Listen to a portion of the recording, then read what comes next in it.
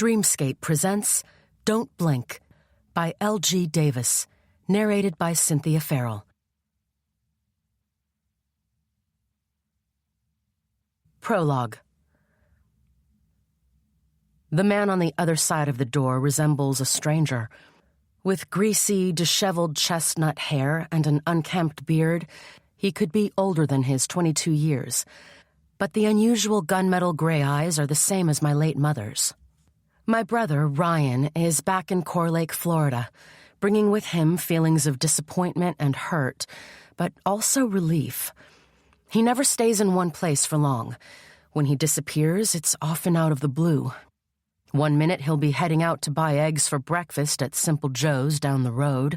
The next, he calls me from a payphone in some unknown town in Mexico. When he returns, it's usually because he needs more money than what I wire to his account every month. Shortly before he left town 6 months ago, we had a major blowout when I discovered he stole money from me, minutes after I'd given him most of what I had left for the month. But he's my brother, my responsibility. I'd rather give him the money than have him get it elsewhere illegally and ending up in prison like our father. I'm 5 years older than Ryan, and I'd just turned 19 when Mom died. The day of the funeral, I promised Ryan I would take care of him and do a better job than our parents ever did. The first years were tough, as I worked multiple part-time jobs to care for my depressed brother while pursuing a distance, scholarship-financed degree in education and mathematics, determined to build a solid future for us. I never once wavered on my promises to him. But it hurts when Ryan now uses those very promises to take advantage of me. I force air into my lungs, my hand tight around the door handle. Then I allow a smile to curl my lips. 6 months is a long time. Maybe he's changed. If he hasn't, he's in for a great surprise. Things are no longer the way he left them. In the time he was away, I did a lot of thinking that led me to decide I no longer want to be his personal cash cow.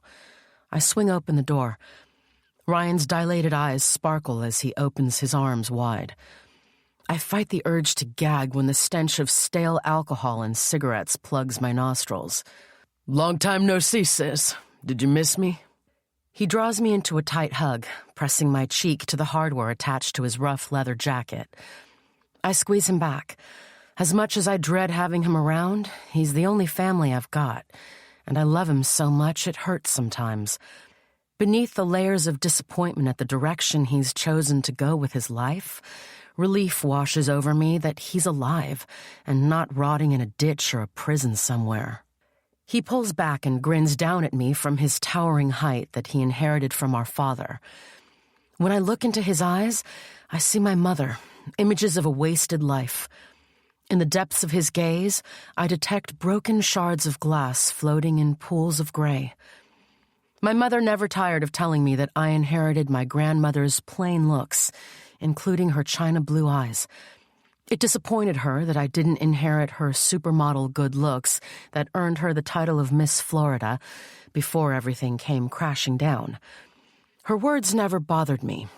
I decided then that I'd rather be plain than fall into a bottle of booze to drown my sorrows brought on by the fear of aging and fading looks. I wish I could reach into Ryan's eyes and pick up the shards of glass and piece them back together. "Ryan, of course I missed you. I glanced past his left shoulder at the white Toyota parked on the curb outside the gate of our small townhouse that our mother had won years ago, along with the Miss Florida title. A man with a full beard and a mohawk hairstyle leans out of the driver's side, plumes of cigarette smoke distorting his features. The end of the cigarette glows as he drags on it. In the passenger's seat is another guy. Both are staring in our direction. They make me feel uneasy somehow. Who are those people?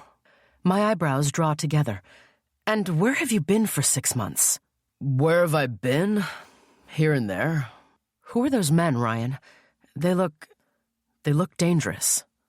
Ryan glances over his shoulder at the car. When he returns his gaze to me, the smile has melted from his face. He shrugs. Just people I hang out with. He jams his hands into his jeans pockets. They gave me a ride here. Why are they still here? I whisper. I owe them a little money, that's all. As soon as I give it to them, they'll be gone. I cross my arms in front of my chest. Ryan, when will you stop owing people money? Don't be like that, sis. He leans against the doorframe. I've had a long day, and I'm not in the mood for a lecture. I'm sorry if it makes you uncomfortable to hear some truths, I say between clenched teeth. But you're here because you want money, aren't you? Are you saying you won't give it to me? Not if you're going to give it to those guys. I'm talking to him, but my eyes are on the Mohawk guy. When I give you money, it's for you, not for anyone else, and not for spending on booze. My shoulders sag. I can't do it anymore, Ryan. What about all the money I send you every month? Look, I know we parted on bad terms last time. I'm sorry, okay? You have to forgive me. We're family. Each other is all we've got. His mouth stretches into a thin line. Help me out one last time. I really need your help, sis. Unable to stand the creepy stares from the Toyota, I wrap my hand around one of Ryan's firm biceps and pull him into the house. The door slams behind us as I turn on him. How much do you owe them? Don't look at me that way. He touches my cheek with the tip of a calloused finger. You know I wouldn't ask if it weren't important. Every time you ask me for money, you claim it's important. It's my money. I deserve answers. How much, Ryan? He throws his hands into the air and drops them at his sides. Way to go, sis. Rub it in my face. You just have to make me feel bad, don't you? How many times have I thanked you for everything you do for me? Let me think. I tap my lips with a forefinger. That would be never. I may not have said it in words, but you know I'm thankful. You know that, don't you? He scratches one side of his face. Will you give me the money or not? This has to stop. You're 22 years old. I form a steeple with my hands, my fingertips touching the place under my chin. You're old enough to get a job and look after yourself. I don't mind financing a better future for you. If you tell me you want money to go back to school, I'd do everything in my power to help you. I'd take on extra jobs if I have to. But I can't finance this dangerous lifestyle you're leading. I barely make enough on my salary to pay the bills and the debts Mom left behind. You know what? His upper lip curls as the words shoot out of his mouth. Forget it. I'll get the money from someplace else. He grabs the door handle, but instead of opening the door, he leans forward, pressing his forehead against the slab of wood. I blink away tears and place a hand on his shoulder. He shrugs me off. Get your hands off me. Ryan, I'm just trying to help you. I'm doing this because I love you. To hell with your love and money. With that, he yanks the door open and stomps out, his boots thudding against the cobblestone path all the way to the rusty gate. I remain in the doorway, watching as he kicks the gate open and bends down to exchange words with Mohawk Guy. The guy tosses out his cigarette and bares his teeth at Ryan. In response, Ryan slams a hand on the hood of the car, then turns his back to him. He walks back through the gate and glances back at Mohawk Guy in time to see him draw a finger across his throat. A shudder ripples through me as I watch my brother walk toward me. Thank God Ryan won't be leaving with them. When Ryan makes it to the middle of the path, a sharp crack splits the night air. Ryan sinks to the ground as if in slow motion. I never even saw Mohawk Guy pull out the gun. My scream is drowned out by the grunt of the car engine as the Toyota peels away from the curb and shoots out of sight in a screech of tires. As it disappears into the night, I run to Ryan. The pit of my stomach falls at the same time I drop to his side, small stones digging through the thin fabric of my satin pajamas and into my knees. A pool of blood spreads around him. Its surface glints in the moonlight like that of a stunning Burmese rubies. But nothing could be uglier than this moment. Chapter 1. At 2 p.m., my students gather their belongings and jump to their feet. Backpacks are zipped shut, chairs scrape the floor, and sneakers squeak in the rush to escape the classroom. In the hallway, their murmurs merge with the sounds of lockers slamming shut. Swept away by a wave of excitement that accompanies the end of a school day, they don't wait for me to wish them a good day. All that stays behind as a sign of their earlier presence are the fading scents of smelly shoes, sweet lip gloss, and hairspray. As usual, I stroll down the desk aisles, picking up crumpled papers and abandoned stationery, pushing in chairs and straightening desks. I pick up an abandoned algebra textbook and stare at it for a moment. My mind drifts to the past. My love for math started in childhood. On rare occasions when my father was not high or drunk, we'd spent hours doing sums and completing Sudoku puzzles. Who would have thought my love for numbers would keep me going when things got tough? That it would be a shield I'd use to protect myself from pain, disappointment, rejection, and loss. Math is the only constant in my life, the one thing I can count on to remain the same. The thrill of taking on complicated equations always leaves me excited. I try to instill that same excitement into my students. I want them to embrace math instead of letting it intimidate them. Back at my desk, I drop into my cushioned chair and cradle my head in my hands, my loose locks falling to the table in waves. Most of the teaching staff will leave the school grounds by 4 p.m. Not me. I'm often the last one to leave, no earlier than 6 o'clock on most days. At the mere thought of going home to face Ryan, a suffocating sensation tightens my throat. Work is my escape, my chance to breathe again when the air at home is just too thick. My head snaps up when the door to my classroom swings open and Talia Norman walks in. Her long, shiny braids swinging from side to side as she approaches my desk. As usual, she carries with her the scent of ripe peaches and bergamot. She's 2 years older than me, a history teacher, and my friend since my first day of work at Baxter Junior High School, or BJHS as most call it.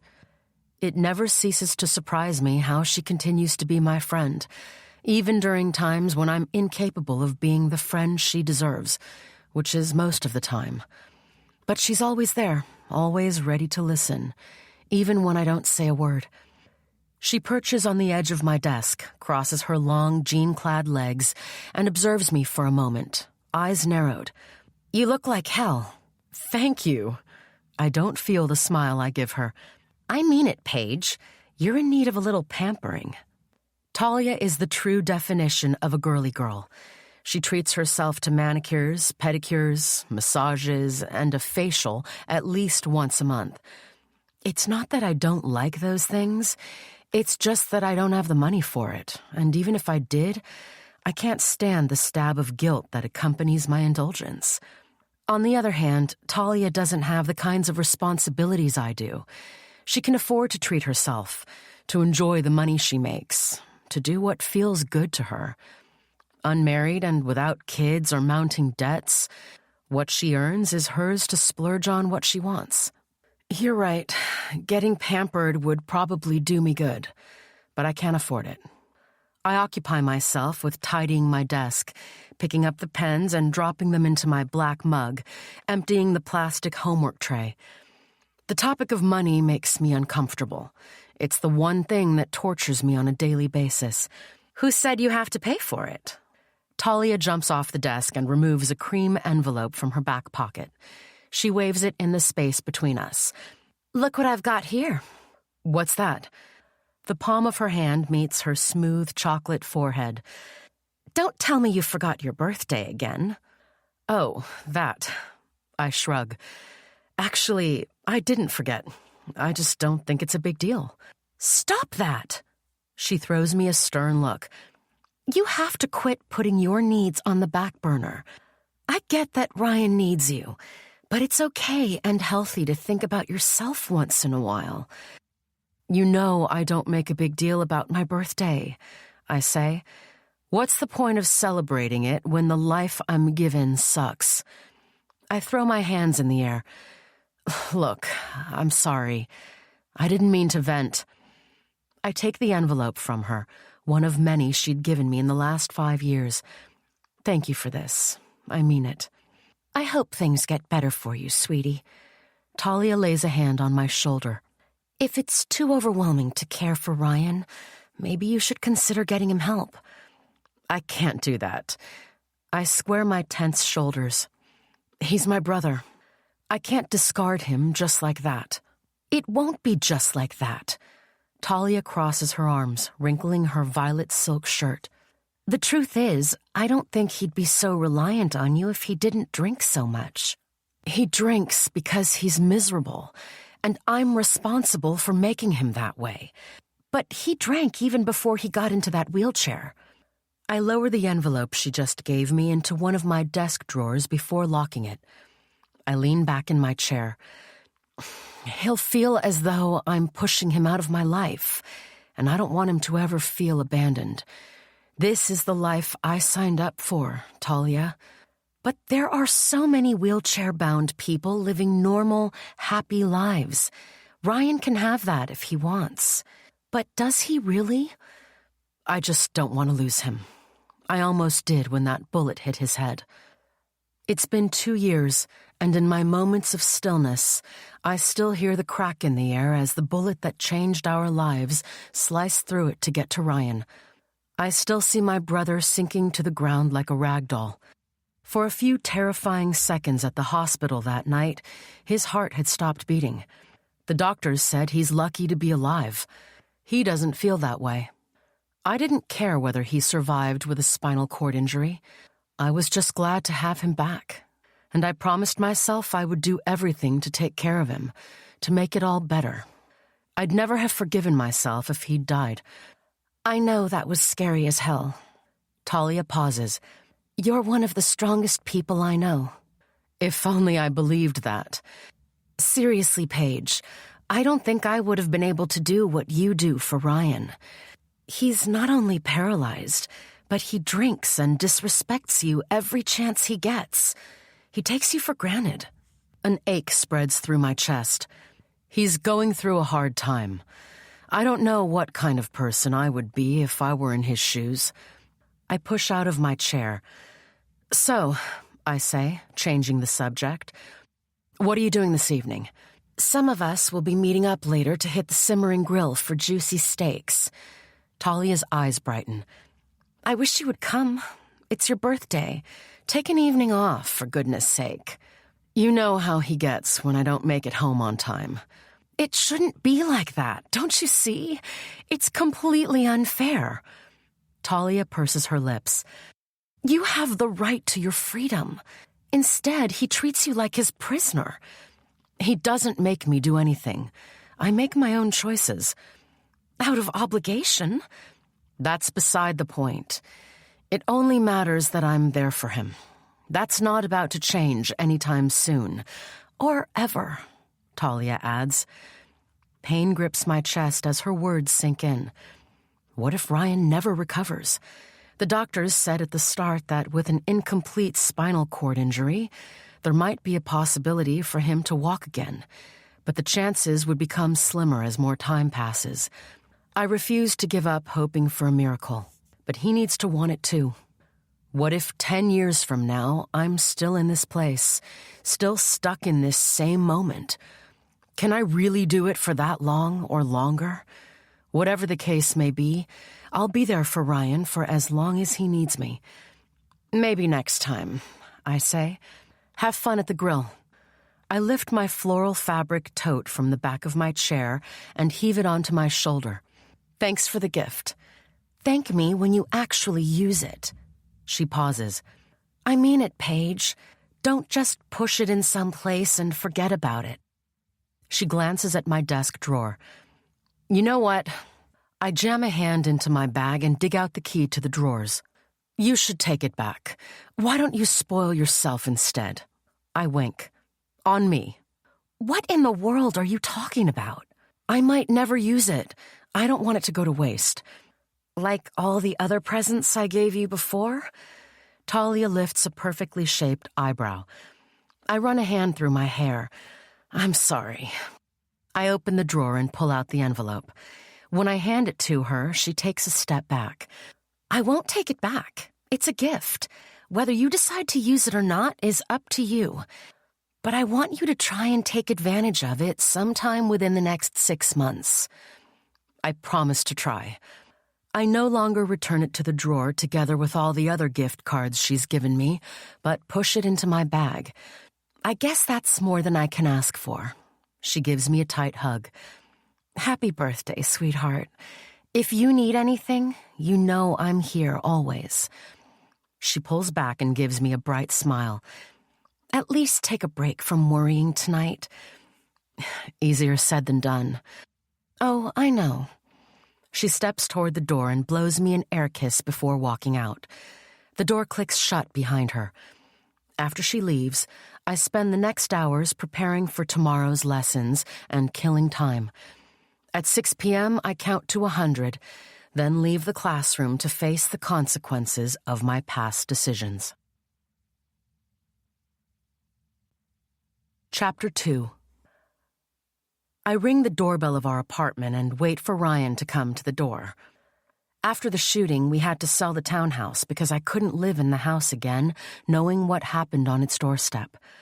I was lucky to find a wheelchair-accessible apartment with 2 bathrooms. The bathroom Ryan uses has a slide-in bathtub, a wall-mounted sink with no cabinet underneath, and grab bars. I prefer to use the tiny shower in my bedroom. Despite the high monthly rent, which I'm still struggling to pay, it brings me peace to know Ryan is able to live in a safe environment. The reason I ring the bell has nothing to do with the fact that I forgot my key, but because I want Ryan to move. He spends most of the day in the living room, stuffing his mouth with junk food, watching violent movies, or playing equally violent video games. I like for him to change his environment even for a few seconds every now and then. I'm well aware he hates it, but I do it anyway. I count to 60, but Ryan still doesn't come to the door. I press my finger on the little white button again, keeping it there. Hopefully, he'll get annoyed to the point he opens the door just to get rid of the noise. Sometimes it doesn't work. He either increases the volume on the television or plugs in his earbuds. But this time, the door is flung open within 3 minutes. Suddenly, my brother is in his wheelchair in front of me, several pounds larger than he had been before he was shot. Are you mad? A thunderstorm rages in his gray eyes. The whites of his eyes, as usual, are bloodshot from too much alcohol. Good evening to you, too. I give him a smile with nothing behind it but teeth. You okay? It's a question I ask every day to show I care. What's it to do with you? He starts to wheel himself away. As I watch the back of his head, a wave of loneliness sweeps through me.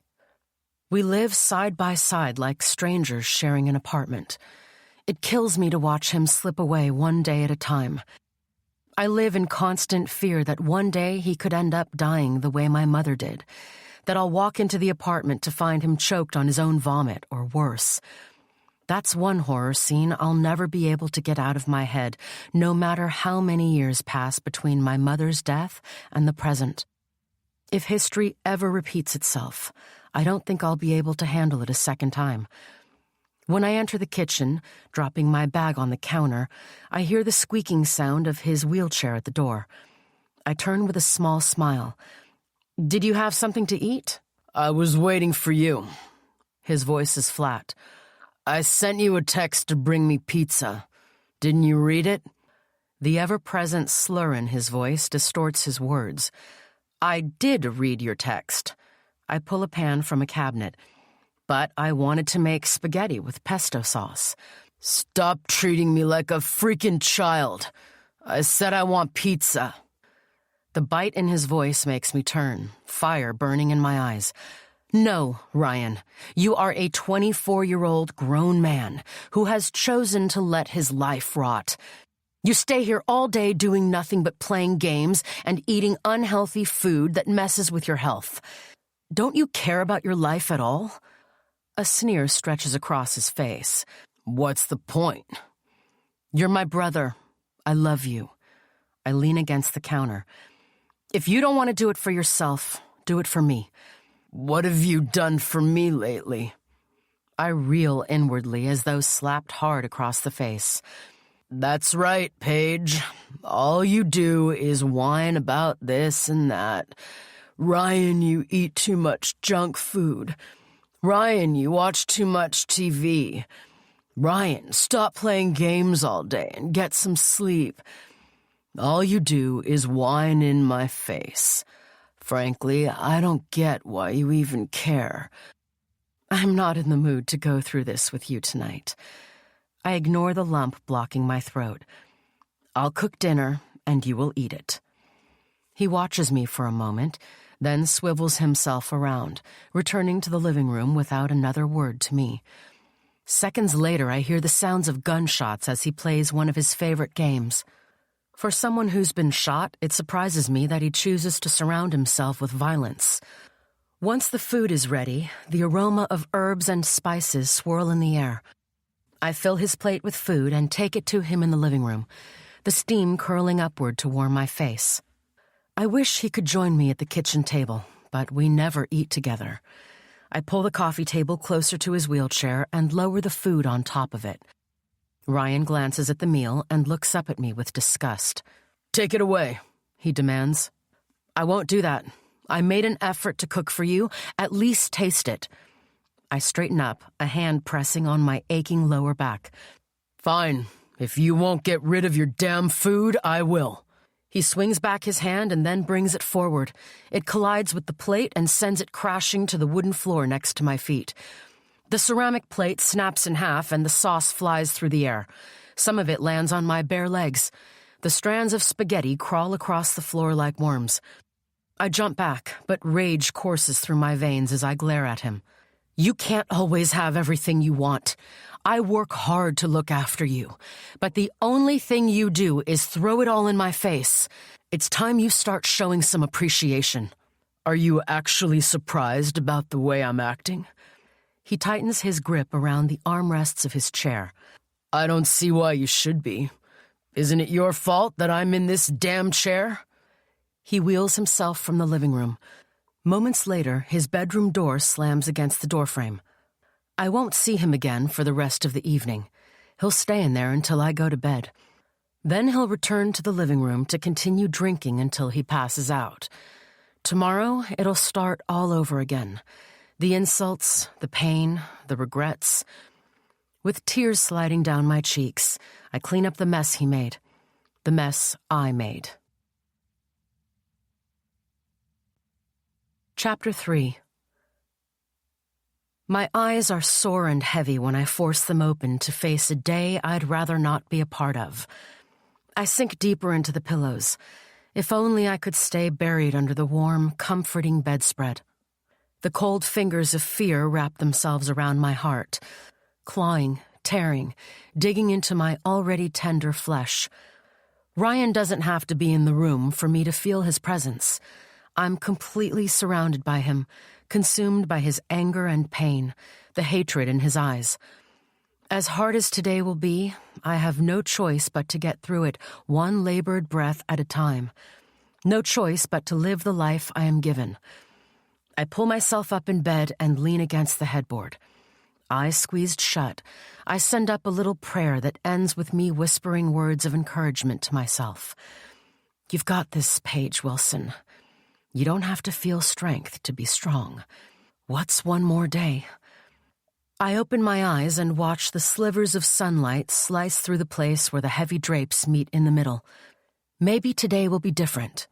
It could be one of Ryan's good days, even if those are few and far between. I can't remember the last time I saw him smile. The sound of his happy laughter is a distant memory. I drag myself out of bed, placing first one foot onto the worn-out carpeted floor and then the other, holding onto the edge of the bed for support as I continue to force air into my lungs. Then I push myself to a standing position and launch into the life I've been handed. One thing that gets me through every single day is doing without thinking too much about it. Today will be no different. I take a long shower, longer than I'd planned. I have 2 hours to spare before I leave for work. Getting up early helps me feel more in control of my life. After the hot shower, I brush my teeth and rinse out the sour taste of bile lingering at the back of my throat. Back inside the bedroom, I throw open the window and stick my head out into the clean, early June air. The air is thinner outside, scented with freshly mowed grass, damp earth, and traces of sea air. It flows into my lungs without hindrance, diluting the stagnant air inside me. Ned Porter, the landlord's teenage son, is out in the yard, mowing the lawn for the third time this week. As usual, he's wearing his black knitted hat, pulled low over his big forehead. His upper body is shirtless, his skin scorched by the sun as he spends so much time gardening. I smile at him. No harm in pretending to be happy. In fact, my mind might actually be fooled into believing it. I step away from the window, still determined to remain positive, choosing happiness instead of misery. As I slip into one of my black dresses, I scramble inside my head for happy memories to hang on to. Nothing comes to mind. With my bag on my shoulder, I head to the kitchen to make breakfast. I'll make Ryan's favorite, Eggs Benedict. It's been a while since I did that for him. Hopefully a little treat will make the day go by smoother. Just as I'm done preparing the meal, Ryan wheels himself into the kitchen. My stomach recoils from the stink of alcohol that detaches itself from his body and mingles with the warm aroma of eggs and bacon hanging in the air around me. Morning, Ryan. I pretend last night didn't happen. He glares at me, but no words leave his lips. My stomach clenches at his non-response, my earlier confidence and hope crashing at my feet, splintering into 1,000 broken moments. I turn back to the stove, fake smile still frozen on my face, and silently count to 10, steel myself, and turn to him again. He's now pushed himself closer to the oak kitchen table. Like my heart, it has also been the object of his abuse over the past 2 years. On his worst days, he had slammed his fist against the wood, driven knives into it, or scratched the surface with forks to let out his frustrations. He's still glaring at me, but his eyes are flat, as though he doesn't see me at all. I made your favorite breakfast today. My voice sounds unnatural to my ears. I'm pretty sure Ryan can see right through me. He knows me better than anyone else. He knows my fears and which buttons to press. I lower his plate of food in front of him and pour him a glass of fresh orange juice. Then I switch on the small radio by the window. Pop music floods the kitchen, but it fails to flush the tension out of the room. When I look back at Ryan, I find his plate empty, the food I'd served him on the table next to it. Something inside me snaps. There's a pounding in my ears as I cross the room in a flash and slam my fist on the table. The plate and glass rattle on the wood in reaction to my rage. Why are you doing this? A sneer curls a corner of his lips as I meet his gaze. His eyes remind me of those of a snake. In them I don't see my brother at all, just an angry, bitter stranger. Gritting my teeth, I start to clean the table. But then I stop, throw my hands in the air, and let them drop again. No, I say. I won't do this again. I'm not your maid. Clean up your own mess. My hands clench and unclench at my sides. All I do is try to make you happy and comfortable. And what do? You do the exact opposite for me. It's so unfair, Ryan. You think that's unfair? His laughter makes the air between us vibrate. You brought this upon yourself. Don't forget it was you who put me in this damn chair. His nostrils flare with each word. I'm chained to you, sis. Whether you like it or not, I'm the noose around your neck. If I'm miserable, I'll make damn sure you're miserable too. Want to know what's fair? When you hurt as much as I do. His words are chilled around the edge, cold as ice, sharp as knives. He means every one of them. He's determined to inflict more pain. I'm not sure how long I can handle it before I break. Enough! I point a shaking finger at him. That's enough. I've had it with being blamed for what happened to you. I yank his wheelchair away from the table, spin it around to face me, my hand planted on the armrest, my head so close that his warm, booze-tainted breath hits my face. You are responsible for this. It was you who made friends with the wrong people. You who took money from them to buy God knows what. It was you who messed up your own life. I catch my breath. Yes, I refused to give you money that night, and it was well within my rights. All you did was take, and you flushed all the money I worked so hard for down the toilet every single time. That night was the last straw. My teeth are clenched so tight my jaw aches. I'm done tiptoeing around you. You got to this place because of your own bad decisions. It's time for you to face the consequences. I'm no longer carrying them for you. Being in a wheelchair is not an excuse for you to throw away your life or to be disrespectful. Before I can say the next word, Ryan rounds his mouth and spits into my face. Go to hell where you belong. The palm of my hand itches to meet the skin of his cheek, but I count to 5 and stumble away from him as if burned, my hand wiping away the slimy saliva now making its way down the side of my face, catching it before it drips off. Fear and regret harden in the center of my chest. I can't take this. I need to get away from him before I forget myself. Removing myself from the toxic environment, I stomp out of the kitchen and burst into the living room. For a moment, I stand there, catching my breath, pulling myself together. I hear the squeak of his wheelchair entering the room. Our eyes lock. He gives me that smile again, the one that eats away at my soul. Still not ready to be in the same room as him, I push past him toward the door. Before I exit the room, I make the mistake of glancing back. His smile is wider, more spine-chilling. You can't get rid of me, he says. You'll pay for what you did. I'll make your life a living hell. I slam the front door shut, but his words and toxic laughter grip my entire body as I escape from the apartment to my car. Since I'm in no position to drive, I sit in my personal space, eyes closed, until I'm calm enough. Breathe, Paige. All you have to do is breathe. When I open my eyes again, still rattled, I glance up at the living room window on the 4th floor, and there he is, watching me. I ignore the shiver down my spine and start the car. But we both know I'll be back for more torture. Chapter 4. The moment I enter the classroom, my back hits the closed door. The room is still dim. My breath comes in short gasps as I pull up the blinds and throw open the windows to release the stale air. Aside from some of the cleaning staff, I'm the only person at BJHS so far. I'm grateful for the moment alone to catch my breath before the day starts, to wipe the pain from my face before the students arrive, to pick up some of the pieces of my shattered heart. With my head in my hands, I crash into my chair, Ryan's last words still going around and around inside my mind like a broken record. Desperate to block them out, I move my hands to my ears, as if that would shut them off. No chance. His voice only gets louder, fighting through my resistance. I'll make your life a living hell. Goose pimples brought on by my undiluted fear push through my skin, scattering across the surface. Where is my brother? Where is the little boy who used to adore me as a child? The one who climbed into my bed when my mother came home drunk, and he needed my protection.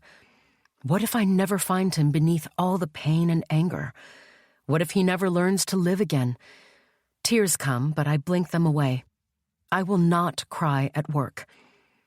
30 minutes later, my phone rings. Thinking it's Ryan, I ignore it. But the sound of chirping birds seems to get louder, so I reach into my bag. The caller is Lynn Hu, Ryan's physical therapist. Massaging my temple, I answer. Sorry, Paige, did I wake you? She pauses. I wanted to catch you before your classes. No, Lynn, it's fine. I place a hand on my forehead, trying but failing not to pay attention to the approaching headache. Are you calling to confirm today's appointment? No, Paige. She pauses. I'm calling because I can no longer work with your brother. I'm really sorry. I didn't want to tell you this, but last time I went to your place, he refused to open the door. When I came back later, he let me in, but he was too drunk to do anything. Lynn, please give him another chance. I'll talk to him tonight. I can't afford to lose Lynn after only 3 months. She's one of the few affordable physical therapists in town, and I can't allow Ryan to quit physical therapy. It's important not only to him, but also to me. I desperately want him to walk again. You're a nice person, and I'm sorry to do this to you, but I can't work with him. He's too rude and disrespectful, and drunk half the time. It doesn't feel right for me to take your money when I'm unable to help your brother. I want to help people who actually want to improve. I bite down on my bottom lip. I can't find any words to talk her out of her decision. She's gotten a taste of Ryan's dark side. How could I force anyone to look into the eyes I saw this morning and subject them to the kind of abuse Ryan puts me through every day? Lynn's words are hard to swallow. It shatters me to think Ryan wants to remain in the dark hole of depression, to stay stagnant. I understand. My voice is barely a whisper. Thank you for trying. Lynn, if you change your mind, call me, please. I'm sorry. I wish there was more I could do. After ending the call, fury rushes through me. The desire to call Ryan and give him a piece of my mind burns through my veins, but I resist the temptation. I'm still not ready to talk to him, to take more insults. After a fight, I'm often the one who reaches out and begs for forgiveness, even when I'm not in the wrong. Not today. Today, I won't call him at all, even though I normally check up on him every few hours. Today, I'll focus on my job. I'll put myself first. Blocking all kinds of negative thoughts from my mind, I push myself out of the chair and move to the window. From my classroom, I can see the sparkle of the ocean in the distance. I watch it for a few heartbeats, wishing I were out there in the water. I love to swim, but I never get the time to do it. Finally, I unlock the door to give the students permission to enter. Then I spend the time preparing for my lesson with a confidence I haven't felt in a while. When the students finally trickle in, some of them bringing in the smell of unwashed bodies, I greet them with a fake smile. Some respond, but others are too distracted by conversations with their fellow classmates to pay attention to me. Behind my desk, I watch them in silence as they take their seats, scraping the wooden floor. Once everyone has settled down, I rise. The hairs at the nape of my neck bristle when the breeze from the window closest to my desk touches my skin, drying my sweat. I greet the students again. This time they all turn to face me. In a few words, I remind them of my classroom rules. No chewing gum, no phones, no talking when I'm talking. The rules have to be repeated every day because they seem to expire after a couple of hours. Sinking into my chair again, I flip open the textbook in front of me. Before I can start the lesson, Margaret Harris, the principal, walks in with a somber expression on her face. "Paige, could I have a word?" she whispers into my ear. Her breath is laced with the mint chewing gum she always has in her mouth. My chest tightens immediately. Whatever she has to say to me must be important for her to walk in during a class. Most times when Margaret asks to speak to me, my immediate reaction is panic that I've done something wrong, something that puts my job on the line. My worst nightmare is losing my job and not having enough money to care for Ryan. Sure. I follow her outside, the door closing softly behind us, blocking out the whispers inside the classroom. Margaret leans a shoulder against the wall closest to the door, lays a hand on her chest. "I have some bad news." "Oh." I try to say more, but the words die on the tip of my parched tongue. "I got a call a few minutes ago that Isaac Baxter passed away from a heart attack last night while on vacation in Greece." Every person in Corlake knows Isaac Baxter. He was not only the town's only billionaire and owned half the businesses and buildings in town, including where we live, but he was the founder of Baxter Junior High, the largest private school in town. Oh, God.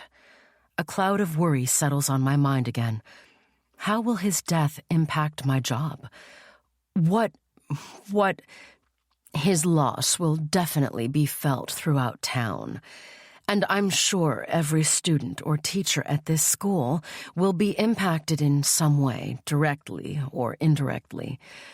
Isaac was a friend of mine. We went to school together. Margaret brushes away a tear. I'm sorry. I'm sorry for your loss, I say. Thank you. She runs a hand through her bleached blonde hair. I'm calling for an urgent assembly in an hour. It's best you don't mention anything to the students just yet. I'll break it down to everyone during the assembly. As planned, an hour later, the entire school is congregated in the assembly hall. I'm in the row assigned to teachers, facing the podium, Talia next to me. Let's hope his heirs don't move too many jobs out of town. The man owned the whole bloody town. Like everyone in the room, Talia is shaken by Isaac Baxter's death. Yeah, Talia just voiced my worst fears. The entire time Margaret addresses us and the students from the wooden podium, my mind is drifting. My job is the only stable thing in my life. What would I do without it? Teaching jobs are scarce in Core Lake. If BJHS closes down, we might have to move to another town, and Ryan is not one to embrace change. My thoughts move to my worries about the rent that's due. Any day now, Mike Porter will show up at my door for the second time this month, and I'll beg him again to give me more time. Most of the money I earn goes toward Ryan's medical bills and the debts my mother left behind. The disability payments he receives don't come close to being enough to support both of us. What if Isaac Baxter's heirs decide to sell our apartment building? We might never find another like it. In the moment of silence for Isaac Baxter, I clutch my hands in my lap, drop my head, and pray not only for Isaac Baxter's soul, but also for Ryan and myself. After the assembly, I manage to get through the rest of the school day in a daze. Once the students have left the classroom at the end of the day, I pull out my desk drawer and reach for my phone. 20 missed calls, all from Ryan. He left several voice messages and one text. I read the text message first. Your worst nightmare will be right here waiting for you. Chapter 5. 6 o'clock strikes, and I'm still at my desk, alternating between staring into space, tidying up, and preparing for 2 days' worth of lessons. The only time I move from my chair is when Daisy, the cleaning lady, enters my classroom with a mop. She asks if she should come back, but I shake my head. It's fine. I was just about to go home. The last place I want to be is home, to face my worst nightmare. I leave the school grounds, but instead of going home to Ryan, I pick up a few groceries and drive for an hour around town with no destination in mind.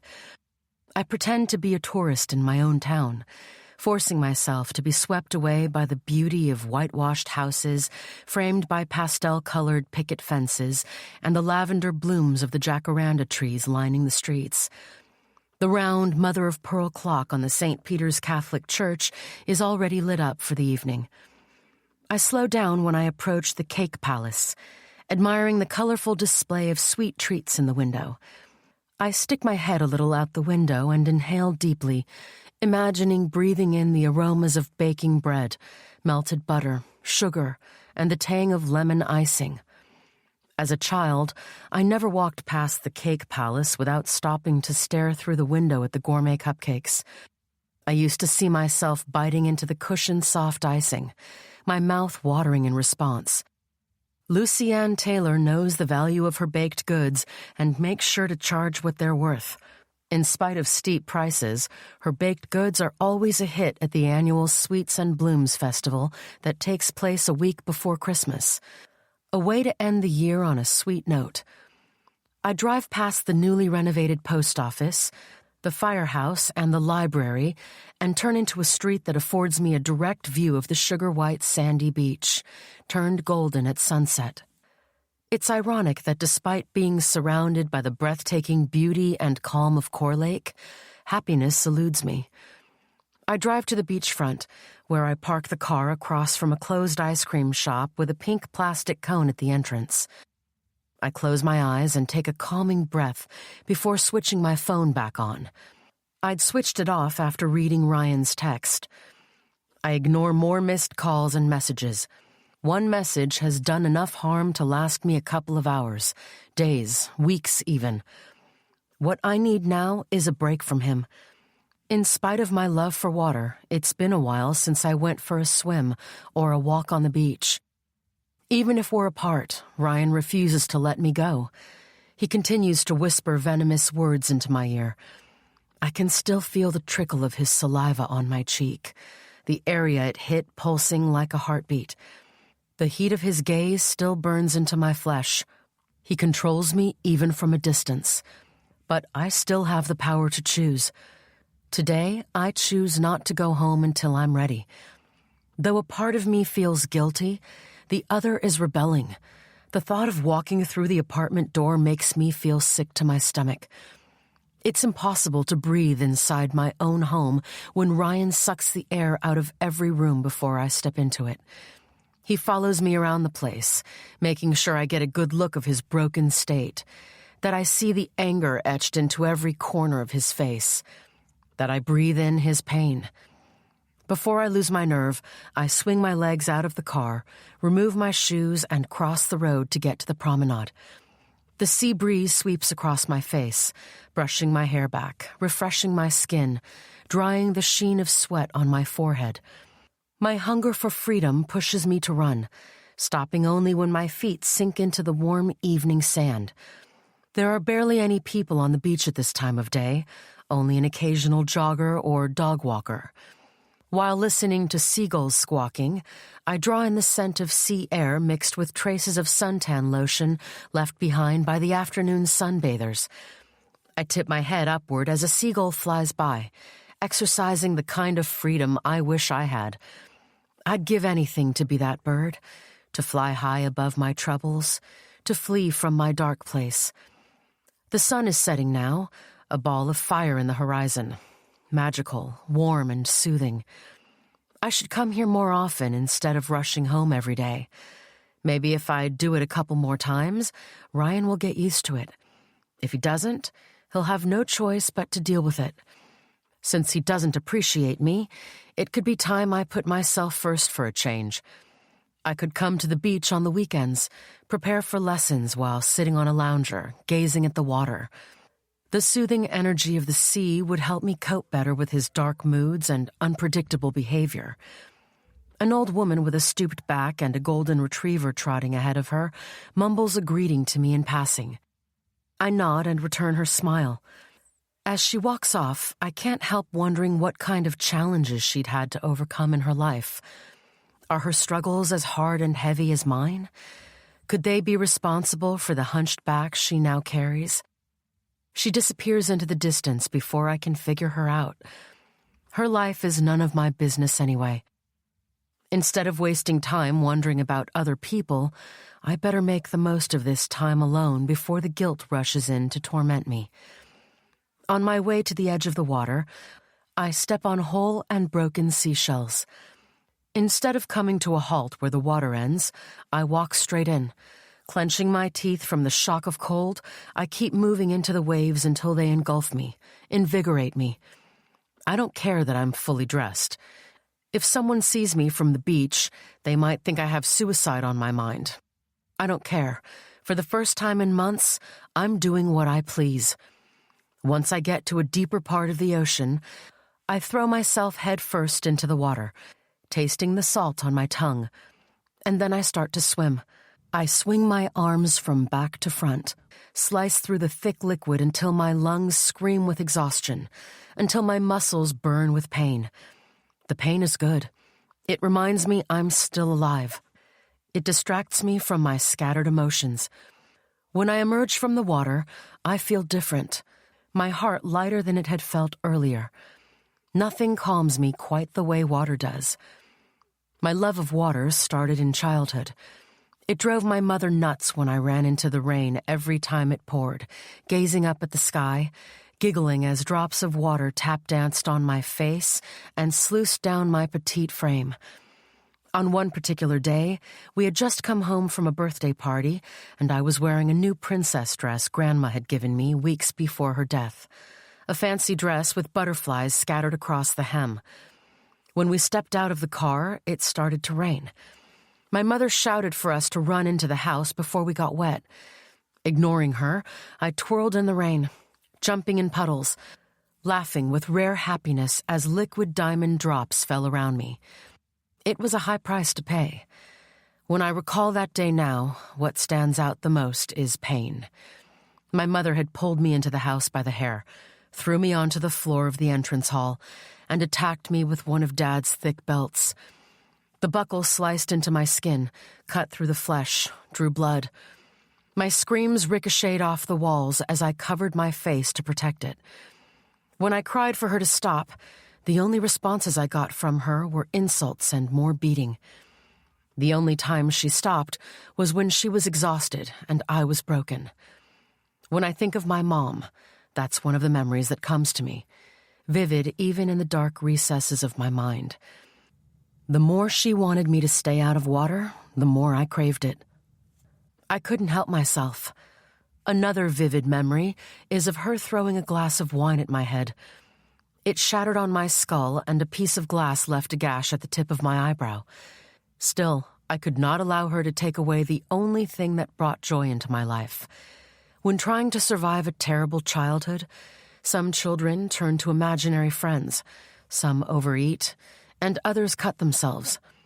I turned to water and math. Without those two things, I'd have gone insane. I have no idea how long the relief I found in the ocean will last, but I hang on to it until I get back to the car, dripping wet, ignoring the curious glances from passers-by. From the trunk, I remove a towel I keep in there for moments like this, moments when it starts to rain and I feel the urge to dance, moments where I rush into the ocean on a whim. I dry myself off and squeeze the water from my hair, then cover the driver's seat with the damp towel. Cold now, I climb into the car, slam the door shut, and close my eyes, trying to hang on to that good feeling that's already starting to dissipate. My phone rings from the passenger's seat. I don't need to see his name on the screen to know he's the one calling. He wants to know where I am and when I'll be home. Instead of answering his incessant calls or returning them, I step out of the car again. I don't care that it's close to 8 p.m. Outside the car, my dress still damp and sticking to my skin, I go for a walk along the promenade. I shiver when a breeze wraps itself around me. I spot a newspaper on one of the wooden benches. Isaac Baxter's face is plastered on the front, his salt and pepper hair thick on his head, his face swathed in a smile. I lower myself onto the bench to read. Margaret must have received the wrong information. In the paper, it says Isaac Baxter died 3 days ago.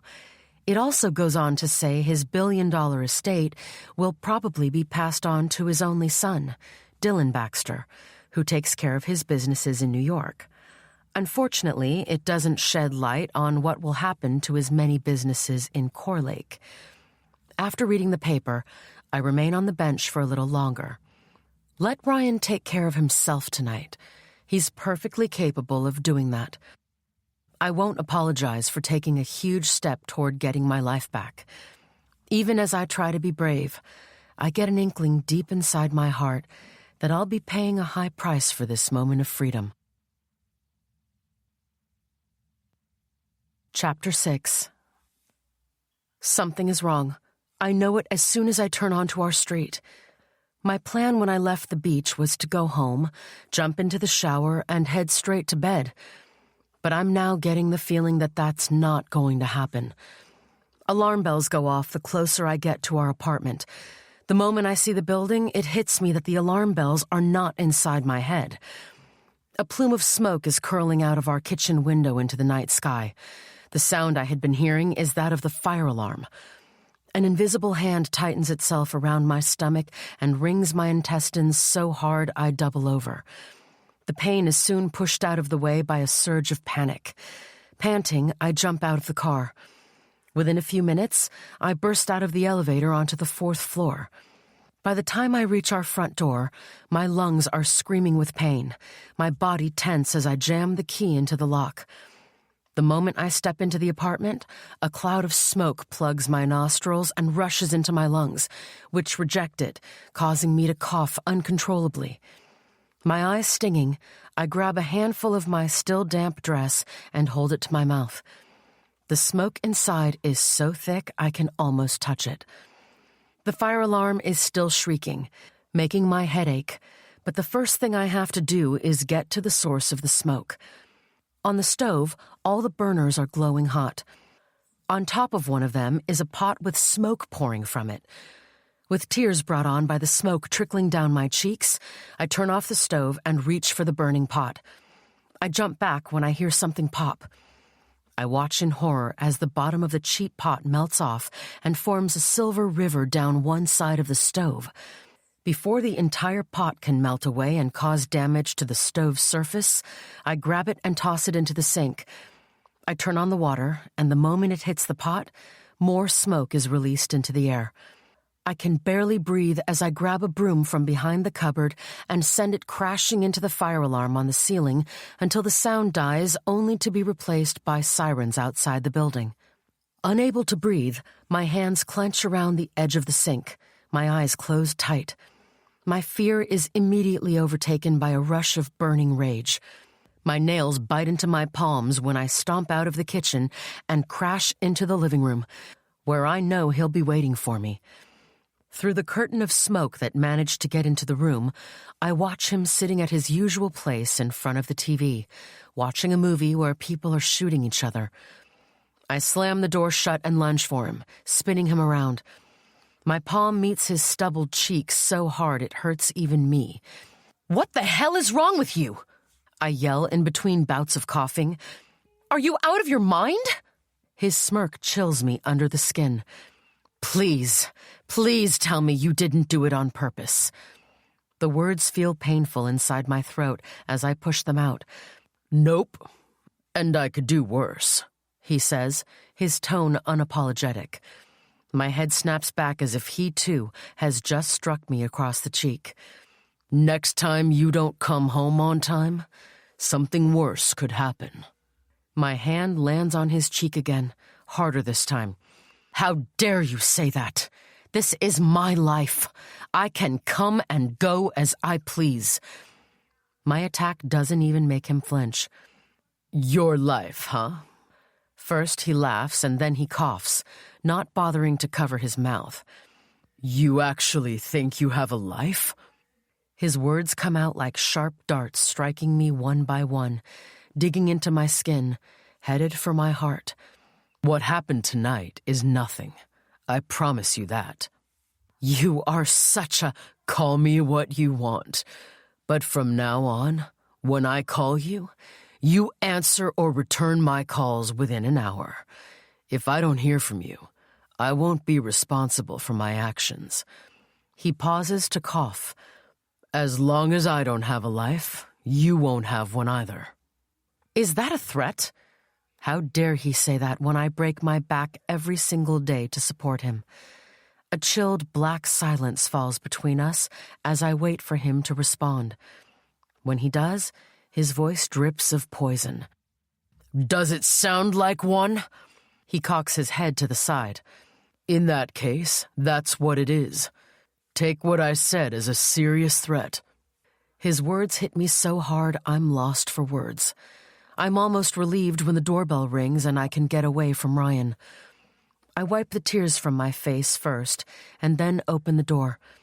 2 firefighters in uniform stand before me, ready to get to work. "I'm so sorry," I say, placing a hand on my heaving chest. "It was a false alarm. A pot burned. There was no fire, just smoke." "Are you sure you're all right, ma'am?" One of the men searches my face in a way that makes me feel as though he can see right through me, as though he can see the oozing wounds etched in the fabric of my heart. "I'm fine." I press my hands to my burning cheeks. "Everything is fine. I left the pot on for too long. I'm sorry for your trouble." Are you sure you don't want us to take a look? The other man asks. There's nothing to see. There's no fire in here. I finally get them to leave. When I return to the living room, the door is closed. For the first time, I regret choosing an apartment that does not have an open floor plan, like most in the building, but the rent had been lower. I stumble into the kitchen and barge onto the attached tiny balcony. My hands grab the cool railing. My head hits my chest. After counting to 50, I hear a commotion from behind me.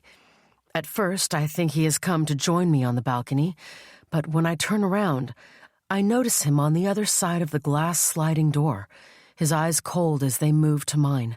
He winks, then turns away and leaves the kitchen. This is the first time I can truly admit my brother terrifies me. I pull in a few deeper breaths, and when I decide to return into the apartment, to confront him yet again, I'm unable to.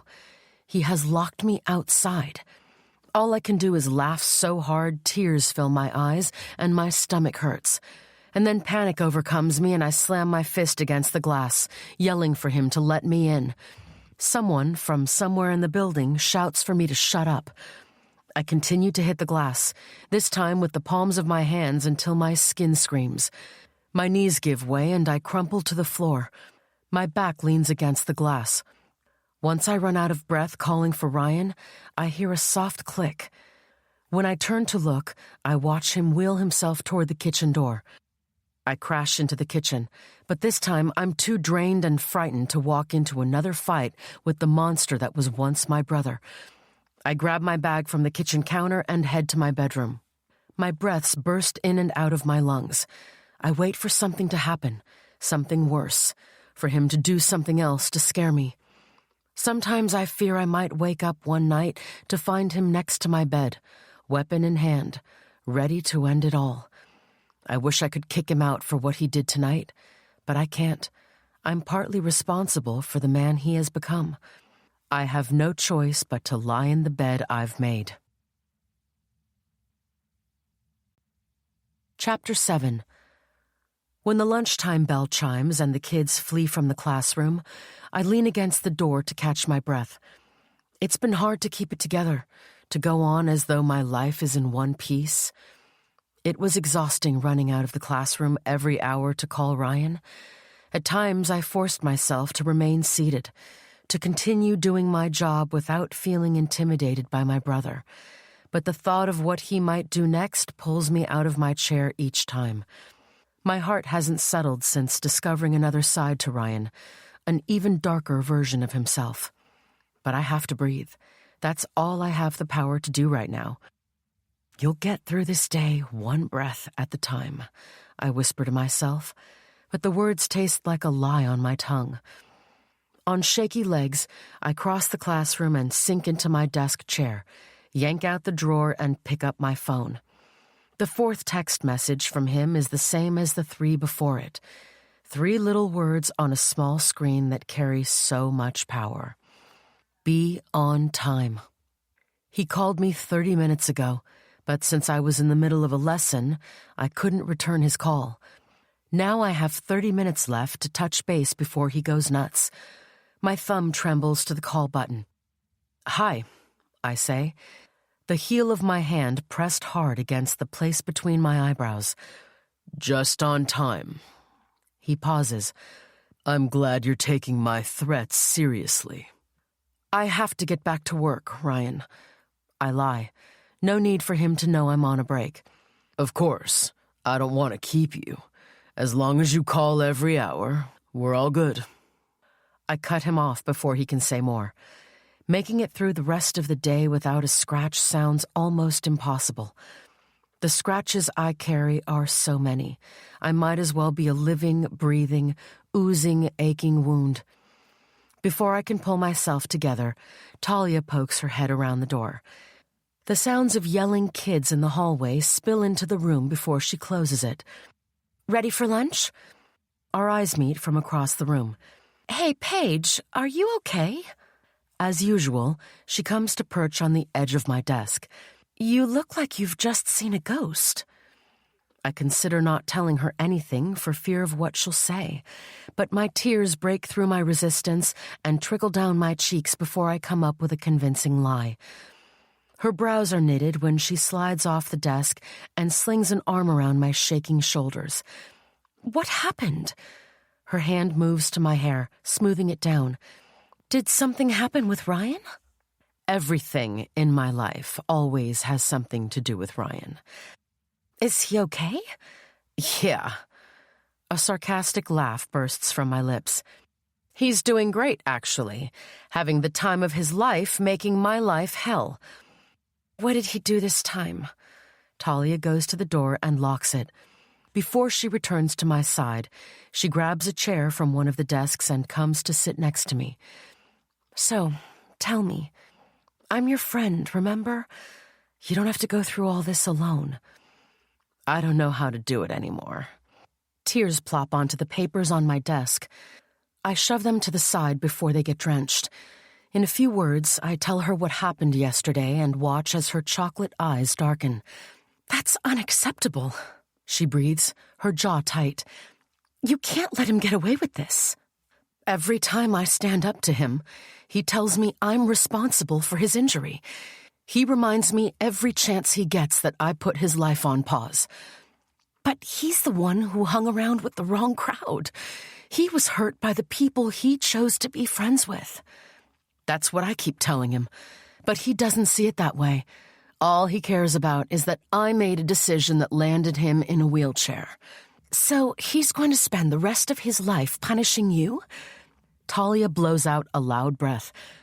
Paige, if you don't do something about it now, it will never change. Every morning when I wake up, I tell myself this is the day things will be different. Then he goes and does something that shakes me.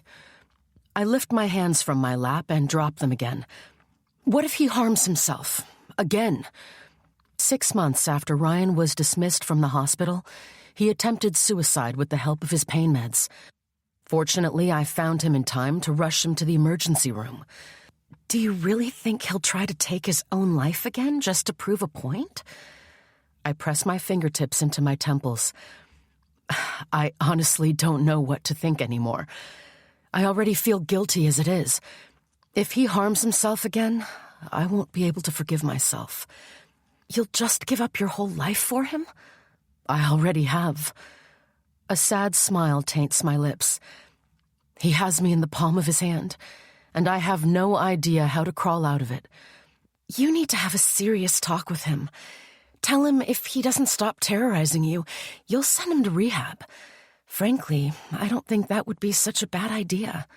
He's my brother. I swipe a hand across my cheek. Inside the monster I see every day is still my little brother. He's scared, crying out for help. I yank a tissue from the box on my desk and blow my nose. And he's right. I made the decision that led to the shooting. If only I had given him the money.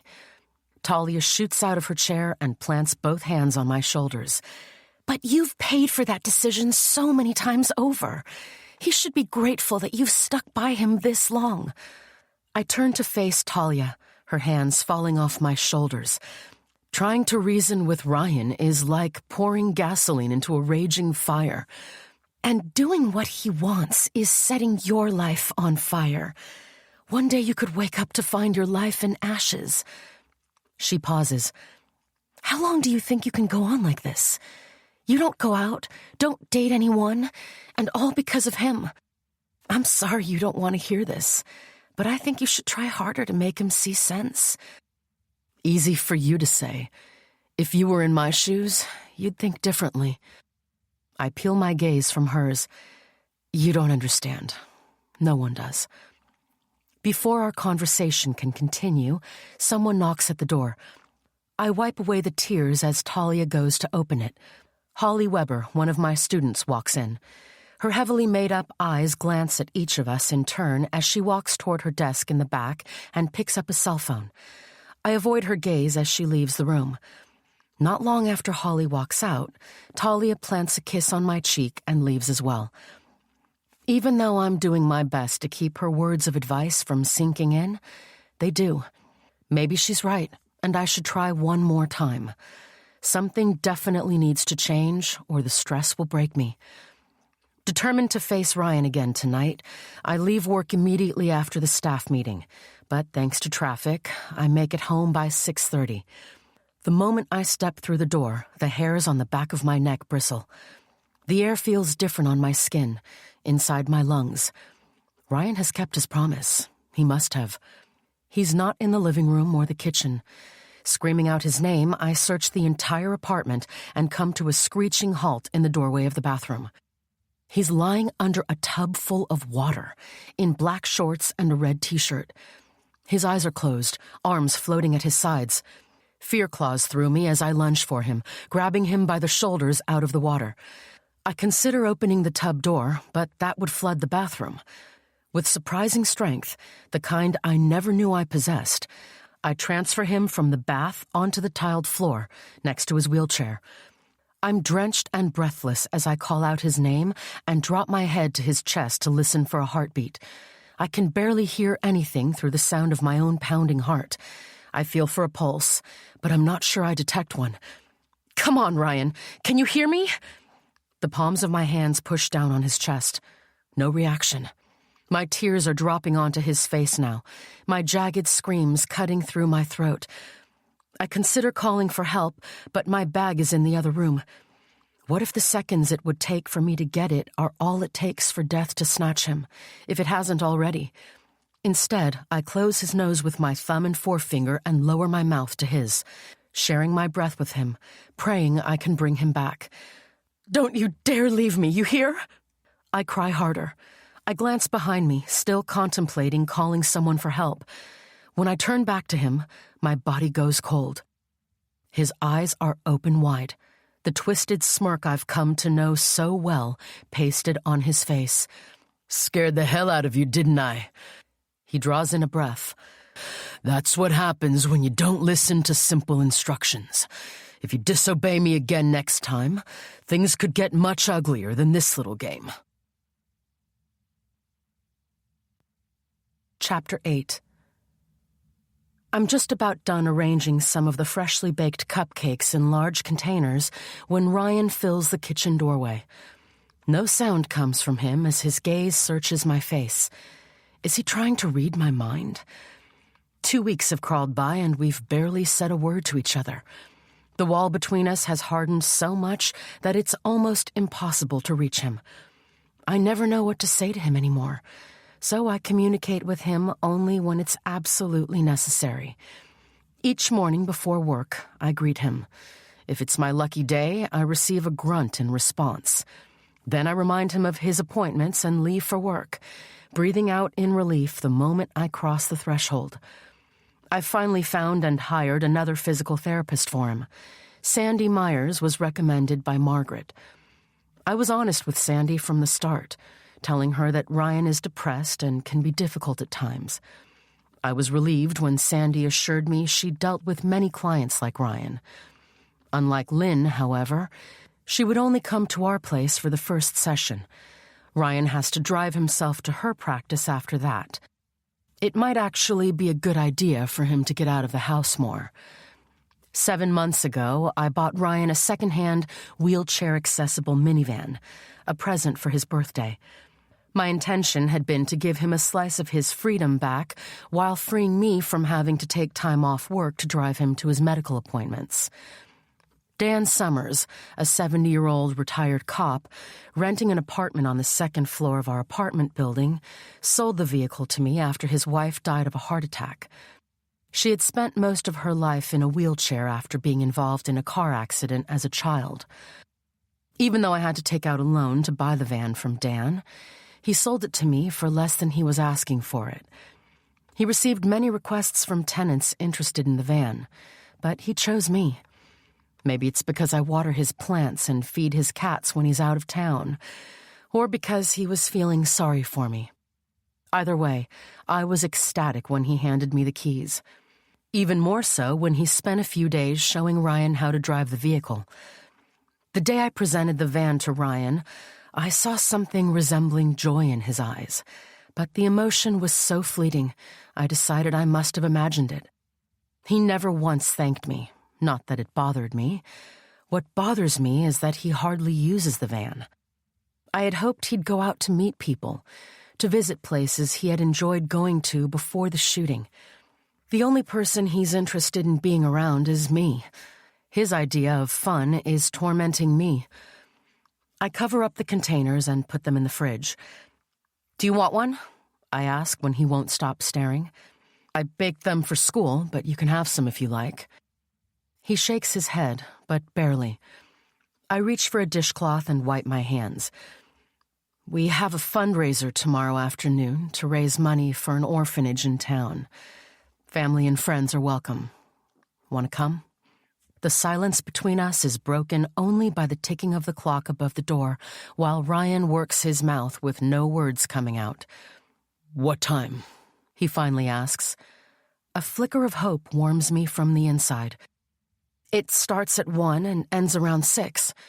It would really be nice if you can come. Since your physical therapy is at 11 tomorrow, Sandy is coming over for your first session. You'll be able to make it to the fundraiser in time." "What makes you think I'd want to come to your crappy fundraiser?" His pupils are like boiling pools of lava. "Your groveling sickens me." He wheels himself back out of the kitchen. As I stand with feet glued to the floor, he returns. The darkness has returned to his features. "You said I make you sick. So what do you want from me?" I can't stifle the bite in my tone. "Be home by 6:30 tomorrow," he says in a commanding voice. "No." The word exits my lips like a dart. "No, Ryan. You have no right to tell me what to do. I'm seriously tired of your mind games." "Is that so? That's too bad, because I'm just getting started." He runs a hand down one side of his face. "And by the way, tormenting you is much more fun than some boring fundraiser." He leaves again before I can respond. I charge out of the kitchen, determined to continue the conversation, but he has locked the living room and the TV is blaring. Even if I shout, there's no way he'll hear me. Left with no option but to walk away, I squeeze my eyes shut, count to 10, and switch the lights off as I head to my bedroom, barely glancing at the wall where a single photo of my broken family hangs. A father who died in prison. A mother who, like her husband, found comfort at the bottom of a bottle and eventually death. And then there are my brother and me, the kids who carried the scars of their parents' decisions. The picture was taken a week before Dad received a one-way ticket to prison for bank robbery and other felonies. 6 months into his 7-year sentence, he was involved in a brawl that drove him to the grave.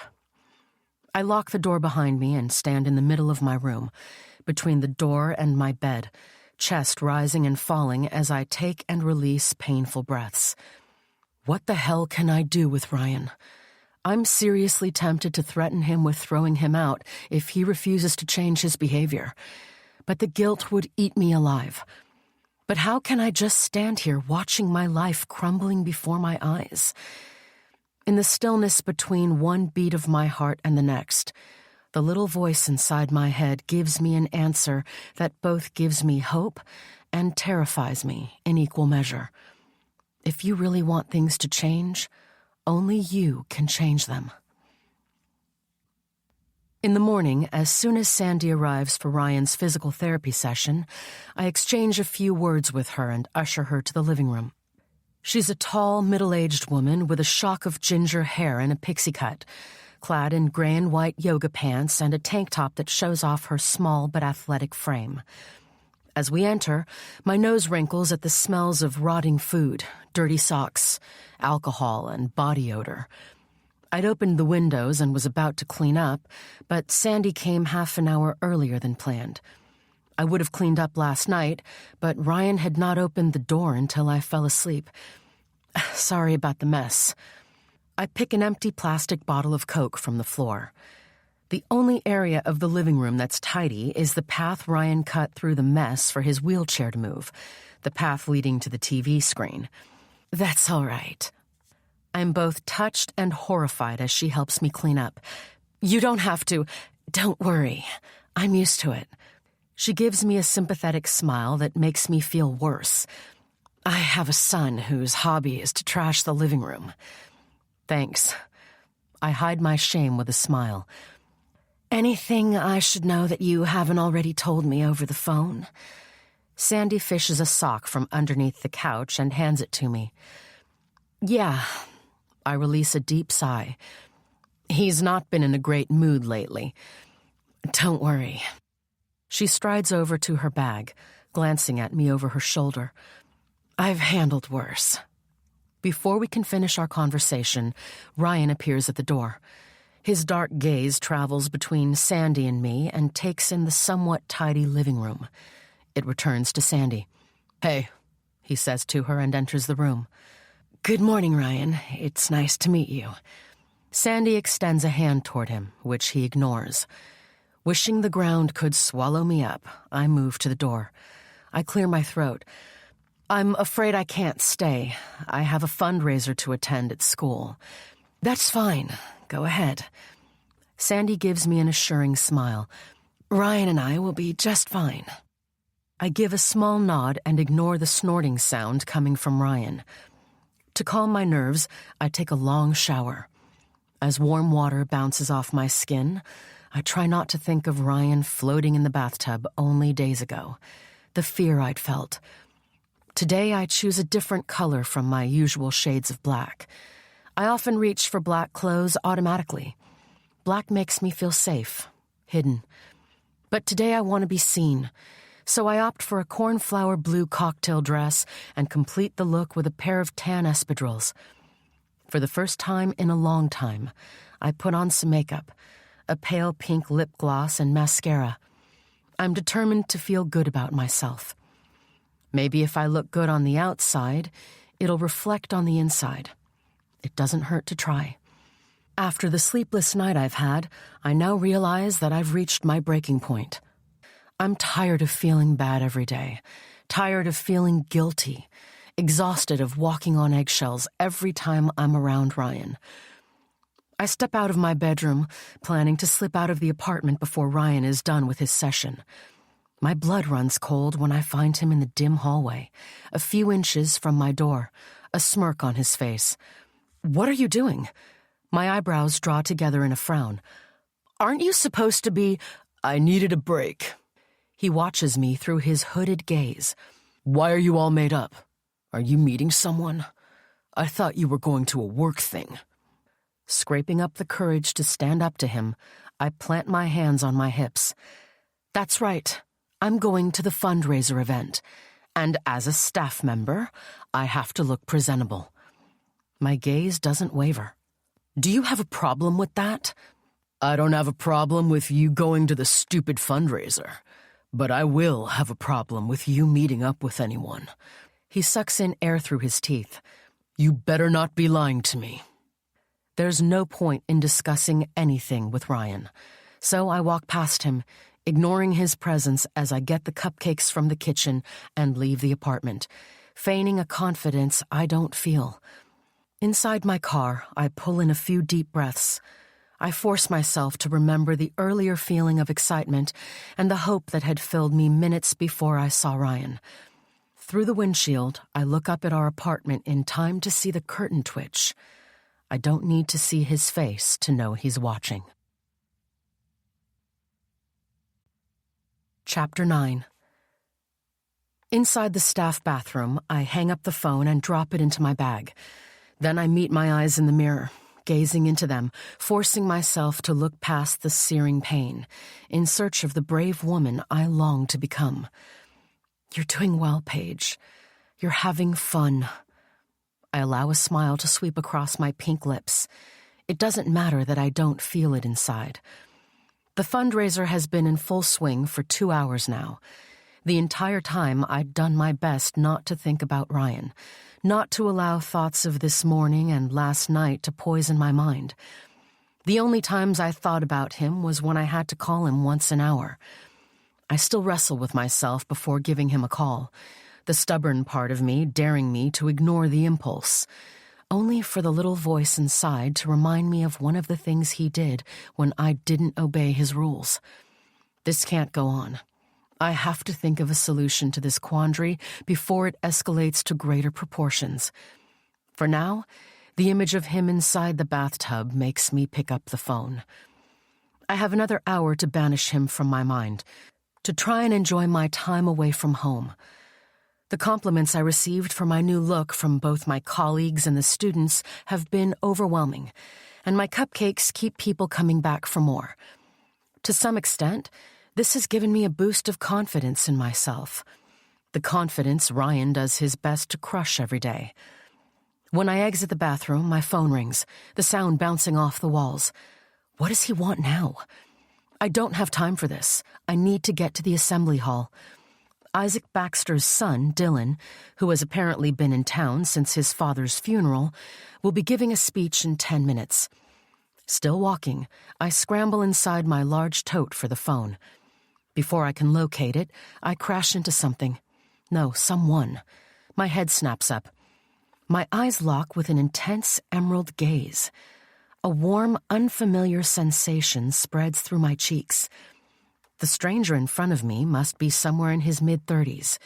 He has dark, curly hair that tapers to the collar of his crisp white shirt. His jaw is strong and slightly square under the neatly trimmed beard. He has the kind of looks that belong on a movie screen. I can't help wondering if he's the father of one of the newer students. I don't recall seeing him around. By now, I've met most parents at least once. I'm so sorry. Are you okay? He places a warm hand on my shoulder, then seems to think twice about it. It falls back to his side, but the movement has released the scent of soap and warm, woodsy cologne. No, I shake my head. I'm sorry. I wasn't watching where I was going. No problem. You might want to get that. He glances at my bag with a slow smile that awakens dimples in his cheeks and makes his eyes crinkle at the corners. Yeah, I should. Bye. As I walk away, still searching for my phone, the back of my neck tingles. He's watching me. I keep walking. Before I exit the hallway, I finally locate the phone. We just talked, I say to Ryan. What is it now? I'm aware of that. He pauses. Bring me Chinese food when you come home. Absolutely not. I shove open the wooden door to the assembly hall. There's frozen lasagna in the fridge. Pop it into the oven. You know how it works. I hang up before he can say anything else. Inside the hall, I take my place next to Talia, as usual. Margaret is on the stage, informing the audience that Mr. Dylan Baxter will be a few minutes late. The shuffling of feet, an occasional cough, and whispers fill the hall along with the ticking of the large clock on the front wall above a large painting of Isaac Baxter. 5 minutes later, Dylan Baxter arrives, smiling as he appears next to her, shaking her hand. The way she's beaming up at him, he could have been the president. My heart jolts at the sight of Dylan Baxter. He's the man from the hallway. No wonder I haven't seen him before. This is a small town. There's no way somebody that handsome would walk around without causing a wave of gossip to sweep through town. Gorgeous, isn't he? Talia says with a sigh. I respond with only a nod, then return to staring at Dylan, who, if I'm not mistaken, is also staring at me from across the room. He finally clears his throat and peels his gaze from mine. Good afternoon, students, staff members, and parents of Baxter Junior High. It's an honor to be among you today and to witness the dedication you have toward making a difference in this town. When I heard about this fundraiser, I knew I had to be present. I felt it would be the perfect opportunity for me to introduce myself to you. His smile falters. My father loved this school. He often said it was one of his greatest accomplishments. Dylan's eyes flicker in my direction again before returning to the room as a whole. If it's any comfort, I would like to assure all of you that even though he is no longer with us, nothing will change. My hope is that BJHS will remain a cornerstone of this town. He moves on to praise Margaret as well as the teaching staff. Then, finally, he presents a check with many zeros, a gift from the Baxter Foundation, to be added to the money raised today. Once he walks off the stage, I release a breath I didn't know I was holding. The relief of hearing that my job is safe rushes through me. After the applause dies down, we're asked to return to our stands and continue to sell our products. With only 10 of my cupcakes left, it won't be long before they're all gone. I'm arranging them on the tray to make them more visibly appealing when the air around me shifts. I look up, and there Dylan is. This time as well, my body reacts. "Hey there, nice to see you again." He glances at the cupcakes. "Those look delicious. Did you bake them yourself?" Yes, I did. I glance at the cupcakes. "Would you like to have one?" A smile curls the corners of his lips, causing a dimple to flutter in one of his cheeks. "I'd love one." He rolls up the sleeves of his shirt and loosens his midnight blue tie. "May I?" His hand hovers over the cupcakes. "Of course." Being in the presence of someone who has the power to impact our livelihoods makes it hard to breathe. "Have two, if you like." "How much?" He bites into the cupcake he picked. Nothing." I run the palms of my hands over my dress, wiping away the sweat. "I mean, they're free for you." He doesn't say anything for a long time. As he finishes up the cupcake, his eyes are on my face. Behind him, 2 people are lining up for their turn, and others are walking by, staring at us. "These are fantastic," he says finally, and my shoulders sag with relief. He picks up a napkin next to my pitcher of lemonade. "They're too delicious to be free." He reaches into his back pocket and pulls out his wallet. He removes a $100 bill and hands it to me. My mouth drops open. "I can't take that. A cupcake costs $2. That's way too much." "They're worth more than that. I'm paying you for their true worth." He flashes his very straight, very white teeth at me. "Go ahead, take it. It's for the kids." "For the kids." I stifle a giggle. "Thank you, I guess. Do you want another? On the house this time." "No, I'm good." He leans slightly forward, and on reflex, I lean back. "I'd like your number, though. I wanted to ask for it in the hallway, but you went away too fast." "My number?" Heat floods my cheeks. "Yes." He narrows his eyes. "You do have one, don't you?" "No." I twirl a strand of hair around my finger. "I mean, yes, I have one, but you can't have it." "That's rather honest." A quiet smile plays on his lips. "I have to say it's refreshing." The people behind him melt away to move on to other stands. I can only imagine what they're saying to each other about me and the billionaire heir. "Why? Are you not used to women saying no to you?" I place a hand on my lips, the heat in my cheeks exploding into flames. "I'm sorry, I shouldn't have said that. What's wrong with me?" "I like it. People are way too careful around me." He pushes his hands into his pockets. "I'd really love to continue this conversation over coffee." I don't drink coffee. It's amazing how this man manages to pull me right out of my comfort zone. He's a billionaire, and I'm talking to him like someone I've known for a long time. "I'm sure we can find something you enjoy the taste of." "Maybe." I look to my side and notice Talia staring at us, her hands clasped in front of her, face beaming. "But I don't go out for drinks with the boss." He leans forward again and says in a loud whisper so I can catch the words over the sound of country music that just started playing. "I'm not your boss. Margaret is. Just think of me as any ordinary guy. That's what I am." "That's not true. You're no ordinary guy. You're Isaac Baxter's son." He straightens up again. A fleeting shadow crosses his handsome features. "I guess I am, but I preferred to be called Dylan." "Dylan, Thank you for the invitation, but I can't go out for drinks with you. I'll be around here for a few more minutes. I'll come back to see if you've changed your mind. He gives me another dimpled grin and walks away, hands still in pockets as he moves on to a flower stand. The man oozes confidence. As soon as he's swallowed by the throng of people, Talia hurries to me. What did he say to you? Her breath is coming in such quick gasps. She looks about to burst with curiosity. You guys spoke for a while. He asked for my number. I shrug as though it's no big deal.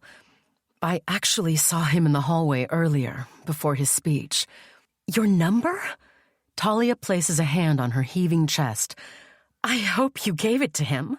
You did, right? Of course I didn't give it to him, Talia. And you know why. No, actually, I don't know why. She places a hand on one hip. Stop using Ryan as an excuse not to live your life. You were just asked out by a drop-dead gorgeous billionaire, and you said no. Are you out of your mind? Maybe I am. The moment I say the words, the hairs at the nape of my neck bristle. My gaze drifts past Talia to the entrance of the hall, and blood drains from my cheeks, leaving them cold. Ryan is wheeling himself through the entrance, people making way to let him pass. As soon as he enters the hall, he wheels himself to one side and just stares at me. I would have been happy he came after all, but the look on his face tells me something is wrong. When his gaze shifts from me to Dylan, I get it. Ryan must have been here for a while. He must have seen me talking to Dylan. Talia touches my shoulder. Hey, what's up? You've gone all quiet. Are you okay? I have no idea what okay means anymore. Chapter 10. A storm rages in Ryan's eyes when I approach him. Hey, you came. He turns his face away and won't say a word to me. The caring sister that I am, I leave to get him something to eat. A ham and tomato sandwich and a cold Coke. To my horror, he swings back his hand and brings it crashing against mine, the one that holds the Coke. The can drops to the floor with a bang and explodes, sending foam and dark liquid flying in all directions.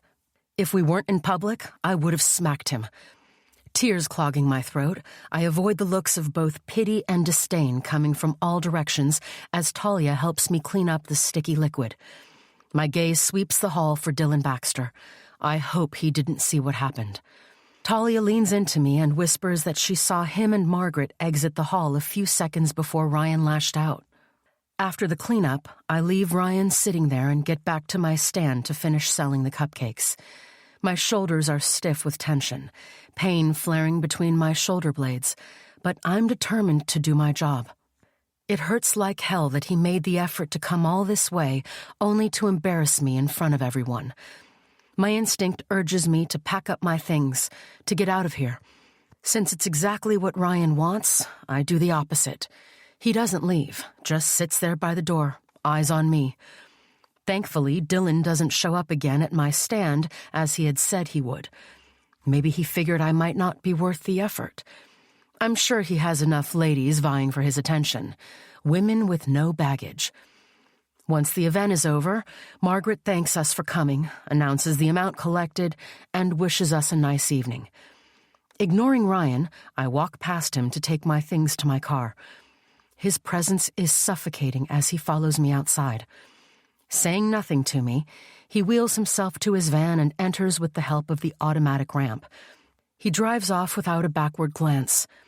When I arrive at the apartment, his van is already parked outside. As I enter our home, every bone in my body warns me this evening will not be pretty, that we've reached the point of no return. Even though I dread the ugly conversation we'll have, I remember the words my inner voice whispered to me yesterday, that I have the power to change things. Continuing to show Ryan my weakness only strengthens him to the point he might do worse things. What if he becomes a danger both to me and himself? It has to end. I need to breathe again, and he doesn't let me do that. He's determined to suffocate me under the blanket of guilt that hovers over me. If I choose to look the other way today, I don't think I'll ever find the strength to try again. I find him in the entrance area next to the coat rack. He doesn't give me a moment to breathe before turning on me. Who was the man you were talking to? His sharp voice stabs the air in the room. I talk to a lot of men, Ryan. I walk past him to the kitchen to pack away the groceries I picked up on the way home. I need to think about what to say to him, but he follows me.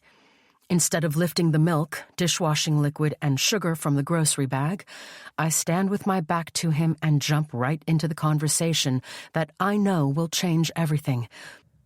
It's none of your business who I talk to. But if you really must know, the man I was talking to was Isaac Baxter's son. Why did he talk to you as though he knows you? Why was he kind to me, you mean? When I find the courage to face him, I'm numb with rage, my breath hot inside my throat. It must have been a shock for you to see that not everyone treats me like crap the way you do. His gaze doesn't flicker. I wish they would. You deserve to be treated like the piece of crap you are. I take a few steps closer to him and lower myself to his level. Someone has shown me kindness today, and all my brother can say is I deserve to be treated badly. Instead of making me feel small, his statement only fuels the fire inside me.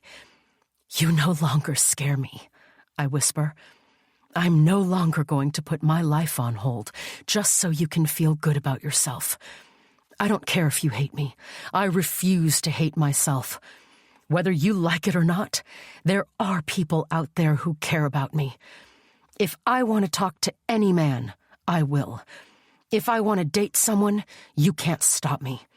I'm no longer your prisoner. Are you sure about that? A greasy lock of hair sweeps his forehead when he dips his head to the side. Have you forgotten what happens when you betray me? Of course not. I wrap my fear in a blanket of fury. How could I, when you went above and beyond to scare me? As I said before, that was nothing. He runs the palms of his hands on his thighs. I warned you before, and I'm warning you now.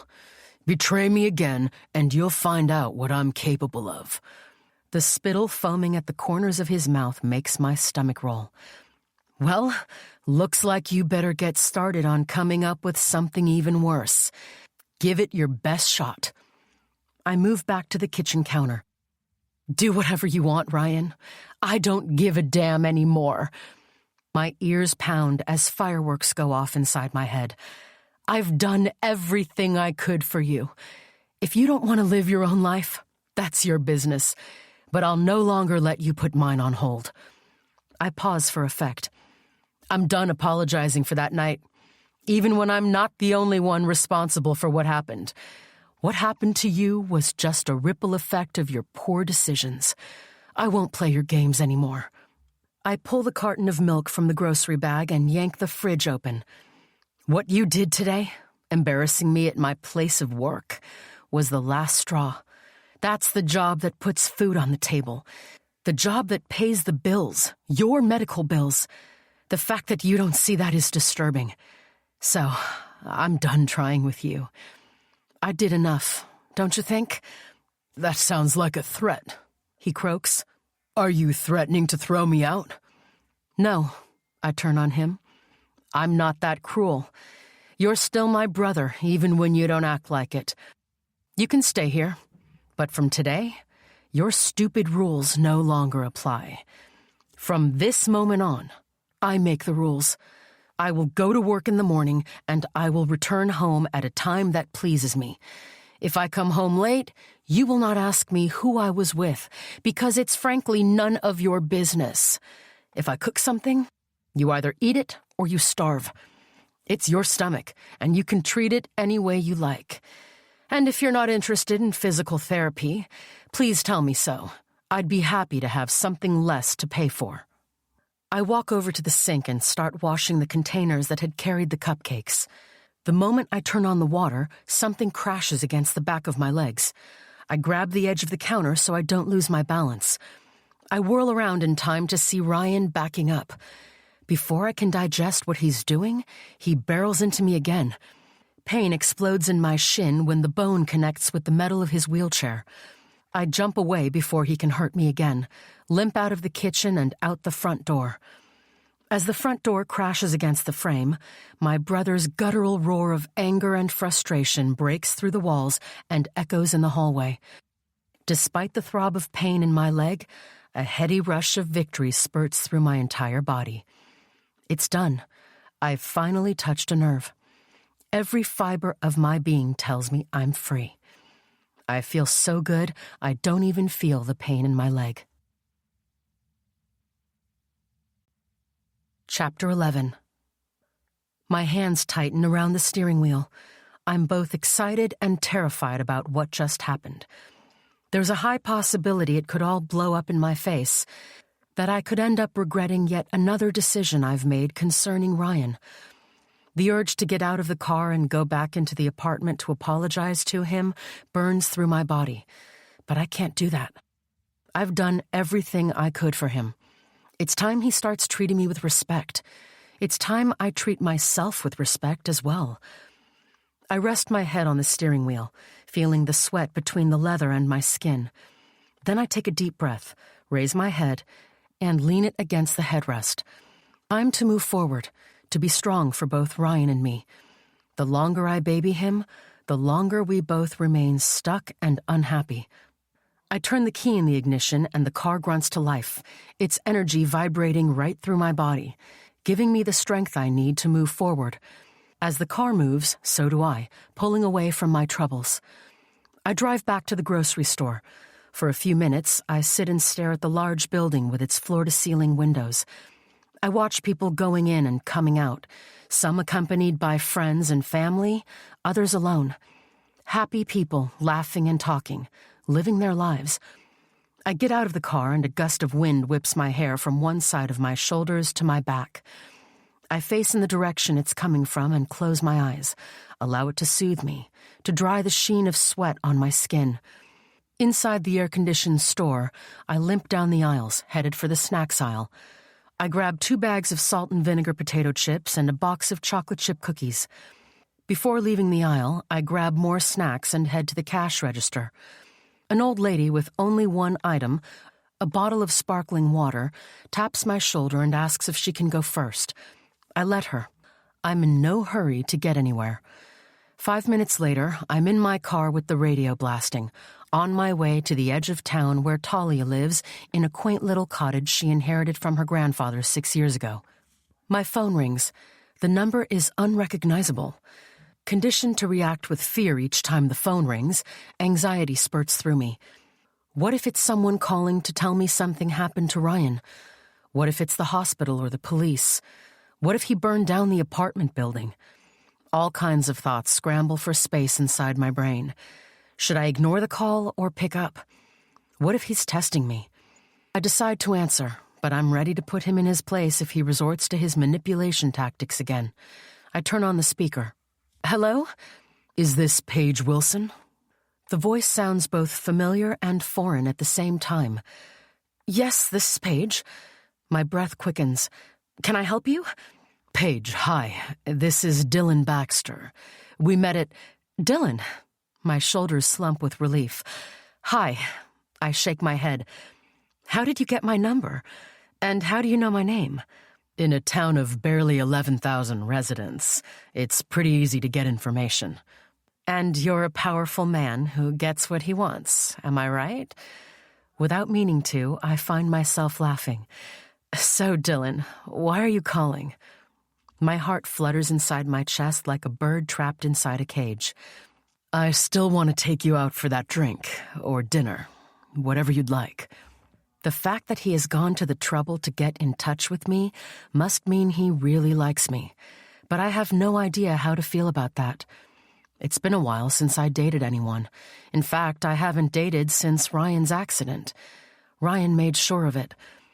I nibble on a corner of my lip. Look, Dylan, right now, my answer is no. I can't tell you if it will be different tomorrow, but at the moment, I can't have a drink with you. I'm sorry.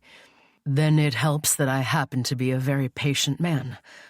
He pauses. And you were right. I usually get what I want. Believe me, Paige Wilson, sooner or later, I'll have that coffee with you. I stifle a smile. I told you I don't drink coffee. Dinner, then. I guess we'll have to see about that. I turn onto another street, into a more affluent part of town with expensive, pastel-colored cottages on one side and the beach on the other. Some of the cottage owners are walking their dogs under the trees lining the road, soaking up the last of the day's sun. I'll give you a call again tomorrow, he says. Let's hope you've changed your mind by then. I can't guarantee it. My smile widens as I enter Talia's street. We'll see. Goodbye for now, Paige Wilson. By the time we hang up, I'm in front of Talia's cottage, a cute whitewashed house with powder blue shutters and a small, well-tended garden. Talia loves gardening, and it's evident in the health and beauty of the lush leaves and blooms around her home. A pebble mosaic garden path, created by Talia herself, cuts through it to a front door the same color as the shutters. The door flies open before I get to it. She stands at the top of her front steps, hands on her hips. What a wonderful surprise! Please tell me I'm not dreaming. Is that really Paige Wilson? She runs down the path to meet me, engulfing me in a hug of soothing coconut. The contact with someone who cares for me brings me to tears. I clamp my lips to control the tortured sobs, but they tear right through me. Talia pulls back and searches my face. Did something happen? I smile behind my tears. My hands grip hers. Yes, something huge. Come on, tell me everything inside. We don't want to give the neighbors something to talk about. She links her arm with mine. When I enter the cottage, I notice she'd done a little renovating since the last time I was at her place. The walls are painted in a soft peach, and her grandfather's old furniture has been replaced by vintage pieces. Talia loves all things vintage. Still holding my arm, she takes me out onto the terrace that overlooks the sea. I'll get you a drink. She disappears back into the house, and I lower myself into one of the white porch swings, listening to the sounds of crashing waves. The sea breeze is still warm, and I love the way it strokes my face, drying the tears. You have no idea how happy I am to see you, Talia says when she returns, a silver tray in her hands. I don't remember the last time you came over. And it's all my fault. I'm sorry. I accept the iced tea she hands me, my fingers curling around the cold glass. I raise it to my lips and take a sip. The thin lemon slice taps my upper lip. Talia prides herself on making the best homemade iced tea in Corlake, and I agree. I take my time to savor the gentle sweetness on my tongue. She sits next to me with her own glass, twisting her body to face me. Okay, talk to me. I did it. I stood up to Ryan once and for all. I lower my glass to my thigh. I just snapped. What did you say to him? A frown touches her brow. I hope you gave him a piece of your mind. What he did to you today is unforgivable. I did. He went too far this time. I couldn't overlook it. I take another sip. I didn't have any more space to move under his thumb, so I squirmed out. About time. How did he take it? Talia turns to face the ocean while twirling one of her thin braids around her finger. I told him I've had enough. This time I meant it. I have a feeling he felt it too. While I finish my iced tea, I replay to Talia exactly what happened, ending with how he crashed into me with his wheelchair. Oh my God! She glances at my legs in horror. Don't worry, it's not that bad. It was painful in the moment, but not anymore. Do you think he's dangerous, Paige? I don't know. I don't think so. What can I say? He's my brother. Paige, are you sure about that? That he's not dangerous? He did some pretty disturbing things over the past 2 years. I know. I lift my shoulders in a half shrug. But there's no way I'm going to throw him out. If it weren't for his drinking, he'd be perfectly capable of living on his own. But I can't turn my back on him. Not in that way. You're a better person than I could ever be. Talia pulls her feet up onto the swing. You know, I admire you for your loyalty to your brother, but please keep your eyes open. You have no idea how he'll react to you standing up for yourself. Crashing into you is pretty bad to me. I nod and decide to change the subject. Guess who called me on the way here? Ryan? Nope. I can't help smiling. Dylan Baxter. No! Talia turns to me with wide brown eyes. How did he get your number? He said this is a small town. My guess is he got it from Margaret. Well, Talia puts down her glass and leans toward me. What did he say? He called to ask me out again. Please, please tell me you said yes. She drums her feet against the floor. Tell me you didn't turn the billionaire down a second time? It doesn't matter to me that he's a billionaire. I don't think I'm in the right place to let a man, any man, into my life now. I don't get why not. Don't you want to find someone to spend the rest of your life with? I already have someone to spend the rest of my life with. My fingers tighten around my glass. When I think of the future, I see only Ryan and me. Ryan is a grown man. Maybe one day he'll pull himself together and decide to live his own life, to be more independent. Who knows? Today could be the start of that. Maybe I'll change my mind tomorrow. I've made enough decisions for the day. I guess that's fair. Talia reaches for my grocery bag, which I completely forgot about. What have we here? She brings out the box of cookies and rips it open. I hope these are for me. If not, too late. She laughs and bites into a cookie. Crumbs fall onto her lap. Of course. I'm laughing as I reach into the bag for my chips. You know what? I feel good. I'm a little scared, but the feeling of being free trumps everything else. I can finally breathe. I can't tell you how proud I am of you. She squeezes my hand.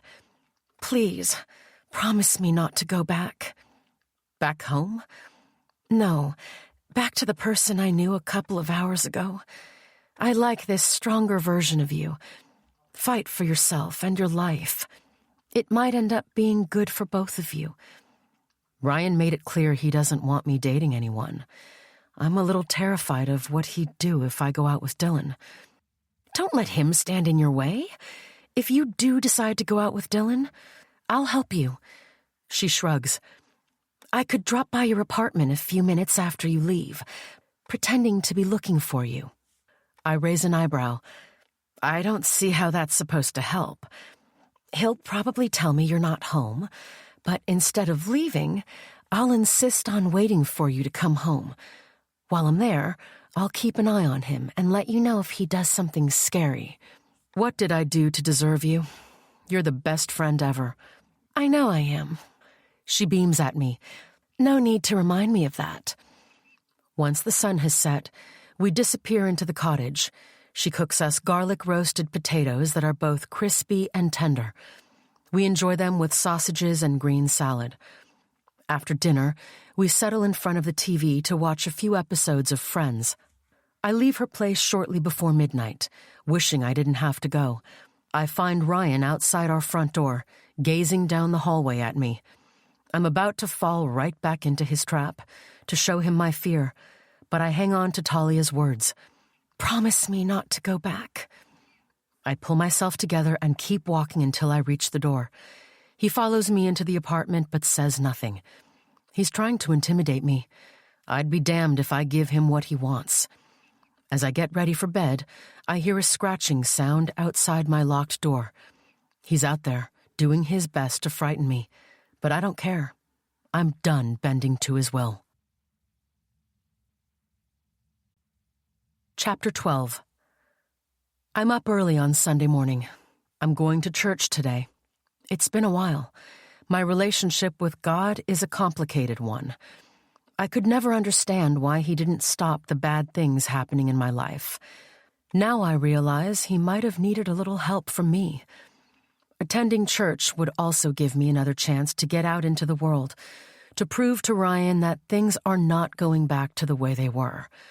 I'm still excited by the changes I made yesterday, still strong, even though at the back of my mind I'm praying Ryan hasn't done something stupid during the night, something to prove he still has power over me. After my shower, I dry myself off and gaze at my reflection in the mirror. A small smile dips a corner of my mouth. "You're doing great, Paige," I whisper. "Just keep going." I'm worth it. My life is worth it. I can't let anyone get in the way of me and my freedom ever again. I rummage through my wardrobe for something that isn't black and find a pink floral vintage dress in the back, bought a year ago along with several other pieces that never had a chance to be worn. Today, like yesterday, I put on a little makeup, brush my hair to a sheen, then step out of the room. I expect to find Ryan at my door, but he isn't sitting in wait for me. I'm surprised to find him in the kitchen, at the table, eating scrambled eggs and toast, a glass of orange juice close to one of his hands. "Hi."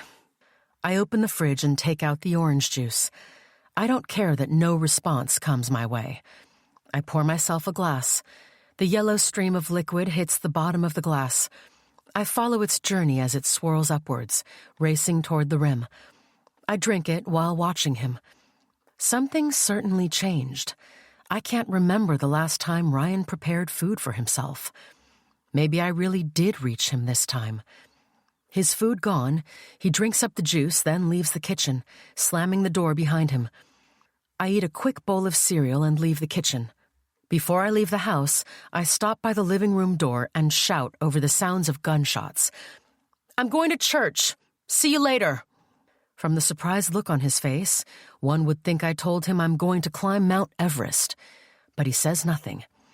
I leave the apartment, more alive than ever before. In the car, I call Talia to tell her that I'm okay. She had called several times while I was in the shower. "Nothing has changed today, I hope." No way. The new Paige is here to stay. I start the car. And guess what? Ryan made himself breakfast. Can you believe that? That's a first. You can say that again. Do you think you got through to him then? I don't know. With him, I never know anything. There's no harm in hoping, though. What are you doing today? If you're free, we could spend the day on the beach to celebrate your freedom. A day on the beach sounds fantastic. But later, I'm actually going to church right now. Church?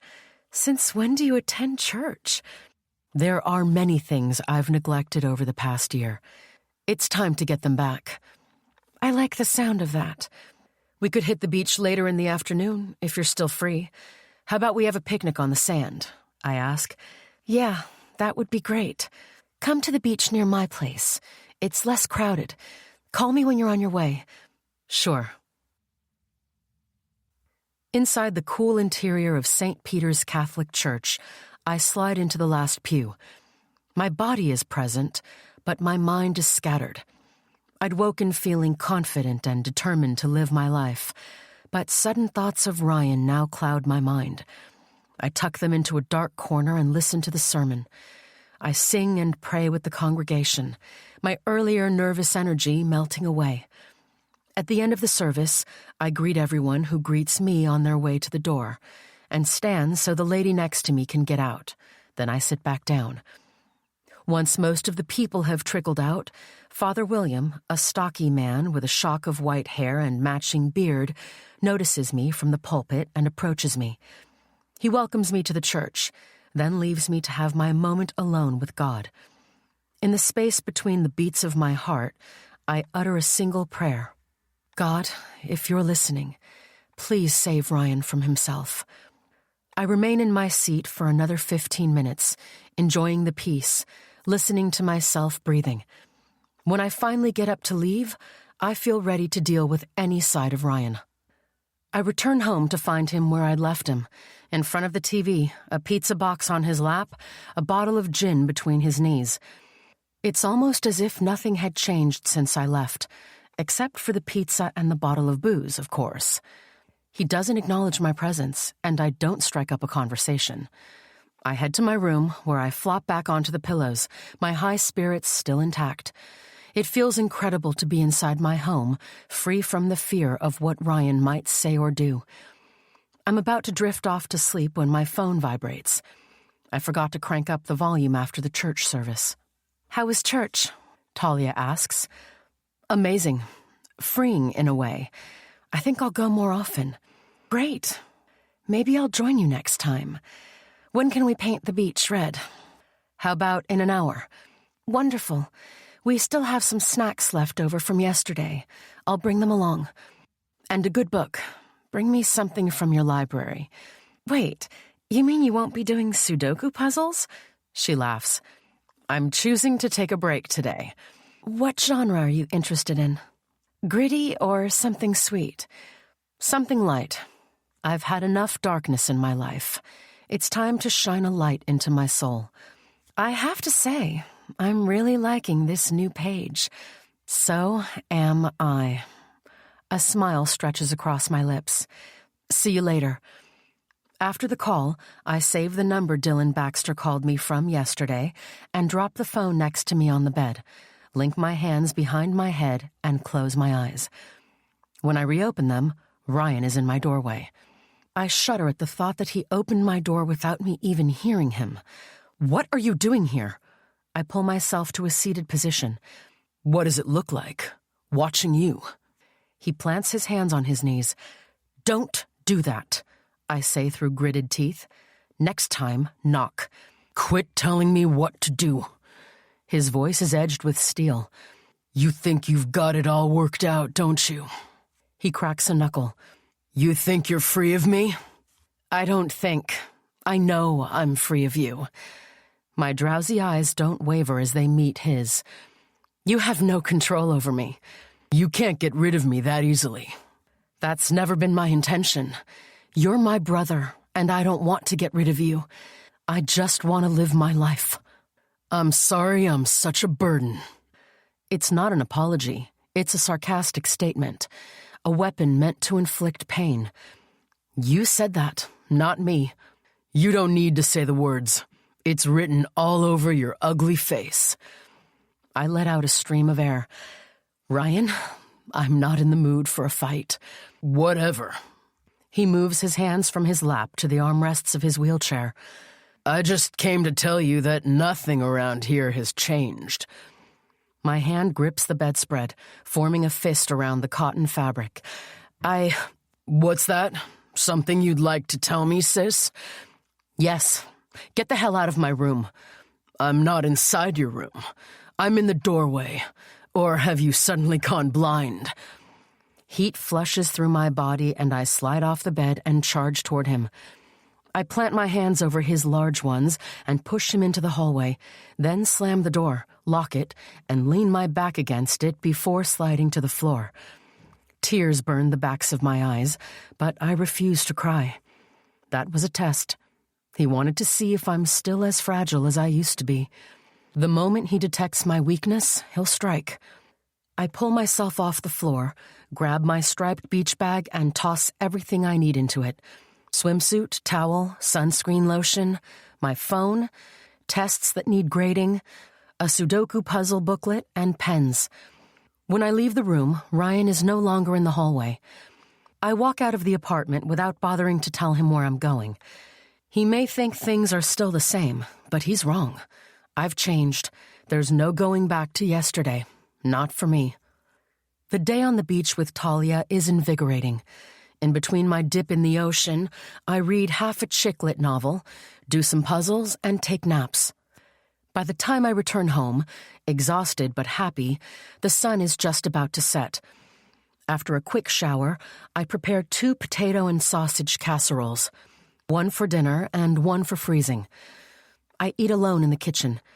When Ryan is hungry, he knows where to find the food. Halfway through my meal, he shows up. He says nothing. After a few minutes of glaring at me, he turns and leaves. I go to bed early, but I'm jolted awake by water pouring over my body. I'm inside the shower in my pajamas with no idea how I got in. The water is fast changing from warm to hot by the second. Panic courses through my body as I step out of the shower and grab a towel. I look into the steamy mirror at my face. I do know how I got into the shower. It can only mean one thing. I'm sleepwalking again. My sleepwalking episodes started in childhood. When things were hardest at home, I woke up in strange places around the house or garden. The last episode was right after Ryan's accident. Why now, when I've finally come to a place where I'm experiencing the kind of peace I've never felt before? A shudder races through me as I peel off my wet clothes and wrap the towel around my body.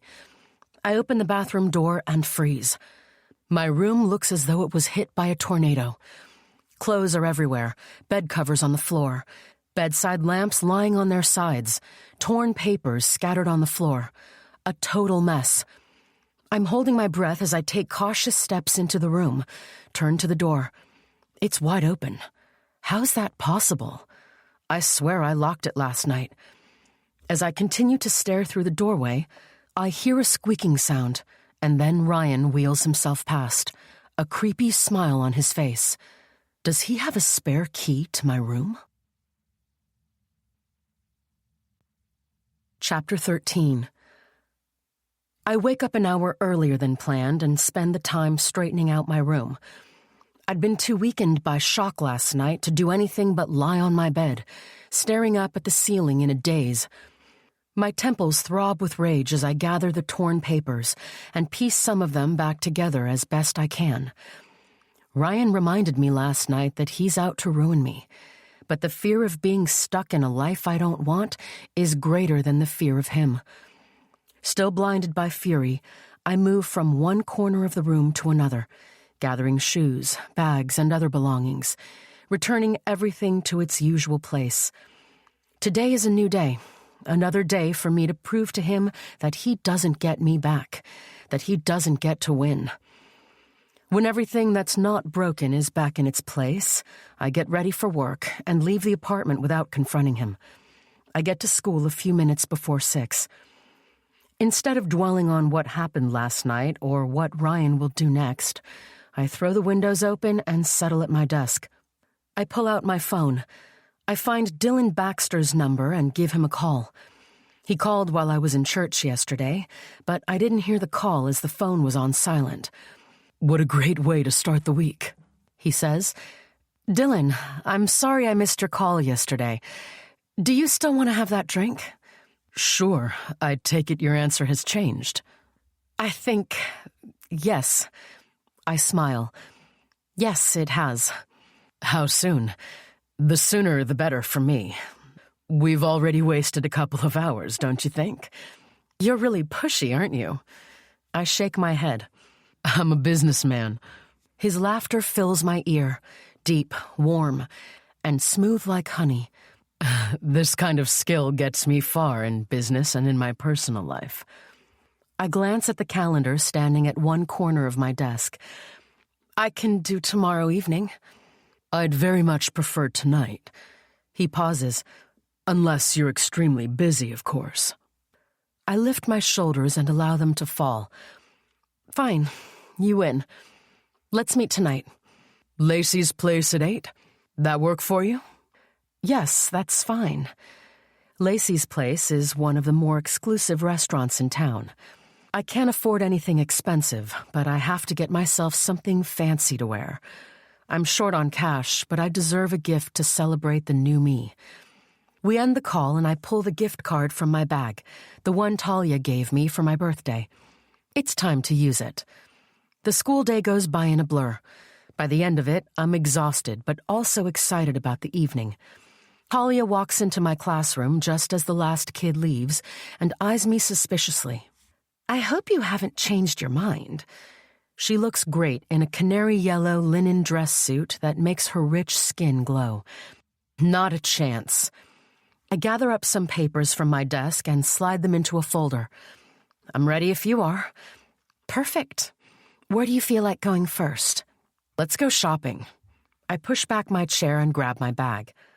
We end up spending too much time shopping for the perfect dress because Talia rejects all my choices, pushing me to get something a little sexier. In the end, we both agree on a brown and cream chiffon peplum dress in a length that makes my legs look longer than they actually are. Since it's on sale, I spend way less than I thought I would. The next stop is the Goddess Parlor, where, thanks to Talia's gift, I'm treated to a facial, a manicure and pedicure, as well as a hairdo. Wow, Talia breathes, putting aside the gardening magazine that she had been reading while she waited for me. I can hardly recognize you. Those highlights sure do bring your hair to life. I agree. A smile spreads across my face as I do a little twirl, my new vibrant hair sweeping in soft curls across the tips of my shoulders. The pearl blonde highlights make my hair look rich and striking. Talia gets to her feet and approaches me, making a circle around me. How do you feel inside? Renewed. I can't believe I never took advantage of your gifts before. It's always a first time. Let's get out of here. You've got a date to prepare for. She had proposed that I get dressed at her place so as not to get attacked by Ryan. But even though he tried to scare me last night, I'm not going to tiptoe around him. Outside the Goddess Parlor, I open my car door and turn to Talia. Are you really sure you want to come over after I leave? You don't have to. I didn't tell Talia what Ryan did last night because I don't want her to be too worried about me. But it makes me uncomfortable to think of her in Ryan's presence. What if he's really more dangerous than I think? I don't mind. I don't have anything important to do tonight anyway. And if keeping an eye on Ryan helps you focus on your date, I'm happy to do it. Don't worry about me. Concentrate on having fun tonight. Dylan seems to really like you. Give him a fair chance. I'll do my best. I give her a quick hug and get into the car. I'll call you when I leave the apartment. Before coming to Lacey's place, I did a little research. Turns out it's one of the many businesses the Baxters own, and it's named after Dylan's mother.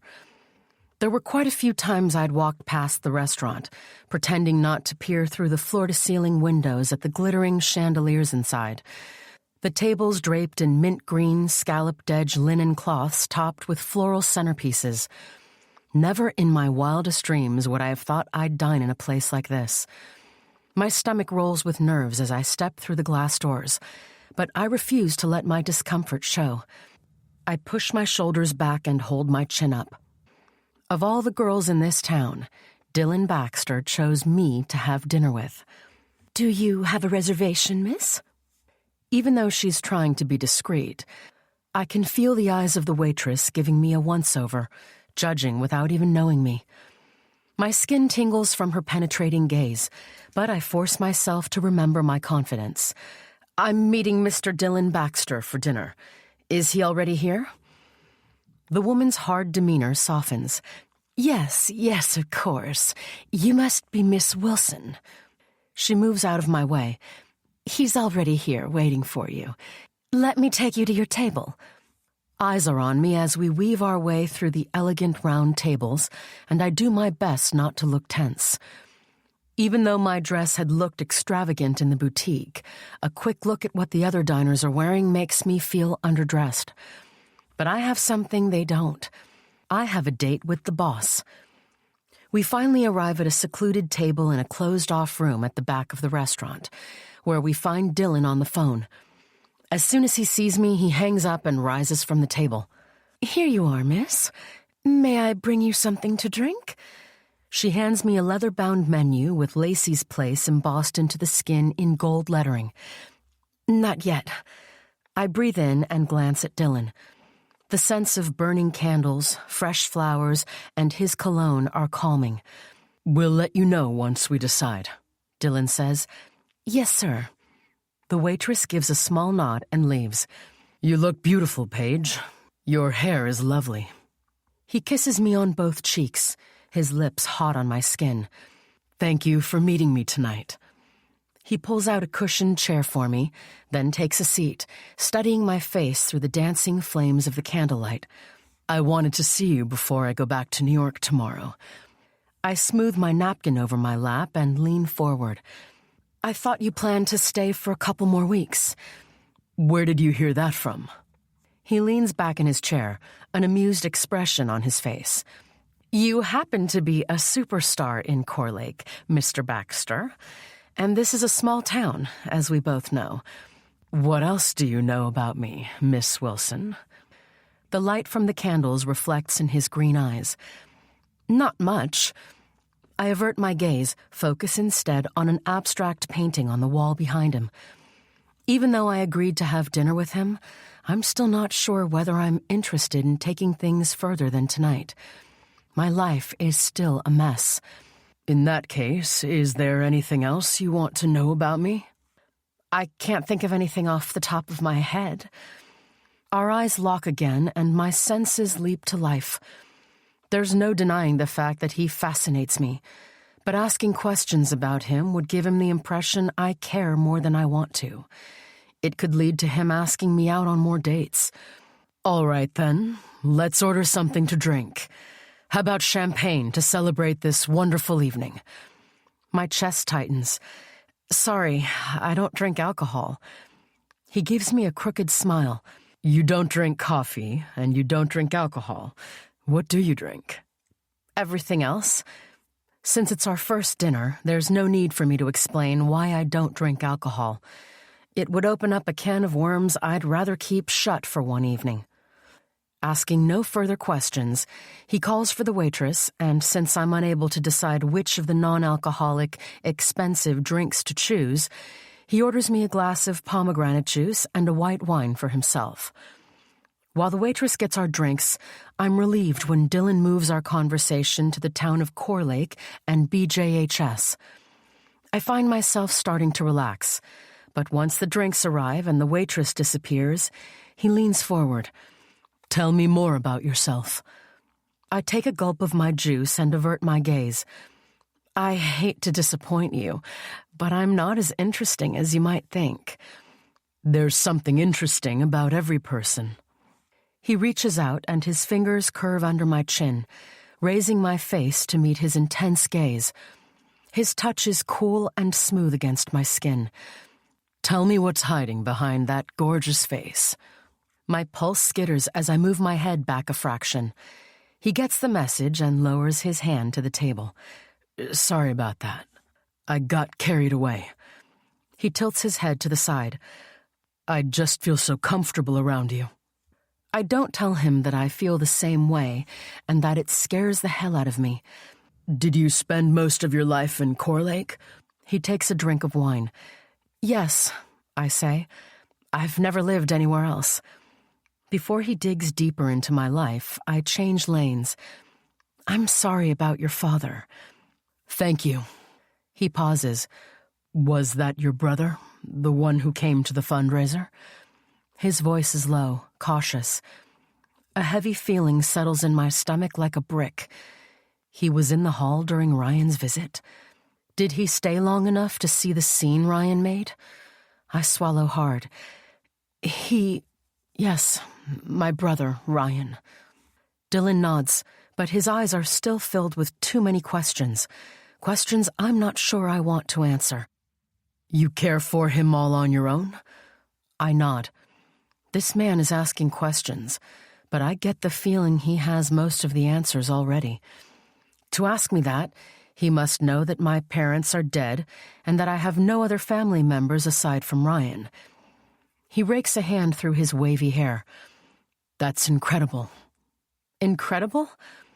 Not many people would be willing to take on the job of caring for a paralyzed sibling. You sound like you know quite a bit about me. I drain my glass. People talk a lot around here. He finishes his wine. I think you're amazing for what you do for your brother. I fold and unfold my napkin, then smooth it on my lap. It's hard sometimes. I can only imagine. I saw what he did at the fundraising event, and still, you don't turn your back on him. Guilt gnaws at my insides. Of course not. He's my family. I raise my eyes to his face. And you? How are you coping after your father's death? You're changing the subject again, aren't you? A dimple flutters in his cheek as he smiles. But that's fine. I understand how uncomfortable talking about your brother must be. I'm curious about you, that's all. I came here to forget about my life for a while. Discussing Ryan would only taint the evening. I'm managing fine. His voice is lower, a few shades darker than before. My dad and I weren't particularly close. Why not? I frown, curiosity swirling in my belly. My father loved this town. You may not believe this, but that trip to Greece was the only time he left Corlake. Ironic, isn't it?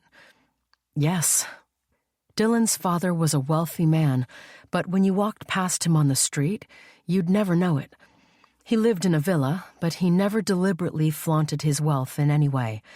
Never drove cars or wore clothes that made him stand out. He wanted me to share the same love, to move here and work by his side. But I'm a big city kind of guy. Even as a child, Corlake was too small for me. He releases a sharp breath. When my parents divorced, I was 10. I followed my mom to New York without hesitation. My mother shared my love for traveling. Unlike my father, I wanted to see the world, to spread my wings. You know what I mean? I do. The idea of flying around the world, seeing new, exciting places, sends adrenaline coursing through me in spurts. But because of Ryan, leaving town had never been an option. I know you're renting one of the Baxter apartments, he says, causing me to tense up again. Are you happy there? He glances past my shoulders. Hold that thought. Let's order some food first. Then we can talk some more. This time, too, I allow him to order for both of us. He chooses filet mignon with balsamic glaze and creamy Caesar salad with torn croutons. The food is mouthwatering, and my tongue agrees. My stomach, on the other hand, refuses to settle during the meal. I know he'll soon get back to talking about me living in his apartment building. If he knows that I'm one of his tenants, does he know that I'm behind on my rent? Back to my question. He slices into his meat. Are you happy in the building? I am. My gaze drops to my food. Very much so. It's very wheelchair-friendly. I'm glad to hear that. He's quiet for a long time as he chews. Then he puts down his knife and fork and dabs his lips with his napkin. I haven't known you for long, Paige Wilson, but I think you're a good person. If you ever need anything, just ask. I appreciate that, but I can't. My voice drifts off. How could I ask someone I've only known for a couple of days to share my burdens? Why would he help a woman he's just met anyway? Why not? My phone vibrates inside my bag before I can respond. As I pull it out, dread locks me in a vice. My eyes flutter to Dylan's face and then back to the phone. Sorry, I have to take this. Sure, go ahead. He picks up his fork again. I rise and step away from the table, headed for the ladies' room. The vibrating has stopped, so I call Talia back. Tell me everything is all right. I enter one of the cubicles, close the door, and sit on the closed toilet seat. No, she sighs. I'm sorry, honey. I really wanted to help you, but... What happened, Talia? I pinch the bridge of my nose. Your brother, he's deeply troubled. Did he do something to you? He threw a bottle of alcohol at me and threatened me with a knife when I refused to leave. She pauses. I think he knows why I came over. He threatened you with a knife? I feel the blood drain from my face. I know he's your brother, but he's dangerous, Paige. You should have seen the look in his eyes. I'm so sorry, Talia. Please go home. When I return to Dylan, tears are coating my eyes. I blink them away before he sees them. Everything okay? A frown appears between Dylan's brows. I glance at my unfinished food, but don't sit back in my chair. Dylan, this was nice, but I need to get home. Is it your brother? Yes. I reach for my handbag and meet his gaze head on. I'm sorry to leave you hanging, but I have to be honest with you. I'm not at a place where I can date. Better to put all the cards on the table. I wouldn't want him to think he has a chance with me. My life is a bit of a mess right now. Anything I can do to help? No. I raise a hand when he starts to get up. It's nothing I can't handle alone. But thanks. He sits back down. I'd really love to see you again. I love talking to you. He pauses. I'll be leaving for New York tomorrow, but I'll be back in a week. You have my number. Let me know if you need anything. While I'm away, think about whether you'd like to have dinner with me again, so we can finish what we started. At the moment, I can't promise you anything, I say and walk out of the restaurant. Chapter 14. When I get home, I stand at the front door, hands clenched tight at my sides. I'm afraid of what I might find on the other side. When I climbed out of the car a few minutes ago, I'd peered up at the living room window but saw no light on. I doubt Ryan is sleeping, though. I force my hand to be still as I insert the key into the lock and turn it. My heart jolts when I hear the familiar click. Teeth clenched, I push the door open, ready for war. I'm surprised not to find him in the living room. It looks the way it always does, a complete mess. But the TV is off tonight.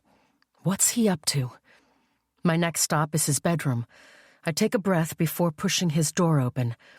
Seeing inside his bedroom chills me every time. Last year, he decided to repaint the walls black. But he didn't stop at that. He also replaced the old furniture with black pieces. Till this day, I have no idea where he got the money to pay for everything and to hire people to do the work.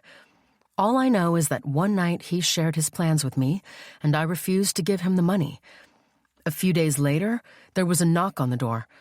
2 men stood there with buckets of black paint and other material needed for painting. The same day, a furniture truck pulled up in front of the apartment building.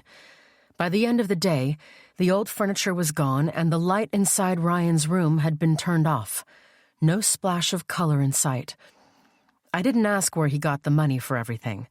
There's no way the allowance I give him weekly would afford him the expensive leather furniture he purchased. The only explanation is that he found a way to make money on the internet without my knowledge. The first thing my mind went to was gambling. The thought terrified me so much I brought it up with him, only to have the door slammed in my face as usual. Tonight, the onyx silk bed sheets hang from one side of the bed and pool onto the black-tiled floor like ink water. The matching curtains are drawn. Ryan's not in here either. My head swimming, I back out and close the door. I check his bathroom, the kitchen, everywhere I can think of. No Ryan. I come to a halt in the hallway, bracing myself. If he's inside the apartment, there's only one room he can be in. My skin prickles with each step I take toward my bedroom door. I push open the door, flick on the light, and jump back. Ryan is on one side of my bed, his hooded gaze on me, eyes like frozen marbles. Hi, sis. A sadistic smile taints his face, darkening his slurred words. Looks like you're a little late coming home tonight. He lowers his gaze to his lap. I follow it.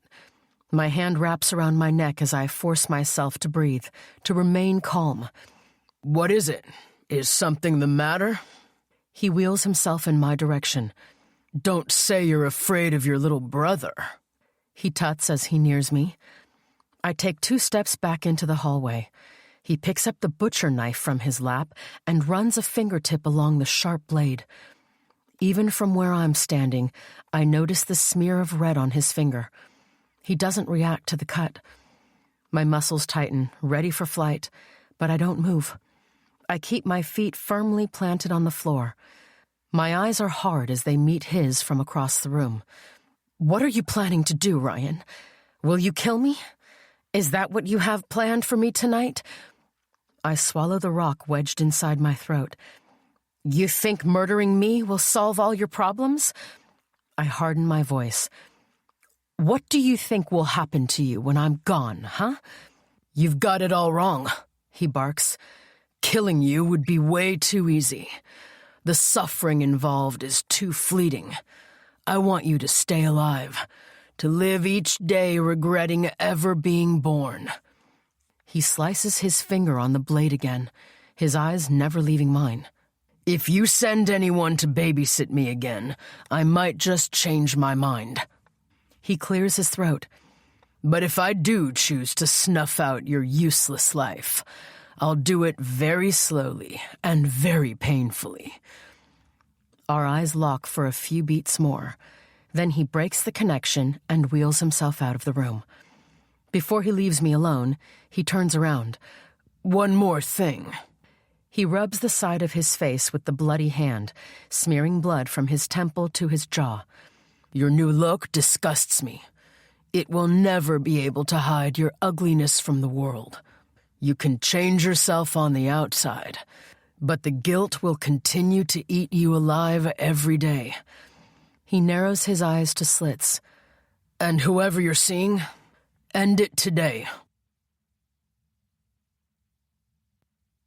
Chapter 15. At 6 a.m., the ringing of the phone drags me from the clutches of troubled sleep.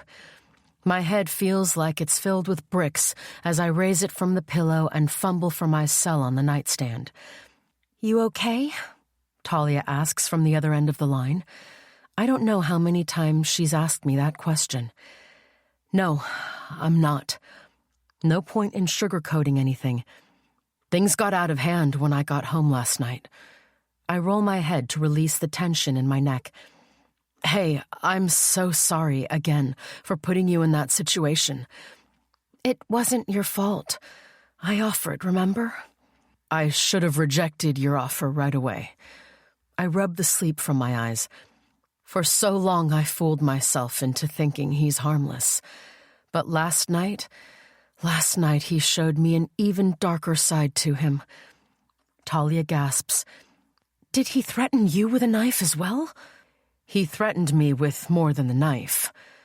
I drop my head back on the pillow, the palm of my hand over my glowing forehead. "He said it would be too easy to kill me, that he'd rather I suffer in life." Momentary silence plugs the line until Talia breaks it. "Paige, listen to me. I think you have to do something more than just ignoring him." She pauses. "He needs professional help." I'm starting to think you're right. I'm not just afraid for myself. I'm afraid for him. The way he had looked at me, Talia, he really hates me. "What will you do? Something drastic needs to be done." "I think I need to make some calls. I'll tell you later what I decide." As I hang up the phone, I dread getting out of bed. I hate myself for feeling like the old me. Terrified to go back there, I fight through the fog in my mind and push myself to the edge of the bed, my head in my hands. One more movement, just one more, and I'd be out of this bed and on my feet again, standing up for my life, for my freedom. I squeeze my eyes shut and get to my feet. After splashing my face with warm water, I call Margaret and ask for the day off. Since I hardly ever ask for a day off, she grants my wish without hesitation. "Jane will step in for you. Focus on getting well," she says. "Do you want tomorrow off as well?" "No, one day is enough." After the call, I force myself to walk out of my room. I find Ryan in the living room, staring at the blank TV screen.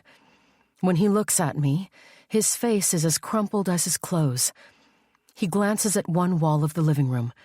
My fingertips touch my lips as my eyes take in the pages of paper plastered across the bottom half of the wall.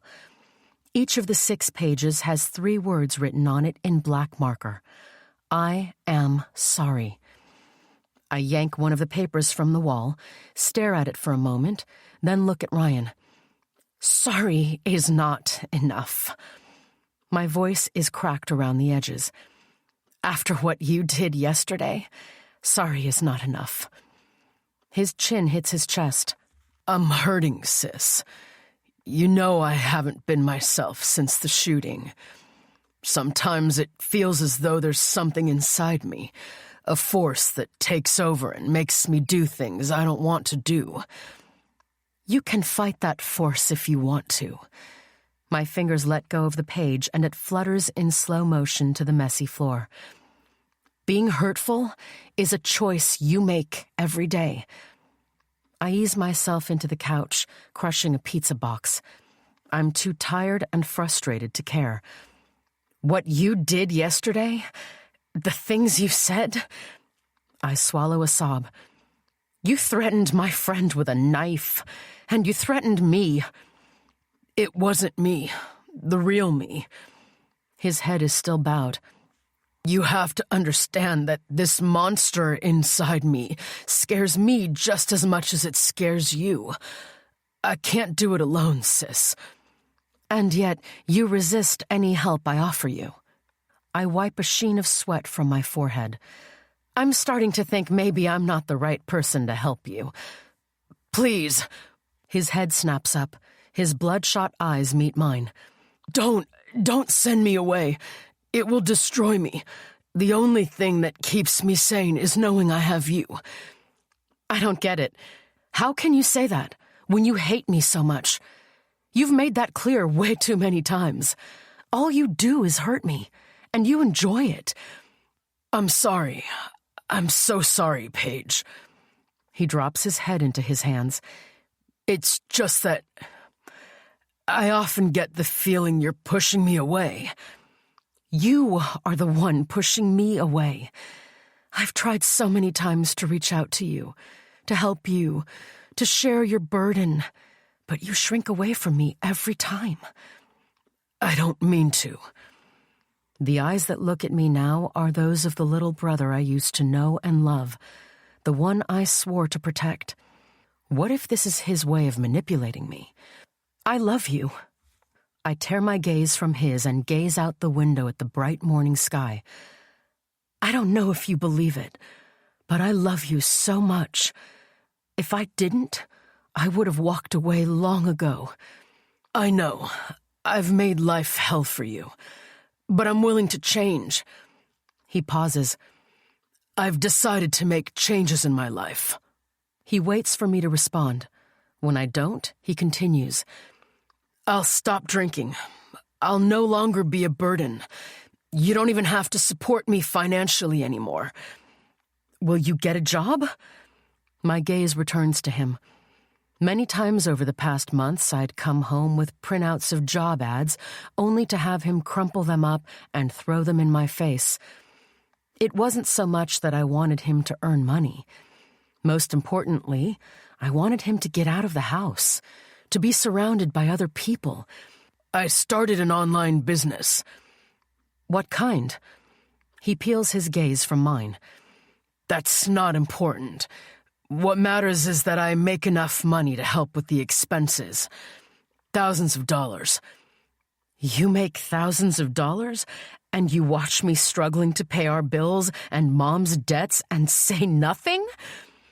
I push down the sob rising up my throat. I wanted to punish you. It was cruel. Please don't throw us away. His bottom lip quivers. You're all I have. I never wanted to turn my back on you, and you know that. But you attacked my friend with a knife. You cut yourself. My gaze moves to his left hand. He's wearing a Band-Aid around the finger he'd sliced with the knife. I wanted it to be just us, he says. We don't need anyone else in our lives. I do. My voice is firm.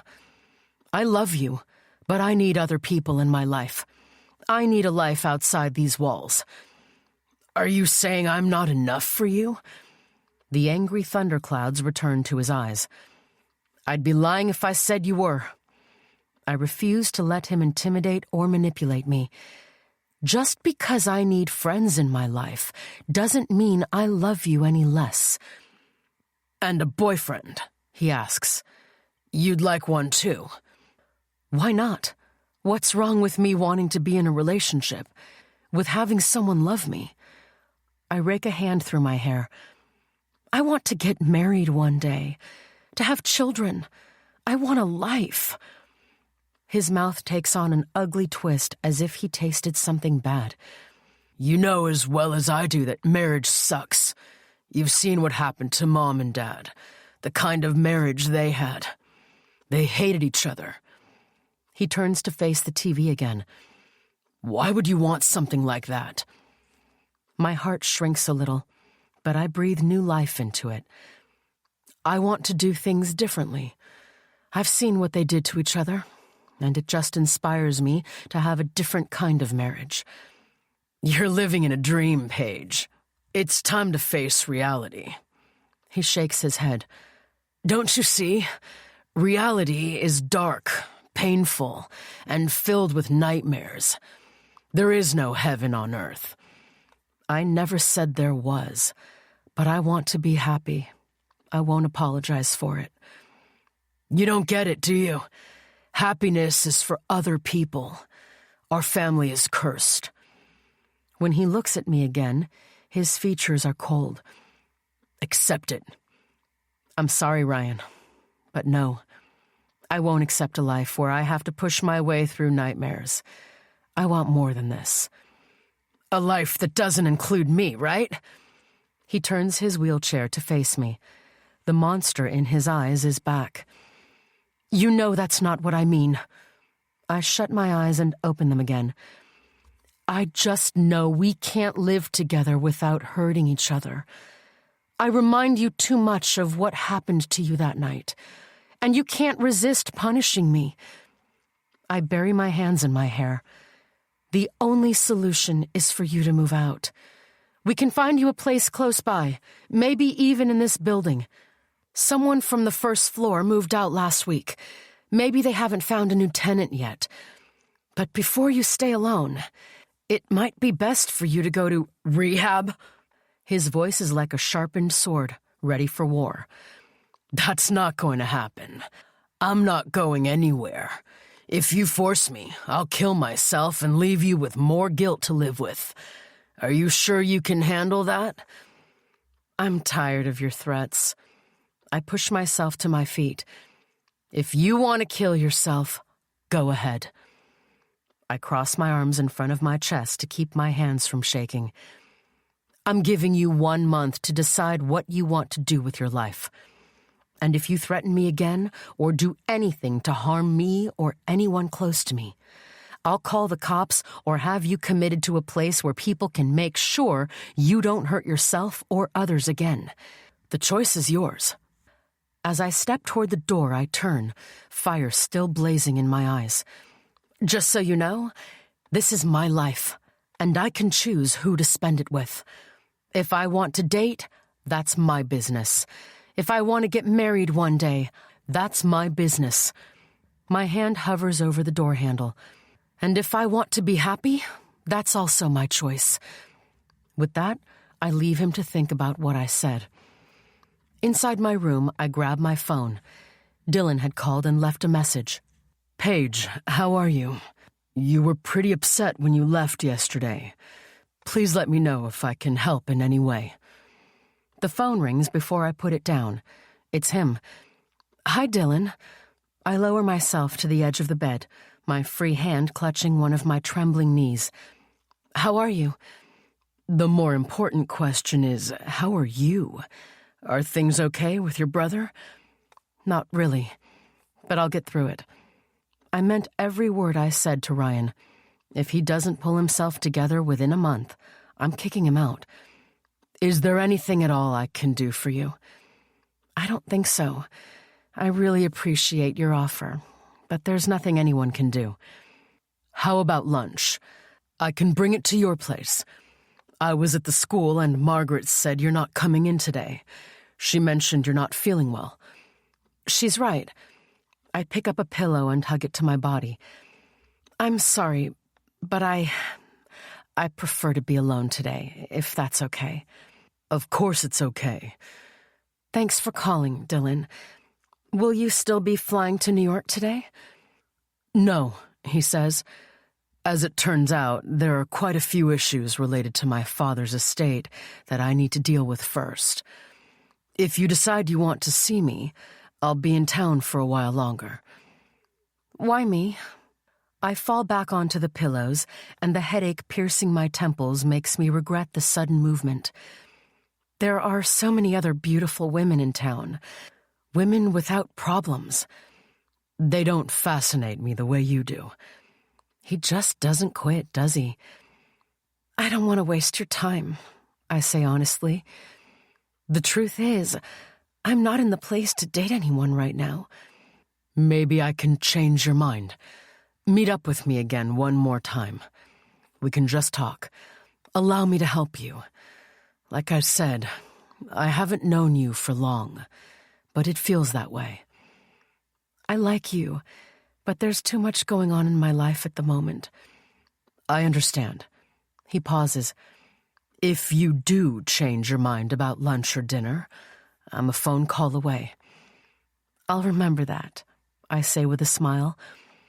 I spend the early hours of the day in my room, sleeping, completing Sudoku puzzles, and listening to classical music, trying to get rid of the empty feeling inside me. At midday, when thoughts of guilt threaten to break down my resistance, I grab my swimsuit and the novel Talia had given me and head out the door. On the apartment doorstep, I find a bag filled with takeout cartons of Indian food. The aromas of meat and spices rise to my nose. My mouth waters. A white handwritten note is pushed between the cartons. Paige, since you're unable to come to lunch, I brought lunch to you. Enjoy, Dylan. Chapter 16. I change my mind about going to the beach and take the Indian food into the house. Too exhausted for another conversation with Ryan, I eat my tandoori chicken and chapati on the windowsill of my bedroom window while breathing in the fresh air. I left the rest of the food for Ryan on the kitchen counter, as there were 2 portions of each meal. I haven't seen Ryan since our conversation in the morning. When I walk past the living room, I don't spot him inside. He's inside his room with heavy metal music making the walls shake. I wave at Ned Porter when he takes a break from planting something in one of the flower beds and sees me at the window. The food is so delicious that I find myself returning to the kitchen for more. On my way back, I stop by Ryan's room and knock on the door. I doubt he'll be able to hear me over the jarring sound of the music, so I let myself in. Maybe he really is thinking about what I said to him earlier. He's in his wheelchair, facing one of his black walls. When he senses me at the door, he spins around. Can't you just leave me the hell alone? His eyes are as hard as they had been hours earlier. There's food in the kitchen, if you're hungry. I close the door before he has a chance to respond. Back inside my room, I called Dylan to thank him for the food. That was awfully kind of you. I'm glad you enjoyed it. Did you bring it by yourself or have it delivered? For a moment, I wonder how he knows where I live. Then I remember he owns the building. I may be many things, but I'm not a stalker. He laughs. Even though I was tempted for a minute to drop it off myself, you need your space, and I respect that. Thank you for being thoughtful. I kind of have an ulterior motive. I'm sure you do. I chew a corner of my nail, nervous about what I'm about to do, what it means. Dylan, I've changed my mind. I'd like to see you again. Looks like my plan worked, and all it took was some delicious Indian food. He chuckles. I'm joking. I'm thrilled you changed your mind. Propose a day and time and I'll be there. Not today, unfortunately, I say quickly. I'm still not feeling well. Even though I feel better than I did in the morning, I wouldn't want Margaret to hear from someone that I was seen out with Dylan Baxter while on sick leave. How about tomorrow, if you're well by then?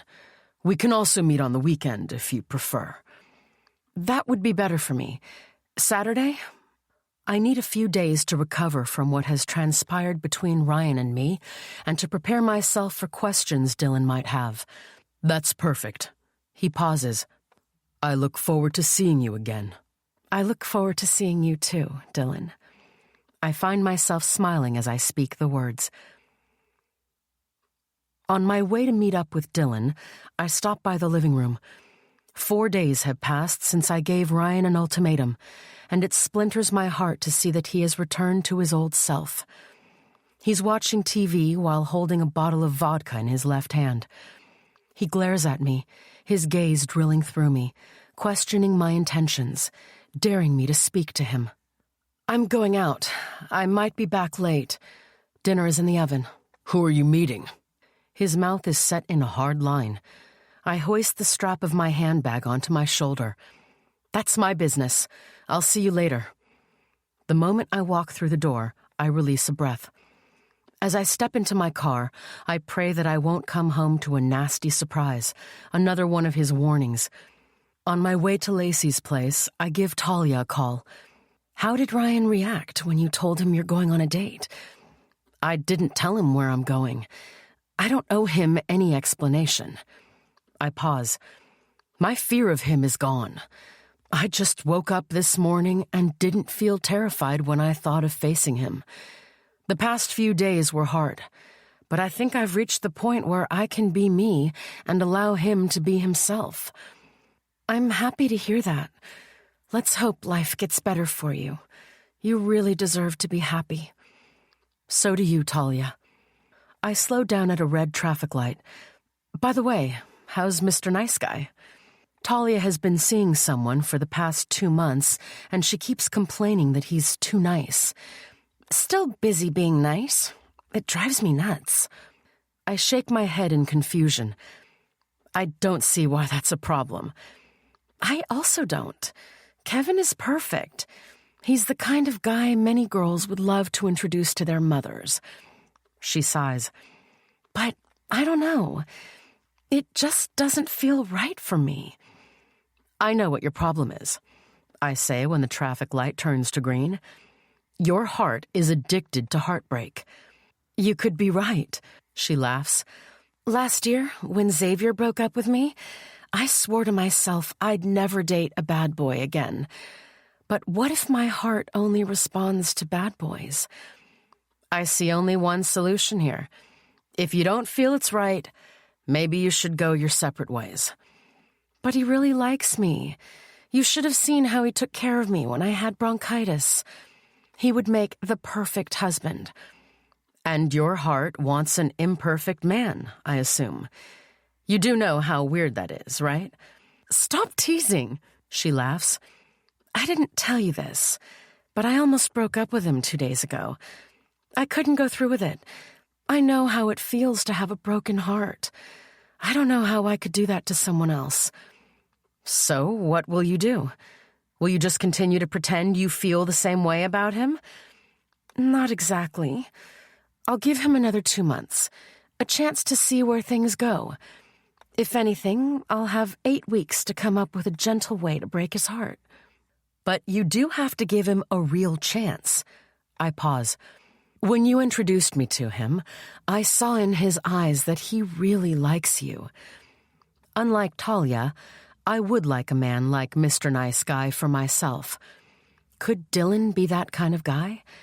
As much as I'm drawn to him, I'm finding it hard to believe I could enter into a relationship with a man like him. We are from 2 completely different worlds. I will. I promise. Enough about me. Go and have fun with Dylan. Let me know how it goes.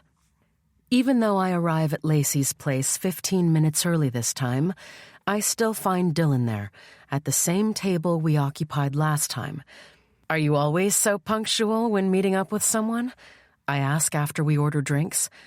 He gives me a gaze that makes my skin feel both hot and cold, only if that someone is special.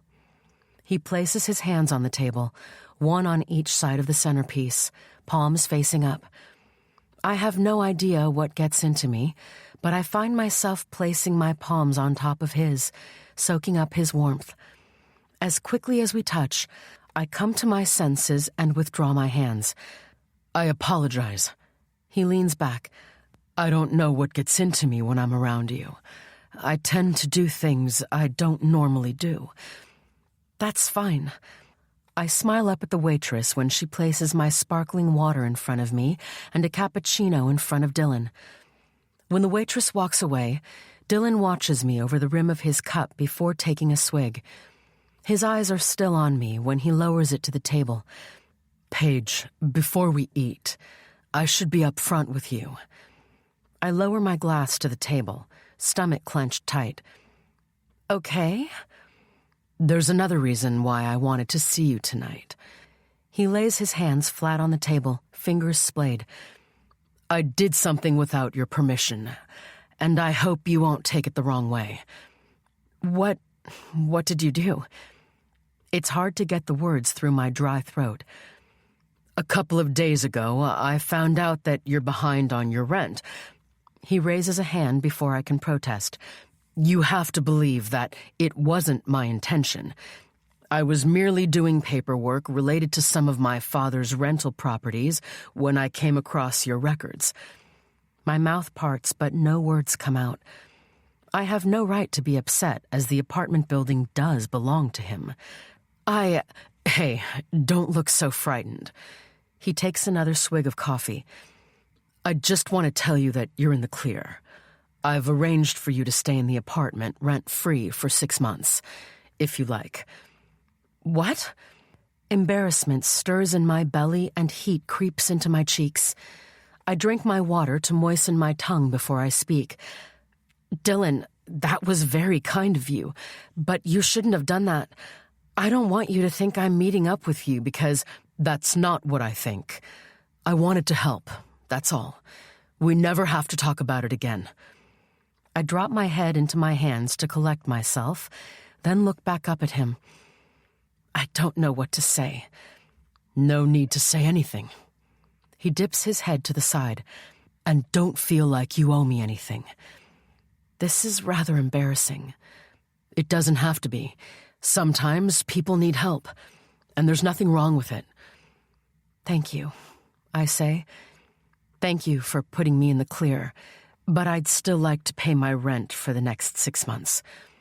The fact that I no longer have to pay the overdue rent is already help enough."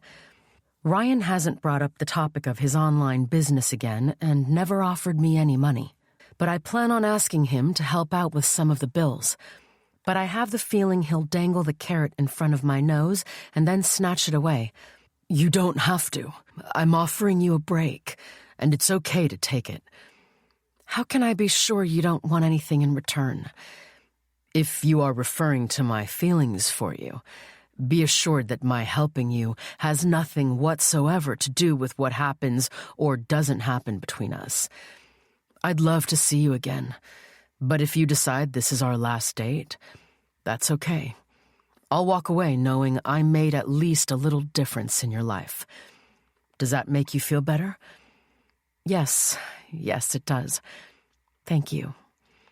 As the words leave my lips, something inside me shifts.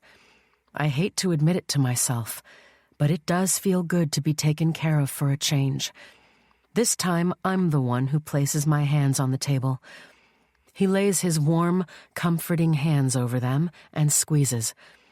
The rest of the evening, our conversation is focused on him, which is a relief. He tells me about his childhood in New York after his parents' divorce, and about his trips around the world. I've always wanted to travel abroad. I'd like to see Africa one day. I raise a crispy Baja fish taco to my mouth, careful not to spill the delicious goodies. Maybe one day you will. He chews his toasted sesame and ginger salmon. Where in Africa would you go? I never really thought about it. What's the first country that comes to mind when you think of visiting the African continent? Namibia. I'd love to see the Namibian desert. I smile at him, swept up in the moment. What do I have to lose by dreaming? Namibia is a beautiful country. I was there 3 years ago.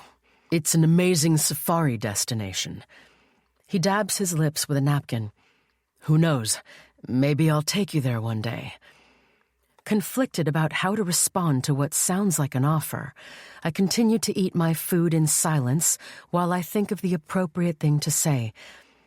I'm getting ahead of myself a little, aren't I? A little. I nibble my lip. I guess I can't help myself. He pauses. The thing is, I'm not the kind of person who beats around the bush. I like you. I really like you. I feel a connection between us that's kind of hard to ignore. Tell me you don't feel it. I do. I drop my head. He tips my chin up. We gaze into each other's eyes again. The moment stretches until it's broken by the waitress appearing with our dessert. Heat radiates through my chest as I enjoy my white chocolate mousse. As if nothing intoxicating has transpired between us, he tells me more about his adventures in Namibia. After we leave the restaurant, he takes my elbow and walks me to my car. Before I get behind the wheel, he lowers his head to mine, and I find myself dipping my head back. Our lips meet at the same time an explosion goes off inside my head. Chapter 17. It took one kiss to change my life. The moment my lips touched Dylan's on our second date, something inside me shifted. The resistance I'd had toward dating him melted away before my eyes, and I allowed him to sweep me off my feet. It's been 3 weeks, and I never regretted my decision. At first, I thought it would be awkward to date a billionaire, but Dylan is surprisingly normal. Although occasionally he takes me out to fancy restaurants and buys me expensive gifts, most of what we do when we're together is normal. With him, a quick dinner at the hot dog stand before we go to the movies is just as thrilling as dining under chandelier lights. I appreciate that he tries very hard not to make me feel uncomfortable, and when I refused to allow him to pay my bills, he respected my decision. I don't want him to think I'm dating him for the money, because all I'm interested in is his heart, something I didn't even know I wanted. On our third date, he opened up that he had just come out of a serious relationship that ended due to them wanting different things in life. "Did you break up with her, or did she end the relationship?" I asked, scared to be his rebound girl. "It was me who ended things," he said. Then he assured me he had never felt for any woman the way he feels about me, and that he was giving me a real chance. I believed him. Even though the little voice at the back of my mind often insists that it will not last, that there's an expiration date to my happiness, and I should catch my fall before I hit the ground, I turn a deaf ear. For the first time in my life, I'm truly happy. I'm determined to hold on to the good feelings for as long as I possibly can. It tells me that this is just a dream, and it's only a matter of time before I wake up to face the nightmare that is my life.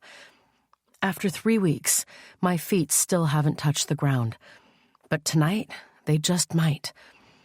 Over the past few weeks, I've wrestled with whether or not to introduce Dylan to Ryan. Initially, I didn't want to introduce them because I feared it might not last.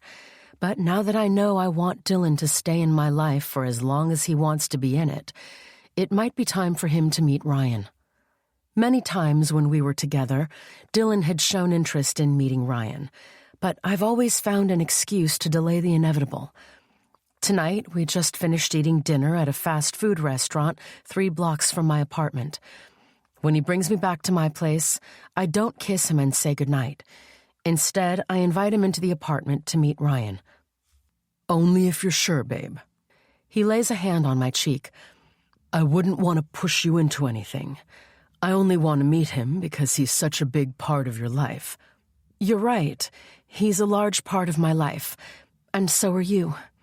I clasp my hands in my lap. "But before... there's something you should know. Something I haven't told you." "About Ryan?" "Yes, about how he got into the wheelchair." I tip my head back and close my eyes. The reason I haven't had the courage to tell him about that night is because I was terrified he'd look at me differently, decide I'm not the woman he thinks I am. "What is it? You know you can tell me anything." Without looking at him, I tell him the dark side of my story.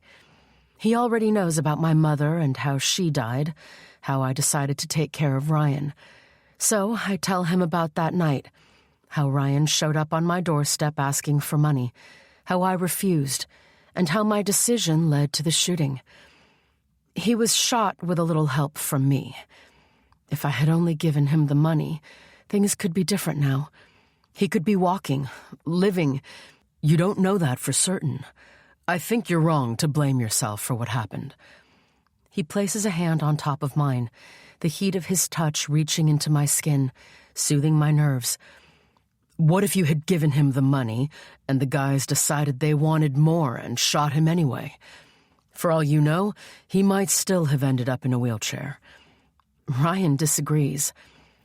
I glance up at the apartment building, and a knot starts to form in the pit of my stomach. Anyway, don't expect him to be nice to you. He's a very angry and bitter person. He lives in the past. I'm not afraid of meeting him. Dylan twists his body to face me. Maybe it would help him to see you living your life. You might inspire him to do the same. I doubt it. I haven't told Dylan about how evil Ryan can be sometimes, the dangerous threats he makes. The last thing I need is for Dylan to think I'm in danger and feel the need to take steps to protect me, maybe even call the cops. Are you sure you're ready to meet him? It won't be a big deal if you change your mind. Dylan lays a hand between my shoulder blades. I won't change my mind. This is your life, and I want to be a part of it. Okay. I open the door and step out of the car. A gust of wind blows my hair into my face, and I sweep the strands back, tucking them behind my ears. I glance up at the apartment. My skin crawls when I spy Ryan sitting by the window, the living room light creating a halo around him. Even from a distance, his cold stare makes me shudder. No way. I can't do this to Dylan or to myself. I turn to Dylan, who has come to stand next to me. I'm sorry, sweetheart. I thought I was ready. I push a hand through my hair. I don't think I am. Can we please do it another time? He gathers me into his arms, his cologne wrapping around me like a warm cloak. Absolutely. If you need more time, that's fine. I'm not going anywhere.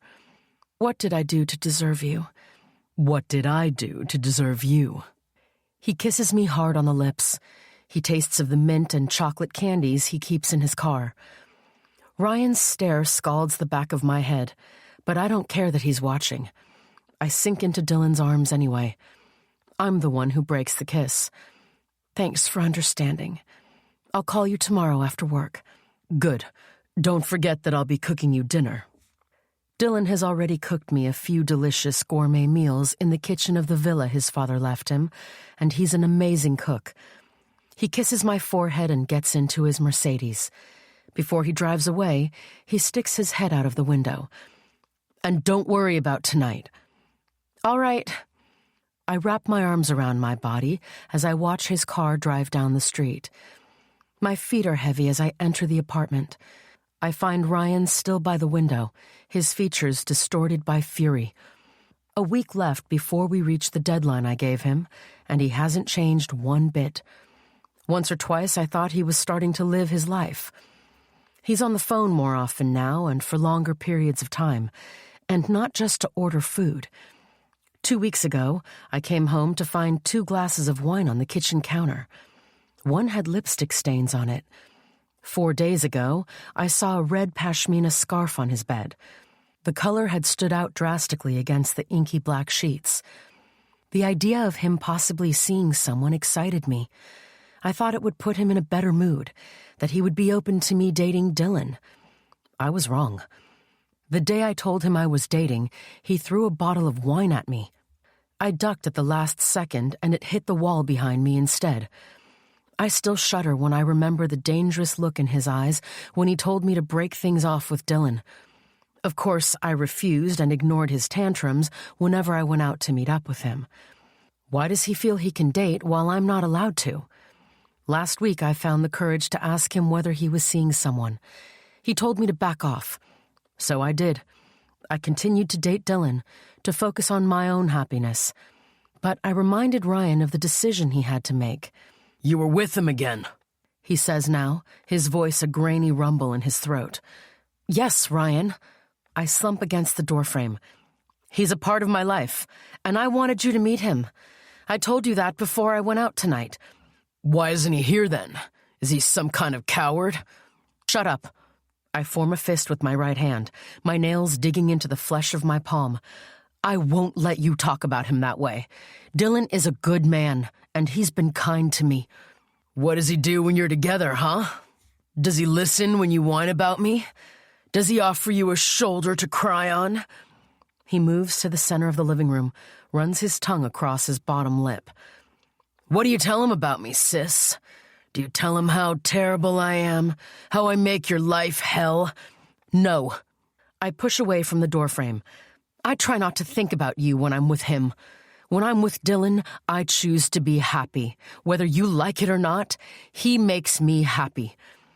I straighten my shoulders. I'd also be happy for you if you find someone you care about. Someone who cares about you. I'd love to meet the girl you're dating. Leave her out of this. He clenches his jaw tight. It's confirmed then. He really is dating someone. I shrug. Fine. You don't have to introduce me to her, but I'd still like you to meet Dylan. He really wants to meet you, and he offered to buy you one of those high-tech wheelchairs. Ryan is quiet, but the veins on his neck push against his skin. I can't be bought, he says in a low voice. He and his high-tech wheelchair can go to hell. He's not trying to buy you. He's just being kind. There's nothing wrong with accepting kindness from people. I grab the door handle, ready to end the conversation as it's not getting anywhere.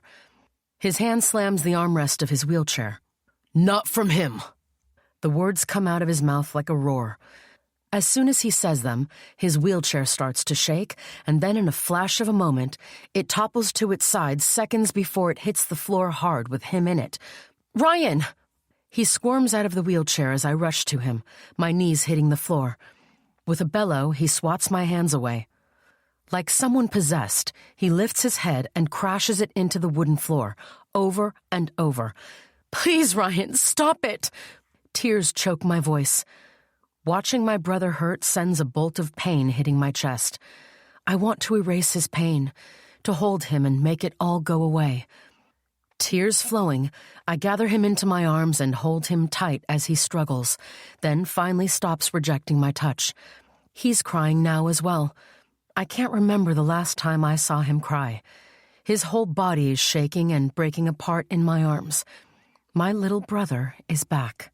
Tell him to go away, he begs between sobs. I want it to be just us. How can it be just us when he's also seeing someone? I don't respond, just hold him for a while longer, rocking him, stroking his greasy hair. It feels good to finally connect with him. I don't remember the last time we touched without hurting each other. The last hug I gave him was on the day that changed our lives forever. I have missed him so much. Even with him in my arms, I still miss him. As I embrace the moment, he suddenly yanks his head away from me and sinks his teeth into my hand. I yell and let go. To my horror, he continues to hurt himself, his head hitting the floor harder. I weep with my hands covering my mouth, cry harder when I see his blood taint the wood. He needs help, the kind I can't offer. Tears plop onto my hands as I grab my purse and I pull out my phone. Don't you dare call anyone, he says through clenched teeth, taking a break from hurting himself. Do it and you'll regret it. Then stop it, Ryan. Stop doing that. I drop the phone. You're scaring me. I swipe a hand across my cheek. Then promise to stop seeing him. You can't ask me to do that. A sudden coldness hits my core. You can't ask for me to give up being happy just because you want to have me all to yourself. Promise to leave him. He repeats the words slowly this time. Promise to stop hurting me. I pull my legs to myself and hug them, rocking back and forth. He rests his head on the floor and just lies there, eyes blank, exhausted, staring at me with no life in them whatsoever. You have to let me help you. Let me take you to a place where you can be helped. The longer you stay here, the more you hurt yourself. The more you hurt us. We're not good for each other. You hurt me just as much as I hurt you. This is my home. His voice is broken around the edges, but firm at the core. It's true. This is his home, not just mine. And it kills me to know I have to send him away. But what choice do I have? We've reached the end of the road. He needs to go somewhere else where he can heal. Then maybe we can start again. I'm not sending you away for good, Ryan. Once you're better, you can come back home. I just want you to get help. I wipe my cheek with the back of my hand. I want you to be happy. What if being like this is what makes me happy? I doubt that. I don't for a second believe this is what you want. I crawl across the floor toward him, ignoring the dull ache at the place he bit. My brother needs me. He doesn't fight me as I help him back into his wheelchair. And then I lower myself to his level, grab his hands, and meet his eyes. Please, let me help you. After a long silence, he nods. I glance at the bleeding gash on the side of his head. You need stitches. Let me take you to the hospital. Then we can talk. No hospital. He drops his head. Okay. Will you let me clean it up? Yeah. I barely hear the word. He no longer speaks as I clean the wound and cover it up. When I'm done, I hesitate, then hug him. He lets me. I love you, Ryan. Never, ever doubt that. Whatever I do, whatever decisions I make, are because I love you. I pull away. Say you believe that? Yeah. He still doesn't look at me. He has reached a broken state.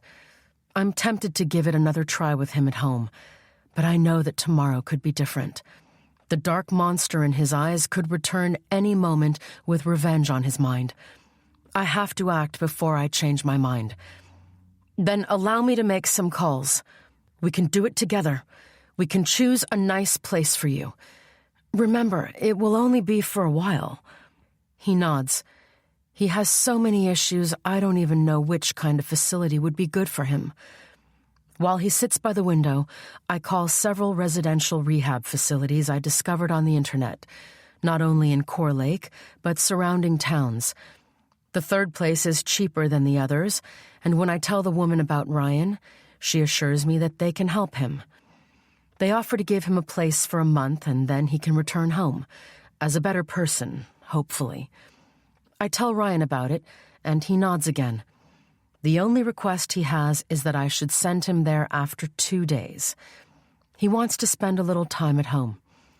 I agree hesitantly. I cook him dinner, but he refuses to eat, so I wish him a good night and go to bed feeling drained and hollow. Dylan calls twice, but I don't pick up. I have no idea what to say to him, what to say to anyone. The way I feel is hard to put into words. Since I'm just as broken as Ryan, I'm not even sure anymore if Dylan will be able to heal me. Chapter 18. My body and mind feel rejuvenated as I move my car out of my assigned parking spot at school. Today's the day I'm sending Ryan to rehab. It still hurts to let go. As much as I hate to admit it, I've become attached to him just as much as he's attached to me. But deep down, I'm relieved for both of us. We need time to work on ourselves before we can start over as a family. The last 2 days, I'd been on pins and needles the entire time, waiting for Ryan to change his mind about going to rehab. I held my breath when we went through the material the facility had sent me, but nothing happened. I can't say he's changed completely. He still drinks, stuffs himself with junk food, and spends the entire day in front of the TV. But he hasn't been violent toward me. No threats, no harsh words, no evil looks. This morning, before I left for work, I stopped by his room to find him curled up underneath his black sheets, his mop of brown hair spilling onto the pillows. Next to the bed was his wheelchair and a packed bag, ready to go. For a moment, I'd stood at the door, watching his chest rising and falling as he slept. He's a grown man, but every time I look at him, I see a little boy stuck inside a man's body. Before I could walk away, his eyes opened, and he smiled at me for the first time in 2 years. Is it time? Not yet. I'll drop you off in the evening. I caught his smile with my heart and gave him one in return. We could have lunch together first. I asked for a short workday today. I'll be home before 12. I'd like that, he says, and pulled the bedsheets up to his neck. As I near our apartment now, I'm both excited and nervous about seeing him. This morning he was ready to go, but what if he was playing me? What if, now that I believe in him, he suddenly pulls the rug from under my feet? As usual, before entering the apartment, I draw in a few breaths. I never know what will be waiting for me on the other side of the door. I finally get the courage to take a look. The entire place smells different, the air fresh as though it had been scrubbed clean. I come to an abrupt halt in the doorway to the living room. I almost don't recognize it. The blinds have been pulled up, the windows wide open to let in fresh air. But what shocks me the most is that the room is clean. No takeout boxes, no discarded socks, no speck of dust. The floor has been vacuumed and the couch is free of papers, candy wrappers, and video game covers. Everything is neat and in its place. It feels as though I'm seeing the living room for the first time. Tears prick my eyes as I glance at the blank but gleaming TV screen. My phone rings as I'm leaving the living room. It's Dylan. Afternoon, beautiful lady. Are you at work? Hey, babe. No, I left early today. How are things with your brother? When are you dropping him off? In the evening. I stop by my bedroom and toss my bag onto the bed. Call me when you get back home. I have meetings all day, but we could grab dinner tonight. Sounds good. I'll see you later. I'm still smiling when I leave my bedroom and go to Ryan's. Like the living room, it's spotless. The bed is made for the first time in God knows how long. The clothes he's not taking to rehab have been put away instead of left to hang out on the floor. His bag is on the foot of the bed. Looks like he's ready to go, but where is he? I search for him everywhere in the house, but don't find him. He's also not in the garden, and his van is still parked outside. I call his number, but it goes straight to the mailbox. Confused, I enter my room and sink down onto the bed, staring into space. Just as I'm about to stand up, my hand touches a piece of paper that sticks out from underneath one of my pillows. I pull it out, wondering if it's one of my students' homework pages I'd forgotten somehow. I unfold it at the creases and start to read. A cold shower of dread trickles down my back as I allow each word to drop into my mind. Looks like you got what you want. I'm gone and you can have your life back. I hope you're happy now. Have fun living with the guilt. Ryan. My fingers part involuntarily. The note falls from them and onto my lap in slow motion. I stare at it but no longer see it. The words are blurred before my eyes. This has to be a joke. It has to be.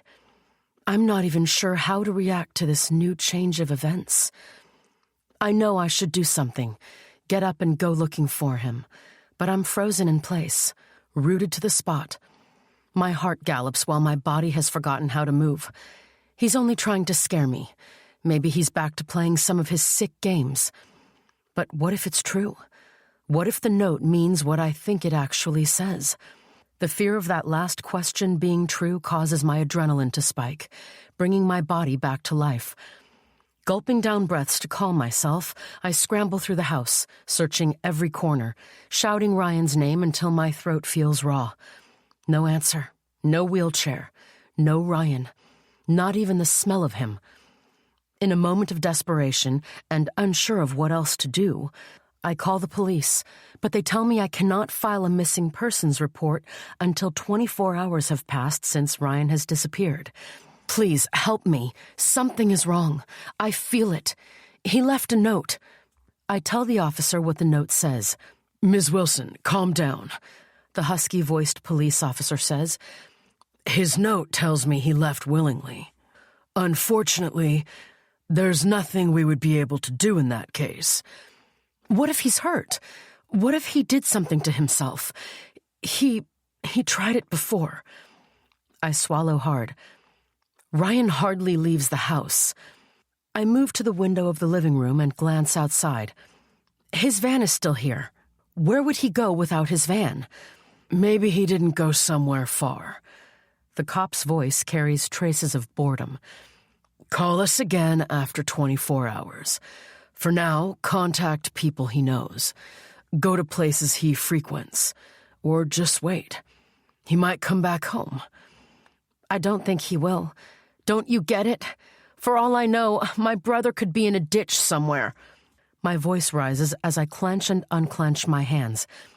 What if all it takes are those 24 hours for it to be too late? Isn't it your job to protect people from getting hurt? I'm sorry, ma'am. There's nothing I can do for you at this point. Call again in 24 hours. Since I won't be getting anywhere with him, I hang up the phone. I'd rather use the time to search for my brother instead of trying to reason with a police officer who is unwilling to help me. The next person I call is Talia. Of course, she doesn't pick up. She should be in class right now.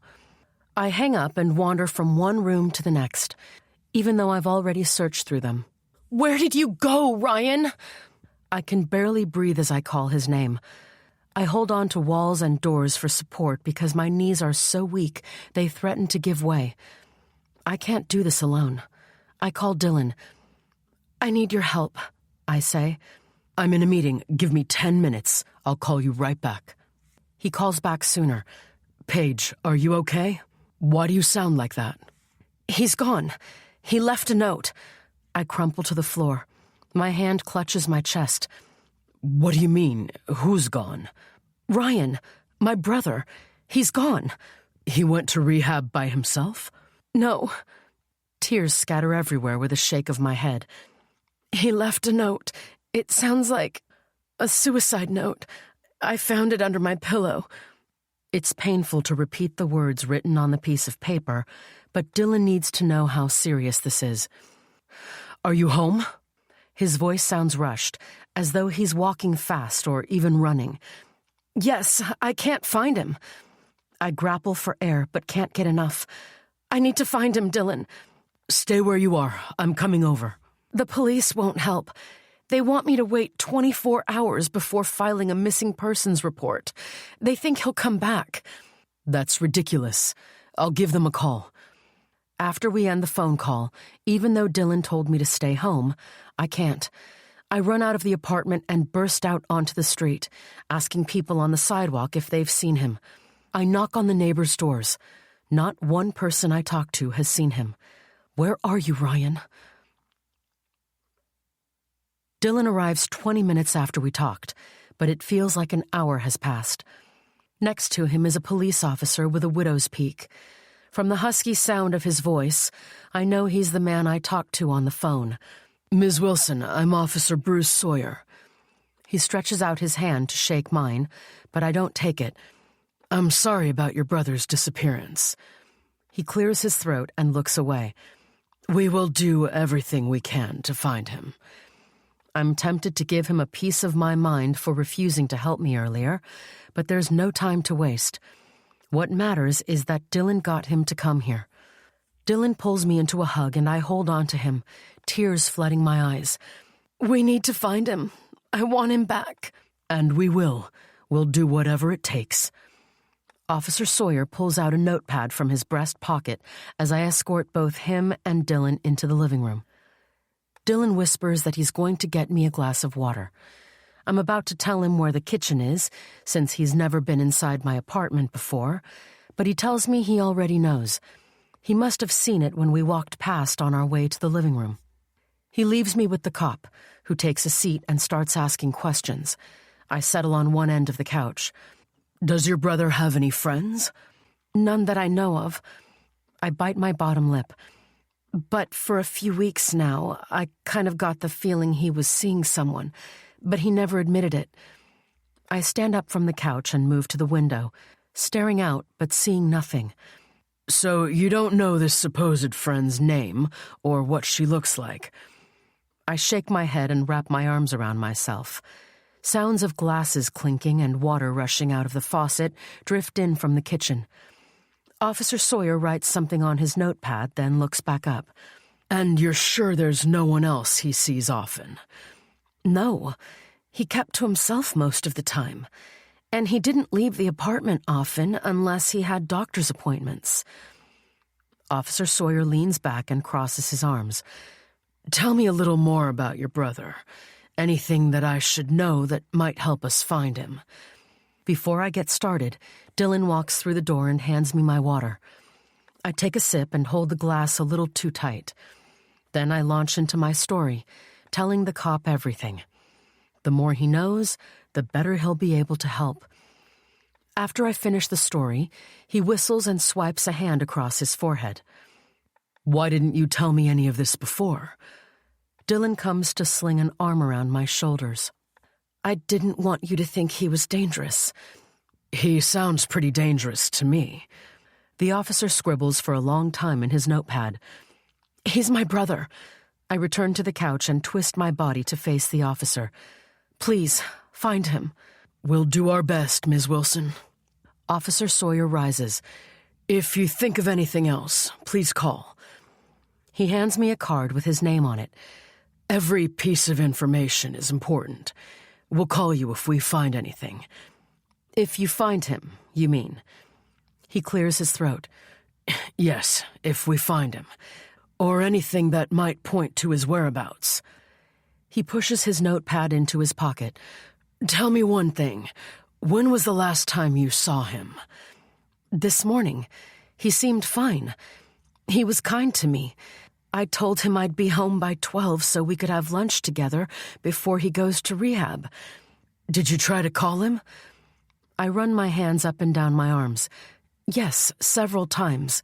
His phone was switched off. He never switches his phone off. Ever. Okay. Officer Sawyer moves to the door. We'll try to find him. When the officer leaves, I fall into Dylan's arms. I don't want to lose him, Dylan. He places a hand on my head, sweeps his palm over my hair. But he doesn't say anything, and I know why. He's probably thinking of the things I said about Ryan tormenting me, but he doesn't want to share his thoughts with me in case he hurts my feelings. Chapter 19. 24 hours after Ryan's disappearance, I'm sitting in the kitchen in front of a plate with cold scrambled eggs and toast. I decide to call the police station. I'm immediately transferred to Officer Sawyer. I'm afraid we still don't have any good news for you, Ms. Wilson. But I can assure you we're doing everything we can to find him. I'll give you a call as soon as I know something. Thank you. I hang up and drop my aching head into my hands. I've barely slept all night, missing the sound of the loud TV and the squeak of Ryan's wheelchair when he moved around the house. But the night was quiet, disturbed only by the sounds of my sobbing. I push away the food and get to my feet. A wave of dizziness washes over me, and I grab the edge of the table. I close my eyes for a moment, squeezing out the remaining tears from the corners. Once strength returns to my legs, I barge out of the kitchen and throw open the door to Ryan's room, the 5th time this morning. Murmuring his name, I turn his belongings upside down, yanking out drawers only to slam them shut again. I need closure, something to help my heart settle. I hate to believe he took his own life, but if he did, I'd still like for a chance to be able to say goodbye. It kills me to think I wanted him out of my life, that I wanted him gone. Now he is. There were times I hated him for what he did to me, for putting me through hell, but right now I'd do anything to have it all back, the good and bad. After searching the closet and dresser and finding nothing, I flip over his mattress, expecting to find nothing as well. But between the bars that support the mattress, I spot a dark blue shoebox. It's not unusual for a person to keep a shoebox under the bed, but the way it's tucked into a far corner looks deliberate. Holding my breath, I push the mattress support aside and pick up the box. My knees next to the bed, I lift the lid. My eyes widen. I'm not sure what I expected to see, but I didn't expect to see money. Not just money, but stacks of $100 bills lined up next to each other, filling the box completely. Thousands of dollars. I trace the money with my fingertips. I can't believe he's had all this money lying around and never once offered to help me with the bills, only because he wanted to make me suffer. But being angry with him right now won't get me anywhere. In spite of his imperfections, I want him back in my life. And this time, we'll make it work. I'll never turn my back on him again. I'll let him heal at home. With my hand still on the cash, I think of his expression when I saw him yesterday morning. He had looked so defeated, as though he had given up the fight. Had he given up life as a whole? If anything happens to him, I'd be the person responsible yet again. For the second time in his life, I made the wrong decision. Unsure what to do with the money, I close the lid and push the box back under the bed. As soon as I put the mattress back in place, the sound of the front door closing vibrates through the walls. Maybe it's him. My heart leaps, but crashes again when I hear Talia's voice coming down the hall. Within seconds, she fills Ryan's doorway. "Sweetheart, how are you?" She drops a bag filled with folders to the floor and rushes to my side, puts her arms around me. "I couldn't go to work without finding out how you're doing." "I told you on the phone." I pull away. "I could hear in your voice that you're not fine. You don't have to pretend in front of me." She tucks a strand of hair behind my ear and goes to sit on the bed. I'm glad I've hidden the box of cash since I don't have answers to questions she might ask about the money. I sit next to her, my hands wedged between my knees. "I'm so worried, Talia. I don't know what to do. I searched everywhere. I even called the rehab facility." I catch my breath. "No one has seen him." "What are the cops saying?" "Nothing yet." I rub my sore eyes. I can't believe he just disappeared into thin air like that. How is it even possible? This is a small town. "I know," Talia says in a quiet tone.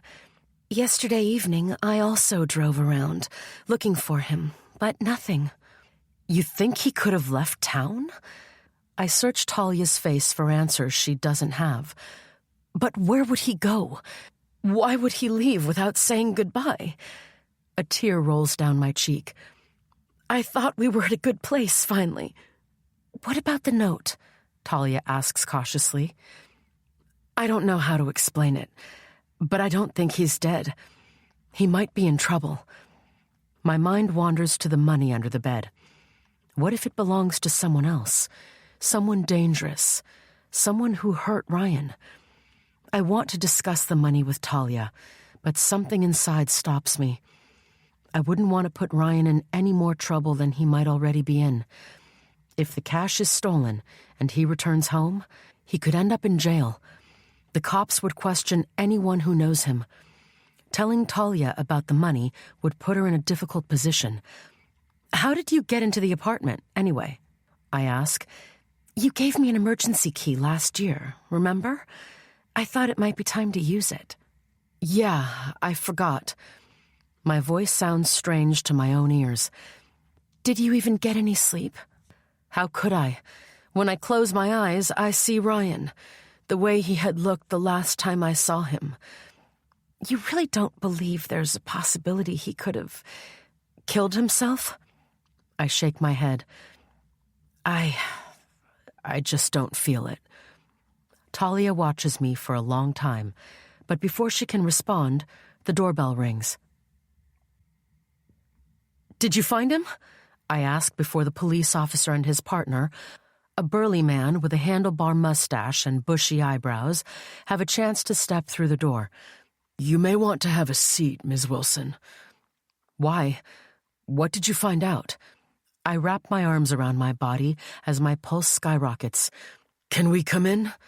I don't respond, just stare at him, waiting for answers. "Please, come in." Talia appears at my side and opens the door wider.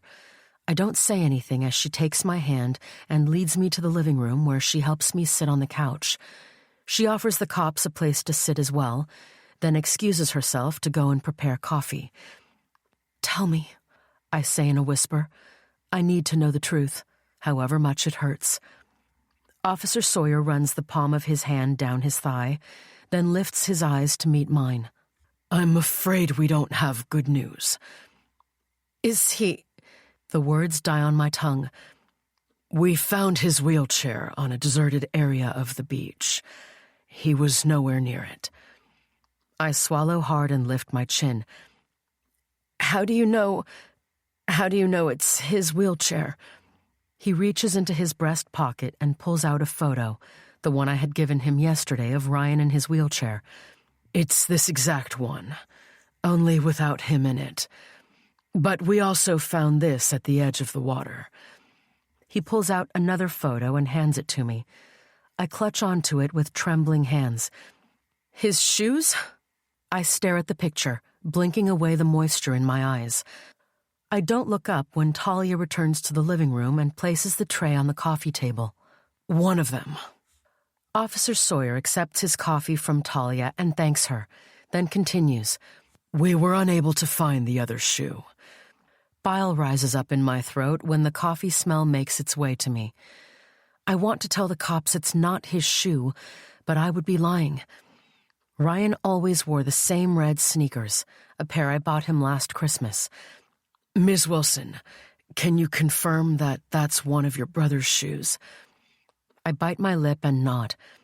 "But where is he?"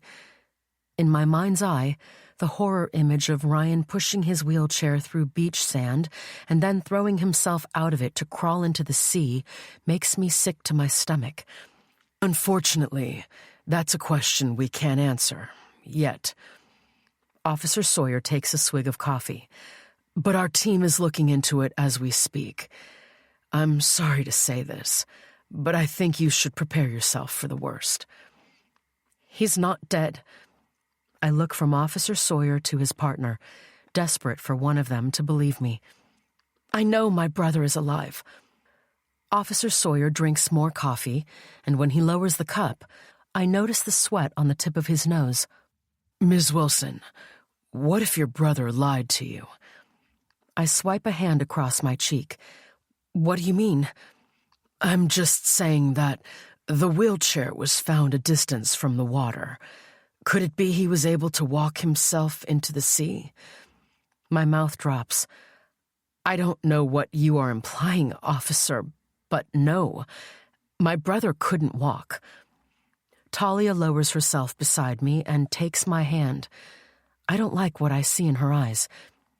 "Paige, think about it. Maybe that's why you sometimes felt watched when you were out with Dylan. He could have followed you around." I don't answer because I don't want anything they're implying to be true. After everyone leaves and I'm left alone, I get a call from Dylan. He asks to come and see me, but I tell him I need to be alone to process the information I received. I spend the night in Ryan's room, staring at the black ceiling, thinking about what the officer said. No, Ryan wouldn't do that to me. He was cruel, but surely not that cruel. Chapter 20. Talia places a hand on my shoulder. "Ready?" Will I ever be? Her features are distorted by the tears filling my eyes. "I'm so sorry, Paige." "So am I." I bite back tears. "I can't believe he's not coming back." "Yeah, me too." Talia zips up the back of my plain black cotton dress. It's no secret she didn't care much for Ryan, but I can see in her eyes that she shares my pain. As a true friend, she was desperate for him to be found for my sake. Hand in hand, we step out of Ryan's room and I close the door behind us. I've been sleeping there for 3 weeks now, surrounded by darkness. But I don't think I'll be able to sleep in there again after today, after what I'm about to do. The police say they did everything they could to find Ryan, combing the coast and even searching in nearby towns. They only managed to find his second shoe, not far away from where they'd found the first. Every day, I'd held on to the hope that every time I called them, they'd have some good news for me. They never did. Each time I hung up the phone, my heart broke a little more. Last week, Officer Sawyer urged me to face the possibility that Ryan might not be coming back home. I'm sure what he really wanted to say was that I should come to terms with the fact that he might be dead. I lashed out at him and hung up the phone, but after a night spent drenching my pillow with tears, I woke up feeling more distant from Ryan than ever before.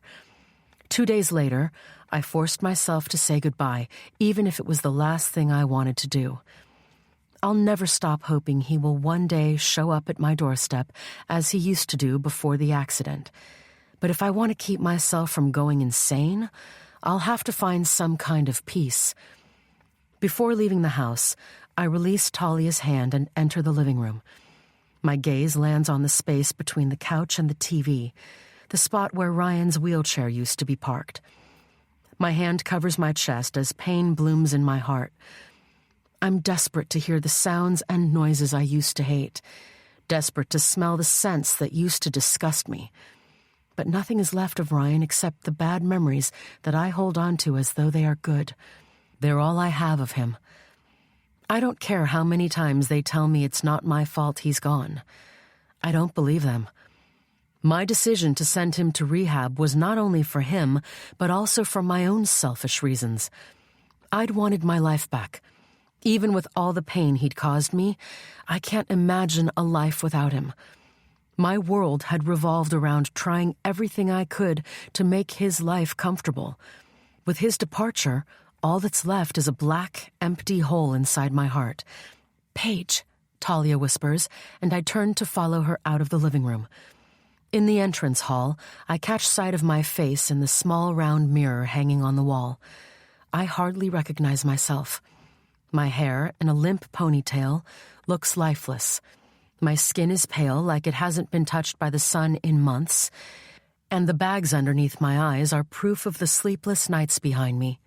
"Let's go, sweetie," Talia says, brushing my arm. "Dylan is waiting." I nod and pick up a basket filled with white rose petals I'd left by the door. As kids, Ryan and I had neighbors with a white rose garden. We used to love watching them bloom. Sometimes Ryan would steal a few blooms to bring home to me. It didn't matter how often he was punished by my mother for doing so. He did it anyway because he delighted in the way they cheered me up. It takes us less than 20 minutes to get from the apartment to the dock closest to where Ryan's shoes were found. Dylan is on the deck of his boat, khaki linen trousers and white shirt flapping in the early morning breeze, hair teased by the wind. The boat is pearly white, with the name Baxter in gold and black letters on one side. It's the same boat I'd been on a couple of times in the past days as Dylan helped me sweep the ocean for my brother, the same boat that always brought us back to land empty-handed. "Come here, my love," Dylan says when we step onto the boat. Talia takes the basket from me, and I walk into the arms of the man who has stood by me every day since Ryan disappeared. I tighten my arms around him, breathe in his masculine scent before it's stolen by the wind, and bury my face into his shoulders while blinking back tears. After we break our embrace, he kisses me softly and goes to man the boat. I'm grateful for the fact that both Talia and Dylan don't try to involve me in a conversation. They leave me to stand on the side of the boat, holding on to the railing, my ponytail being swung by the wind from side to side, water spraying onto my face. They understand that I need to be alone to grieve in the only way I can. Dylan keeps going, waiting for me to tell him to stop. I have no idea where we're going, but if the police were unable to find Ryan, he must be somewhere deep in the ocean. Finally, I hear a cough behind me and turn around. "Let's stop here," I call over the rush of the wind. Dylan doesn't seem to have heard me, so Talia taps him on the shoulder. He glances back at me for confirmation. I nod and he slows down until the boat is bobbing back and forth on the water. Talia hands me the basket of rose petals. I grip the handle with one hand and reach into it with the other, curling my fingers around a handful of blooms. Swallowing the sob inside my throat, I lean over the railing and open my fingers one by one. The fragile petals fall into the water like snowflakes and drift away to nowhere. "Goodbye, Ryan," I whisper. "I'm sorry. I love you." I grab hold of another handful of silky petals and release them onto the surface of the water. They look so crisp and innocent, breathtaking as they float away. Too beautiful to be used as a sign of death. Right now, as I stand here facing the empty sea, my body feels cold. For the first time since Ryan disappeared, I feel as though he really is dead. The pain of loss is almost physical. It hurts that I never got the chance to say goodbye in person. It hurts not to be able to touch his hand and to hug him for the last time. But he left behind a clear message. He wanted to punish me. After I've said my goodbyes to Ryan, Talia appears next to me and also says goodbye to him. Dylan says goodbye too, even though he didn't know Ryan. With the empty basket, I collapse onto a padded bench. I'm not crying, but my cheeks are burning as though fire has been lit beneath my skin. Talia and Dylan stand nearby, still giving me a moment to digest everything that's happened, to gather myself before stepping back into my life. A life without Ryan in it, a life I don't know how to live. Where do I even go from here? Where do I start? Finally, I find the strength to let Dylan and Talia back in. "Why don't you both come with me?"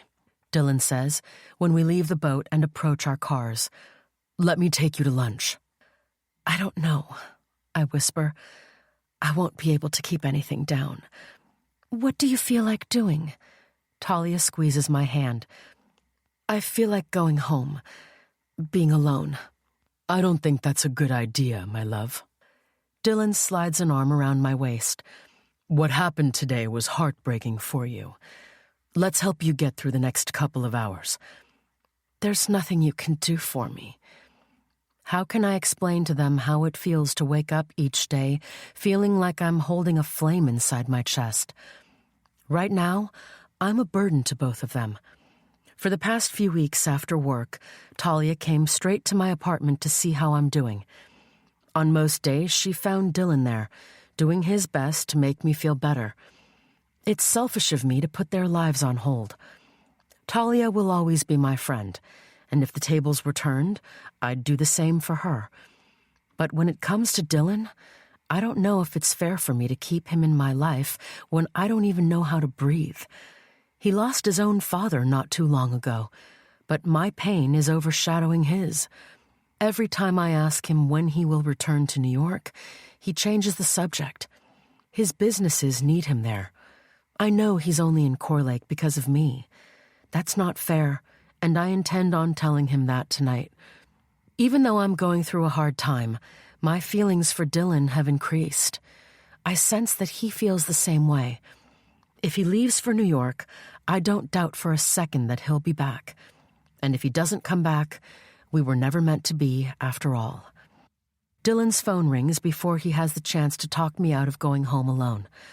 He raises his hand to excuse himself and walks away from us toward his car. His face is toward us as he speaks, his eyebrows drawn, his free hand curled into a fist. He sounds like he's involved in an argument. Talia wraps her arms around her.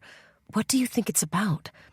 Apparently his father's businesses are causing him more trouble than he anticipated. Every time I've been with him this past week, endless calls came in, each of them leaving his face flushed with color. I tried asking what's going on, but he kept saying it's nothing he can't handle and that we should focus on me instead of him. But now that I've said goodbye to Ryan, it's time for Dylan to make time for his own problems. He's been focused on me for long enough. Maybe with him gone for a while, I can have a chance to try and fix myself up. Are you sure you're okay? Talia pulls me close. No, I'm not. But I'll learn to be. I rest my head on her shoulder. I have to. Chapter 21. Oh boy, I've forgotten how much energy it takes to move. I tape shut a box filled with books, all of them belonging to Ryan. I was surprised to find them in the back of his van. I don't remember the last time I saw him reading a book. But what hurts the most is that many are focused on how to overcome depression. In the end, no amount of information in the world could save him. I couldn't save him either. He's been gone for 6 weeks now, and I'm still not at the place where I can say he's dead. I don't know if that will ever change. There are times I wonder if he's really gone, because I'd be walking down the street and get the same overwhelming feeling that I'm being watched. But when I look over my shoulder, he's never there. So I tell myself my mind is playing tricks on me and take the next step. I still have the money he left behind. I've thought of handing it over to the police in case it was stolen, but I can't get myself to do that. Last week, I went as far as driving to the police station only to turn back. I've kept the money well hidden in a kitchen cabinet ever since. I'll deal with it later, after I move. Moving definitely sucks, but I think a new start is what you need right now. Talia folds up Ryan's sheets and lowers the bundle into another box. Like his books, I'll be donating his sheets and most of his other belongings to charity. Hanging on to them only brings pain, and pain keeps me stuck. I still feel a bit guilty, though. I slide the elastic band from around my hair and redo the ponytail. Why is that? Talia sinks to the floor and pulls her legs under her. Because of Ryan? Yes, I shrug. What if he comes back to find his home? I wave a dismissive hand. You know what? Let's not talk about that. Are you sure? She frowns. Positive. Today, I choose happiness. Now, let's get back to work, woman. Being happy is a decision I get to consciously choose each and every day. But it's been hard to feel anything but sadness when I'm surrounded by memories of Ryan and his wasted life. That's one of the reasons I've decided to move. I've found a small studio apartment by the beach. I still have a lot of debts to pay, but with only myself to think of, my expenses have reduced quite a bit. Aye, aye, Captain. Talia salutes and lifts herself from the floor. She heaves one of the boxes from the bed and leaves the room with it. My mind is back to the money Ryan left behind, wondering what I should do with it. When Talia returns, I'm still wrapped up in my thoughts. I'm exhausted. She presses her hands to her lower back. We should take a break. We've been working for 3 hours straight. I think you're right. My stomach is starting to complain. Should we go out for lunch? Let's celebrate first. She disappears again and comes back with a bottle of apple cider and 2 champagne flutes. She must have brought the bottle with her when she arrived this morning. My knees creak as I get up off the floor. What's there to celebrate, though? A lot. You're moving on. She opens the bottle and fills a glass with the sparkling drink. You're taking a major step into your new life. With a tiny smile, I curl my hand around the cool glass she hands me and go to sit on Ryan's bare mattress. Talia places the bottle at the foot of the bed and sits next to me. Yes, I guess that's true. I take a sip of the cool, sweet liquid. It lingers on my tongue for a moment before sliding down my throat. I give myself a moment to observe the room. It's the last time I'll see it in this state. Tomorrow, someone will come to repaint it to a white color.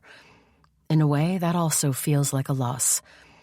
Talia nudges me with an elbow. How are things with Mr. Billionaire going? We haven't had time to catch up. You really have to stop calling him that. I take another sip. You know very well he's much more than that. Can you blame me? The guy is loaded. I need time to get used to thinking of him as a normal man. Well, he is a normal man. Deal with it. I allow myself to laugh. We do normal things. She raises an eyebrow. Being flown in a private jet to Mexico for dinner is normal? I don't think so. Not to me, at least. You know the private jet and the gifts don't really mean much to me. But I like him for him. He's good for me. That makes me very happy. Don't let him go. He's a keeper. She drains her glass. And I'm not talking about the money. I was just joking. I'll definitely try. I place both hands around my glass. Want to know something, though? Sure. I inhale the fruit-scented air. It terrifies me a little that I like him so much. Funny how good things and bad things both have the power to terrify a person, right? Yep. Butterflies explode inside my stomach just thinking about Dylan. We haven't been together very long, but it feels like it. Now that I have the time to focus on my relationship with him, I find myself wanting to be around him all the time. He travels to New York at least once a week, and even when he's gone only for 2 or 3 days, it feels like we've been apart for longer. When we spoke last night, I almost told him I love him. Whoa! Talia's glass hits her knee and the liquid sloshes a little. You didn't, I hope. Don't worry. The words just formed in my mind and wanted to be heard, but I caught them in time. I finish my drink. It's that serious, huh? It feels like it. I shrug. But it's too soon. I don't want to scare him away. Wow, that's so romantic, though. It is, but what if we don't work? The pain of loss has bonded us, but what if what we have doesn't last? I don't want it to end.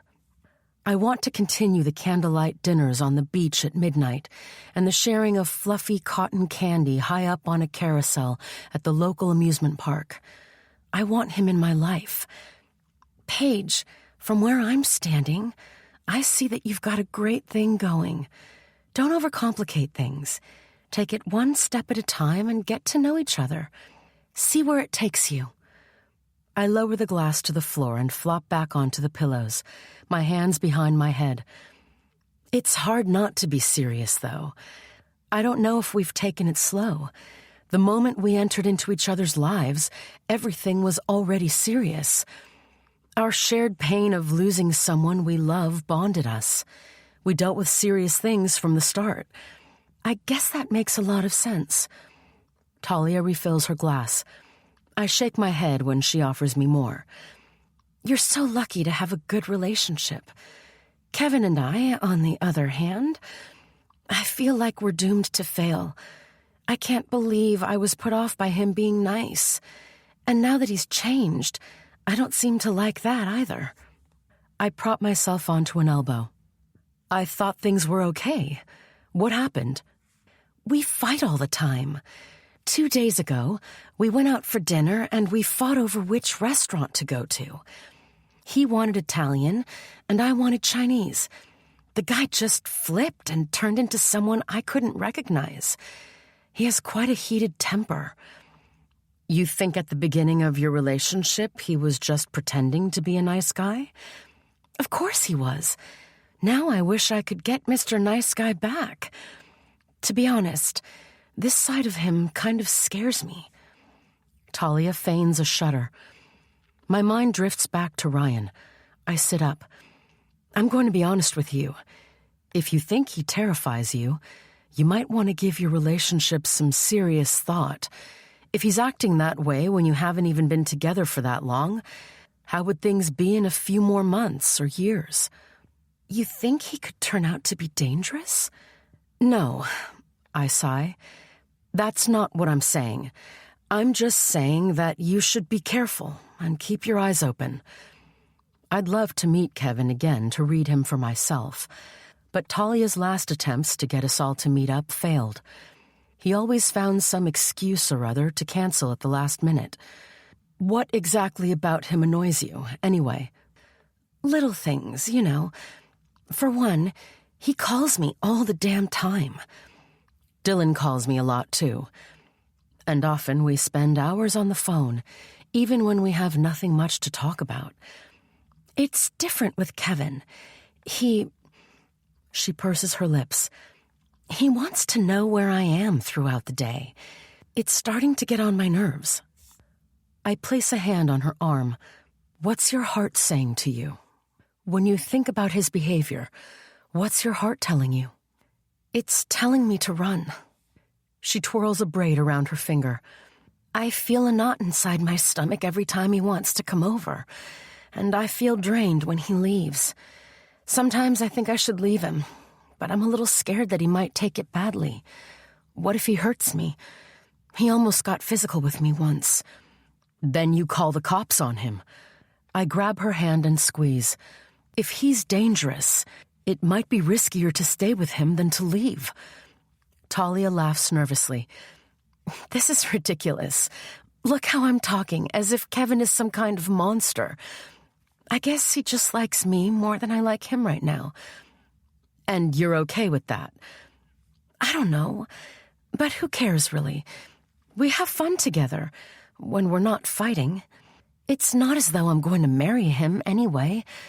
I love my independence too much to get married. I raise an eyebrow. You never want to get married? That's new. It's a realization I came to only lately. What if I end up being married to someone like... She bites her lip and stops talking. Like Ryan? She doesn't respond, so I take it as a yes. Hey, even after what I've gone through with Ryan, I still want to get married. Marriage doesn't have to be a prison. Talia stifles a grin. I bet Dylan will make a good husband. Do not get ahead of yourself. We've just been dating for a couple of weeks. I can't allow myself to think about marriage. But the truth is, sometimes I lie in bed and wonder. I wonder how he would be as a husband, what our kids would look like. But each time, I push the brakes and drag my mind back to reality. Hello, ladies. We both jump when Dylan appears in the doorway, dressed in denim jeans and a crisp white shirt. I didn't mean to startle you. He bends to kiss me. The door was open. What are you talking about? A tingle of embarrassment sweeps up the back of my neck as I stand to wrap my arms around him. I thought you'd be in New York until tomorrow night. I can't help wondering whether he heard our conversation. But I doubt it. If he did, he'd be running for the hills right now. I wanted to be back in time to help you move. He steps back, rolls up his sleeves, then lifts the box I just taped shut. Don't you dare let him go. He's amazing, Talia whispers to me before following him out the door. He's definitely a keeper, which makes it quite hard not to think of a future together. At noon, the three of us enjoy a family-sized pepperoni pizza, and Talia leaves soon after to meet up with Kevin. Dylan and I continue working side by side, kissing and holding each other in between finishing up the packing. Before I know it, the sun has dimmed in the sky and the moving truck has moved most of my belongings to my new place. Just as we settle into my new home, Dylan tells me to stay where I am in the tiny hallway, that he'll be back soon. He returns carrying a glossy white box with a powder blue bow. Your moving-in present. Housewarming, you mean? You didn't need to get me anything. I giggle when he places the box in my hands. You're my present. You can never have enough gifts. Go on, open it. He sits down on one of the boxes and watches me. I lift the cover to reveal a beautiful, blush lace evening gown with tiny crystals on the bust and a flowing chiffon skirt. I lift the dress out of the box. Wow, Dylan, this is gorgeous. It's a perfect match, then. He pulls me close. I'm sure it will look stunning on you. But this is too fancy. Where would I wear it? I don't go to fancy events. Not yet. Maybe it's time you start doing that. I have one fun party you might want to wear it to. Is that so? I lift an eyebrow. Yes, but first I'd like an answer to something. Sure. I allow the dress to fall over my arms like a waterfall. Are you asking me to the ball? Maybe.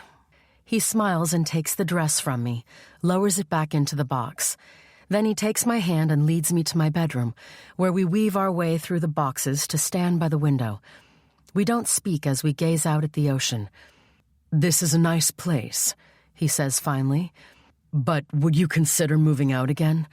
It might be less stressful to do so immediately before you've settled in. What are you talking about? He inhales deeply. Paige, I know we've only known each other for a short time, but it feels so right to be with you. My eyes widen.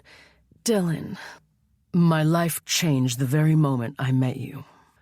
I never expected to feel this strongly and so soon, but I do. I'm deeply in love with you. A grin sweeps across his face. His dimples deepen. What I'm trying to say is, I'd love it if you could move in with me. Come to New York. Dylan, no. I can't do that. It's too soon. But I'm crazy about you, Paige. That's why I'd like to try and change your mind. How do you intend on doing that? My entire body locks as I wait for his answer. Like this. Air whooshes out of my lungs when he lowers himself down, one knee meeting the floor. He pulls a small leather box from his back pocket. I want you to marry me, Paige Wilson. Please say you're just as crazy as I am. My hands fly to my mouth to stifle a gasp. Dylan, you... Oh my God. I want only you for the rest of my life. Please say yes. He opens the box and a huge cushion-cut diamond blinks at me from its bed of velvet. I drop to my knees opposite him, tears in my eyes. Asking me to be his wife is crazy, but it also feels so right. It really doesn't matter how long you know a person. It's how deeply you feel about them that counts. Dylan makes me want to live again. As much as he wants me to be a part of his life, I want to be a part of his.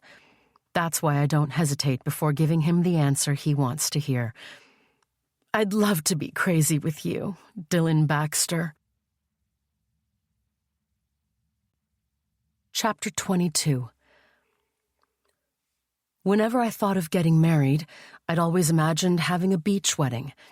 It's not surprising, given that I love water. Now it's happening. But there's another reason why getting married surrounded by water is important to me.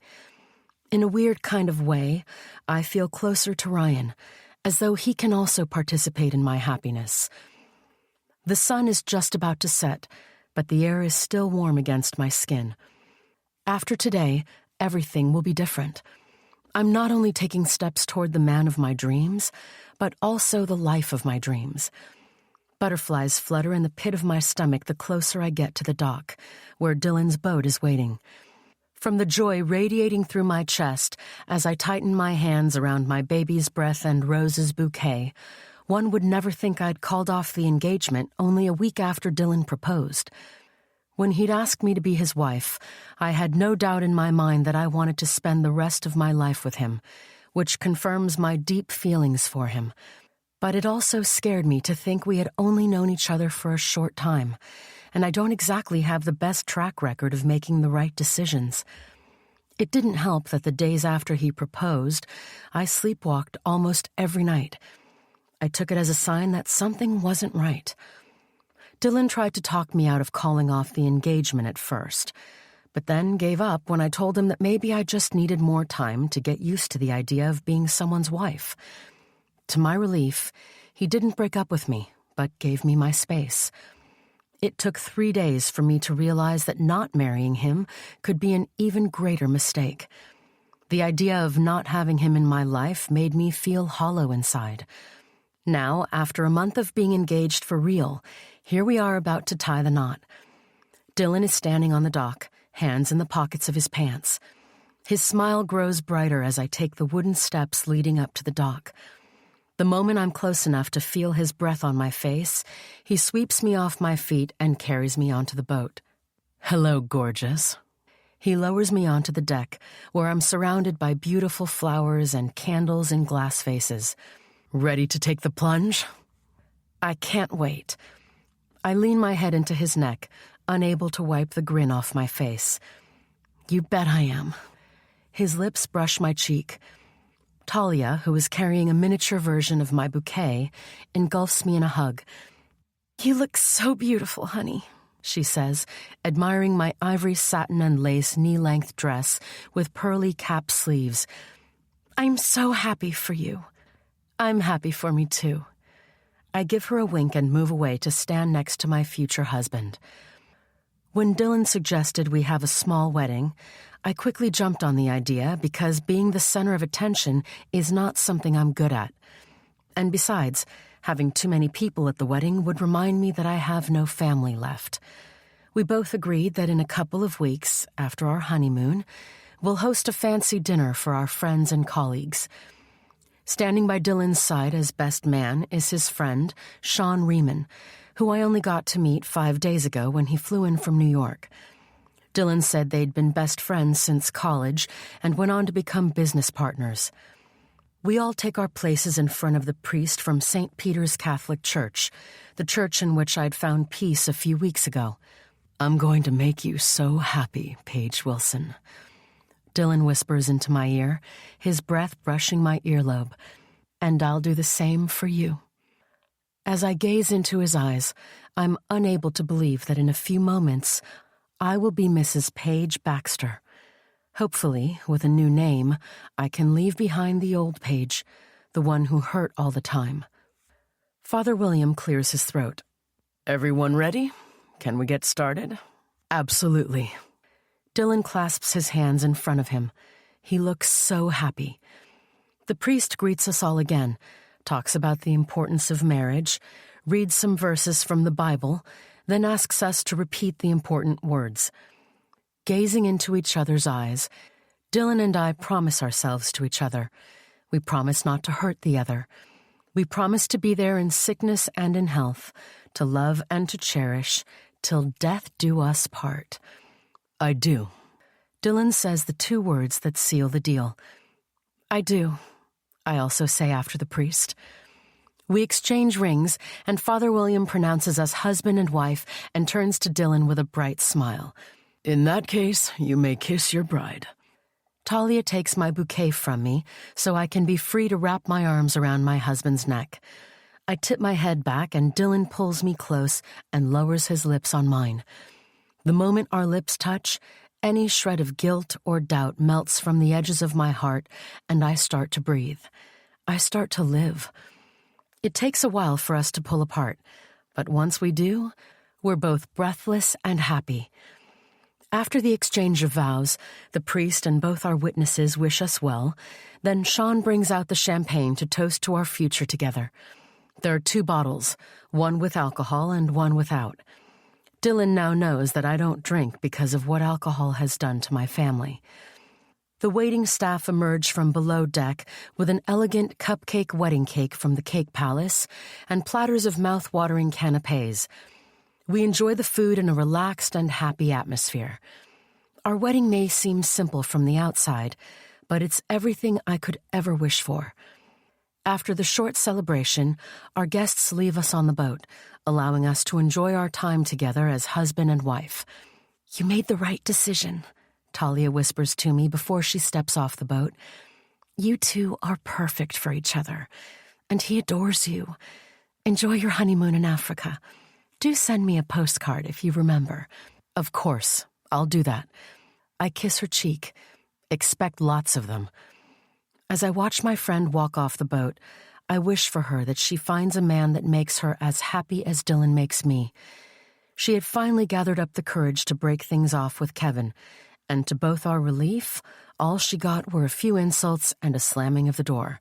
"Pass on my greetings to everyone at BJHS." "Will do, sweetie." After our dream honeymoon under the African sun, I'll be moving with Dylan to New York. Margaret and the other staff members were sad when I said I'll no longer be a part of the team, but they all wished me well. Being away from Core Lake will give me the chance to start over with a blank slate, to hopefully distance myself from the toxic memories. I've already applied to several schools in New York. Dylan says I don't need to work because we don't need the money, but I value my independence too much, and teaching math is my passion. But tonight, we're staying the night in Core Lake. As much as it brought me pain, this town is where I've spent my entire life. I need to say goodbye properly. After everyone leaves, Dylan and I remain on the boat for another hour, kissing and laughing, planning our future, eating imported French truffles, and drinking the rest of the champagne, while listening to the waves rolling. Once darkness falls, Dylan drives us to the Brookside Hotel, a luxury 5-star hotel that had also belonged to his father. As soon as we step into the lobby, cheers ring out as both guests and staff shout out words of congratulations. Some local reporters approach us, shoving microphones in our faces, tossing questions at us. Dylan does his best to shield me from the reporters, holding me close to his side in a protective gesture as we disappear into the elevator. I can't believe word of our wedding has already spread. He hits the button to the top floor and gathers me into his arms. Nothing stays hidden for long here. I lean my head against his warm chest. At least the reporters out here are not as aggressive as the ones in New York. He plants a kiss on the top of my head. Hopefully, no one will follow us to Africa. I hope so too, I say, exhaustion washing over me. I look forward to a hot shower before slipping into bed with my husband. After weeks and months of trying to keep my head above water, I'm finally out of the storm. I can rest and learn to enjoy life. Every table in the presidential suite is covered with roses, candles flickering between them. The glinting chandeliers add to the sparkle. Although I appreciate the luxury, I only have eyes for Dylan. I turn my head to the side as he kisses my neck. My skin tingles when he moves his lips from my neck to my lips. "Babe, would you mind if I take a shower?" I whisper against his lips. I want to get rid of all the makeup and hairspray. Sure, go ahead. I need to make a call first. Then I might join you. Should I order up room service for later? That'll be nice. You make the choice.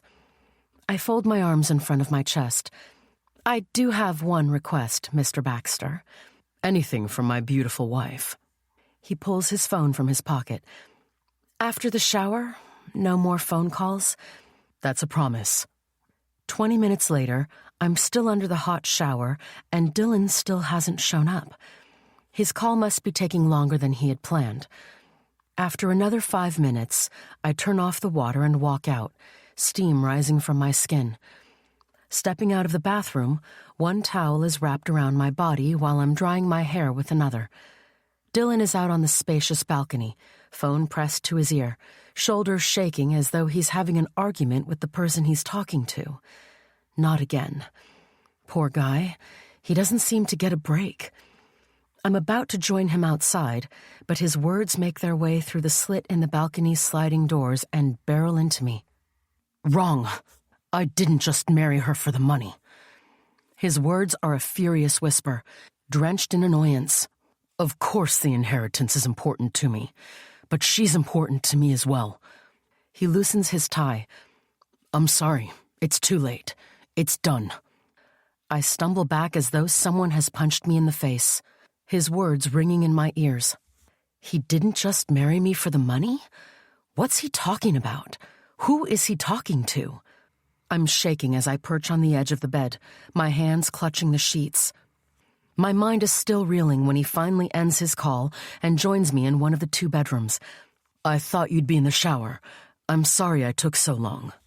He places his phone on a dresser. Come here, Mrs. Baxter. He opens his arms, but I don't move from the bed. My eyes are fixed on his face. Before anything happens here, I need an answer to something. My voice is trembling as it carries the words from my mouth. Are you okay? He comes to the bed and sits down next to me, wrapping an arm around my waist. I pull away, but he doesn't let me go. What's going on? You tell me. I rise from the bed. What did you mean when you said you didn't just marry me for the money? A frown forms between his eyes. What are you talking about? Were you married before? No, of course not. You know that.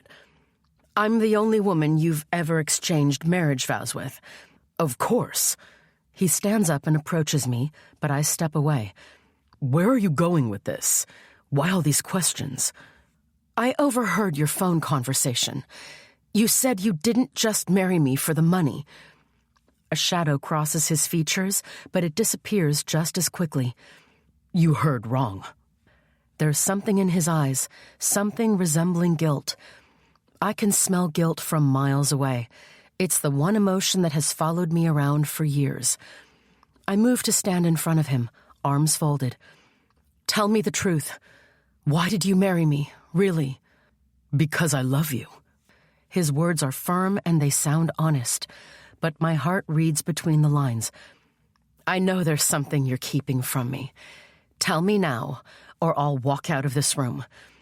All right. He moves away from me and collapses onto the bed, drops his head into his hands with a sigh. When my father died, the conditions of me receiving his inheritance were that I get married within 6 months after his death. So you found the first willing woman to fall in love with you. A bubble of laughter forms inside my throat and explodes from my lips. This was all just a game. Weakened by his revelation, I collapse against a wall for support. You played me. No. His head snaps up. That's not true. It's not like that at all. He buries his fingers into his hair. At first, yes, I was on the lookout for someone to marry. And then, you didn't expect to fall in love with me. Is that it? Yes, he says in a croak. You have to believe me. Every single word I said to you about how much you mean to me is the truth. I married you for love. No, you married me for money. My voice rises. That's why you wanted to get married as soon as possible. It wasn't because you couldn't wait to spend the rest of your life with me. Please. He gets to his feet and crosses the room toward me, lays his hands on my shoulders. I love you so much, Paige. That's not a lie. I did marry you for the right reasons. He tucks a strand of damp hair behind my ear.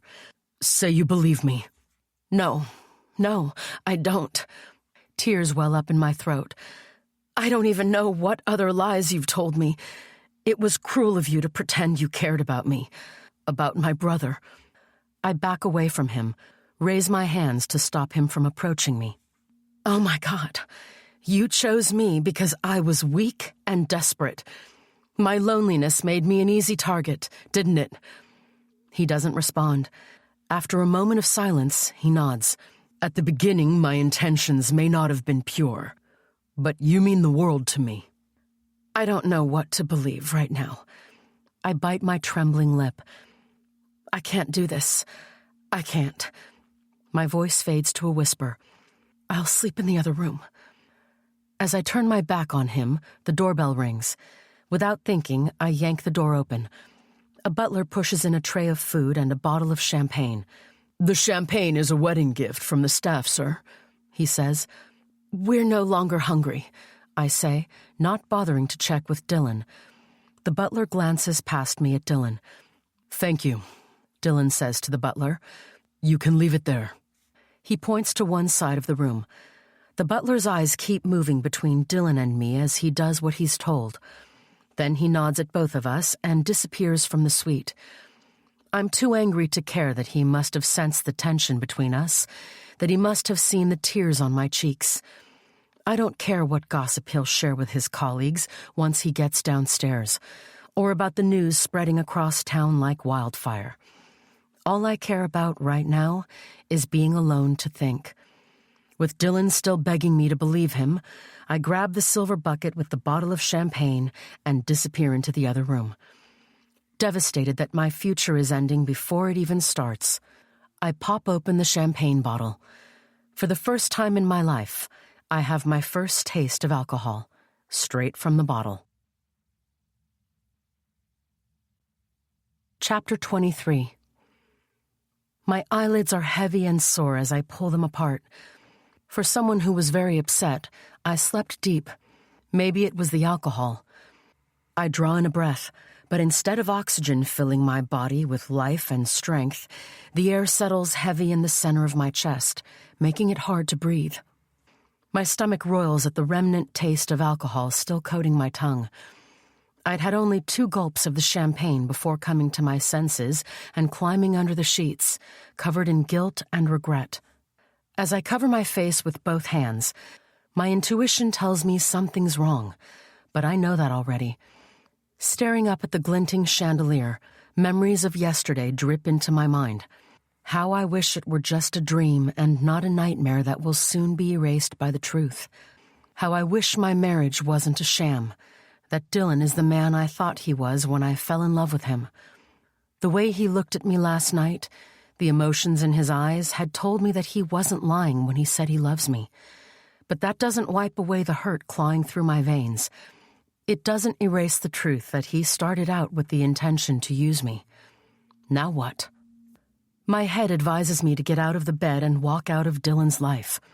But my heart, even in its broken state, is finding it hard to let go of this love I've found, to walk away from the first man who's ever made me feel alive. One thing I do know for sure is that I've made enough impulsive decisions in my life, and I'm not ready to make another I could end up regretting. That's why I stayed last night. I turn my head to the windows and focus on the sliver of light piercing through the place where the jacquard drapes meet in the middle. I wrap my arms around myself. The room is warm, but my skin feels cold. In need of a few more minutes to collect myself and gather up the courage to face Dylan, I bury myself deeper into the comforter, pulling it up to my chin as I turn to face the other side. I feel body heat next to me and freeze. I'm not alone in the bed. Dylan is fast asleep next to me, facing the other side.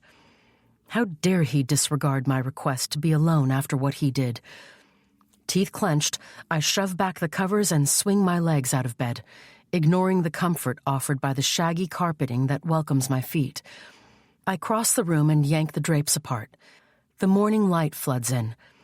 My head swims when I spin around, expecting to have woken him. But he's still asleep, the comforter hugging the length of his body, the soft curls of his hair spilling onto the ivory pillows. The champagne bottle I started is on his nightstand, now empty. My throat is tight with anger as I march to his side of the bed and yank the covers from his upper body. When my eyes land on his face, I jump back, a scream trapped in my throat. He's not sleeping. His eyes are wide, too wide, blank. His skin is pale, his mouth parted as though he wants to say something. As I watch him lying there, unmoving, my world starts to spin. I don't need to touch him to know he will never blink again, to know that his rich, honey voice will never be heard again. I've encountered a dead body before, my mother's. He's dead, the little voice in my head taunts. Shut up, I snap, drops of my saliva following the words out of my mouth, hitting Dylan's face. This is Dylan, my husband, the man I love, not a corpse. A sudden wave of panic knocks the wind from my lungs and pushes me to the carpeted floor. Dylan, baby, talk to me. I shake him, the same way I shook Ryan when he'd swallowed the pills and when I thought he had drowned, the same way I shook my mother. My body numb with shock, I shove the rest of the comforter from his body. My breath solidifies inside my lungs when I catch sight of the blood on his shirt, smack in the middle of his chest. The same shirt he wore to our wedding yesterday, the shirt he had been unbuttoning when I walked out on him last night. The stain of red seems to be growing larger as I watch. My fingers flutter to my throat. No, this can't be happening. It has to be a dream. I have to be stuck inside a nightmare. Desperate to wake up, I pinch my arm, but it hurts, although nowhere near as much as my heart is hurting. It's not funny. Wake up, Dylan. Please wake up. Honey, I believe you. I need you. Hot tears pour from my eyes as I search for his pulse, knowing deep down I won't find one. I don't. I slap his cheeks, pummel his chest with my fists, but he remains still. His dead eyes continue to stare up at me, but his body is like that of a statue. Angry sobs break through me as I bury my face into the carpet, my hands pulling at my hair. As the truth of the moment sinks deeper into my mind, a wave of nausea overcomes me. I scramble to my trembling legs and race to the bathroom, but I don't make it in time. Warm, bitter bile gushes from my mouth onto the cream carpet, staining it yellow and green. My knees hit the floor and I retch until my stomach has nothing more left to give, until I'm heaving empty, alcohol-tainted air. I sit in front of my vomit for a long time, afraid to look behind me at the horror scene. I can't sit here doing nothing. I should find out what happened, call someone for help. But what would I say? How can I even start to explain what happened? I peel myself off the floor and sway to the phone on the side of my bed. I'm about to dial when I spot the sharp tip of a knife sticking out from underneath my pillow. It's smeared with blood. I shrink away from the bed, one step after the other, until my back hits the cool window. My trembling hands come to my mouth, my head shaking from side to side. Questions flood my mind, questions I'm afraid to have answers to. This has to be a joke, some kind of prank. I couldn't have killed him. My hands leave my face. I hold them in the air, looking at the blood on them. His blood transferred to me when I was shaking him awake. My hands were clean when I pulled open the drapes earlier. Or were they? I slide to the floor and draw my knees up to my chin. I was furious with Dylan last night, but not enough to kill him. Before I fell asleep, I hated myself for loving him, for wanting desperately to give him another chance, to forgive him. Now it's too late for anything.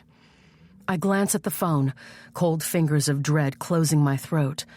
What if I call someone and they walk in here and think I did it?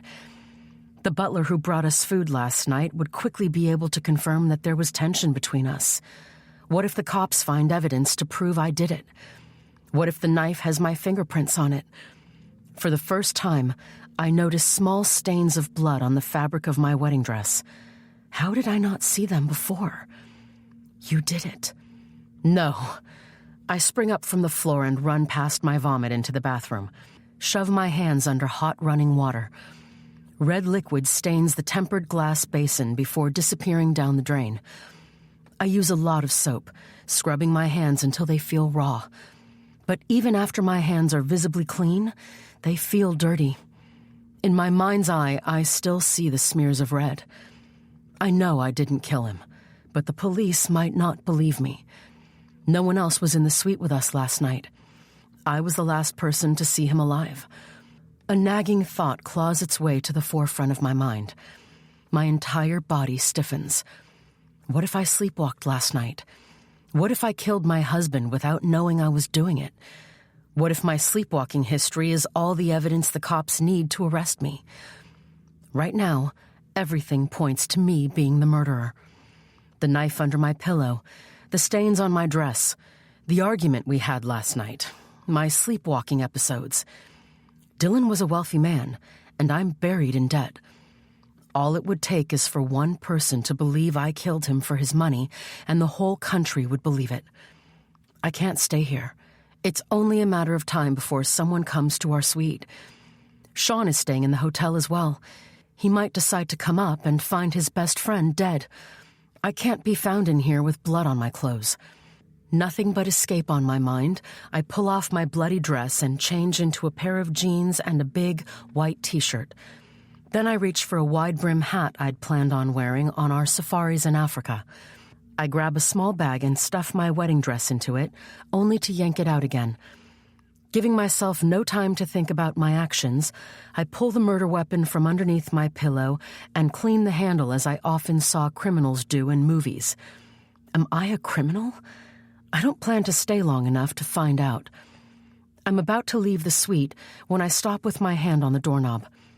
I can't leave him without anyone knowing, but I also can't make a call from here.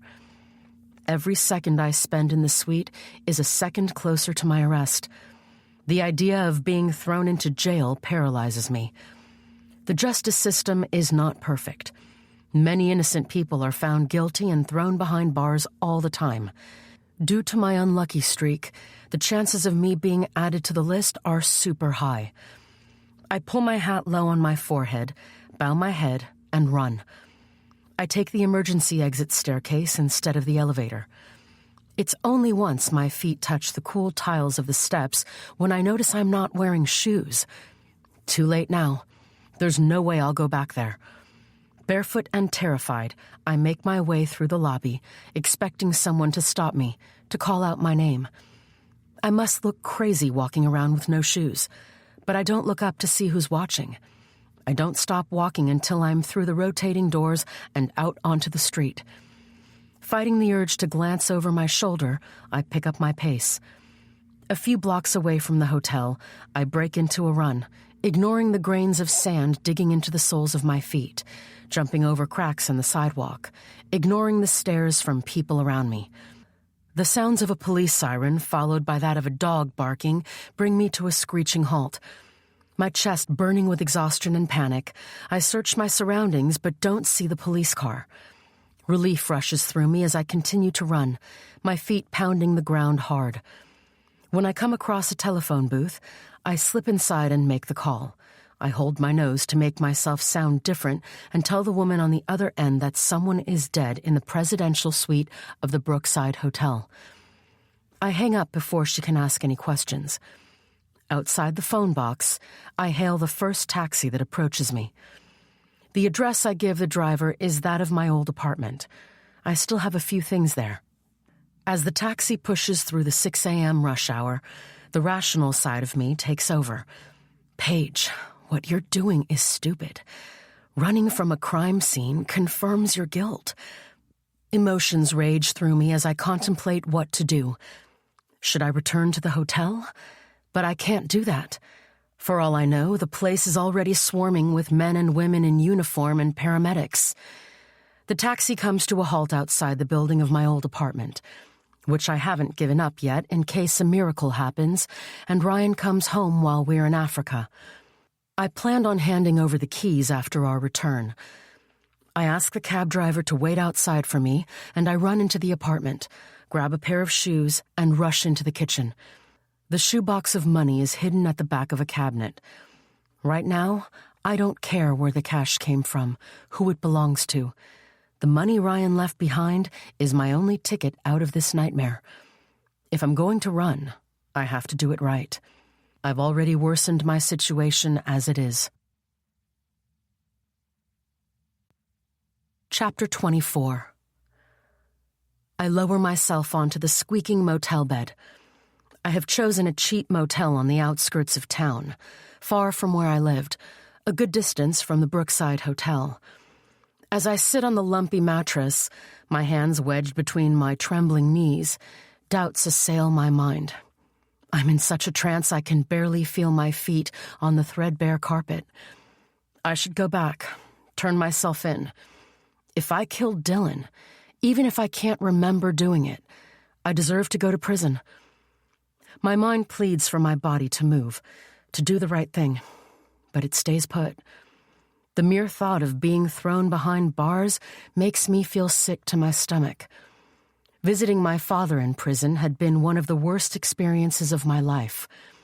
I'm not about to end up in the same situation he did. This is no family tradition. Tears come again at the same time fresh bile pushes its way up my throat.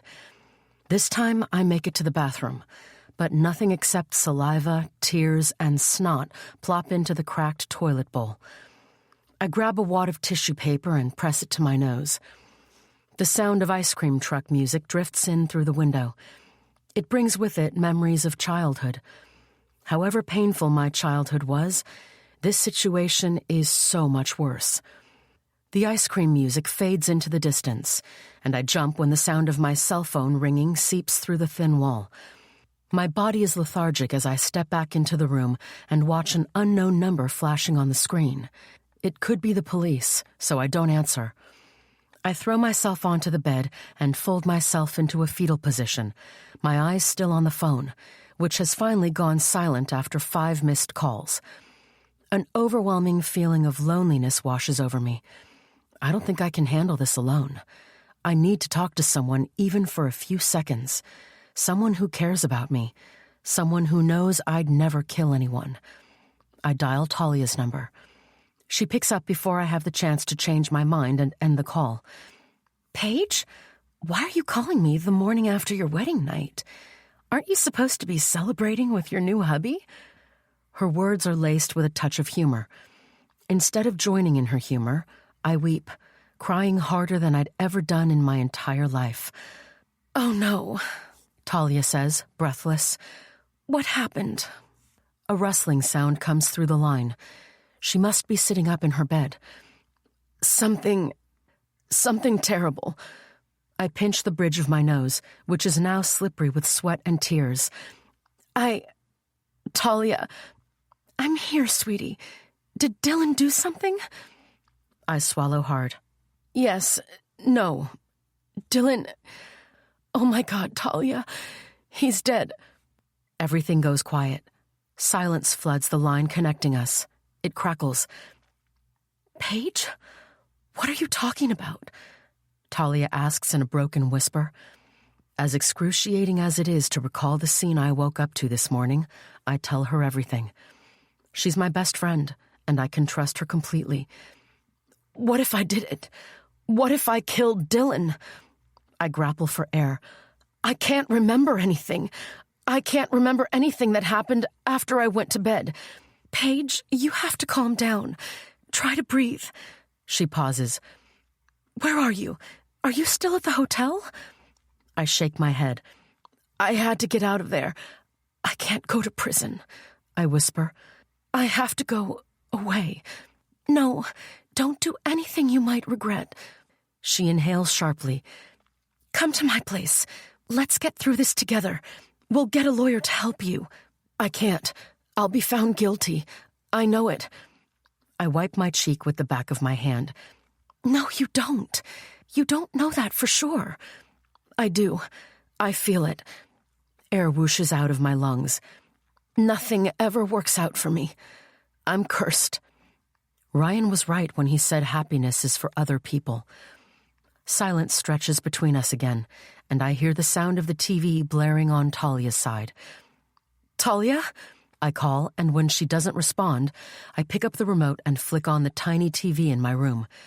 I switch from one channel to the other until I find what I'm looking for. A bright-eyed local news reporter with a shock of red hair is standing in front of the Brookside Hotel, reporting the tragic story of Dylan Baxter's death, just months after his father died. Scrolling across the bottom of the screen are 5 words, the final nails on my coffin. New wife wanted for questioning. Could Dylan Baxter's new wife have something to do with his death? The reporter glances behind her at the hotel. Keep watching. We'll have more news as events unfold. My eyes are glued to the screen, gazing past the reporter to the covered corpse being wheeled through the doors of the Brookside Hotel. I switch off the TV and push a fist into my mouth, rocking back and forth. Paige, honey, please listen to me. Bye, Talia, I say before she tries to talk me into turning myself in. I love you. There's only one thing left for me to do, and it has nothing to do with handcuffs snapping around my wrists. Chapter 25. The last traces of copper hair dye first color the rust-stained basin, then disappear down the drain. They remind me of how Dylan's blood had looked in the hotel basin 3 days ago. 3 days, 72 hours, 4,320 minutes. But it feels to me as though I've been hiding for a year. I meet my hollow blue eyes in the foggy mirror above the basin, studying the shadows around them, the pockets of exhaustion underneath. The past days and nights have taken such a toll on me, I wonder if I'll make it through the next days, weeks, or months. A lot has changed since I talked to Talia. As soon as I'd ended our call, I'd gone out and bought a week's supply of food and drinks, as well as hair dye and some toiletries. Then I took a bus to Wellis, a sleepy town 40 minutes north of Core Lake. Before heading to Wellis, I had discarded my cell phone in case the police are using it to track me down. I bought a second-hand phone and a cheap laptop from an electronics store close to where I boarded the bus. As I'd expected, the news of Dylan's murder is now spread across the country, and being the last person who saw him alive, I'm officially the #1 suspect. The photo making rounds all over the news is one taken by one of the reporters we encountered in the lobby of the hotel. I should have listened to my instincts and not married Dylan. Of course, I would never have imagined that my wedding would end in such a tragedy, but I should have known that happiness is not for me, that every time I try to be happy, something terrible happens. Many residents of Core Lake have been interviewed. Most of them have dubbed me the monster bride. Even if I chose to go back now, to try and prove my innocence, it's too late. Everyone in my hometown hates me. Dylan's death is sure to disrupt their lives and put their livelihoods at risk. Businesses will probably be shut down, and jobs will be lost. If I return, I'll be a pariah in my own home. What's shocking and even more heartbreaking is how the media has uncovered the story of Ryan's disappearance and possible death, and are hinting at the fact that I might not have only killed my new husband, but also my brother, who had been a burden to me. It would be hard enough to prove I didn't kill Dylan. Proving I didn't kill two men would be almost impossible. I'm bound to end up in prison for one of their deaths. Tears seep into the corners of my eyes as I watch my crumbling reflection in the mirror. I look different, and not only because my hair is now red. Sadness is written all over my face, and it's no surprise. To lose two people I love in the space of just a few weeks is torture. I struggle to keep it together, but every time an image of Ryan or Dylan crosses my mind, tears come. Will I ever get over the pain? I turn off the faucet, which continues to drip, and place both palms on the cool mirror. I close my eyes. If only I could share my burden with someone. Talia is the only person who comes to mind, but I care too much about her to put her in a difficult position. The police have possibly already questioned her. The less she knows about my whereabouts, the better. I square my shoulders. You have to be strong, Paige. You're all you've got now. Only I can help myself out of this situation. In 2 days, if I'm still free, in order to save myself, I will be responsible for a death. The death of Paige Wilson. I've spent hours working out a plan of how to disappear. I'd intentionally checked into a motel with free Wi-Fi that enables me to do research online. My searches have yielded information ranging from how to change my appearance to how to get a new identity. When I wasn't rocking back and forth in a corner of my bed while staring at the door, expecting it to be kicked down, I planned my escape. I have no idea how far I'll get before the cops catch up, but I'm willing to try. Maybe luck is on my side this one time in my life. I push a hand through my new hair. No one would be able to recognize me with red, much shorter hair and glasses. My plan is to cut all ties with my old life and start from scratch. I see no other way out. When my hair is dry, I exit the bathroom and pick up the disposable camera on my bed. The room no longer makes my stomach churn. Mildew on the peeling walls, old carpet smells, and the slimy shower curtain are a small price to pay for safety. Half an hour after I leave the bathroom, I upload my photo to a secret website. 48 hours later, I get a knock on the door. Beads of sweat pop through the skin of my upper lip as I stand in front of the door, afraid to open it. The person on the other side might not be who I'm expecting. For all I know, it could be a police officer here to arrest me. "It's me," the man says in a low, smoker's voice. "Should I push the documents under the door?" My shoulders sag with relief. "Yes." A thick, white, stained envelope slides through the crack under the door and appears at my bare feet. "The money," the man says, but I ignore him. I have to be sure I'm getting what I'm paying for, that I'm not being scammed. I rip open the envelope and pull out the Social Security card, amazed at how real it looks. Everything else looks just as real. The passport and driver's license. I try not to think of the crimes that might have been committed for my freedom. My breath hitches as I read the name in the passport. "My name is Caitlin Borgen," I whisper to myself. "The money, now." His voice is drowned out by a toilet flushing in the room next door to mine. "Yes." I stuff the documents back into the envelope. "Please, hang on a second." I take a step toward the bed and pick up a bulging envelope. I slide it through to the other side. "Thanks," I whisper, but I'm not sure he hears me. I stay by the door until his footfalls become faint down the hall. Holding on to the envelope filled with the keys to my new life, I slide to the floor. My stomach is clenched with nerves from fear of what I'm about to do. But this is the only way out. a chance for me to leave my cursed life behind and start afresh.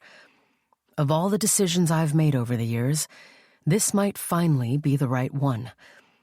On the other side of the door is a new life, a new me. Before fear paralyzes me completely, I grab the backpack with the rest of the money, pull on my baseball cap, and catch the last bus out of town, walking out of Paige Wilson's life forever. I'm done giving fate another chance. It's time to create my own luck. The only thing I take with me to remember Paige by are the scars on my heart. As the bus pulls out of Wellis, an image of Ryan flashes across my mind. Before I can blink away the memories, I remember his threat. I'll make your life a living hell. Part 2. Chapter 26. I try not to blink as I stand in the doorway of my bright kitchen, watching my husband, Jared Lester, preparing breakfast, his back turned to me. He's wearing his favorites, camel shorts, a worn-out ash-gray t-shirt, and no shoes. As a travel photographer, featured in National Geographic several times, Jared gets way too many assignments out of town in search of the perfect shot. But whenever he's not on the road, he prides himself on making me breakfast every morning. Even if he's rarely home for longer than 3 weeks at a time, I have more than I could have ever wished for. I have a life I don't deserve. I live in constant fear of blinking, afraid if I close my eyes even for a beat, I will find my borrowed life gone. Inhaling the aromas of baked beans, sausages, and bacon, I gaze through the open window at the distant ocean waves. It's relaxing to watch them roll in and then retreat into the deep sea. There's a road between our front door and the beach sand, but it still feels as though we live right on the beach. While on the run as Caitlin Borgen, my plan was to dive into a city with a huge population and towering buildings that hid me from sight. But I'm a small town by the ocean kind of girl. 5 years ago, after a year in New York, a bout of depression sent me in search of a place that felt more like the home I'd left behind. My search led me to the quaint beachside town of Fay Pine, Maine. I had only planned to stay for a week in a tiny cottage by the beach, but one morning I decided to go for a swim and met Jared Lester, a handsome man in his late 30s with surfer looks and eyes the same china blue color as mine. He was taking pictures of seagulls until he saw me and focused his camera on me instead. Afraid he was a private detective, I panicked and bolted. In my rush to get away, I twisted my ankle and he came to my aid. In the days that followed, he visited my cottage every morning on his way to the beach. The way he looked after me, the way he looked at me, the way he said my name, healed some of the wounds I used to carry on the surface of my heart. The walls came down, and I let him in. We fell in love fast and hard. The need to be loved again was so strong that my heart forced me to forget New York and stay in Fay Pine for good. Now, here I am, married to Jared and living in a beautiful cottage by the sea. The cottage was a wedding present from him, and it happens to be only a few blocks from the one I'd rented the summer we fell in love.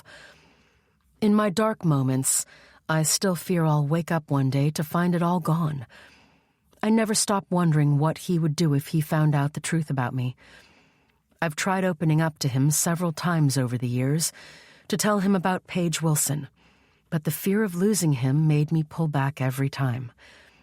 As far as he knows, I was born in New York, and my parents, Megan and Dan Borgen, died in a car accident when I was 1, leaving me in the care of my maternal grandmother, who later died when I was in college, pursuing an education and mathematics degree.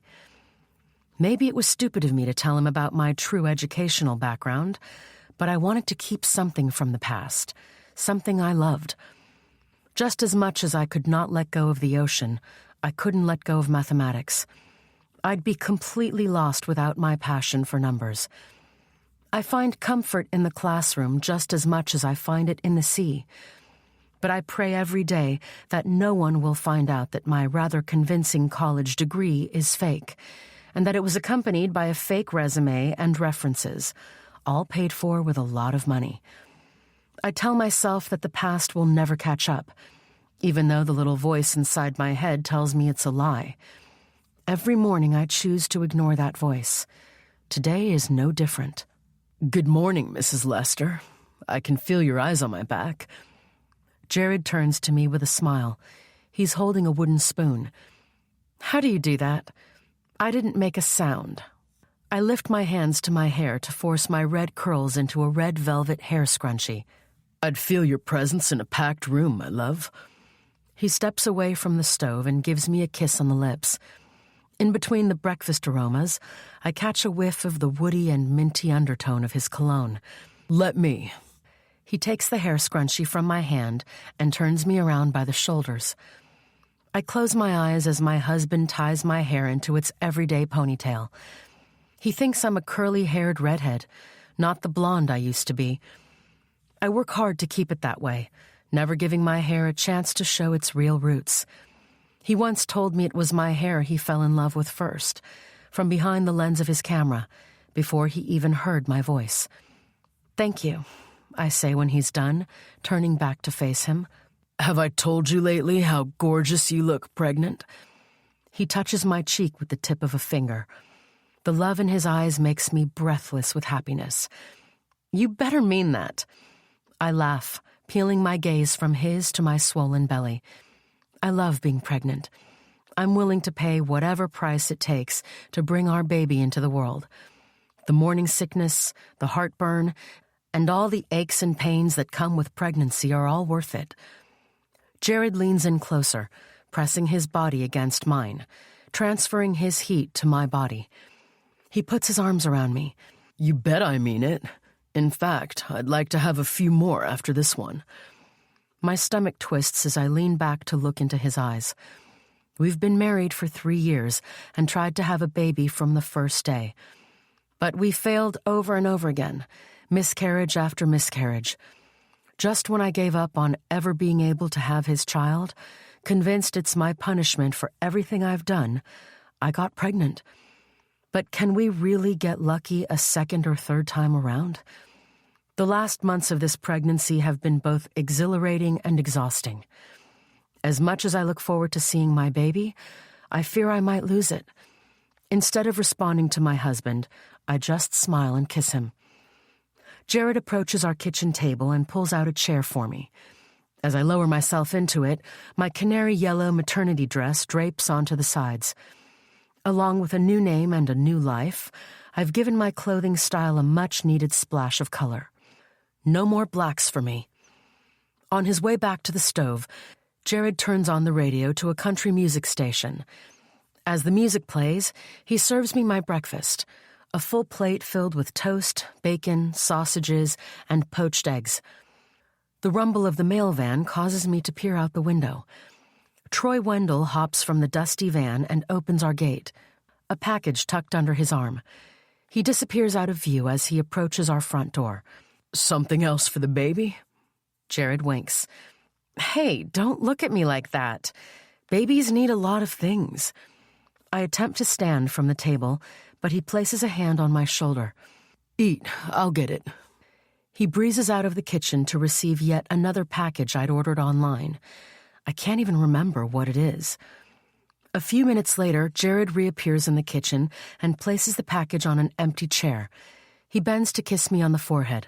I'll see you later, my love. I swallow the bacon I've been chewing and pout. You won't eat with me? You're not eating alone. He bends to kiss my stomach.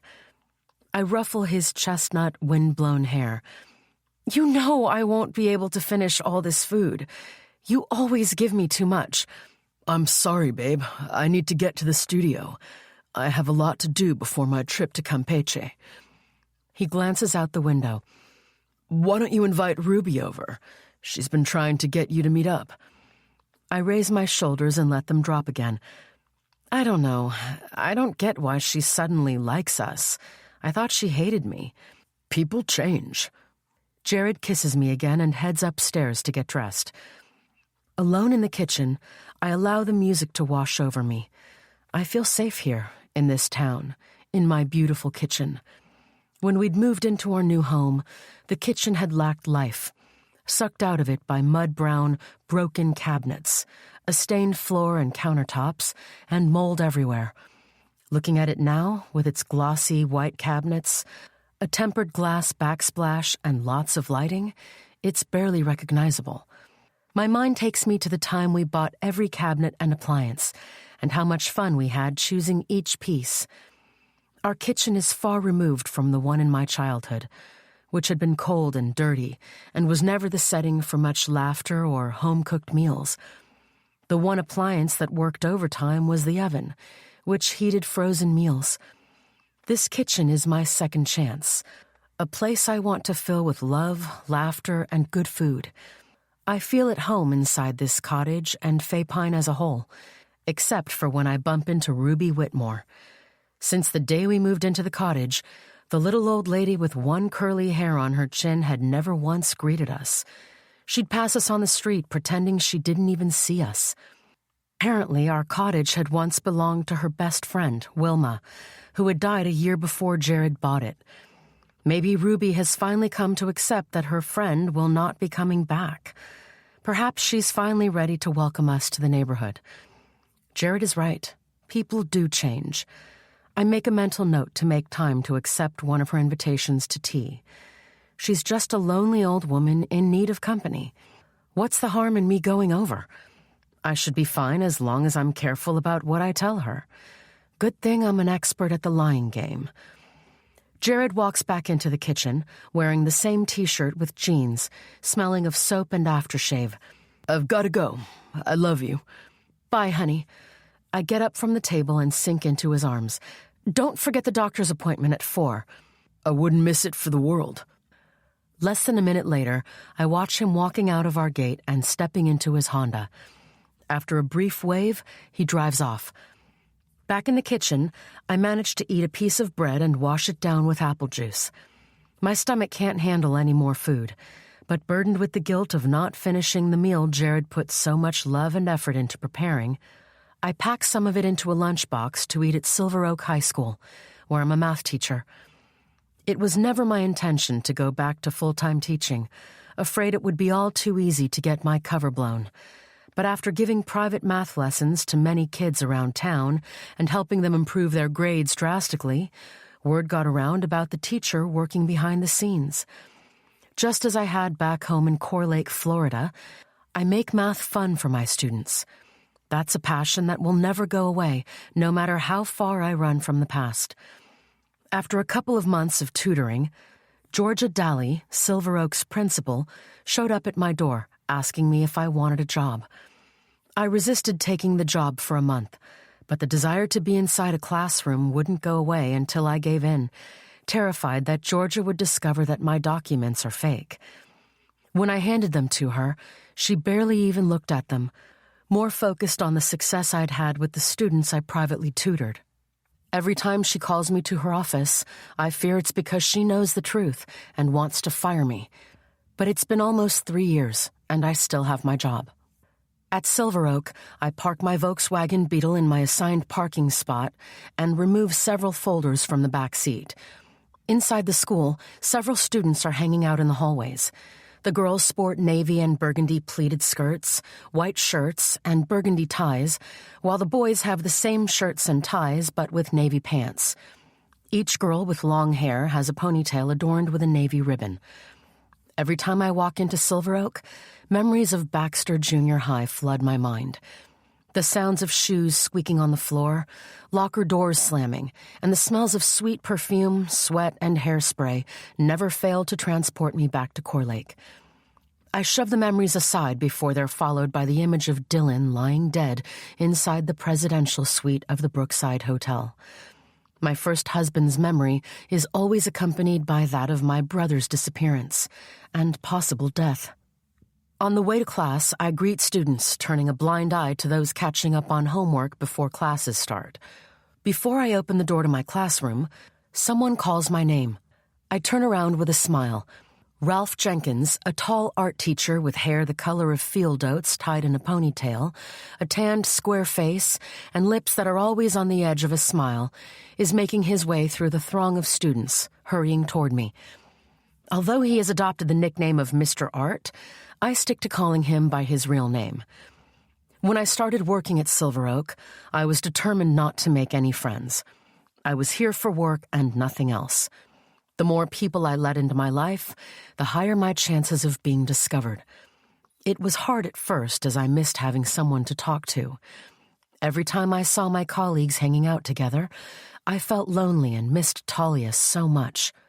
Over the years, I'd been tempted to give her a call to see how she's doing and tell her that I'm fine, but resisted.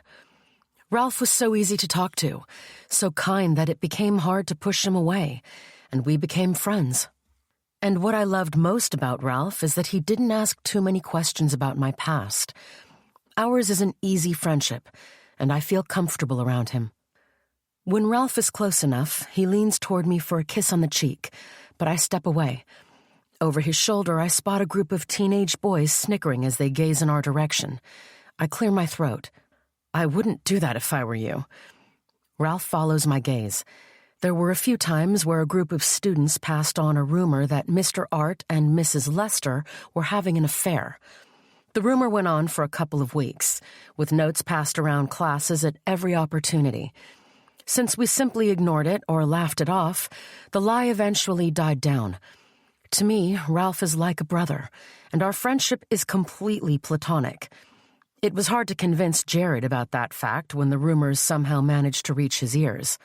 Thankfully, after the students stopped making up things, Jared and I never spoke of Ralph again, even though I do notice him visibly tensing every time we run into Ralph or his fiancée, Marissa, in town.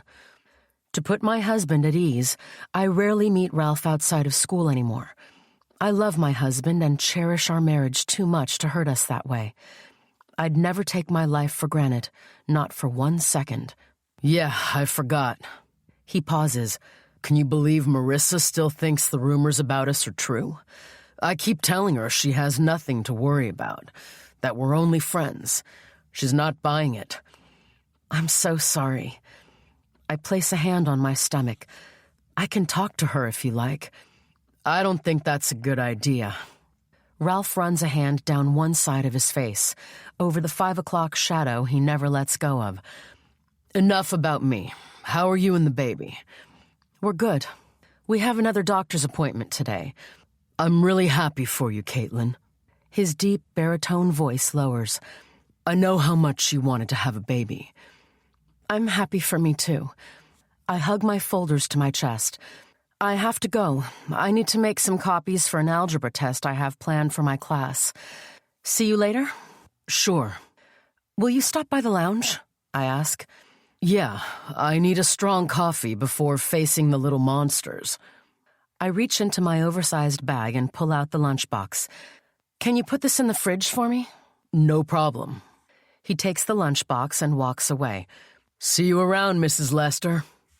As I watch him walk away, a slight limp in his stride, I take in the scene of students opening and closing their lockers or catching up on gossip, teachers hurrying into classrooms, and parents saying goodbye to their kids. My gaze moves to the artwork on the walls as my baby kicks inside of me. A warm glow radiates through me. This is my life now. I am so lucky. Paige Wilson is gone with all her bad luck. But how long until I wake up to find it all gone? I don't give myself a moment to dwell on that. Instead, I resume the walk to my classroom, the heels of my shoes slapping against the hardwood floor. For now, I still have my life. For now, I'm happy. The moment I enter the staff lounge and my eyes meet those of Liliana Spooner, a chemistry teacher in her early 30s, my stomach knots. She's sitting at the long table in the center of the room, watching me. She doesn't like me. The feeling is mutual. At every job, there's always someone you can't stand or don't get along with. Liliana is one of those people for me. She has a way of rubbing me the wrong way every time we meet. I've tried being kind to her, but she never seems to warm up to me, and she never misses the opportunity to point out my mistakes. As I make my way across the room to get to the fridge, she follows me with her dark, snake-like eyes while twirling a lock of raven hair around her index finger. Ralph is in the room as well, sitting on the opposite end of the table, eating a banana.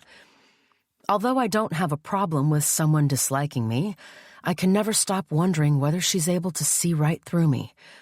Maybe she knows I'm not real, that I'm hiding something.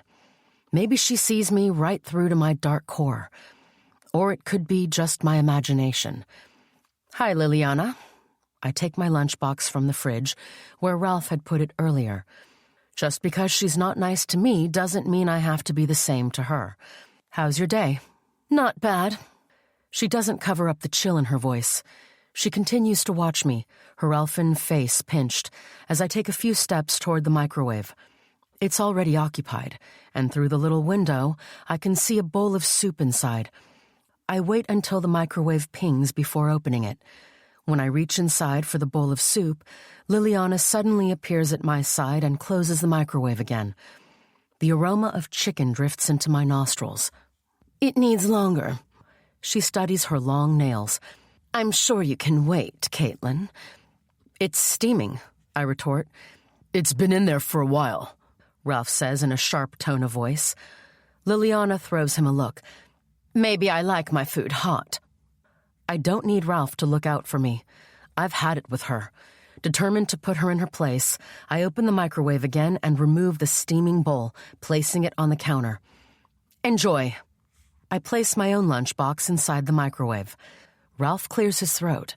I'm sure he wants to laugh, but doesn't want to piss Liliana off even more. Liliana grabs her bowl, but quickly puts it down again when it scalds her fingers. Without looking at me, she grips a kitchen towel, wraps it around the bowl, and lifts it. Cursing under her breath, she walks through the door, leaving behind traces of her Chanel No. 5.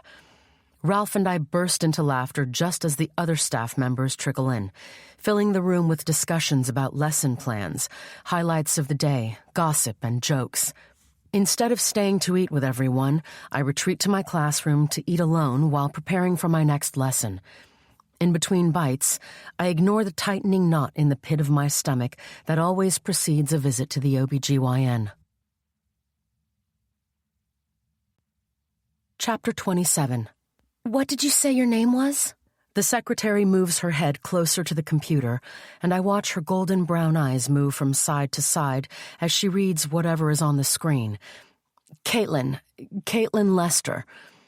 I wrap my arms around my body, leaning against the counter for support. I'm still feeling dizzy and unsettled, the way I had felt with each passing hour before we came to the doctor. I still can't get rid of the knot inside my stomach. I'm often nervous before coming for a checkup, afraid Dr. Phyllis Collins would tell me that she doesn't hear a heartbeat. But in a way, how I feel right now is different. The kind of feeling one gets when something bad is about to happen. A feeling that used to accompany me a lot when I lived with Ryan. I'm sorry. The young woman looks up from the computer and brushes her blonde hair away from her eyes. I haven't seen her before. She seems to be no older than 20. I'm afraid I can't see your name. Are you sure you called for an appointment? I glance at Jared, who is standing next to me, his warm breath fanning my cheek. He clears his throat and places both hands on the counter, pushing aside the bowl of M&Ms. I'm sorry, Miss... Danielle, the secretary says. You can call me Danielle. Danielle, he starts. My wife called to confirm her appointment 4 days ago. I was standing right next to her. Are you sure you're not looking at the wrong day on the calendar? Danielle's brow creases as she glances back at the computer. I'm pretty sure. I don't see a Caitlin Lester. I'm sorry. Is it a scheduled prenatal visit or just a routine checkup? Does it matter? Jared tries hard but fails to keep his voice controlled. He hates it when he feels I'm being treated unfairly, always ready to jump in and rescue me. Danielle's freckled, cherubic face falls. I'm sorry. Today's my first day, and I'm not sure if someone forgot to enter your wife's appointment or if it was deleted by mistake. I lay a hand on Jared's arm to stop him from blowing up. Then I step in front of him, which is not easy given my huge tummy. Danielle, it's fine. It's not your fault. Is it possible to make another appointment for a different day this week? I had my last ultrasound 1 month ago. Dr. Collins assured me all is well with the baby, and there's no need for another scan before the birth. But I made another appointment just to be sure the baby is really developing as it should. Danielle's face lights up. Yes, sure. I think we had a cancellation for one of the days. Let me check. She turns back to the computer and starts typing, her blood-red fingernails flying over the keyboard. She finally looks up with a smile. I can give you Friday at 9. Would that be okay for you? Yes, that would be perfect. Jared won't be able to make it to the appointment since he'll be out of town, but at least he promised to be here for the birth. Perfect. See you next Friday. Danielle gives me a small wave. Thank you. I reach for Jared's hand, pulling him out of the doctor's office. Outside, we walk to the car in silence. Neither of us say a word. Inside the car, Jared turns to me. You okay? Yeah, I'm fine. I'm just disappointed that we didn't get to see the doctor. What if... Don't go there. I'm sure everything is fine with the baby. He takes my hand and lifts it to his lips, kissing my knuckles. But I don't want to take any chances.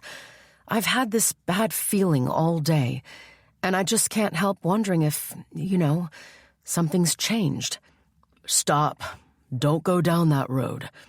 His voice is both gentle and firm. We won't lose this one. Jared, I worry every day. Not a day goes by that I don't think about the babies we've lost. Our 2 beautiful babies. Tears fill my eyes. He removes his hand from mine and plants them on the steering wheel. He doesn't look at me. My love, this time is different, he says. I just feel it. But how do you know? I retort, even though I don't mean to lash out at him. Okay, I don't know, but I choose to believe. Believe with me, okay? I nod and we drive home, where I get into the shower and burst into tears under the spray of water. What if the fact that my appointment was messed up is a sign? I step out of the shower and dry myself off. At the bathroom sink, I close my eyes, my head tipped forward, my chin on my chest. I squeeze my eyes tight until I feel a burn in my eyeballs, desperate to shut out the dark images in my head. When I open my eyes, I gaze at myself in the mirror. My tears and the water have caused my mascara to run. I run a fingertip underneath my eye. In the process, I notice my wedding band. More tears come. I've made so many mistakes, and I deserve to be punished. I probably killed someone and ran instead of doing the right thing. I cheated life. I'm not allowed to be here. I'm not allowed to have what I have. But I don't want to let it go. I want Jared. I want our baby. I want to own this life I'm living. I pull myself together, get dressed, and go to the kitchen to have dinner with my husband. The aroma of melted cheese and freshly baked bread from the homemade pizza makes my mouth water. I make a sad face. I wish you didn't have to go tomorrow. You and me both. He removes the silicone oven mitts. But it won't be for long this time. I'll be back in 5 short days. I'll be here for the birth, I promise. I'm sorry I won't be there on Friday. Make sure to get a picture for me this time. I promise. Up to this point in my pregnancy, I haven't once looked at the ultrasound screen. Dr. Collins tells me everything I need to know while I keep my eyes closed. It's not because I don't have an interest in seeing my baby, but because I'm afraid to. I'm afraid to see the baby only to lose it. Ready to eat? Jared opens a drawer and pulls out the pizza cutter. Starving. We enjoy our meal in front of the TV, watching a romance movie in black and white. Outside the window, the sun is setting, the ball of fire sinking like a vitamin tablet into the sea. The only light in the living room is coming from a small lamp next to the couch. The atmosphere around us is so calm, romantic, and relaxing. It's rare that we have these moments alone together. Jared is often busy at his studio until late into the night. As soon as the movie ends and the credits roll, my phone pings with a text message. Jared picks it up from the coffee table and hands it to me. It's a number I don't recognize. The words freeze my spine. Enjoy it while it lasts. It won't be like this for long. XOXO. Fear snakes through me at the same time my pulse starts to slam into my neck. I'm tempted to tell Jared about the suspicious message, but something inside me warns me it would be a mistake. Thank God he didn't read it before handing me the phone. Who is it? Nothing, I pant. No one, I mean. Just a colleague. Ralph? He shifts to look into my face. I shake my head. No, Liliana. It's the first name that comes to mind. Oh. Jared stretches out his legs and pulls me closer. His eyes closed. I need the bathroom. I struggle to my feet and rush to the bathroom as fast as my feet and weight will allow. Inside, I close the door and lean against it. I bite my fist to keep from screaming out with fear, my other hand still holding the phone way too tight. Breathe. Breathe, Caitlin. It could be nothing. I look at the message again. It's still there. It's real. My mind tells me this moment is what I've been dreading all day. But this is my life. I can't let anything spoil this evening with my husband. Before I can think about what I'm doing, I hold my breath, delete the text, and splash my face with cold water.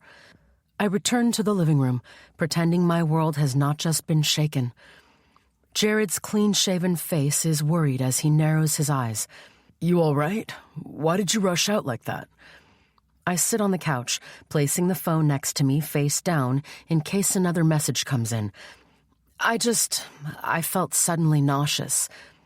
How many lies will I have to tell him to keep our life intact? He places a hand on my stomach. I'm sorry, baby. Can I get you anything? Water. I twist my wedding band around my finger. I'm fine now, but water would be nice. So would a moment alone to pull myself together. While he's gone, I lie to myself. The text was not meant for me. It was sent to a wrong number. The past is still in the past. But what if it's him? Jared gets back before I can answer my own questions. He presses a cool, frosted glass in my hands. I take a sip and lean against him for support. Later in our bed, warm inside Jared's arms, he touches my cheek. In answer to your earlier question, the reason I know this time is different is because we couldn't have come this far for nothing. I press my lips together and blink away hot tears. Please, let him be right. I don't think I can handle another loss. I need this baby more than he can imagine. Now, more than ever. It's not only because I love him so much, I want to have his child, but because a baby would be the seal of approval my new life requires, the key to me living freely and completely. After all the ugly, I long to create something beautiful. I can't allow anything or anyone to stand in the way of that. Before falling asleep, I tell myself that dead men don't speak. Ryan is dead. Chapter 28. I stare into the darkness, searching for sleep that won't come. My body is heavy with exhaustion, and my mind is thick with questions with no answers. Much as I want to forget the text I got earlier, I refuse to let go. My mind keeps going over the words, turning them over inside my head until I'm on the verge of going crazy. Finally, I give up on sleep. I'm tired of tossing and turning. Jared has to get up at 5 a.m. for his trip to Mexico. I wouldn't want to disturb him. I lift his arm from my body and slide out of bed, my feet meeting the cool wooden floor. Unable to breathe, I stumble through the darkness and disappear into the bathroom, where I flick on the light. I gulp down mouthfuls of air, but no amount of oxygen is enough to calm my nerves. I lean over the sink and splash my face with water to wash away the sweat. My hands are trembling as I press a towel to my face. There's a rumble in my belly. It has nothing to do with hunger. With sleep out of reach, there's no point in returning to bed. So I grab a bathrobe from behind the door and throw it over my nightgown. Tiptoeing out of the bathroom, I don't stop in the bedroom but walk through the door and continue on down the stairs. I'm careful to avoid the creaking step at the bottom. The faint smell of the pizza we ate earlier, before my world cracked, still hangs in the air. My mind is a roller coaster by the time I burst through the front door. When I reach the middle of the path that travels from the gate to our front door, I stop. What am I doing? Where am I going? I'm not sure I'm doing the right thing. All I know is that I need to distance myself from my home before the toxicity from my past invades it. I need to be alone to think. All the lights in the cottages on our street are off except for the one in Ruby's bedroom. What in the world is she doing up at 1 a.m.? Or did she forget to switch off the light? I shrug. It's none of my business. My stroll to the beach is only a 5-minute walk down a sandy path lined with wildflowers. Jared will be beside himself with worry if he discovers that his pregnant wife has gone to the beach alone this late, even though, like Core Lake had been, Fay Pine is known to be one of the safest towns in the United States, or other residents at least. Besides, if anyone is really after me, I'd prefer for them to catch me alone instead of with Jared. Hopefully, he won't wake up before I get back home. The moonlight allows my gaze to sweep the stretch of glowing white sand, but I don't spot a soul. Ryan is dead. He's not after me. I repeat to myself as the cool wind swings my hair from side to side and into my face. I pick up my pace, walking faster. My bare feet sink into the cool sand. When my heart starts to race, I stop walking to catch my breath for the sake of the baby. My hands are wrapped around my stomach as I pull air into my lungs. Tears stinging the backs of my eyes, I gaze out at the inky black water and listen to the rush of the waves crashing onto the shore. Some of my teardrops drip onto my lips, salty like seawater. Drained of energy, I lower myself onto the sand and cover my face with my hands. God, please tell me that the text was meant for someone else. After all these years, Ryan can't just show up alive. The baby kicks me in the ribs and fresh tears flood my eyes. It's okay, baby. Mommy's fine. Everything is fine. We don't know the sex of the baby yet. Jared wanted to know, but I didn't for the same reason I avoided looking at the ultrasound screen. I told him he could ask the doctor if he wants, that he didn't have to tell me. He refused, saying he wouldn't want any secrets between us, however harmless. He had no idea how uncomfortable his words had made me. What would he do if he knew I've been lying to him from the day we met, that he married a woman he doesn't even know, a stranger, a murderer maybe? He would most certainly leave me. I can't let that happen. I run my hands over my swollen belly, following the baby's movements. I don't deserve you, little one, but I know you'll make me a better person.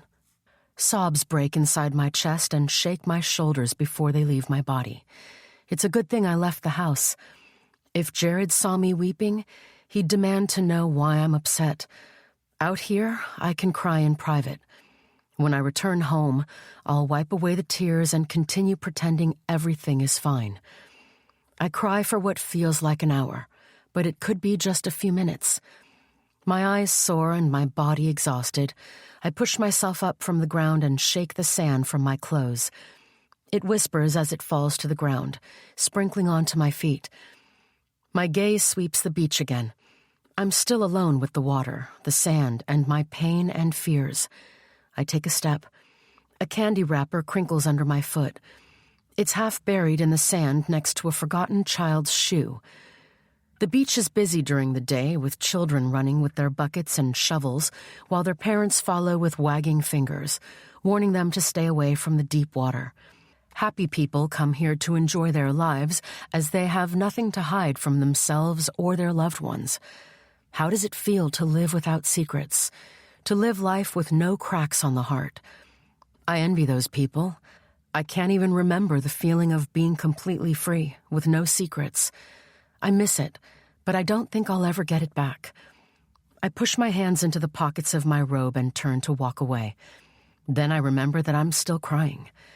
Using the collar of the robe, I wipe the tears from my eyes as best I can, letting them soak into the thick fabric. The baby has stopped kicking, and I feel somewhat better. I take tiny steps toward the path that leads to our cottage, my gaze straight ahead at my dream home, my dream life. I walk slowly toward the place I want to belong to, never taking my eyes off it. The light is on downstairs. I never switched it on. The door opens, and Jared fills its doorway. He doesn't see me on the other side of the road as he bends to put on his shoes. My knees wobble as I cross the road, open the gate, and walk up to the house. He straightens up, his eyebrows slanted in a frown. Our eyes lock. "Caitlin, where were you at this time of night? You worried the hell out of me." "I went for a walk on the beach." I suck in a breath and blow it out slowly. "I couldn't sleep." He pinches the bridge of his nose. "Why didn't you wake me? I would have gone with you. It's not safe out there." "It's perfectly safe." I peel my gaze from his. "When was the last time you heard of a crime happening in Faypine?" I walk past him into the house, and he follows me inside. He closes the door behind us, then takes a step toward me, and I feel the heat of his body before he touches me. He turns me around to face him, searching my eyes. I know what his next words will be before he speaks. "You were crying." It's not a question, but a slice of truth that pushes me into a corner. "Why?" I glance down to hide my shame and try to move away from his touch. He tightens his grip on my shoulders, keeping me in place. "Tell me what's wrong, sweetheart. Don't think I didn't notice that you were also upset before bed. What's going on?" I search my mind for answers, for a lie I can give him without arousing more suspicions. In the end, I give him the only one he might believe. I was worried about the baby after what happened at the doctor's." He lets my shoulders go and wraps an arm around me, ushering me toward the stairs. "You know you don't have to worry about that. Being upset isn't good for either you or the baby. You have to try and calm down, my love." He moves his hand up and down the side of my body. "It's just so hard to let go of the fears," I whisper. "I know it is, but it'll happen for us this time. You don't have to be afraid." At the bottom of the stairs, he draws me into his arms and holds me for a long time, his chin on the top of my head. I've always loved how tall he is. I wish I felt safe in his arms. I wish he could protect me from my demons. I want to tell him everything before things come out in the open, before he discovers that I've deceived him. But he can never know who and what I am. He kisses the top of my head and leads me upstairs and into our bedroom, where he lifts the covers. I slide under them. He lies down next to me, his arms tight around my body. "Do you want me to call off my trip? Should I stay?" His deep voice is a rumbled whisper in the night. No. There's a hint of desperation in my tone. For the first time in our marriage, I'm desperate for him to get out of town. When the sun comes up, I'll still remember the text, the exact words. Even if I want to deny it, even if it turns out the text was meant for someone else, to me it feels like the sign I've been waiting years for. The sign that reminds me that the life I'm living has an expiration date. It doesn't matter how many days, weeks, months, or years go by. It doesn't matter how many breaths I take. It doesn't matter how fast I keep running. As long as I keep running from the past, I will never be rid of the truth buried deep within me. Wherever I go, I will take myself with me. I've never been this scared, not since the morning I woke up to find Dylan's dead body. I don't know if I'm even strong enough to fight the past should it show up on my doorstep. In spite of my fears of being alone and vulnerable, I need to make sure Jared goes to Mexico. When he comes back, I'll return to being the wife he thinks I am. Chapter 29. I'm still in bed as Jared stands on the other side of the room, zipping up his suitcase while eyeing me at the same time, a worried look clouding his handsome features. "Why don't you just stay home today? You didn't get much sleep, and you need it." You know I can't sit home all day doing nothing. The truth is, work has always been my escape, even in the days when Ryan tormented me. It won't do me any good to sit around thinking about what can go wrong and when the next shoe will drop. My body is tired from lack of sleep, and my mind is tired from ruminating, but the classroom is still the best place for me. Being on the school grounds, surrounded by people, even Liliana, would do me good. I've decided to forget the text from yesterday. Today I will make it through one breath at a time. It's not the first time I've had to struggle with negative emotions. I've done it all my life, and I can do it again. It's just another day in my life, another day to pretend. A honking sound drifts through the open window. That's my cab. Jared crosses the room and kisses me. I'll see you in a few days. Please promise that you won't go walking on the beach alone in the middle of the night. I promise. Since he won't be here to witness my fears, I wouldn't need to find a place to hide. I love you. I swing my legs out of bed to see him off. I love you more. He kisses me again at the front door and leaves me standing there. After a quick wave in my direction, he gets into the car. With a sigh, I lean against the doorframe, wondering how much time I have before I lose him. As soon as he disappears into the distance, I close the door and make a round through the house, making sure all doors and windows are locked. Then I jump into the shower. Most of the time, under the jet of warm water, I spend slathering foam around my stomach, talking to my baby. I wish the water could wash away the past before it taints my present. But I can't think about that now. It could turn out that I'm worried for no reason at all. After a long breakfast of eggs on toast, I leave the house. Nothing eventful happens until I pass Joe's Kitchen, one of the most popular diners in town. Maybe I'm imagining it, considering the amount of sleep I got last night, but it looks as if a black Nissan is trailing me. Come to think of it, I saw the same car a few minutes ago. I take the first corner to my left that takes me from my normal route, but before I can take a breath, the Nissan appears again behind me. It looks like a man with a dark beard, a black cap, and sunglasses is behind the wheel, but the car is not close enough for me to see who it is. You're imagining things, Caitlin. I wet my trembling lips. It's nothing. We're just headed in the same direction. Except the car is still there, 10 minutes later. After half an hour of trying to get away from the Nissan, I have no choice but to go to work. We have a staff meeting before class starts. To my surprise, the moment I turn into the street where Silver Oak is located, I glance into the rearview mirror to find the car gone. I'm sweating and out of breath as I walk into the staff lounge. Everyone is already there, including Liliana, who's watching me suspiciously as if she knows what's going on. Is that a smile I see on her face? To make matters worse, the only free chair is the one next to her. I greet everyone in turn and sink into my chair. Ralph is watching me as well, tipping his pen on a notepad. I move my gaze away from him and draw in a breath.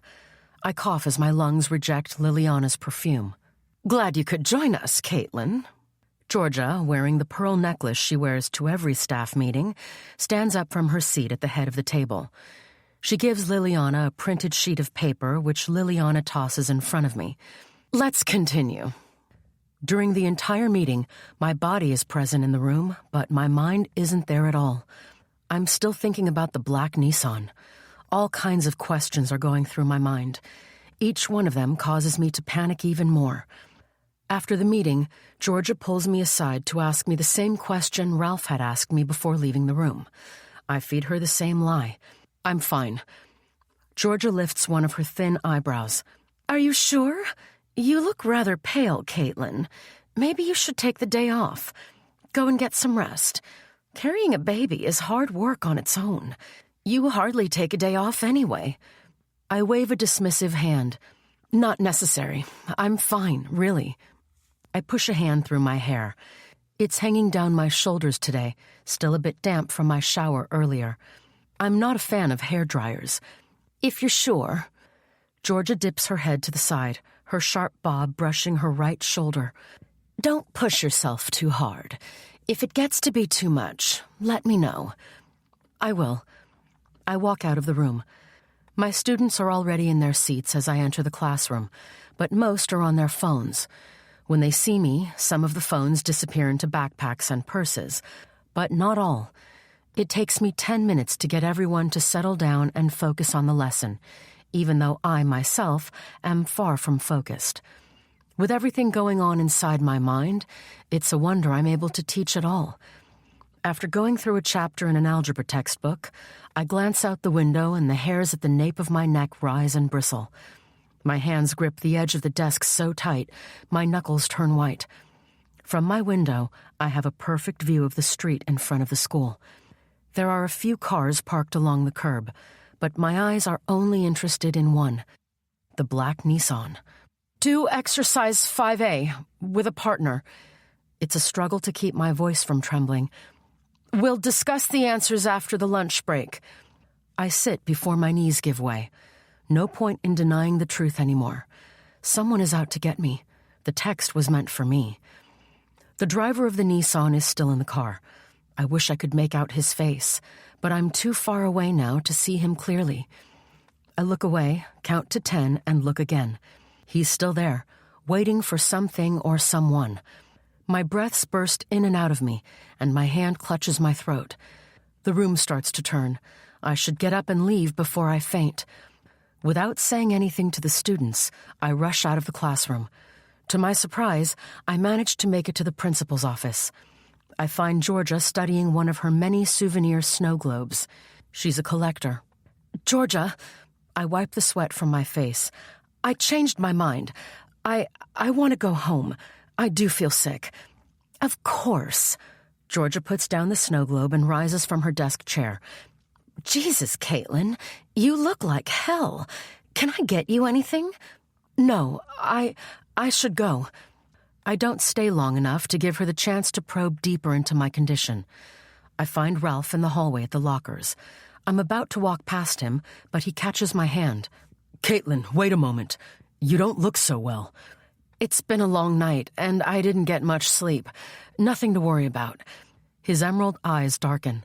He parts his lips to speak, but I stumble away before I hear his words. Without looking for the Nissan again, I simply get behind the wheel of my car and drive off the school grounds, desperate to get home. If I were any other normal person with nothing to hide, I'd go to the cops. But I can't do that. My last internet search a few weeks ago alerted me that the cops are still after me.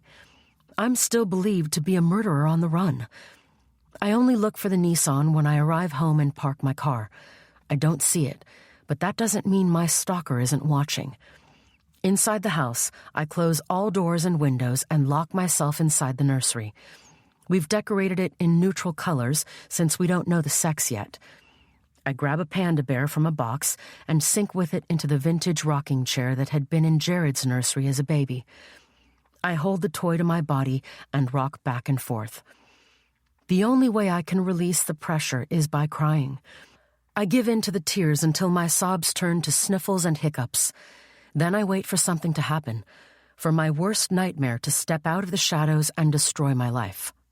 I want to know who's after me, but at the same time, I don't. It's much safer to bury my head in the sand and pretend it's not happening. I look around the room. The baby will be here soon, but the nursery isn't quite ready yet. Jared had promised he'd build the crib 2 days ago, but never got to it. In an attempt to hold on to my sanity, I rise from the chair and approach the box carrying the parts of the crib. Both my body and mind are numb as I open the box and start to put the crib together myself. Instead of thinking about my troubles, I focus on my baby. I force my mind to pretend, maybe for the last time, that my life is not in pieces. The instruction manual is so good that I finish the job in less than 40 minutes. Done, I take my time covering the mattress and folding the little cream blanket, praying this is not the last thing I get to do for my baby. Chapter 30. I wake up in the middle of the night drenched in sweat and disoriented, the sheets damp against my skin. With the back of my hand, I wipe away the beads of sweat on my upper lip. It was only a dream, I tell myself. I have nothing to be afraid of. Like most of the nightmares I've had before, Ryan was present in this one as well. This time we were both on the beach, and he was pushing his wheelchair with me inside it. We had switched places. I was paralyzed, unable to feel my legs, and he was laughing at my predicament. Waking from the bad dream only offers me momentary relief. When my heart starts to settle, I remember that something had woken me, a scratching sound from somewhere in my room. I blink a few times to allow my eyes to awaken fully. With the comforter pulled up to my neck, I search the darkness. My chest tingles with dread when my gaze lands on the window. It's open. I'm pretty sure I had closed it before going to bed. I jam my hands into my armpits to stop them from shaking. "Who's there?" I whisper into the darkness. No one answers. The only thing I hear is my beating heart and the distant rush of the waves. I have two choices: to remain in my bed, helpless and terrified, or to take action. A shot of adrenaline rushes through my veins, and I jump out of bed without thinking and slam the window shut. It's only when the window is closed that it hits me that the intruder could be in the house. A movement on the other side of the window catches my eye. In the light of the moonlight, I catch sight of a dark figure hurrying down our path toward the gate, pushing it open and running out without closing it. As soon as the person is off our property, he or she starts to run down the street, disappearing into the darkness. As I watch the intruder become nothing but a dot in the distance, bitter bile touches the back of my throat. I lay a hand on my chest. It's vibrating with each beat of my heart. A scream is bubbling up in my throat but refuses to pour out of me. What's the point of screaming anyway? It's not as if I can call someone to help me. My hands around my stomach, I sink to the floor and lean my head against the wall. There's no more pretending the past has not caught up with me. What would I do if I find out that Ryan is alive?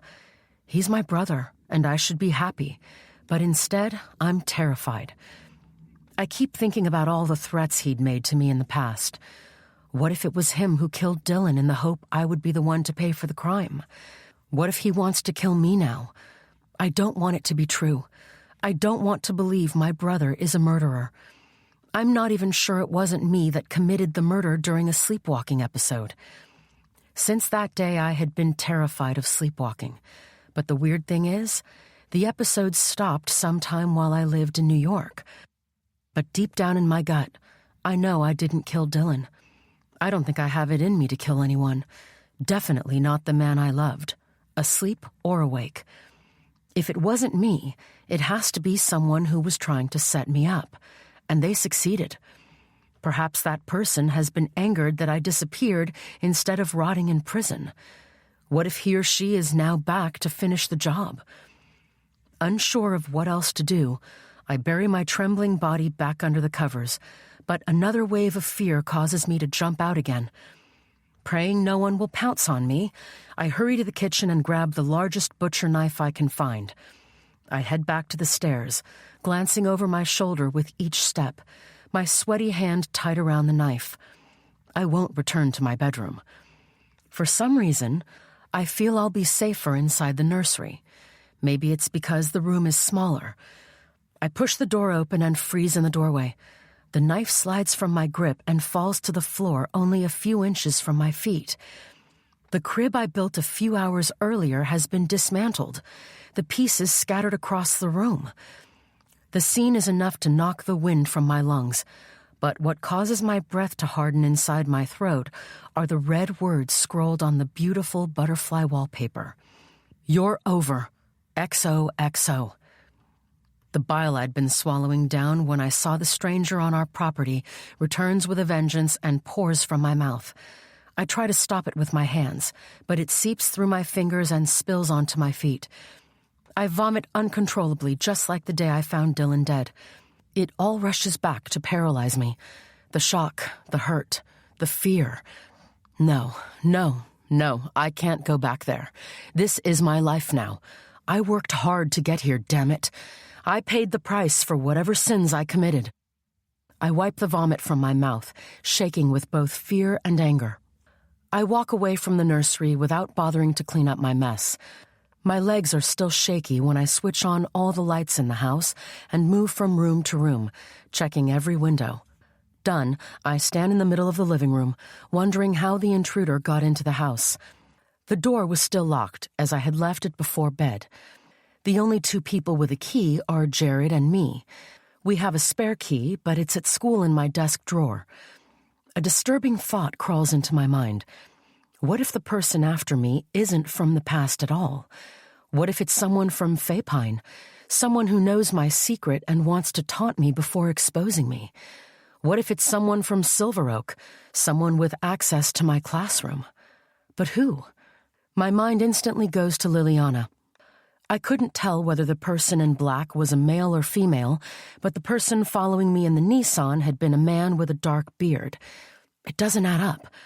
Groaning, I lower myself onto the couch and press the heel of my hand against my forehead.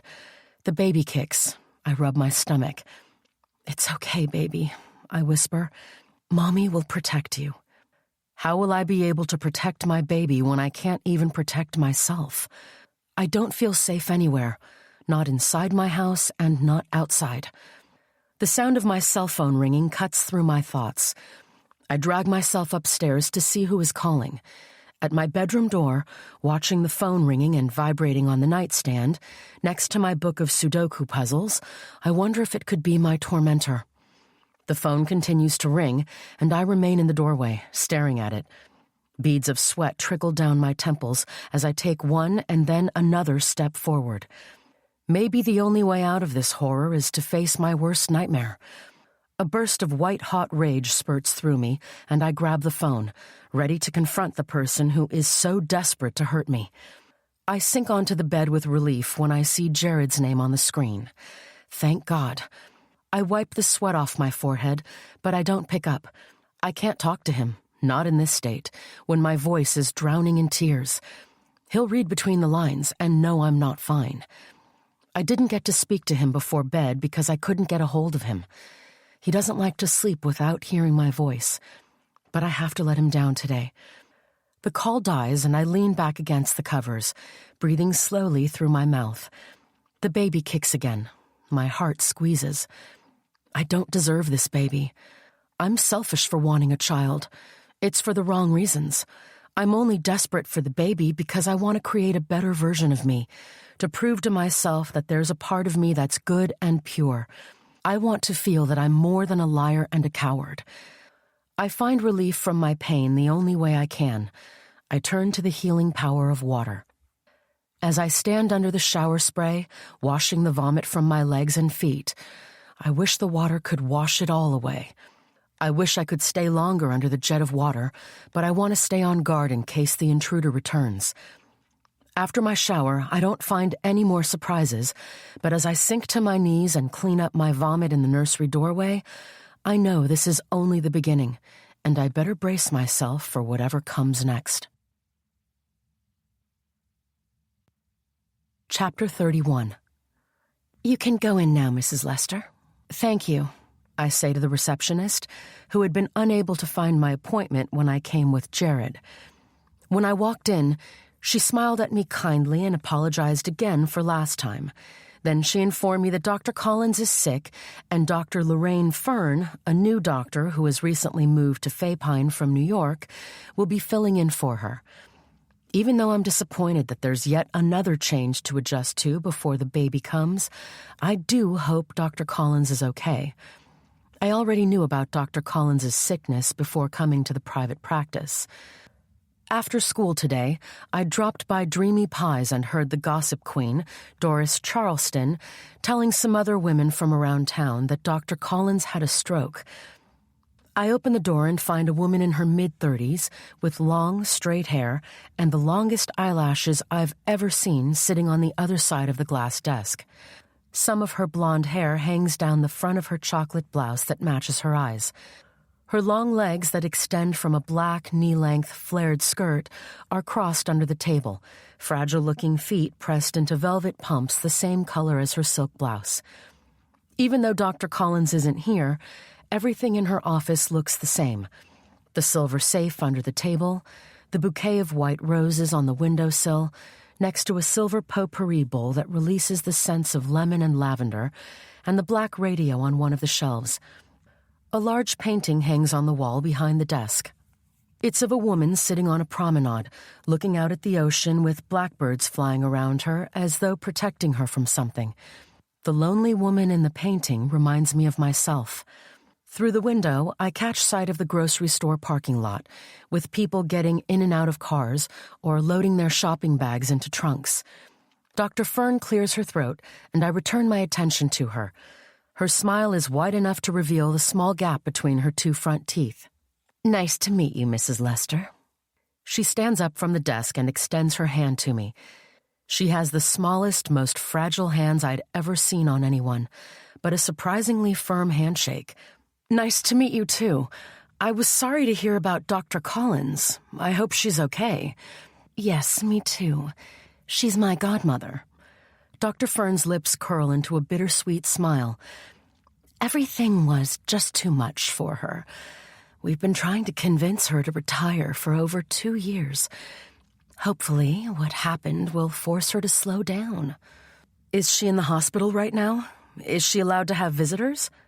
Dr. Collins has been my doctor for as long as I've been in Faypine, and a witness to my earlier failed pregnancies. I'd like to drop by and wish her well. Dr. Fern shakes her head. "She's no longer in the hospital. She's back home. But unfortunately, she's not taking visitors. She needs to rest. I'm sure you understand." "I do. I really do. If they dare open Dr. Collins' doors to the public, her house will flood with pies, flowers, and too many questions." Dr. Fern flips open my file and glances down. "You're due in 4 weeks?" She glances up, smiling. "Looks like I'll accompany you to the end of your pregnancy." "You don't think Dr. Collins will be back by then?" I twist my ring on my finger. "The stroke took a major toll on her. Her family managed to talk her into taking a few months off to recover. She'll be out of town during that time." "Oh, okay." I swallow my disappointment. "Please wish her well from me." "I'll do that." "Has everything been going well so far with your pregnancy? Any issues you'd like to discuss?" She runs a finger down a page in my folder. "It says here you requested an additional ultrasound. Is there a reason why?" She raises her gaze to mine. Her eyebrows furrow, then release. "I had 2 miscarriages before this pregnancy. I just want to make sure the baby is fine." "I see." She leans back in her chair. "Has Dr. Collins made you aware that your insurance might not cover it?" "She has. It's fine. I'm ready to pay out of pocket." "Good." She looks at me for a long time, then blinks and leans back. "Have there been any issues since your last appointment? Do you feel fine?" "Yes." I avert my gaze, focusing on the red scarf hanging from the handle of a closet. It looks familiar. I must have seen Dr. Collins wearing it. No issues. Not really. Everything is fine." I wish that were true. "That's wonderful. Nothing like peace of mind for a smooth pregnancy." I nod and force a smile. If only she knew. Peace of mind is a luxury I can't afford right now. "Do you have any children?" I don't know why, but I glance at her ring finger. It's empty. There's a pale mark that suggests she used to wear a ring. Her sharp intake of breath makes me look up. Our eyes meet, and I regret asking. "No." Her tone turns suddenly cool. "No kids." The smile returns to her lips. "But since this time is about you and your baby, let's have a look to see how the little one is doing, shall we? Let's have you lie down and free up your stomach area." I nod and rise, feeling embarrassed for asking her something that's none of my business. Looks like the culture of Faypine has rubbed off on me. No topic in this town is off limits. How in the world did I come this far without anyone, especially Doris Charleston, peeling away my layers? I unbutton my teal shirt. that belongs to Jared, and lie on my back on the reclining examination table. As you probably already know, the gel will be a little cool, Dr. Fern says, squirting too much of it onto my belly, then picking up the transducer to glide it on my abdomen. She turns the screen so I can see the baby, but instead, I turn my gaze to the painting of the woman on the promenade. Do you want to know the sex, or do you already? Her voice sounds far away. No, we want it to be a surprise. That's lovely. She continues to glide the device over my skin while studying the screen in a silence broken only by my baby's heartbeat. Do you hear that? Nice and strong. I bite back tears of joy. Maybe this is really going to happen. 4 weeks and I might actually be a mother. I've vowed to myself that I'll do a much better job than my mother did with me. I'm relieved when she finally hands me some tissue to wipe myself off and assures me that everything looks great. The baby is nice and healthy. You have absolutely nothing to worry about. She returns to the desk while I remain on the examination table, cleaning up and still blinking away tears. That's a relief. I'm relieved the stress of the past few days didn't impact the baby. I close my eyes for a brief second and say a prayer of thanks. I haven't gone to church since leaving Core Lake because I felt too guilty to walk into the house of God. But I do sometimes pray in the hope that He will listen. I hope He is. I need Him so much right now. I bet. Dr. Fern types something on her computer. Do you have any questions for me? Not at this point, no. Good. Don't hesitate to call or drop by in case of any issues. Take care of yourself and our little one. She hands me a photo from the ultrasound. I stuff it into my purse without looking at it. Chapter 32. I drink a glass of water as Bruce Frary changes the locks on our front door. I'd planned on having them changed the morning after the break-in 2 nights ago, but Bruce owns the only locksmith company in town, and it was closed. He'd been the one serving this town since his father died 6 years ago, when Bruce was 24. I'm so glad he could make it today. I'm tired of sleeping with one eye open. As I had suspected, someone had stolen the spare key I keep in my office drawer, which has made me suspicious of everyone I work with, even Ralph. I have no idea who to trust anymore. This morning, I considered moving into a hotel for the rest of the time that Jared is away. I soon realized it was a bad idea. It would only take one person to make up a story that my marriage is in trouble, and the whole town would believe it. Bruce glances at me with narrowed eyes from time to time. I'm sure he's curious to know why I'm changing the locks, but I don't owe him or anyone else an explanation. Except for Jared, of course. My chest tightens at the thought of telling him. He'll definitely ask questions, and I still haven't figured out the perfect lie. Great evening, isn't it? Not too hot or anything. Bruce dabs his large forehead with a dirty rag he pulled out of his back pocket. Nice to have a cool breeze again after the heat of the last days. It is. He's right. This is the hottest July I've ever experienced in Faypine. Thanks for doing this, Bruce. I drain my glass. It's my job. He throws me a crooked smile. It's good you're changing the locks. Can't be too safe these days. I swallow hard. He's clearly digging for information, but he'll get nothing from me. Word travels too fast around here. I lost a key, that's all. I glance down at my glass. Can I get you something to drink, Bruce? I have apple juice, lemonade, and water. Or would you like a coffee instead? Bruce's grin lights up his face.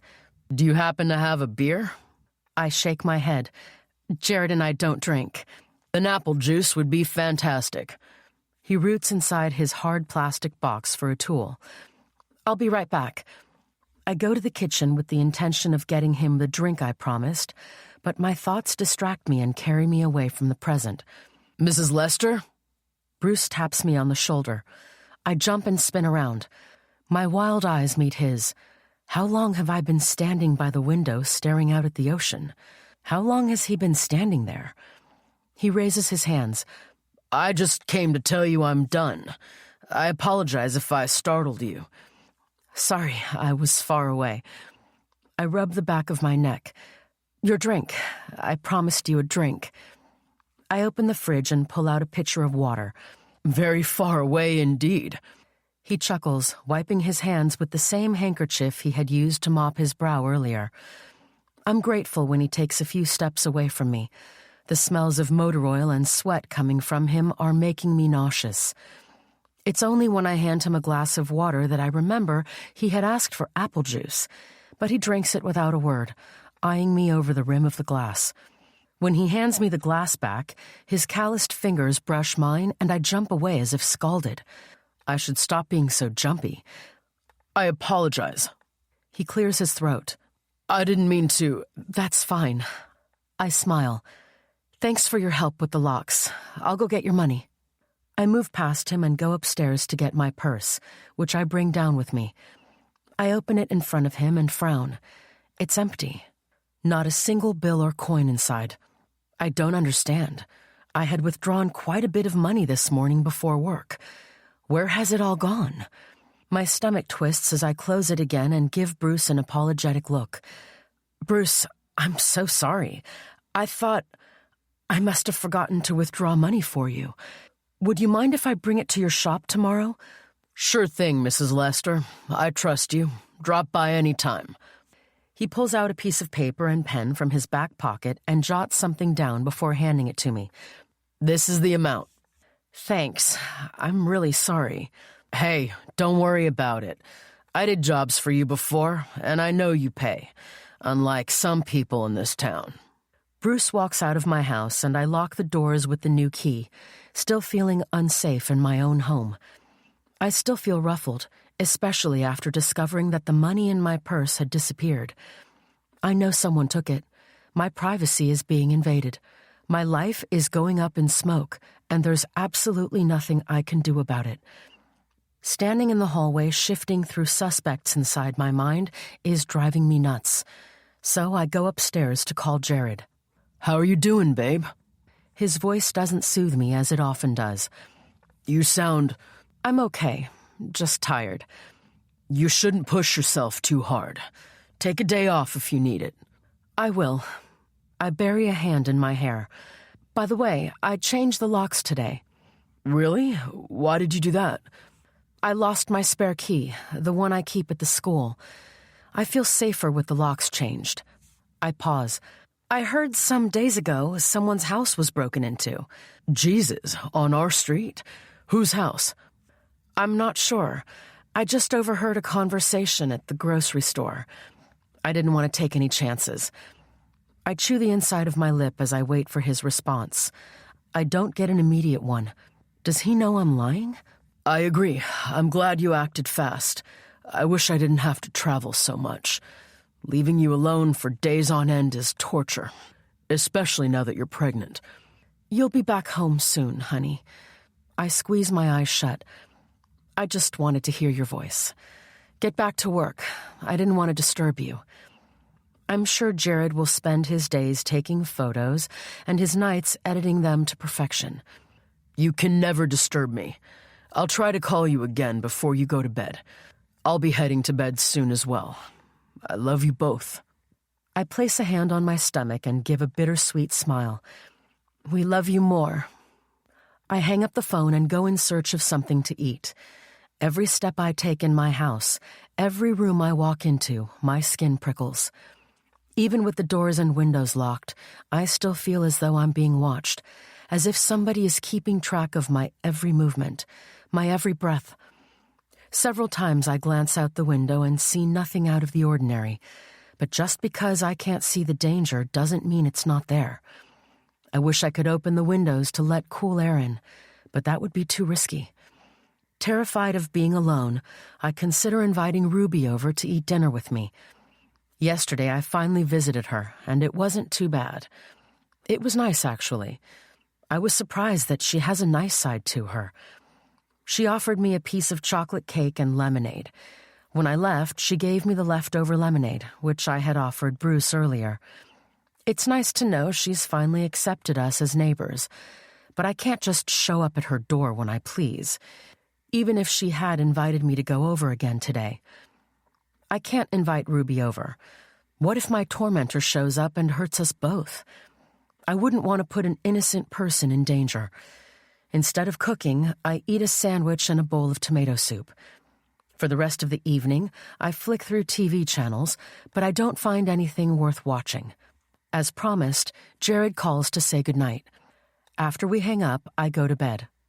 Like the past few nights, I know I won't be able to get much sleep. I push my hand under my pillow and sigh with relief when it comes into contact with the knife I keep there. I make a mental note to get rid of it before Jared comes home.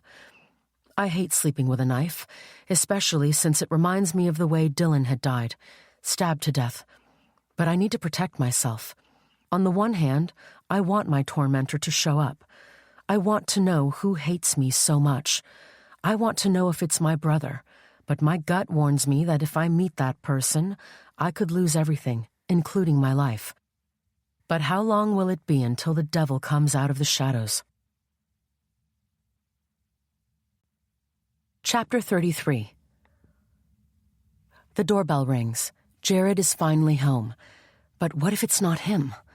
The question pops in my mind when I'm almost at the bottom of the stairs, on my way to open the door for my husband. I stop, the sound of my heartbeat thrashing in my ears. The doorbell rings again, but I don't move. My cell phone also starts to ring from the bedroom. I'm about to go back to answer it when I hear Jared's voice come through the front door. My shoulders collapse with relief. I hurry to the door and peer into the peephole just to be sure. I draw in a breath and put on a smile. Hopefully he won't read the tension of the last days from my face. I open the door to find him standing there, his brow knitted, but it smooths immediately, and he gives me a smile I know is reserved only for me. Did I wake you? No, you know I can't sleep before 10. He steps into the house, drops his suitcase to the floor, and closes the door. Then he gathers me into his arms.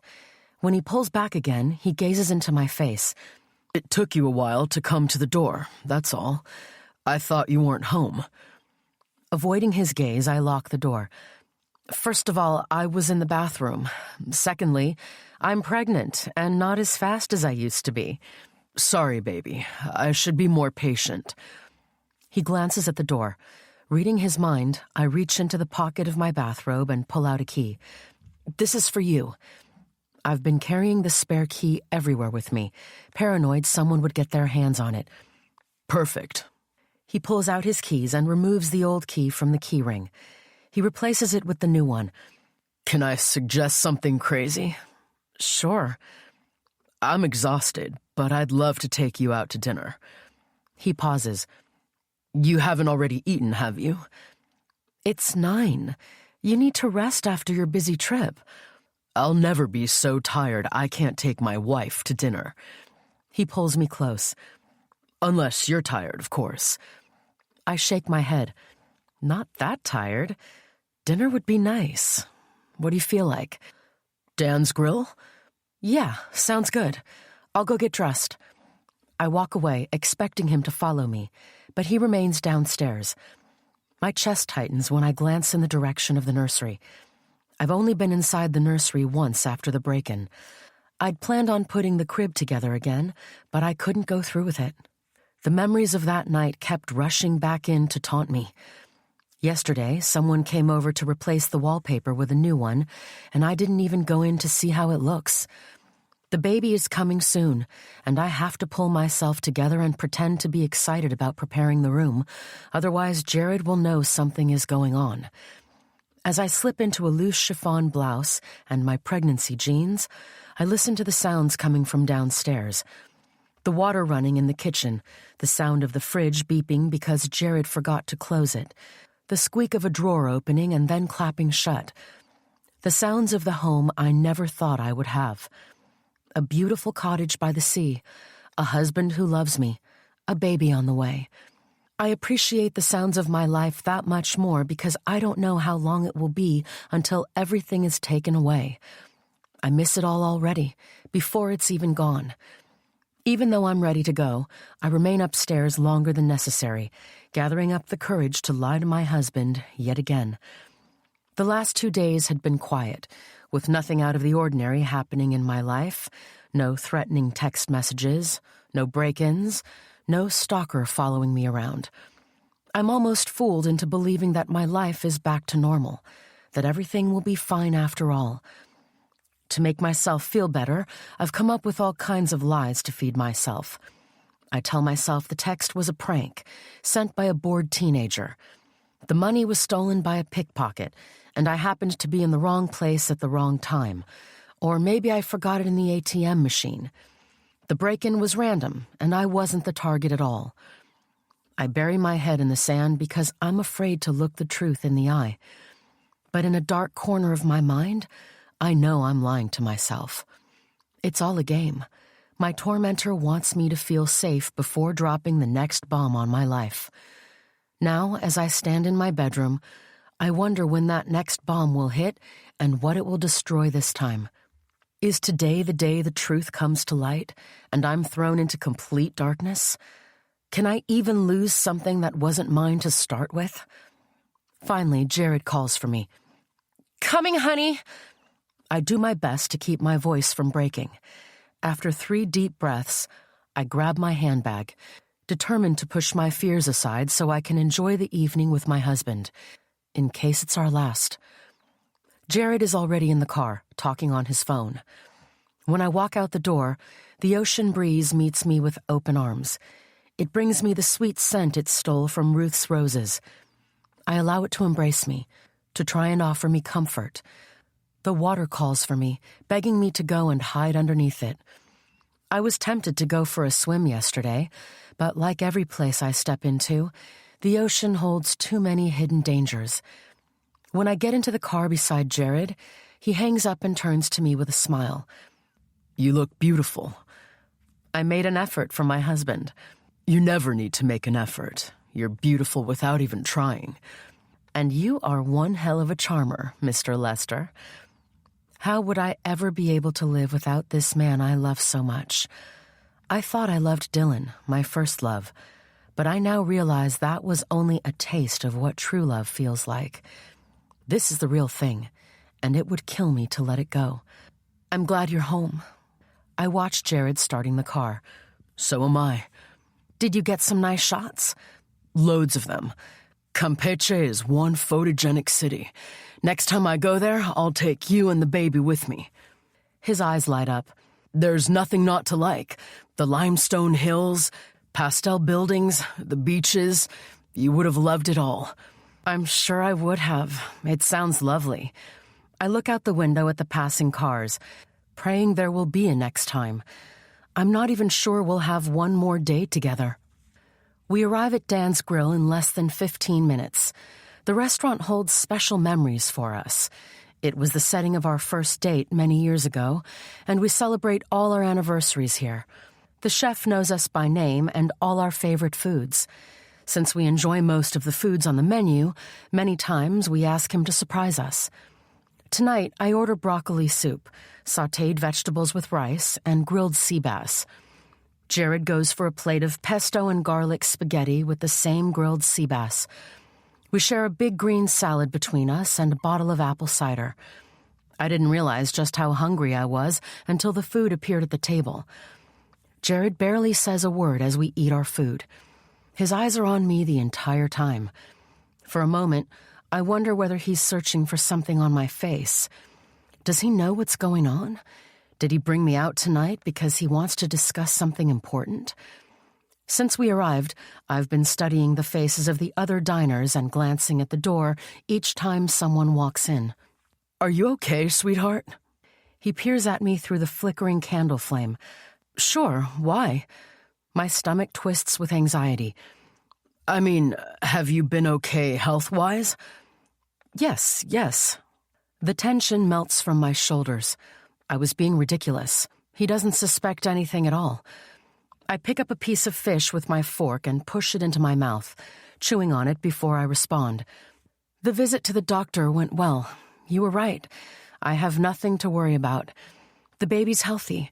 But Dr. Collins is sick, and there's a new doctor stepping in for her. Apparently, she's her godchild. She's quite nice. Talking about Dr. Collins's health is a great way to remove the focus from me. Jared frowns and leans in. Do you know what's wrong with her? I saw her at the grocery store 2 weeks ago, and she seemed fine. She had a stroke. I don't know the details. Goodness, is she okay? Jared wipes his lips with the napkin. Last I heard, she's fine now, but she left town to recover at a health spa. That's really terrible news. Jared shakes his head and starts to eat again. Is the godchild at least as good as Dr. Collins, or should we look for someone else? I wouldn't want to do that this close to the birth. I lift my glass of apple cider to my lips and take a sip. From what I could tell, the new doctor is just as competent. Jared narrows his eyes. I have to say, I'm surprised you're not freaking out. I put my glass down and gaze past his shoulder at a man in a three-piece suit who is laughing and chatting with his companion with not a care in the world. I'm trying not to freak out about everything. Some things we just can't control. If only he knew. And everything is going to be just fine. He places his warm hand over mine and squeezes. I'm so happy the baby is okay. I can't wait to change diapers. Diapers. I pull out my phone. I need to buy more diapers. I put a reminder on my phone and drop it back into my handbag. Then I pick up my knife and fork to eat the last piece of fish. Did you ever find out whose house had been broken into? I swallow hard, the food hurting my throat. I lower my gaze to my plate. I didn't get a chance to ask around, but I feel better now that the locks are changed. I'm just glad you're safe. I don't know what I'd do if anything happened to you. I paste a smile on my face and look into his eyes. Tell me more about your trip. It was exhausting, but really worth it. I got what I wanted. I'll show you the shots tomorrow. He folds his arms in front of him on the table. The only picture I'm interested in right now is the one in front of me. Undiluted joy spreads through my entire body, but it comes hand in hand with a deep ache. I look forward to spending more time with you now that you're home. I promise you many walks on the beach and late-night dinners like this one. I might throw in a few foot massages as well. You're making this pregnant woman incredibly happy. We spend the rest of dinner talking more about the things we'll be doing before the baby arrives. Then I give him the ultrasound picture with barely a glance at it. I still don't have the courage to look. After the events of the past few days, my fears of losing the baby have become magnified. She looks like me. He holds it to the light, a tender smile tipping the corners of his mouth. How do you know it's a she? I'm hoping for a girl just as beautiful and perfect as you. I'm far from perfect. I fold and unfold my napkin on my lap. Perfection is in the eye of the beholder. You're perfect to me. Chapter 34. Back home, Jared decides it's time for him to build the baby's crib, even though it's close to 11 p.m., and he looks about to drop with exhaustion. He insists he's been putting it off for too long. He is the kind of person who always gets things done without postponing them until tomorrow. It hits me suddenly why he'd put this particular task off so many times. Like me, he was secretly afraid that I wouldn't be able to carry this pregnancy to term. He won't admit it, but he was afraid to make preparations only for the baby not to arrive. The miscarriages had hurt him just as much as they did me, but he was the strong one. Get some rest. You can do it tomorrow. I need more time to prepare for the questions I know will come once he enters the nursery. Nope, I'm doing it tonight. He stumbles toward the stairs. The baby will be here any day. I follow him upstairs, shuddering as he takes each step. An image of the message on the wallpaper flashes across my mind, but I shove it back along with many others from that night. He halts in the doorway of the nursery. What happened in here? Were you trying to put the crib together yourself? I wring my hands in front of me. I tried but failed. You shouldn't have tried. I said I'd do it. I place a hand between his shoulder blades. I know. I'm sorry. I was bored. What happened to the other wallpaper? Like I said, I was bored. My hands moved to my hips. But I sort of like this one better. Don't you just like the little teddy bears? I think they're so cute. But you were insistent on us choosing all nursery furniture and decorations together. He grins. I'm offended that you didn't consult me. I know, but I didn't want to bother you with something as silly as wallpaper. I take a breath. If you really don't like it, we can switch it up. He puts an arm around me and kisses my cheek. As long as you're happy, so am I. I am happy. He lets go of me and rubs his hands together. Let me build the crib to make you even happier. You really don't think it can wait one more night? I was able to hide the things that had happened in this room when he was away, but what if he puts the crib together and we find it dismantled again?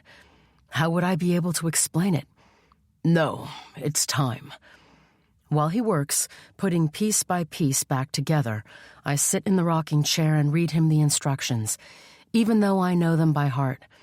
He's done within 20 minutes.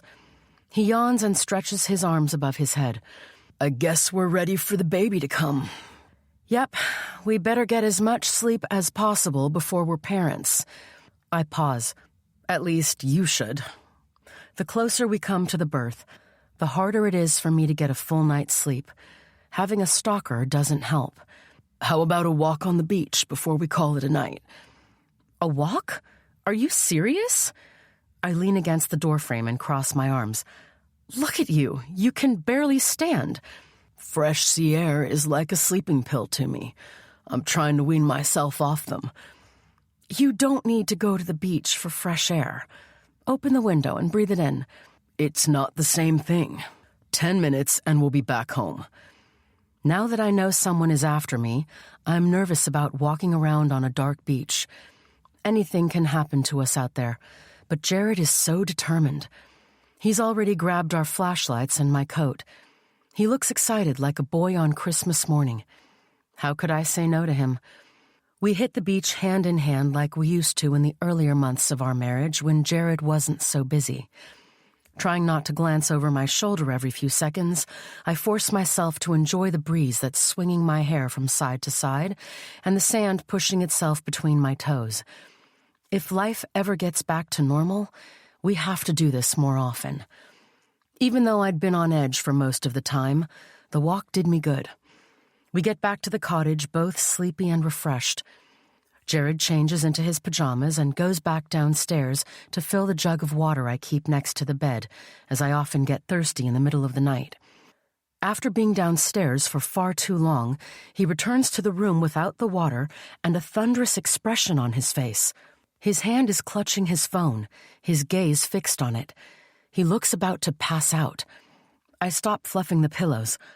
Are you okay? What's the matter? I received a weird text message. What does it say? I sit on the bed.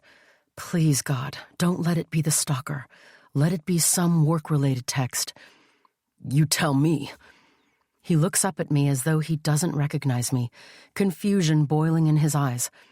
He has the same pained look he had every time I told him we lost a baby, but it's sharpened by anger. Instead of reading the text message to me, he tosses the cell phone onto the bed. I'm afraid to pick up the phone, afraid to see whatever it is that has the power to cause Jared's mood to plummet.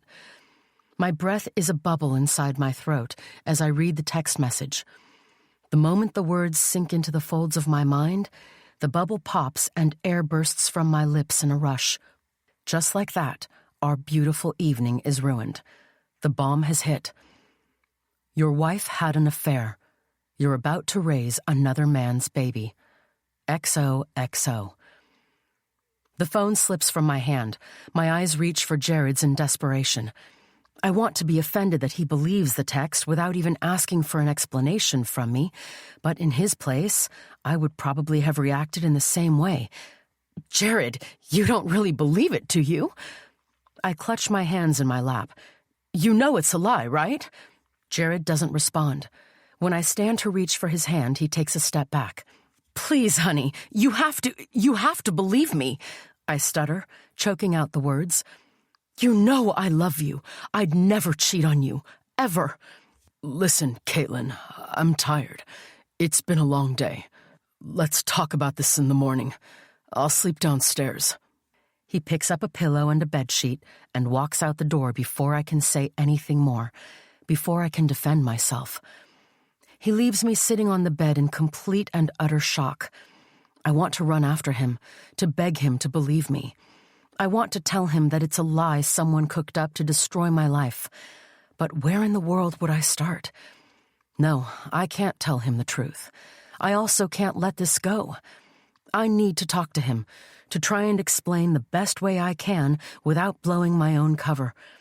My hands bunched up at my sides, I hurry down the stairs, almost tripping on them.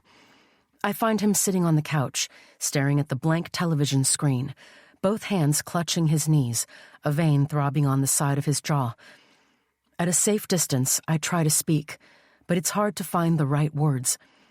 The text is a lie. I know that. I've never cheated on my husband. But can I explain it away without opening my can of worms? What is it? He doesn't even bother to look at me. Despair sags through me. It's your baby, Jared. It's our baby. I never cheated on you. I sit on the couch next to him. He flinches but doesn't move away. I turn to face him, my knees touching his thigh. I'm telling you the truth. I'd never hurt you in that way. You're the only man I love. I know exactly why Jared is acting the way he is, why the message hit him so hard. His previous relationship had ended because his fiancée cheated on him. He'd made it clear to me from the start that he'll be able to handle a lot in a relationship, but not unfaithfulness. I promised I'd never cheat on him and asked him to make the same promise to me. Now, this. I touch his arm and close my eyes. I'm not Sage. I'll never do to you what she did. I promise you that. If it's not true, he leans forward. Why have you been acting strange the past few days? Strange? I don't know what you're talking about. You know exactly what I'm talking about. Don't make a fool of me. Half the time I'm with you, you're not really here. You also sounded strange when we talked on the phone. For 5 days, I've been trying to ignore it, but this all makes perfect sense to me. Don't do this, Jared. There's nothing going on. I don't know who sent you that message, but it's not true.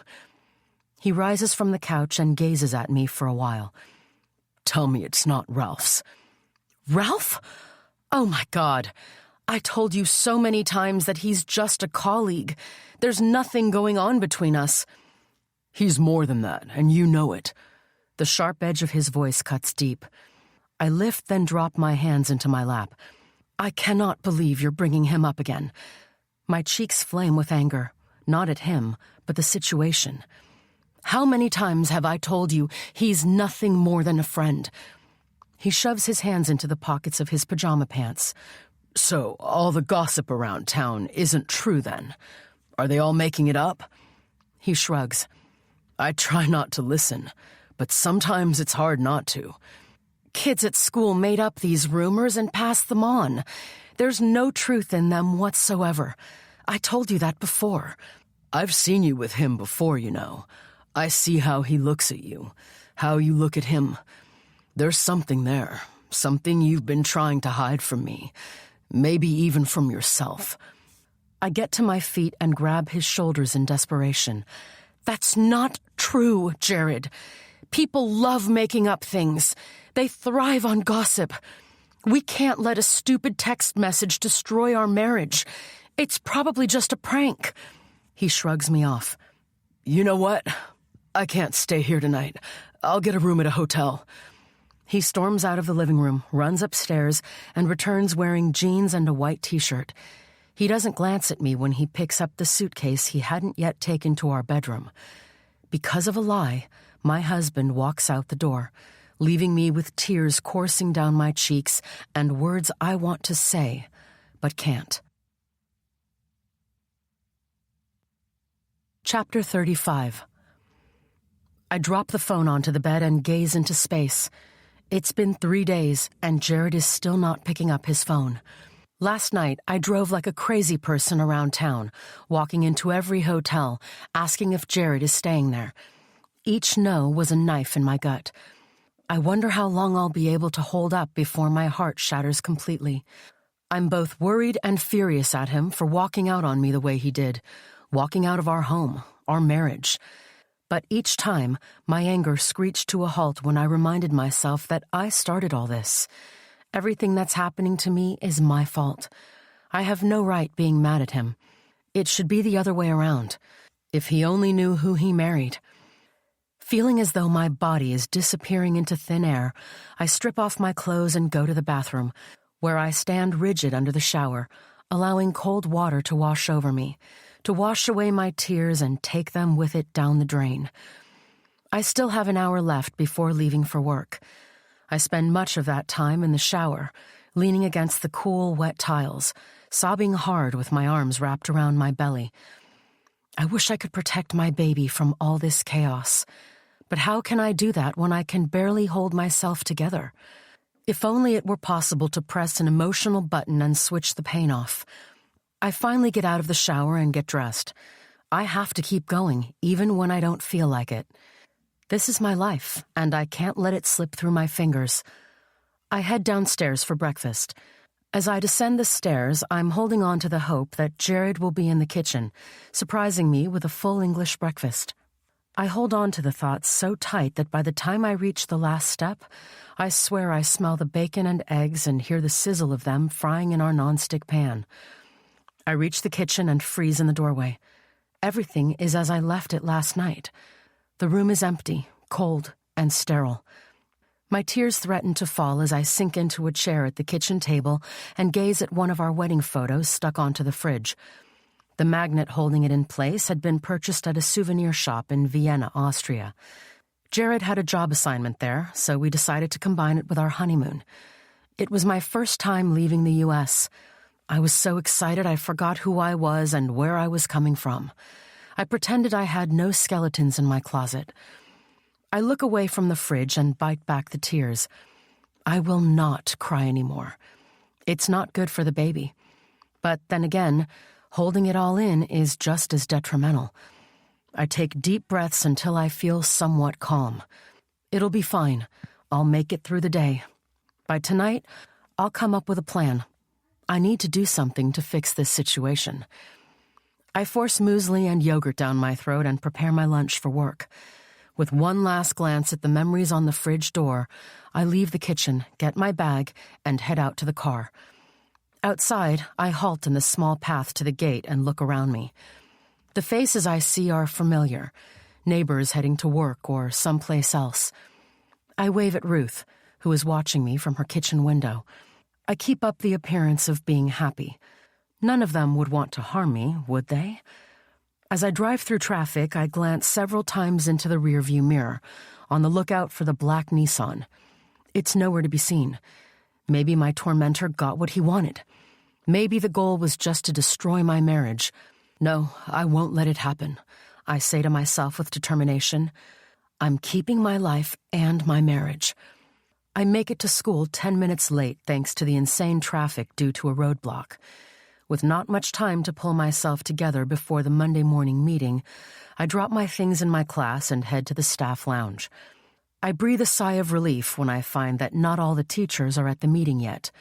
Georgia is early as usual, glancing at her watch. Ralph, who is also present, is reading a newspaper but looks up and smiles when I enter. I'm not surprised that Liliana is among the first people to show up. She makes it a point to always be punctual at every meeting, a way to suck up to Georgia. I greet her, but she barely acknowledges my presence. I shrug and find a seat far away from Ralph, who frowns at me. During the meeting, I barely hear anything that's said, and when I'm asked questions, I answer like a robot, giving what's expected of me but nothing more. And the whole time, I'm preoccupied with wondering who at this table or in this town is responsible for derailing my life. Who among my colleagues knows my deepest, darkest secrets? Who took my spare key from my desk drawer and broke into my house? My worst enemy could be right here in this room.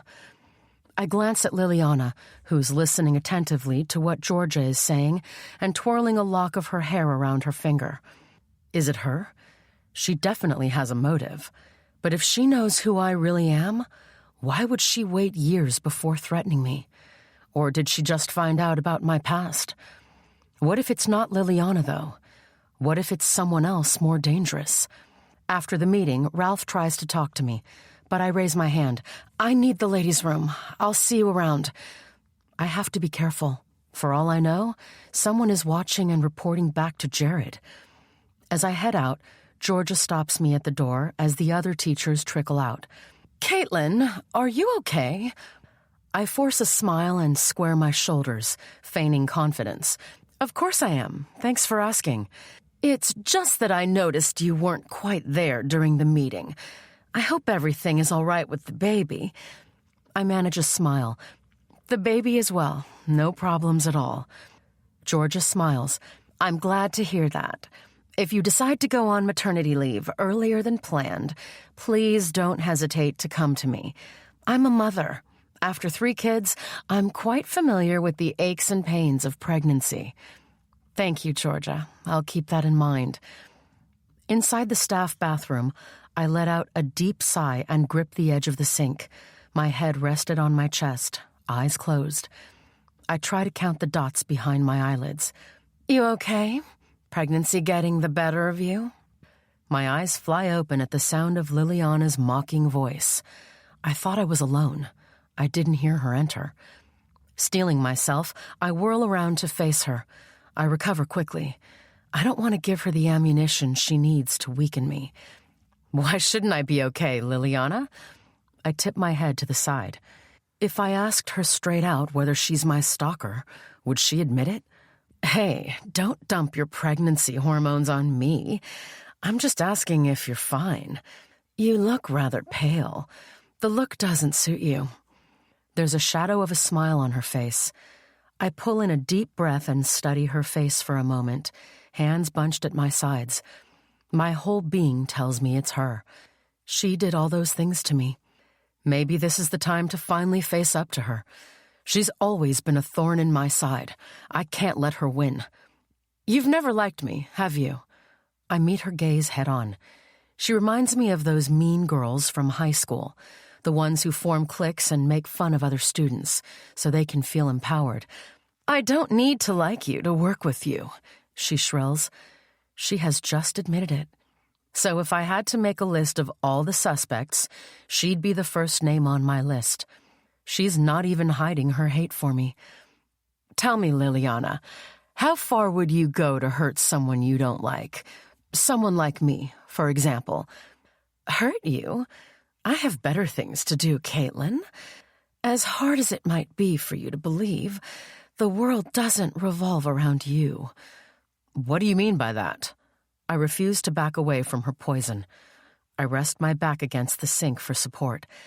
You waltz into town and expect the world to bend to your every wish. She gets into my personal space. You barge into our community and take what you want without caring who gets hurt. You expect everything to just fall into your lap, like your job. I don't know what I ever did to you. Everything I have in my life, I earned and worked hard for.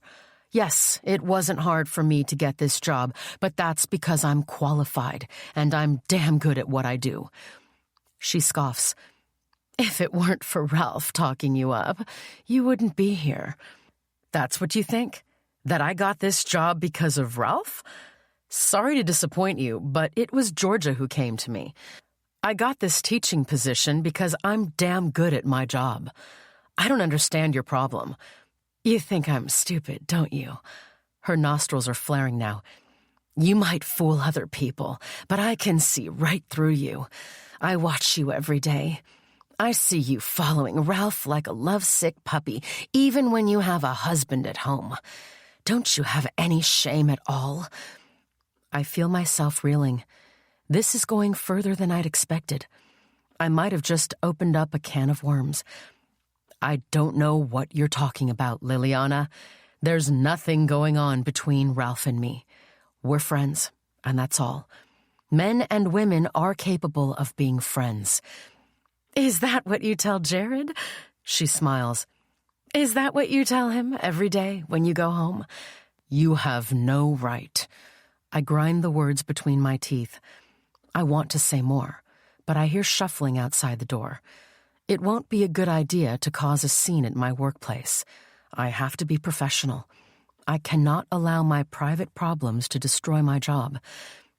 Look, Liliana, you're right. We don't have to like each other to work together. From now on, let's just stay out of each other's way and do our jobs.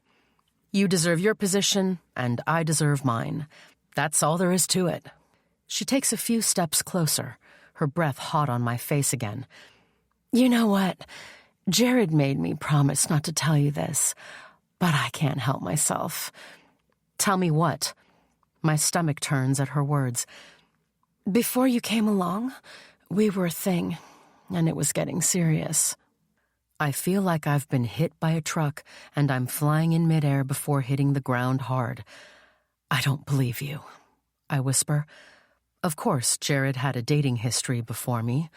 He told me about his fiancée and other women he dated, but none of them in this town. Why didn't he tell me about Liliana?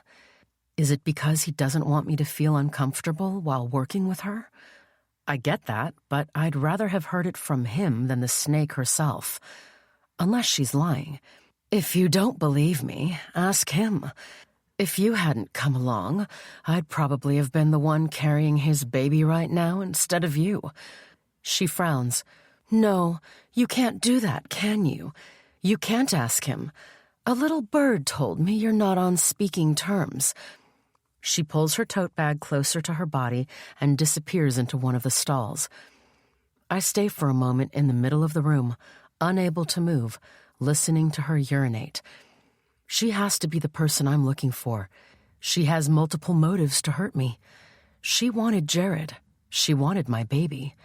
I place a hand on my belly, and the baby kicks against it. Bile rises up my throat, and I hurry into a free stall. I position myself at the bowl, expecting vomit to rush out of me, but I only heave dry air.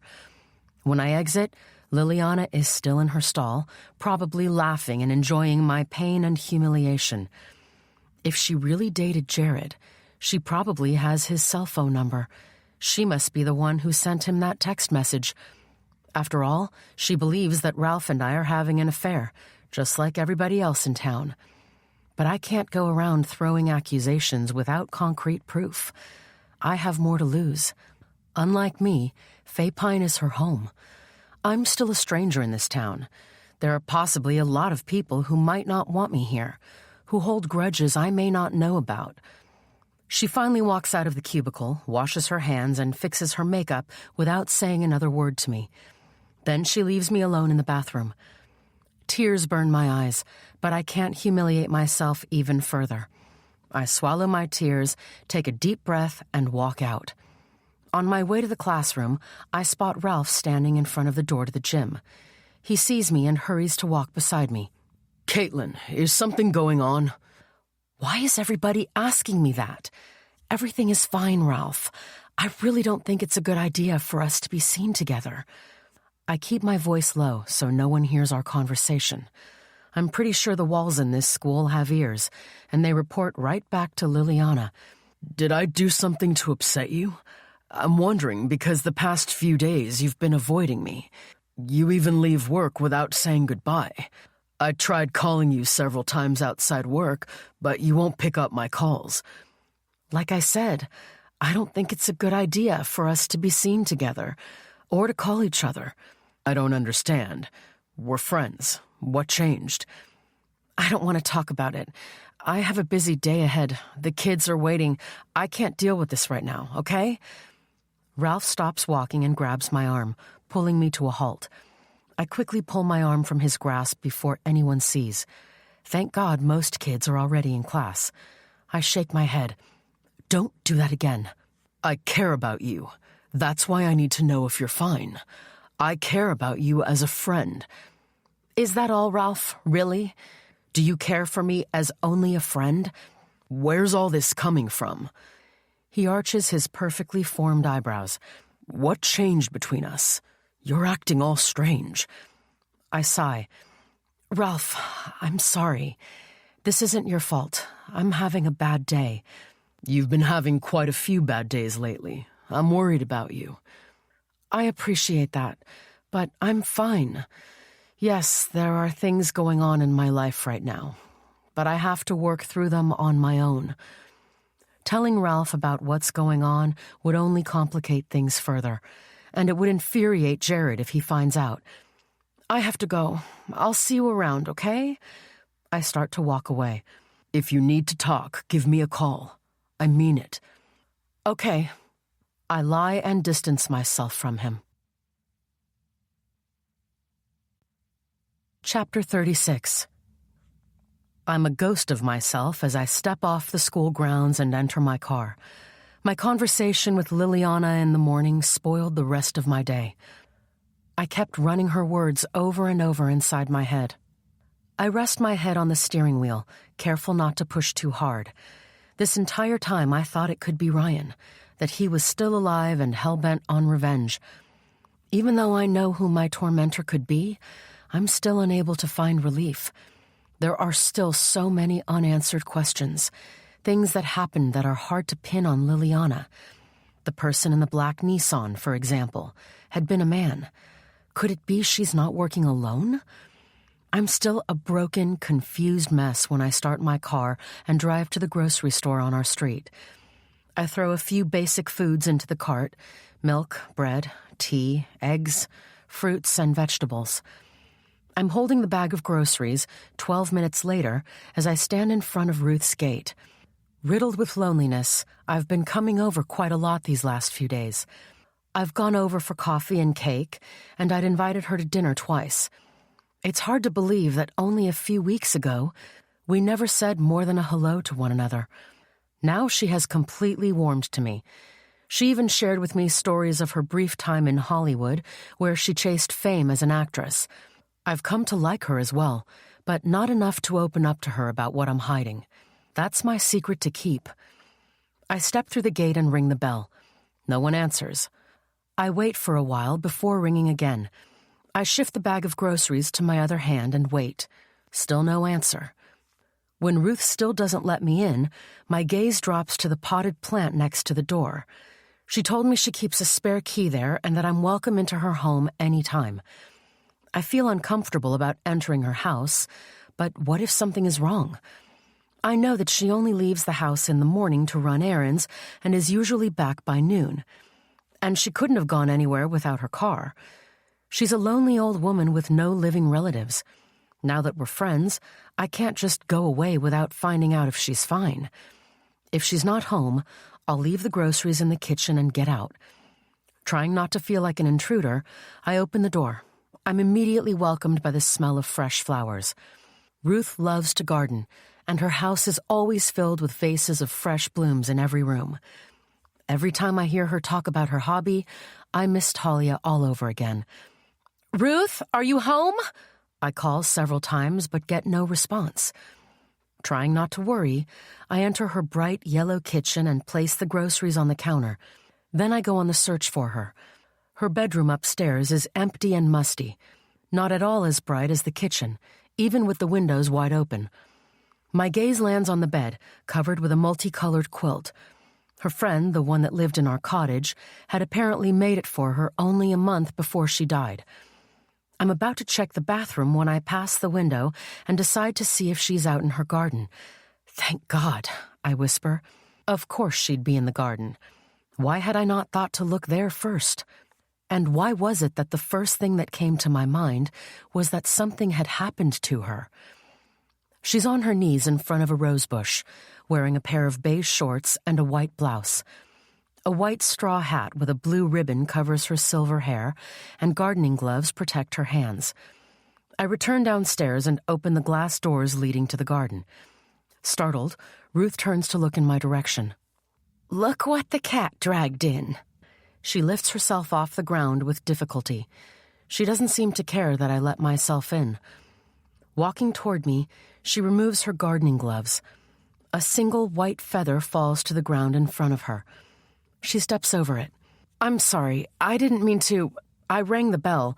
No need to apologize. We're neighbors. Use that key whenever you need to. I get carried away when I'm with my roses, and my hearing isn't the best these days." She slips her frail, leathery hand into mine and drops the gardening gloves onto a metal garden table. "Let's go inside. I have some apple pie and fresh lemonade. I was going to bring it to your place later." She's so thankful for the groceries that she gives me a hug, the first in our short relationship. When she insists on giving me the money back, I refuse. At the kitchen table, I accept her lemonade and apple pie. Ruth sits on the other side of the table and watches me. "Are you okay? You've been looking troubled lately. Is everything all right with the baby?" I haven't had the nerve to tell her about Jared being gone, but she probably knows already. I place a hand on my stomach and shake my head. "The baby is doing great. It's just a lot of other things going on in my life right now. Do you want to talk about it?" "It's nothing, really." I take a sip of lemonade. "I don't want to burden you with my problems." "It helps to let it out sometimes. Maybe I can help." I'm quiet for a long time, prodding my apple pie with my fork. I pick up a piece and bring it to my mouth. Ruth watches me chewing in silence. It's driving me crazy not to be able to confide in anyone. From what I've seen so far, Ruth doesn't seem to hang out with the gossiping crowd. Maybe I could tell her just enough to make myself feel better. Not everything. Nothing about my past. "I'm having problems in my marriage." I rub my temple. "Jared, he thinks I cheated on him." "I wasn't going to mention it to you, but I heard the rumors. Doris has been running her mouth again." "Of course she has. I'm sure she has a lot of eyes and ears in this town." "Word is you had an affair with Father Travis Jenkins' son." "Those stupid rumors have been going around for a while." I look her straight in the eye. "Ruth, I never cheated on Jared. Ralph and I are just colleagues and friends. There's nothing more between us. I'm desperate for someone to believe me." "But your husband doesn't believe you?" Even though I haven't cheated on my husband, I hang my head in shame. "He's gone. He won't answer my calls." Ruth studies the roses on the table. The fact that she doesn't respond to that tells me she already knew. "You don't believe the rumors, do you?" "Should I?" Her gaze returns to me. Something has shifted in her eyes. The smile is gone. "I like you, Caitlin. I didn't think I would, but I was wrong." She pauses. "But the truth is, I don't really know you. You don't say much about yourself." What's going on? Why is she suddenly suspicious of me? I just don't like talking about myself. And I respect that. Unfortunately, I haven't been friends with you long enough to know if you are the kind of woman who would be unfaithful to her husband. I thought we were friends. I thought so too. Ruth pulls my unfinished plate of pie toward her. But friends don't lie to each other. The strand of beard on the side of her chin trembles. What are you saying? My mind is reeling with all kinds of questions. This doesn't make sense. She was so nice before. She gave me a hug. I gave you a chance to tell me the truth. You didn't. She gets up from the table and takes my plate to the kitchen counter. I'm good at telling when someone is hiding something. Feeling as if I've been slapped in the face, I push back my chair and rise to my feet. I have to go. I think that's a good idea. She pauses. Take your groceries with you. I can buy my own food. Hurt, I grab the bag and leave in a hurry. In the safety of my home, I collapse against the closed door. Ruth knows something. I have to stay away from her. I have to keep my distance from everyone. Chapter 37. It's midnight, and I'm in the living room, too tired to go upstairs to bed. I feel as though I've been run over by a truck, but I didn't really do much today. I took the last 2 days off as I couldn't deal with all the stares and whispers, and Liliana's presence in the school suffocates me, even when she's not in the same room. The only thing I did today was go to Dr. Fern to request a paternity test. At first, she'd peered at me in an awkward way, as though judging me. But then her face cleared, and she gave me my wish. She took the samples she needed from me, and I handed her Jared's hairbrush to remove some strands. The results will be ready within a week. After what had happened at Ruth's house, I knew I had to do something. I couldn't just let everyone believe I cheated on my husband. I hope that when Jared finds out that he's the father, he will come back home. But truthfully, I don't know if we'll be able to get past this. As long as I'm working at Silver Oak, he'll continue to be uncomfortable with me working close to Ralph. There's no way I'll give up my job, as it would be too risky to find another. I don't even know if I'll still have a job after my maternity leave, considering that Liliana is not even making it a secret that she wants me out. What if she uses my time away to her advantage and finds a way to convince Georgia to let me go? She could use the rumors as ammunition, but I can't think about that now. Dr. Fern had warned that my blood pressure was slightly high, and I have to take it easy. Thankfully, days have gone by, and my tormentor hasn't knocked me off my feet again. With the heavy curtains closed, the darkness around me is so thick I feel as though I could reach out to touch it. I breathe it in and lean my head back, one hand on my stomach. The baby moves at the place where my palm is resting. It dawns on me that even though I feel so alone, I'm really not. My baby is always with me. My eyes fly open when I hear a sound. I think it's coming from the front door. Someone is out there. Are they trying to get in? Instead of sitting there waiting for whoever it is on the other side to walk in and harm me, I push myself off the couch and tiptoe upstairs. I lock myself inside my bedroom, then allow myself to freak out, a sour taste in my mouth. I sit on my bed, holding onto the knife, ready to do whatever I have to in order to protect myself and my baby. I strain my ears to listen to the sounds from downstairs. Even from upstairs, I can hear the door being unlocked. It's a struggle to keep calm. The baby kicks me hard in the ribs, and I rub the spot. As the sounds downstairs get louder, I move to the windows and throw them open. My gaze lands on Ruth's house. I wish I could call her for help, but I can't. She's back to being the woman I've known for years, a bitter old lady.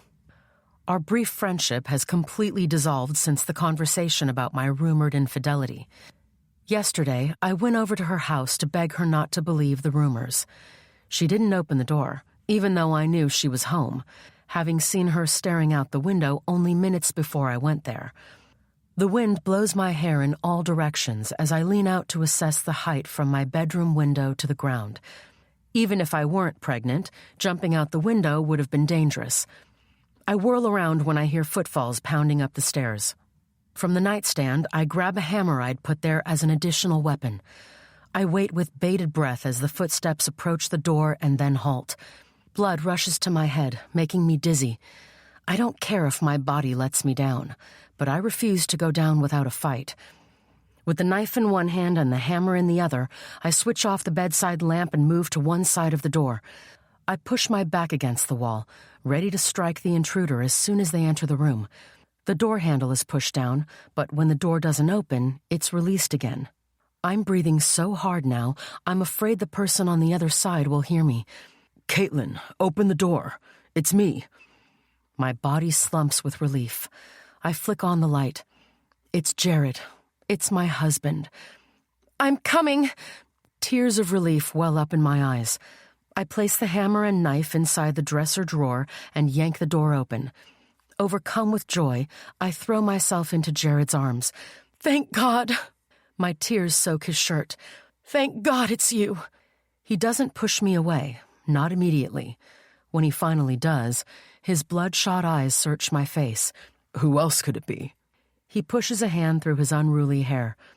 He looks like he hasn't slept or had a shower in days. I thought someone broke into the house. I heard your message. When do you get the test results? I stumble back and wrap my arms around myself. For a moment there, I thought he came back for me. I was wrong. He's still giving me the kind of look he normally gives strangers. Nothing has changed. In a week, the samples were sent to a lab out of town. I try to reach for him again, desperate to get him back. Thank you. Thank you for coming home. He shrinks away from my touch and steps around me to get to the drawer that holds our bed linen. Then he picks up a pillow from the bed as he'd done a few days ago. I'll be sleeping downstairs. He walks out, swaying slightly. I go after him, moving as fast as my legs would let me, which isn't fast at all. When I get to the living room, I find him covering up the couch with the sheets. He doesn't even turn to look at me. Have I lost him completely? My body remembers the feel of his arms around me only a few minutes ago. He had held me for a moment before letting go. It can't be over. He wouldn't be here if it were. Why are you here if you don't want to be? Anger boils in the pit of my stomach. It's clear to me that you've given up on our marriage. What are your plans, huh? If the baby is yours, which it is, are you going to take her away from me? Is that it? I never planned on referring to the baby as a girl. It just came out. Jared glances at me for a second. His face doesn't give his thoughts away, though. I can only guess what he's thinking. Maybe he thinks I found out the sex of the baby, that we're getting a daughter. Maybe he's happy but doesn't want it to show. He pulls his wrinkled shirt over his head and drops onto the couch, acting as if I'm not even in the room. A sob rises to my throat as I walk away. My face burns with tears with each step up the stairs. In the bedroom, I climb into bed, switch off the light, and place my hands on my baby for comfort. I'm just about to drift off to sleep when I hear a creaking noise, followed by the door being opened. I pull myself up in bed. From the slice of moonlight coming in through the window, I see that it's Jared, and he's approaching our bed. Maybe he's ready to talk. I switch on the light and wait for him to start the conversation. When he doesn't speak, I lie myself down again and pull the sheets up to my neck. To my surprise, he lies down next to me, but doesn't pull me close as he used to. Unable to handle any more rejection, I don't reach out either. I'm afraid to have him, only to lose him again. My heart almost bursts with pent-up emotions when, after what feels like an eternity, he slings an arm around my stomach and shifts closer. You really didn't have an affair? No, I whisper. I didn't have an affair. I swear. The results will prove that. In a week, it will all be over. We'll get back to the place we were before everything went to hell. Or will we? What if my worst nightmare isn't over yet? The truth remains that someone in this town knows I'm not who I claim to be. If I don't tell Jared the truth, he might hear it from someone else. If I open up to him, maybe, just maybe, he'll be on my side. Or tonight will be the last night I'll be in his arms. Jared, I need to tell you something. As soon as the words leave my lips, I wish I could swallow them down again. What can I tell him? That I left a man, the first husband I never told him about, dead in a hotel room? That I'm a fugitive? That I might be a murderer? I'll be fooling myself if I think he'll ever look at me the same way again. What? He croaks. What do you want to tell me? Just that I love you so much, and I never want to lose us.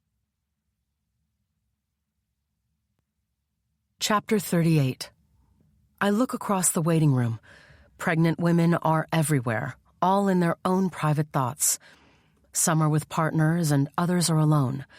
Most are reading glossy magazines with faces of smiling babies splashed across their covers. One woman is on the phone even though a small sign on the wall forbids phone calls in the waiting room. The room smells of baby powder, or I could be imagining it. I don't trust my mind much these days. I glance at Jared, and nervous butterflies erupt in my belly. I have no reason to be nervous since the baby is his, but I am. Jared tosses the magazine he was flipping through into a basket and leans back in his seat, eyes closed. I reach for his hand. The moment my skin touches his, he moves away. I force myself to sympathize with him. In his shoes, I would probably be a wreck as well. The truth will come out soon enough, and everything will be all right again. I clasp my hands in my lap and occupy myself with studying the faces in the room. Are these people happy? What kinds of secrets are they hiding? I can't imagine any of them going through what I'm going through. I need the bathroom, I whisper to Jared and rise. Hopefully, a short walk will get rid of some of my nervous energy. Instead of responding, Jared reaches into the basket for a cooking magazine. I carry the ache in my heart all the way to a bathroom cubicle, where I lock the door and rest my forehead on it. I beg each breath I take to bring me relief. The ache refuses to be ignored. The results of the paternity test don't worry me. I'm worried about what will happen once we get the results and return to our lives. Will everything return to normal? What if my tormentor attacks me from another angle? After this hurdle, how many more will we have to overcome? How much more torture can I go through before I break? It's so exhausting running from the past. A sound from outside the door yanks me from my thoughts. Someone is calling my name. "Caitlin, we're called in." Jared's muffled voice is stiff with tension. "I'll be right out." I push away from the door. I don't find Jared outside. He's already in the doctor's office when I arrive. Dr. Fern steps around her desk and comes to shake my hand. Her handshake is brief and not as firm and warm as the first time I shook her hand. "Caitlin, nice to see you again. I hope you and the baby are doing well." She's all business. No smile in sight. No glint in her eyes. The residents of Fay Pine have pulled her to their side. She's judging me just like everyone else. Baby is fine, I think. I drop my lashes to hide the hurt reflected in my eyes and place a hand protectively over my belly. She waves at the empty chair next to Jared. "Please, take a seat." As I lower myself into the chair, Jared doesn't turn to look at me. His focus is on Dr. Fern, who has returned to the other side of the desk. "I have the results. Ready to hear them?" "We are." I raise my chin to show my confidence. "Would you like to read them yourself?" Dr. Fern looks from me to Jared. "No, do it for us, Doctor." Jared answers for both of us. Take this brief pause to let your mind settle. The journey ahead awaits with new emotions and new discoveries.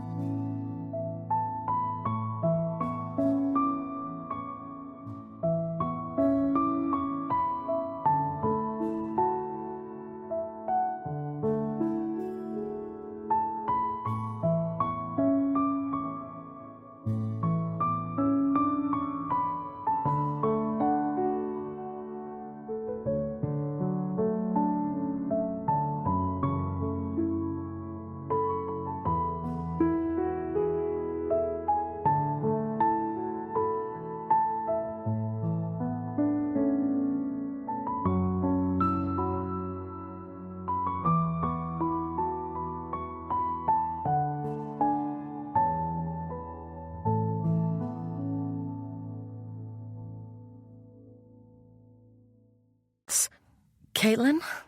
The doctor raises an eyebrow at me. Yes, I shrug. Please open it.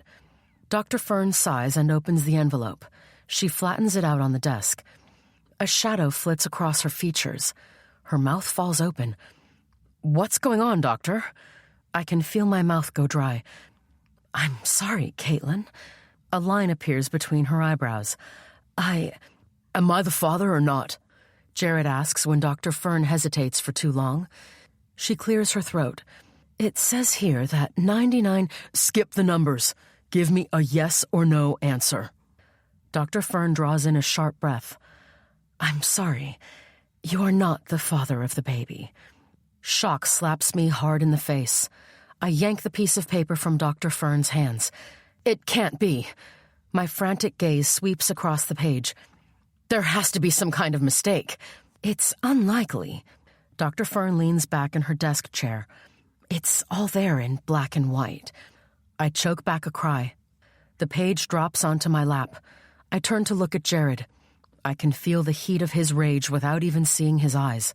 He looks like a volcano about to erupt. It's not... Jared, it's not true. You have to believe me. You promised the results will prove everything. I guess they just did. He shoves his hair back with his hands, holds it in place, then releases. The lab clearly made a mistake. It happens. My gaze snaps back to the doctor. Please tell him, doctor. It does happen, right? Well, mistakes do occur, but the lab we used... You see, Jared? You heard her. I reach for his arm, but he yanks it away. The results are wrong. I promise you that. I'm not the father, Jared mumbles under his breath. I'm not the father. He repeats the words a few more times, then he throws his head back and starts to laugh. I was such a fool. No, you're not. I love you, and you love me. This baby is ours. My voice is deflated. If the paternity test can't prove the truth to him, what power do my words hold? I'm telling you the truth. I don't know what's going on here, but I didn't sleep with any other man. I've never cheated on you. Stop working so hard to cover up your lies, he barks. It's all out in the open. Let me leave you two alone for a bit. The doctor stands up and disappears through the door. The moment she's gone, our conversation dies. Brittle silence hovers between us like a heavy mist. We sit side by side, staring into space, buried in our tortured thoughts. I have no idea what more I can say to him. How could this happen? I was so positive the results would set the record straight.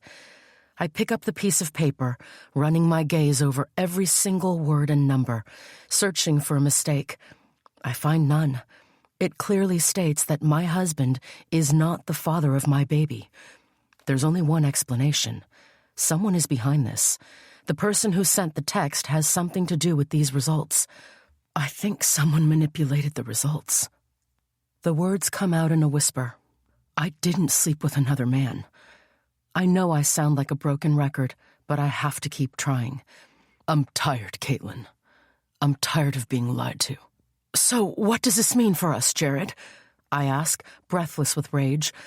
You're ready to give up on our marriage just like that? My anger subsides as soon as it started. Come on, what if we do another test? I don't need any more tests done. I have faith in those results. No one manipulated them as you claim. The only person manipulating anything right now is you. I'm not... You're trying to manipulate the situation so it leans in your favor.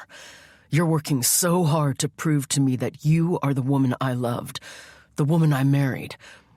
Sorrow closes up my throat. You don't love me anymore? My words are barely audible in my whisper. He shoves his hands into his hair and closes his eyes. I can't deal with this right now. His shoulders slump forward, dragged down by hurt. I'm out of here. I'm waiting for him to get up and leave, but he just sits there, his hands still in his hair, breathing hard. No. I bite my bottom lip to stop it from trembling. Don't do this to us, Jared. Give me another chance to prove it to you. I've got all the proof that I need, right there. He jabs a finger at the test results. It's not the right proof. I curl my hands into fists. Something happened here, and I don't know how to explain it. Don't try. I'm out of here. This time he shoots out of his chair and walks out the door, slamming it shut behind him. A few seconds later, Dr. Fern enters the room. Are you okay? Her words are not in harmony with her expression. She's judging me again. Given the results, I don't blame her. Would you like a glass of water? I don't need water. I need another test done. I'm pretty sure the results will be the same. She pulls a folder from a shelf. I've seen it happen with many patients before. But you said yourself that errors can occur. In rare cases. This could be one of those rare cases. I struggle to keep my voice from rising. The doctor sits down and pins me with a gaze. I'm sorry, Mrs. Lester, but I have to ask you to leave. I have other patients waiting. Unless there's something else you want to talk about. Fine. I grab my bag and the results and scramble to my feet. I'm sorry for keeping you. I step out of the room without saying goodbye. It's not fair for me to be angry at the doctor, but I can't help it. I can't keep my anger from scorching anyone I come into contact with. As I stumble through the waiting room, tears explode from my eyes. I don't care about the stares or the whispers. All I care about is getting to the car, where Jared is waiting for me. I have to save what's left of my marriage. I don't give a damn what anyone says. I'll do another test at a different lab. Chapter 39. It's raining outside. Huge, fat drops plopping onto my head and shoulders like small marbles. Since rain is my friend, I don't bother to cover myself like the pedestrians rushing past me with umbrellas, handbags, or newspapers over their heads. I stand on the sidewalk with my eyes raised to the sky. My tears burst from my eyes and mix with the rainwater. My blue cotton dress is getting drenched by the second, my hair flattening at the top of my head and hanging around my face in wet ropes. A huge ball of laughter pushes its way up my chest. It spills from my lips and rings in my ears. My life is a freaking joke. It would make for such a great comedy. No wonder Jared cracked up earlier. I'm shaking with mirth and crying at the same time as people step around me. A toddler stops to stare until her mother grabs her hand and drags her away from the crazy woman on the sidewalk. They will have one hell of a story to tell at their dinner table. I'm still laughing when I finally find the courage to go to the car, holding my handbag close to my body to prevent rainwater from getting inside. What I feel most like doing is throwing myself to the ground and curling up into a ball. But I'm pregnant. It's no longer just about me.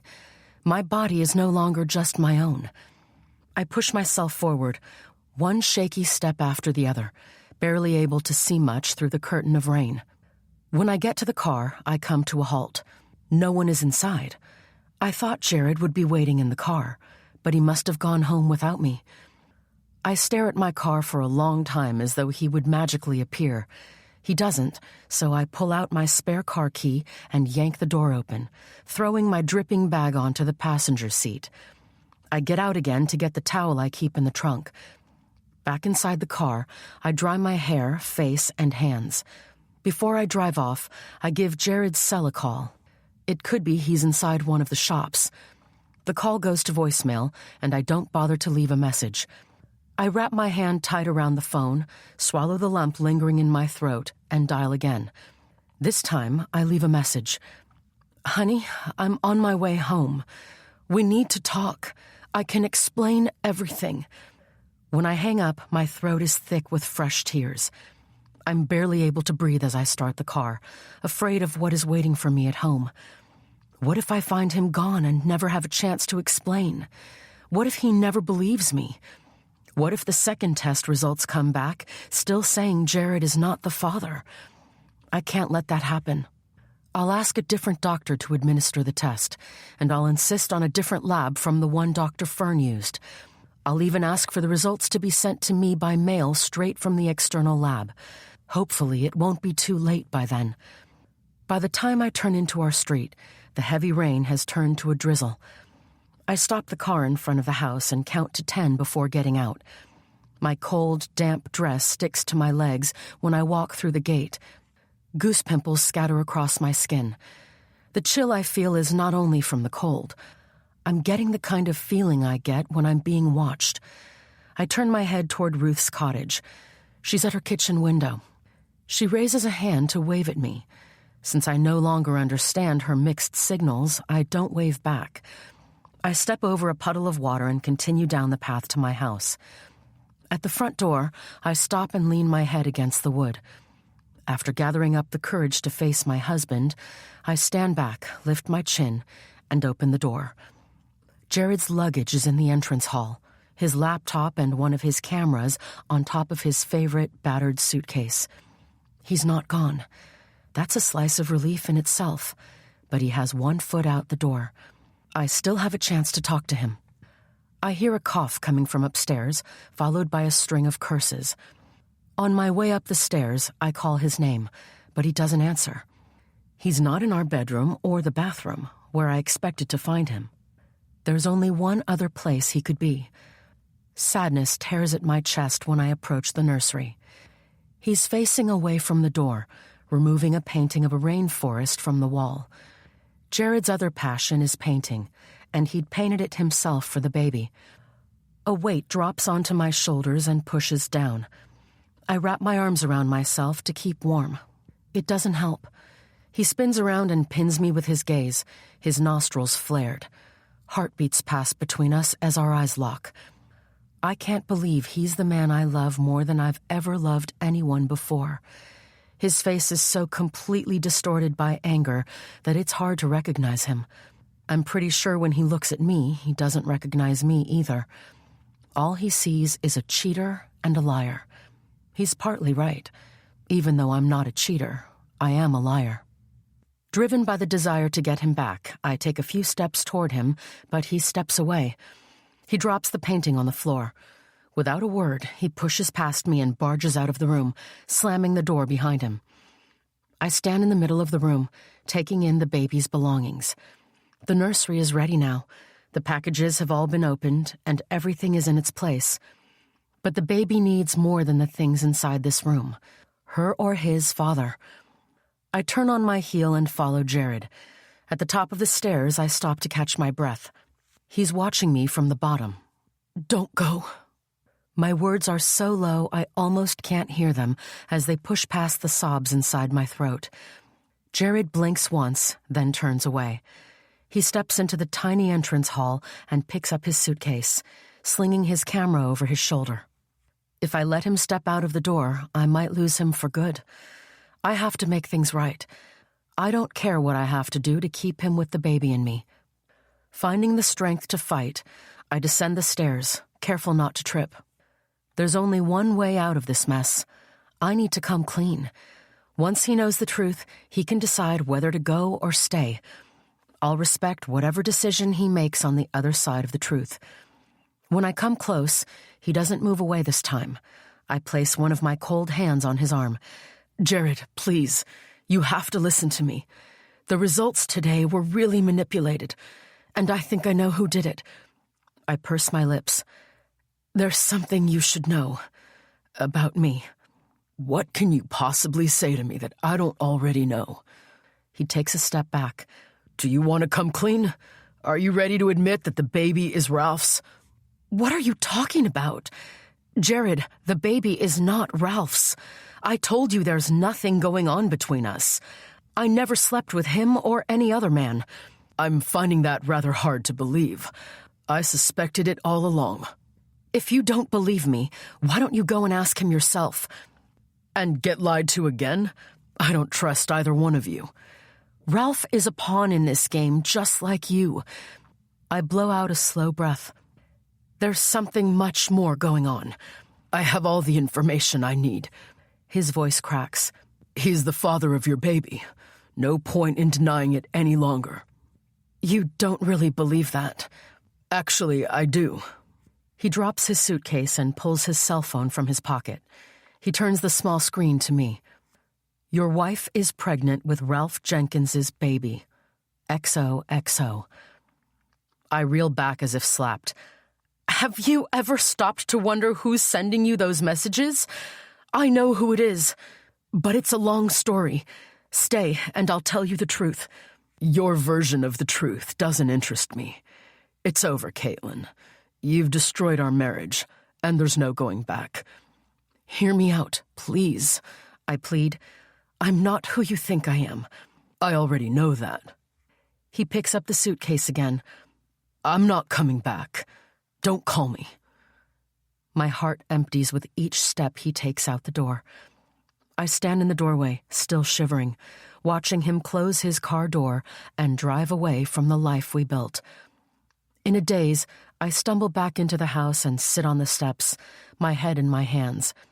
My life is in tatters, and I can't even find the strength to weep anymore.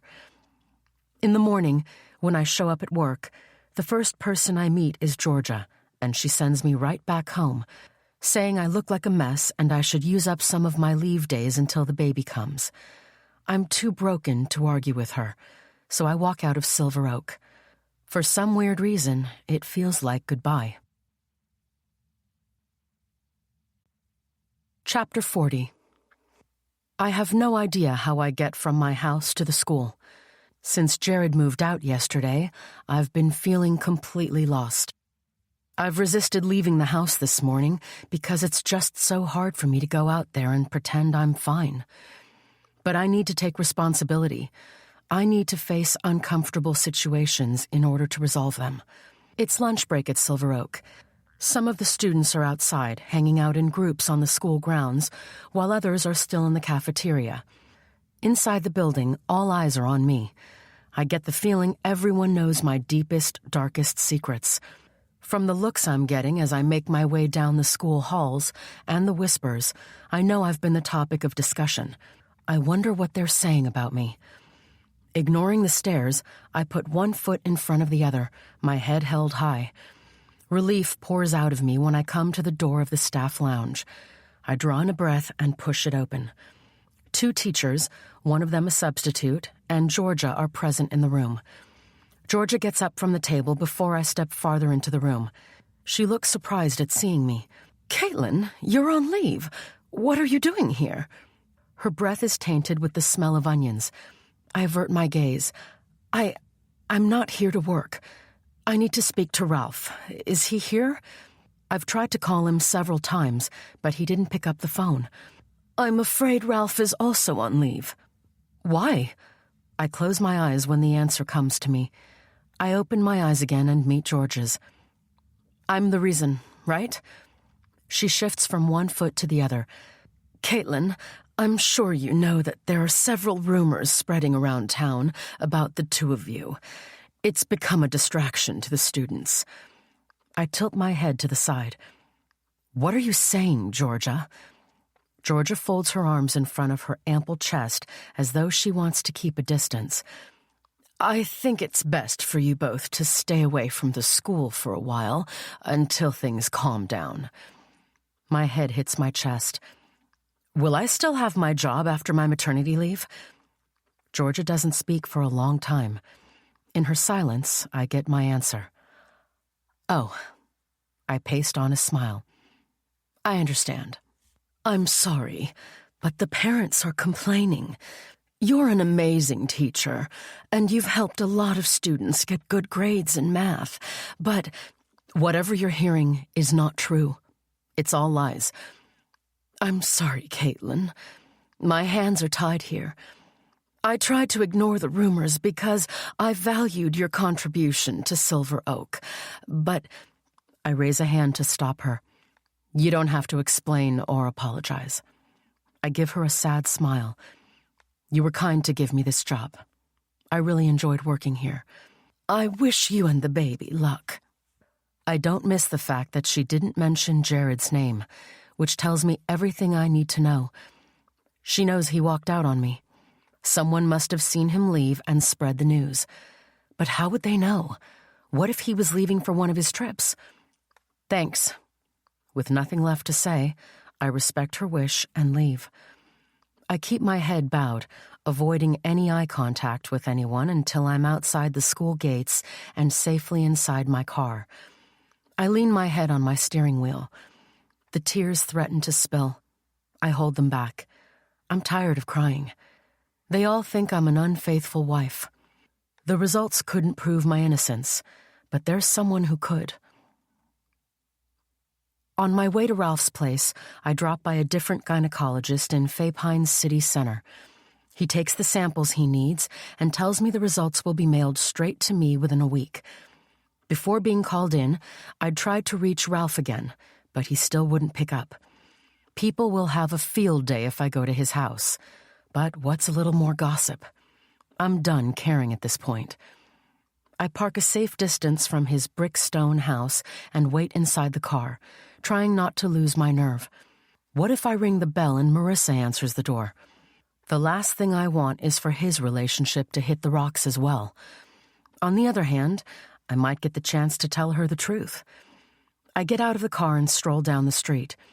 About 2 minutes after I start walking, the door to Ralph's house opens. He steps out, followed by Marissa. He leans in to kiss her, but she pulls away. My heart goes out to Ralph.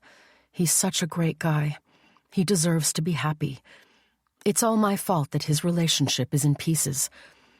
I'm starting to wish I never came to Fay Pine at all. I hate that people are getting hurt because they've come into contact with me.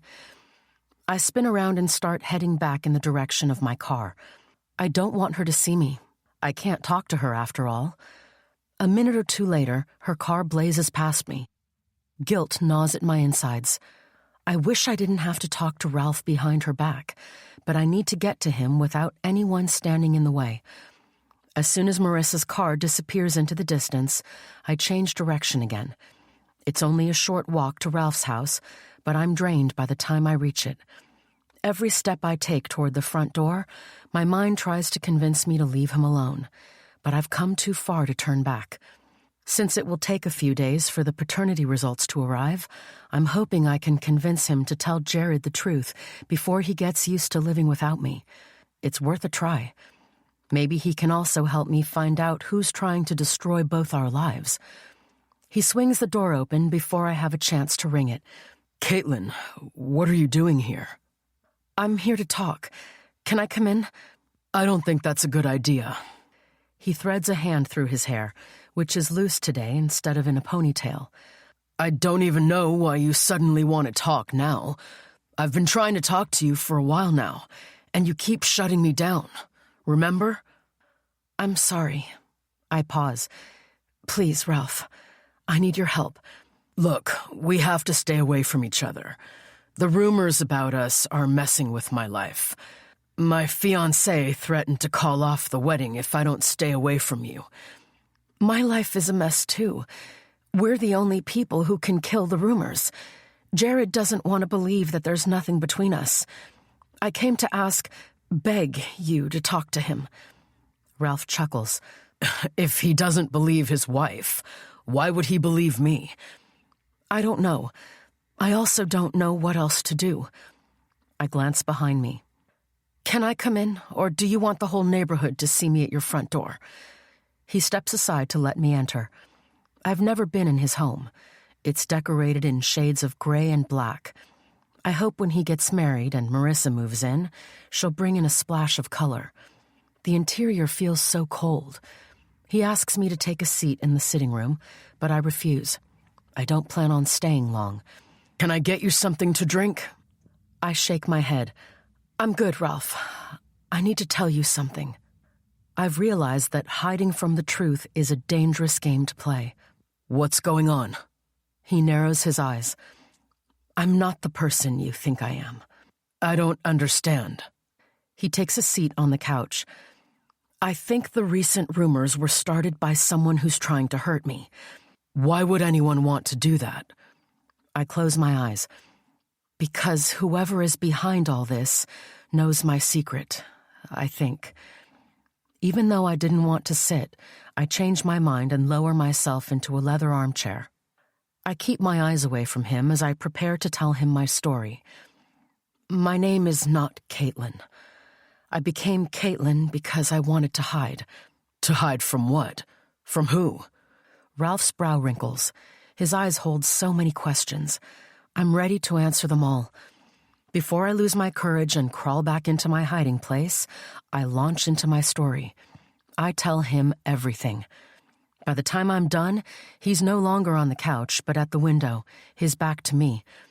The room grows silent for a long time after my confession.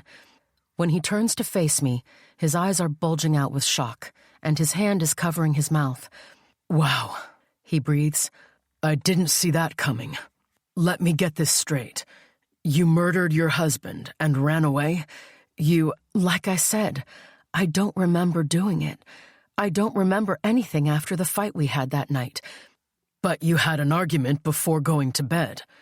Yeah, I was upset that he married me to get his inheritance. I raise my eyes to his. Wouldn't you be? I don't get it.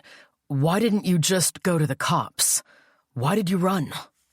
I was afraid, Ralph. I clutch my hands in my lap. Too much evidence pointed to me being the murderer. I didn't want to go to prison. Why would you be afraid if you didn't do it? I don't know if I did or didn't do it. I was a sleepwalker. There were times I did things in my sleep that I didn't remember the next day. And you think someone in this town discovered your true identity and wants to expose you? Yes, after torturing me first. I clasp my hands together to keep them from shaking. I know this sounds crazy, but sometimes I think it's my brother. You said he's dead. Sometimes I get the feeling he really isn't. His body was never found. I swallow hard. He did promise to make my life hell. What if he's the one who killed your first husband and tried to pin it on you? You really believe that? I don't know what to think. I'm confused. Too much is happening, and I don't know what to believe anymore or who to trust. Ralph is quiet again, pinching the bridge of his nose. If it's your brother, why would he wait years to torture you? It doesn't make sense. It doesn't make sense to me either. All I know is that my life is falling apart, and Ryan loved to see me in pain. Ralph sweeps a hand across his brow. Caitlin, I don't know what the hell to say to you. This is a lot to take in. You hate me, right? No, I don't hate you. But I don't know how to help you. Did you talk to Jared about this? I think he's the one you should talk to. I wanted to, but he's gone. And I want him back. I thought maybe you could try to reach out to him as well. He needs to know that I didn't cheat on him. I pull out a piece of paper from my bag and scribble Jared's number on it. I hand it to Ralph, but he doesn't take it. I put the paper on his mahogany coffee table. Please try. I don't have anyone else on my side. The cheating rumors are the least of your problems, Caitlin. You kept your husband in the dark about your true identity. I know I did. I was afraid to lose him. I think you should find a way to tell him. He deserves to know. He blows out a breath. I also think you should go to the cops. You're being stalked by a person who could be dangerous. You need to come clean, or you and the baby could end up hurt. What if I did kill him? My voice cracks. I could end up going to jail. I lay a hand on my stomach. I don't want my baby to be born behind bars. But you have to do something. You could be in danger. I wish I could help you, but I don't know how to without going to the cops. I'm sorry I messed up your life. If you want me to talk to Marissa, I will. It's the least I could do. No, I'll handle it. Will you tell her about my past? If Ralph breathes one word to the wrong person, all hell will break loose, and I could end up getting arrested. I can't do that. That's your story to tell. He pauses. I'm sorry about what you went through with your brother. Thanks. I stifle a sob. I'm sorry about your job. Don't worry about it. I better go. I push myself to my feet with difficulty. Thanks for listening. Even though there's nothing he can really do, it helped to pour it all out. Before I walk out the door, he calls for me. Take care of yourself. I'll keep my eyes open. If I hear anything, I'll let you know. If you decide to run again, Give me a call to say goodbye. I'm tired of running. So, you'll just wait? His eyes bore into mine. I don't think I have much choice. At least find a safe place to stay until the baby comes. I let out a dry chuckle. The person after me is everywhere. Then think about what I said. I really think you should go to the cops. Goodbye, Ralph. I'm unwilling to go that route again. Going to the cops isn't an option, not when I'm pregnant. Back home, I find more of Jared's clothes gone. He couldn't even bear to look at me. I spend a whole hour sitting on the bed, wrapped in a cocoon of sorrow. I try to do a Sudoku puzzle as a way to distract myself, but I can't focus. Thirst makes me get up and go to the kitchen for a drink. An old prescription for my prenatal vitamins that I'd misplaced a while back is on the counter, held down by an empty glass. I'm sure I didn't leave it there. I pick it up and notice that someone wrote on the back. At first, I think Jared has left me a message. I'm wrong. I read the words and drop the prescription to the floor. Looks like someone's life has expired. XOXO. Chapter 41. The moment I hear the familiar rumble of a van in the distance, I push away my bowl of oatmeal and walnuts and lift myself from the chair. I'm waiting in the doorway when Troy Wendell drives his van past my house. In the past, when distributing mail and packages in the neighborhood, he often parked close to our house. Not anymore. He glances in my direction and keeps going. No wave, no smile. He parks the van close to Ruth's house. Determined not to let him get away this time, I hurry down the path and out the gate, my morning robe flapping behind me. The belt had unraveled when I ran out of the kitchen and fallen to the ground. I don't care that underneath the gown, I'm only wearing a t-shirt that's too small for my belly and leaves the bottom half exposed. I don't care that people are staring at me through their windows. I get to the van, breathless and dizzy, before Troy has a chance to exit. He's jotting something into a notepad. When he looks out the window, his eyes widen. I move away just enough for him to open the door and get out. "Morning, Troy. Any mail for me?" No answer. He steps around me to get to the back of the truck, where he takes out some mail and a package to distribute to the individual houses. I'm expecting an important letter. Still ignoring me, Troy starts walking toward Ruth's house, a package under his arm. "Troy, wait!" I grip his arm. I used to be Troy's favorite house to deliver to. I always go the extra mile to be especially kind to him. His mother has cancer, and he dropped out of college to care for her. At 23, he has a lot on his shoulders. I sympathized with him because he reminds me of myself, the person I used to be. It's not easy taking care of a sick family member all on your own while struggling to make ends meet. He always stayed a few minutes longer on my doorstep than he needed to. I know when his birthday is. I always had a small present waiting for him in order to make him feel special. I liked to think we were friends. Now everything has changed. The rest of Faypine have infected him with the Hate Caitlin virus. Everywhere I go, people stare at me with disgust on their faces. They point and snicker when I walk by. "Troy, my letter. I was told it should have arrived 3 days ago. Are you sure?" He pulls his arm from my grasp. "I don't have any mail for you, Mrs. Lester." He comes to a halt in front of Ruth's mailbox and slips 2 envelopes into the slit. He continues his walk down the street, not bothering to even look at me. "I ordered other things as well. Things for the baby," I croak. "Where's my stuff?" I tag along as he stops at 3 more houses, delivering a package to one.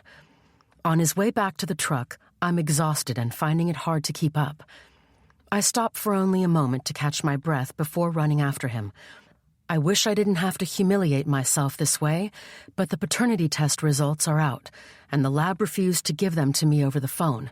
"Please leave me to do my job, Mrs. Lester." Troy picks up his pace, making it even harder for me to keep up, but I refuse to quit. I follow him back to his van. "What happened to my mail, Troy?" I ask, out of breath. "Please don't lie to me." "Maybe it got lost." He climbs into his van and slams the door shut. Then he drives off. Ice spreads through my stomach. What am I doing? What am I doing in Faypine when no one wants me here? I can't do this anymore. As I stand on the sidewalk, hurt and alone, I make a heart-wrenching decision. Once the baby is born, I'll give them what they want. I'll run again. I wouldn't want my baby to grow up in such a toxic environment, surrounded by people who refuse to give others the benefit of the doubt. The last week has certainly left a bitter taste in my mouth. "Are you happy now?" I shout at no one in particular, turning in a half circle, watching curtains twitch and fall back into place. The only answer I get is that of someone coughing and a dog barking. I let out a bitter chuckle. "You must be so pleased now that you took everything away from me." I must look like a crazy woman, standing out here talking to myself, but I don't give a damn. No point in trying to hide anymore when all my problems are hung out in the open for everybody to gawk at. I don't care if they laugh at me or run their mouths, but I'm still a resident of this town. The past few days, I've been hiding out in my house, leaving only when I really had to. I felt ashamed and dirty, but that's about to change. I've been good to this town. I helped educate their children. As long as I'm still here, I deserve some respect. I deserve to have my mail delivered. As I walk back into the house, I can't ignore the irony. I ran away from Core Lake to avoid being a pariah among my own people. Look where that got me. The very thing I ran from has caught up with me. I slam the door shut and go upstairs to change into black pregnancy leggings and an oversized t-shirt. Done, I grab my handbag and head out to the car. 10 minutes later, I step through the doors of the local post office. Only one teller is working. Thank God for the short line. It's getting too hard to be on my feet for long stretches of time. I position myself behind an old man in a flannel shirt. In total, 4 people stand in line before me. My skin crawls from all the stares. It's hard to ignore the rage pushing up my throat. To occupy myself, I pull out my phone to see if Jared has called or left a message. A twinge of disappointment ripples through me. Why do I even bother to look? He's been gone for over a week and hasn't bothered to check up on me. The line moves too slow for my liking. The postal worker is on the phone. From the way she's smiling, it's a personal call. She ends it when one of her colleagues taps her on the shoulder and points to the line. When my turn finally comes, I approach the counter and lay my hands flat on its cool surface. The name on the postal worker's tag is Elsa McAllister. From what I can see, she has to be somewhere in her 20s, no older than 25. I've seen her before at the pharmacy across from Dr. Collins's private practice. I guess she's juggling both jobs. It's not unusual for people in Faypine to have several jobs under their belts. Elsa peers at me through her long, greasy bangs. "We're closing for lunch." But it's only 10 o'clock. "We have an early lunch today." She turns her back to me, placing a box on the counter behind her. "But I've been waiting in line like everybody else. It won't take long for you to help me out." She glowers at me. "I'm afraid I don't have the time. You're too late." When she starts to walk away, I slam a hand on the counter. "Why don't you just tell me to go away, huh? I don't care who's listening. Why don't you go ahead and tell me the truth? That you don't want to serve me?" Elsa scratches the top of her head. "I have to go." With that, she disappears through a door at the back. Unbelievable. I breathe out. I spin around to face the many faces gawking at me. My anger boils over. "What are you all staring at?" Someone laughs and several others join in. "Go on, laugh all you want." I shake my head. "What makes you think you're all so perfect? What gives you the right to judge others when you probably have your own secrets?" I pause for a moment. "I don't care what you say about me. I'm a part of this town. Whether you like it or not, I'm not going anywhere. Deal with it." They don't need to know I'm planning to leave town. I'm seething with both anger and humiliation as I burst out of the doors. When I get to my car, I screech to a halt. Someone has left a message for me. "Adulterer" is written in bold, red marker on my windshield. "Is this all you've got?" I turn around, watching the passers-by watching me. Some look away, and others don't bother to. In the sea of faces, I spot that of Dr. Fern. She looks as disgusted by me as everyone else. Instead of giving in to the shame, I square my shoulders. "Whoever did this can go to hell!" I try to wipe away the word on my windshield with the towel I keep in the trunk, but it doesn't come off. I can't remove the stain from my life. Anger roars through me as I get behind the wheel and drive off in a screech of tires. Another surprise awaits me at home. The nursery is trashed again, and the same words that are written on the windshield of my car are also scrolled across one wall of the room. That's it. I can't take it anymore. They win. I'm leaving. Chapter 42. The doorbell rings as I pack. I ignore it. I'm not expecting anyone. I'm pretty sure it's not Jared. I left him a message to tell him I'm leaving town. It's been an hour, and he hasn't called back. I toss a few t-shirts and leggings into a bag. I have no idea where I'm going yet. All I know is that I want to get as far away from this place as possible. I'll stay in a motel in another town until I come up with a plan. I'll get through this. I'm a survivor. I will do things differently this time around. Instead of looking for a teaching job, I'll start my own business tutoring students online. Until then, I have some money saved up and a little left over from the money Ryan had left behind. It'll keep me afloat for a while. The doorbell rings again, the sound bouncing off the walls. I continue to ignore it. My phone beeps next. Thinking it could be Jared, I grab it. It's Dr. Collins's office number. I don't pick up until the caller gives up and leaves a message. "Mrs. Lester, this is Danielle from Dr. Collins's office. You were scheduled to have an appointment with us yesterday, but you didn't show up. Please give me a call if you want to reschedule." I drop the phone and continue to pack. Was that why Dr. Fern looked so disgusted with me earlier? Because I missed an appointment? Am I the first person to do that? I'm not going back there. I'll find a doctor who treats me with respect. I zip the bag shut and pick it up from the bed. I've packed several smaller bags instead of a big one to make it easier for me to handle the weight. After waiting a while to make sure the person who rang the bell is gone, I take one bag to the car and return for the next. As soon as I get back upstairs, I hear a movement downstairs. Someone is inside my house. Oh no, I forgot to lock the door. How could I have been so stupid? I lock the bedroom door and grab a baseball bat, another weapon I keep in my room. I position myself next to the door and raise the bat as the sounds get louder. "Caitlin, it's me," Ruth calls from downstairs. "Can I come up?" Air whooshes out of my lungs. I lower the bat. First, I feel relief, but it's soon followed by anger. What is she doing here? We haven't spoken in days. She'd made it clear she wanted nothing to do with me. I storm out of the room, ready to give her a piece of my mind. I get to the top of the stairs and look down at her. "The door was open, so I let myself in." She starts to climb the stairs, groaning with each step until she reaches me. "What are you doing here, Ruth? I thought you don't want to be friends anymore." I walk back into my bedroom and close the diaper bag. "I came to apologize. I shouldn't have treated you so callously." She clears her throat. "My late husband cheated on me, several times up until his death.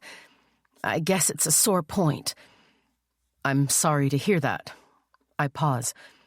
"But you believed I cheated on my husband without proof of any kind. That was wrong of me to do. I'm sorry, Caitlin." A frown touches her brow. "You're packing. Are you going somewhere?" "Why not?" I scoff. "Why shouldn't I leave? I'm not wanted in this town." "But where will you go? Your baby will come any day. It's not safe for you to—" "It's not safe for me to stay here. I can't stand the rumors anymore. Don't pretend you're not happy to see me go. You're just like everyone else in this town. You chose to judge before you knew the whole truth." Ruth peels her gaze from mine. "I saw the results." "The results of what?" I perch on the edge of the bed, my knees too weak to hold me up. The baby rolls inside me. The paternity results. She raises her head again. Someone must have got hold of them and distributed them around town. That has to be a joke. I grit my teeth, the color draining from my face. Who would do such a thing? What's wrong with you people? I get to my feet, but a wave of dizziness makes me sit again. I stood up too fast. I guess I'm making the right decision getting out of here. Before I can go on, a stab of pain hits my belly so hard I grip the sheets. No, I croak. You need to calm down, sweetheart, for the baby. Ruth comes to place a hand on my shoulder, but I shrug her off. Stay here. I'll get you some tea. Keep breathing. When she returns with a cup of mint tea, the pain has subsided, but I'm too much in shock to move. I haven't had that kind of pain before. I'm afraid that one wrong move will bring on labor. I'll wait to feel completely better before leaving. Do you feel all right? Ruth sits down next to me. This time, when she rubs my back, I don't pull away. I take a sip of the tea. Why are people so cruel? Ruth doesn't answer. I don't ask any more questions as we sit side by side. Even after I finish the tea, we don't speak for a long time. Do you still want to leave town? Can I talk you out of it? She's the most confusing person I've ever met. First, she didn't like me, then she liked me a lot, then she hated me, only to change her mind about me again. I place the empty cup on the nightstand and rise. The pain stays away. There's nothing here for me. Ruth gets to her feet and stands in front of me. You should stay. It's not safe out there for a pregnant woman about to give birth. I give her a weak smile. I can't stay here. It's not safe for my baby or me. Where will you go? Somewhere safer than this place? What if your husband comes back? I'll let him know where I am once I know where that is. I bend a little to pick up the diaper bag from the bed. As soon as my hands connect with the handle, a sharp pain drives through my stomach again. It feels like the worst kind of menstrual cramps multiplied by 1,000, or even 1,000,000. Ouch! I cry out. Another bolt of lightning strikes again. This time it knocks me over. I fall onto the bed, on my side, my arms around my stomach. Black dots appear before my eyes. Ruth lays a hand on my sweaty, glowing forehead. The baby is coming. I breathe in and out through my mouth. Call an ambulance, please. Don't worry, sweetheart. Dr. Fern will be here any minute. Ruth straightens up. How? My words are killed by another round of labor pains. I don't know how long I'm lying on my bed, writhing in agony, but suddenly, through the rush in my ears, I hear a door slam and the sound of footfalls. Then 2 people are talking. Their voices sound as though they're coming from far away. Someone with a red scarf hovers over me, but the face is blurred. Before I can make her out, another labor pain sweeps through me, and my world goes black. Chapter 43. I wake up to find myself surrounded by darkness. My foggy mind is aware something is wrong, but not exactly what. I try to pull myself to a sitting position, but my body screams. My lower body feels as though it's filled with glowing coals of fire, determined to burn through my raw flesh. But at the same time, there's also a weird numbness accompanying the pain. What happened? It's hard to think clearly when images are mixed up inside my head. Failing to keep my breathing steady, I force myself to find just one thing. An image, perhaps, that would help me remember. An image of Ruth's face pops into my mind instantly. The missing pieces fall into place. I remember our conversation. I remember the labor pains. Alarm bells go off in my ears, the sound so loud it makes my head ache. On instinct, my hands move to my belly. My breath catches in my throat.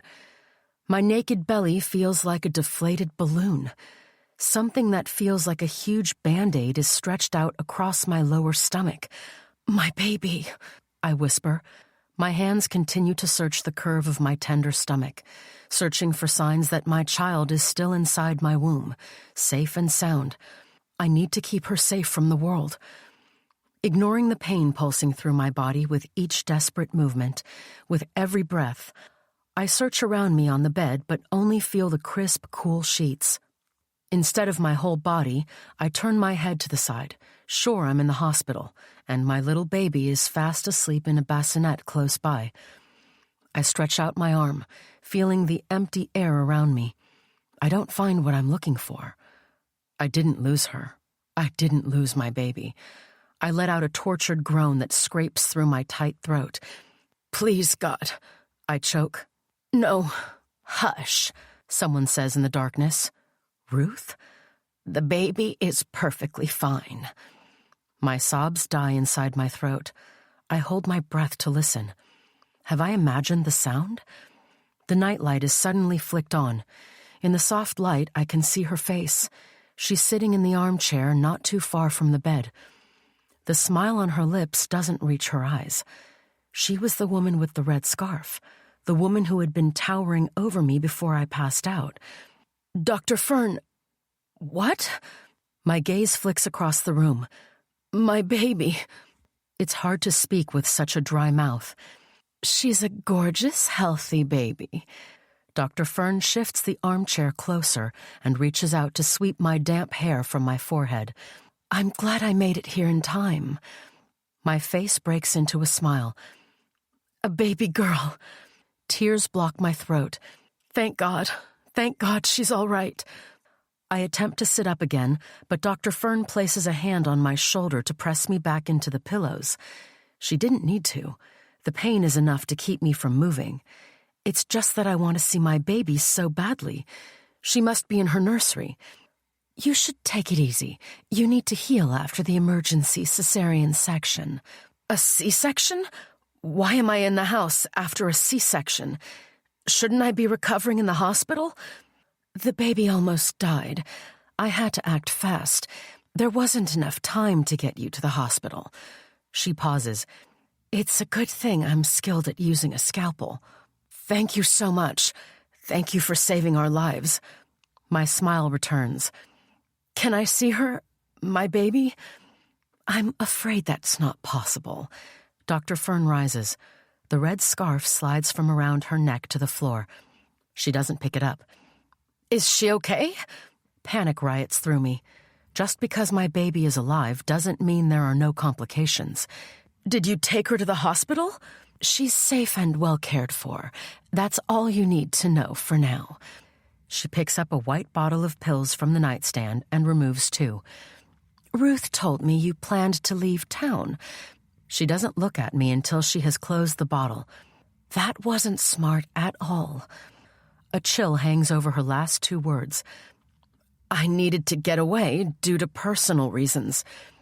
"You could have given birth to my baby in some crappy motel in the middle of nowhere." "What?" I blink away the confusion. "I don't..." "Stop talking and take these." She lifts my hand from the bedsheet and drops the two pills into the palm of my hand.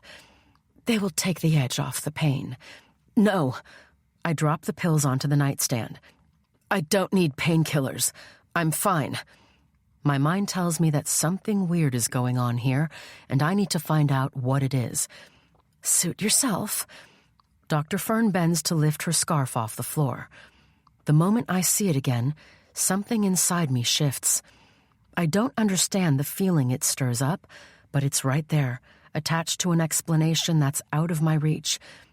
"Where is my baby, doctor? I want to see her." I pull the covers up to my neck and shiver as if a chill has settled into the room. Dr. Fern lowers herself onto the edge of the bed and looks down at me with a cold smile. "Sweetheart, she's not yours. You were just the surrogate. Pearl is mine." "Pearl?" I whisper. "Yes." She gazes into the distance with a quiet smile. "My mother's name." "Excuse me?" I give her a blank look. What the hell is going on here? "Oh, yes. I like the sound of hell. How does it feel to be in hell?" I don't answer as my mind tries to understand this situation.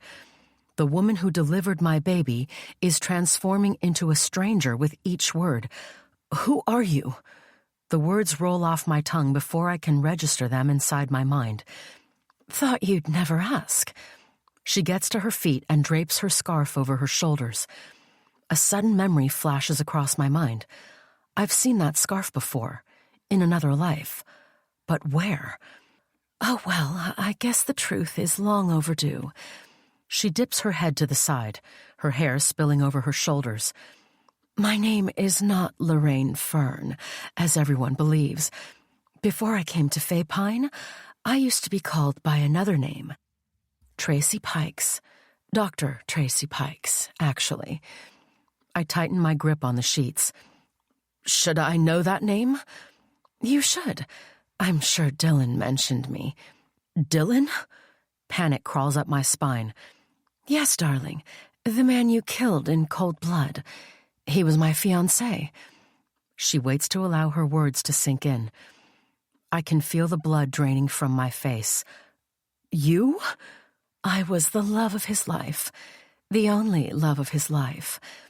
She drops back into the armchair and crosses her legs. Her eyes don't leave mine. We had our ups and downs, but we always found our way back to each other. Until you butted into our lives. Oh my God. You stole him away from me.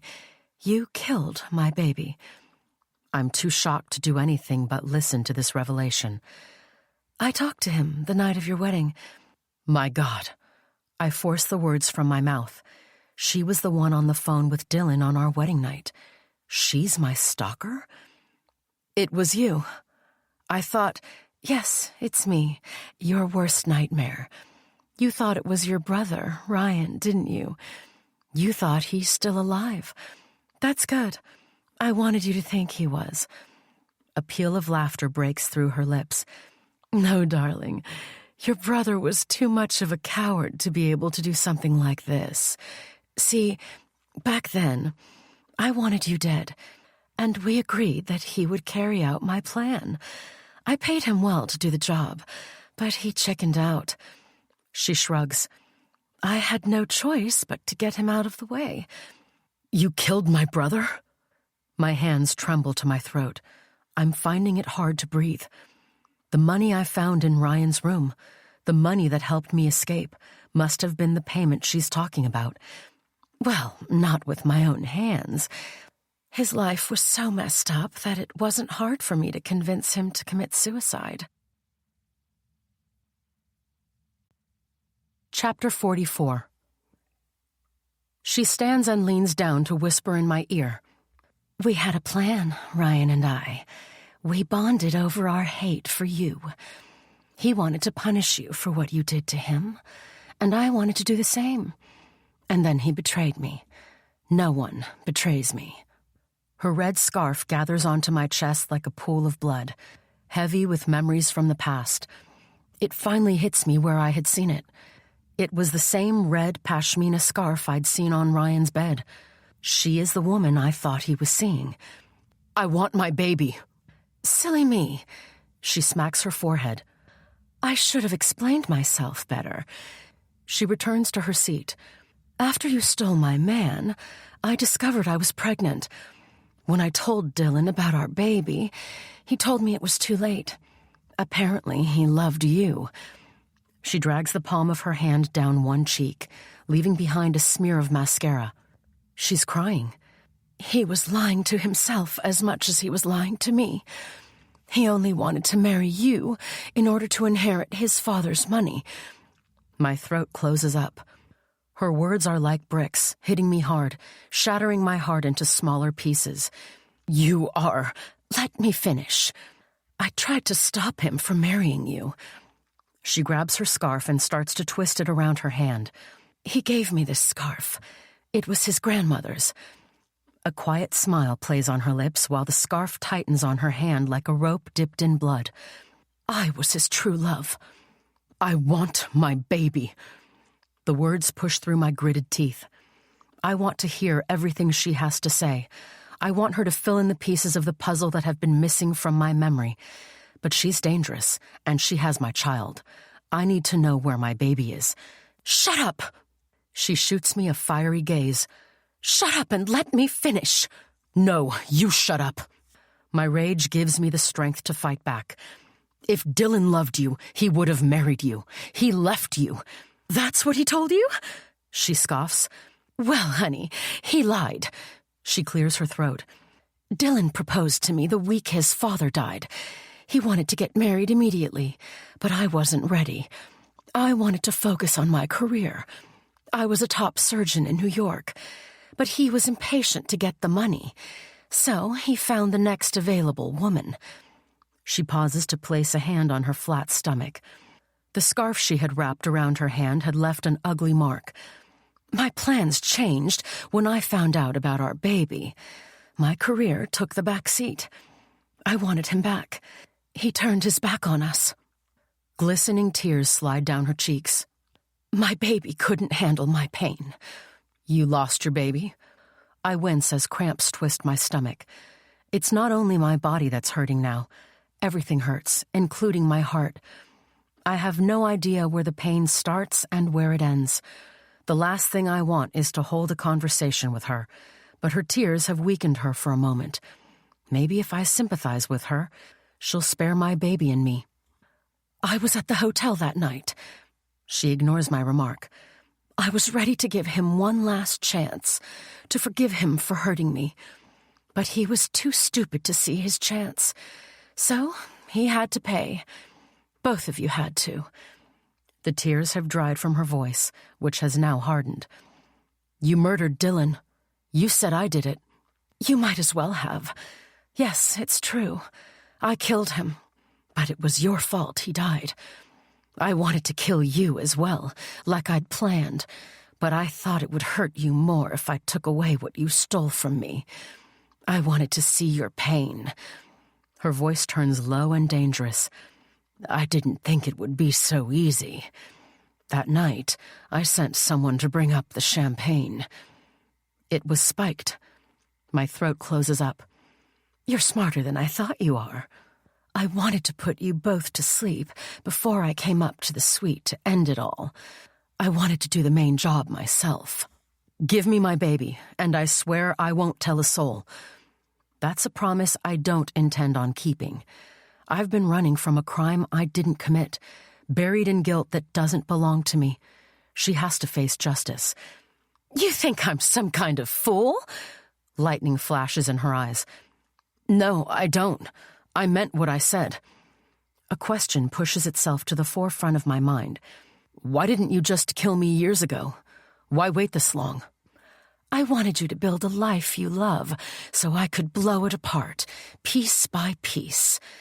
I followed you from the hotel that morning, all the way to that crappy motel, and then out of town. And I had my eyes on you the entire time over the years.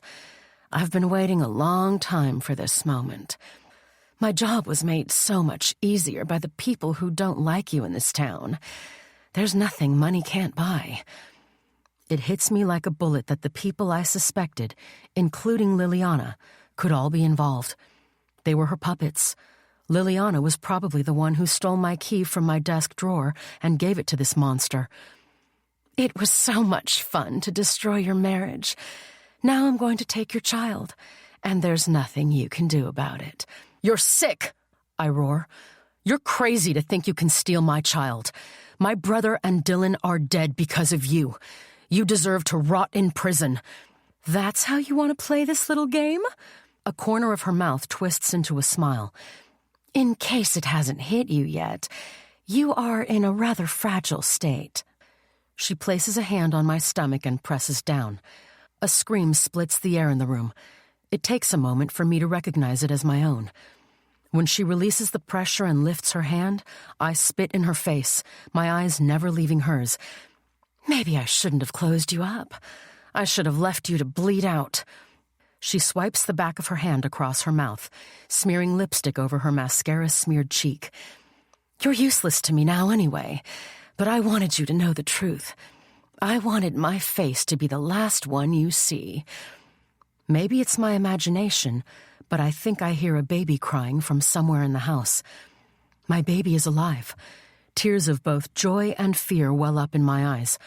My body goes slack with relief. Dr. Tracy Pikes heard the cry as well. She rises from the chair. My baby needs me. I'll be back.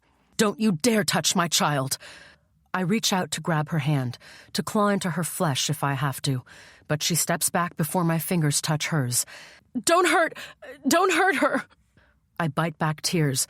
Don't you dare. She throws me a disgusted look and storms out of the room. The door slams behind her. I hear a click as she locks it. I want to scream for her to open the door, to bring back my baby, but I force myself to remain calm. She's too sick to reason with. I need to come up with a plan that will get her away from my baby and me without us getting hurt in the process. I have to find a way to alert the cops. Chapter 45. I grit my teeth to contain the pain that's rendering me immobile. I've been drifting in and out of sleep, so weak I could barely lift an arm. Physical pain is much more bearable than the pain of knowing she's out there with my baby. It's been 2 hours since she locked me up in the room. I can't find my cell phone anywhere nearby, but I know the time from the traditional alarm clock Jared always insisted on having at his bedside table. For some reason, he never trusted the alarm on his phone to wake him up at the right time. I'm glad he didn't ditch the clock when I made fun of him. At least I can keep track of time. I can't just lie here, waiting for something terrible to happen, for Tracy, the monster, to hurt my baby girl.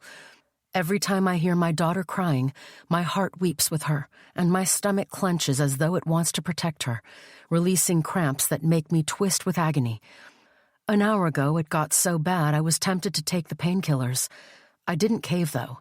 How can I trust she's not trying to poison me? Another desperate cry from my baby slices through the air again, seeping through the cracks in the door. A surge of anger and desperation triggers the flow of adrenaline in my veins. My baby is all alone and helpless. I need to get to her.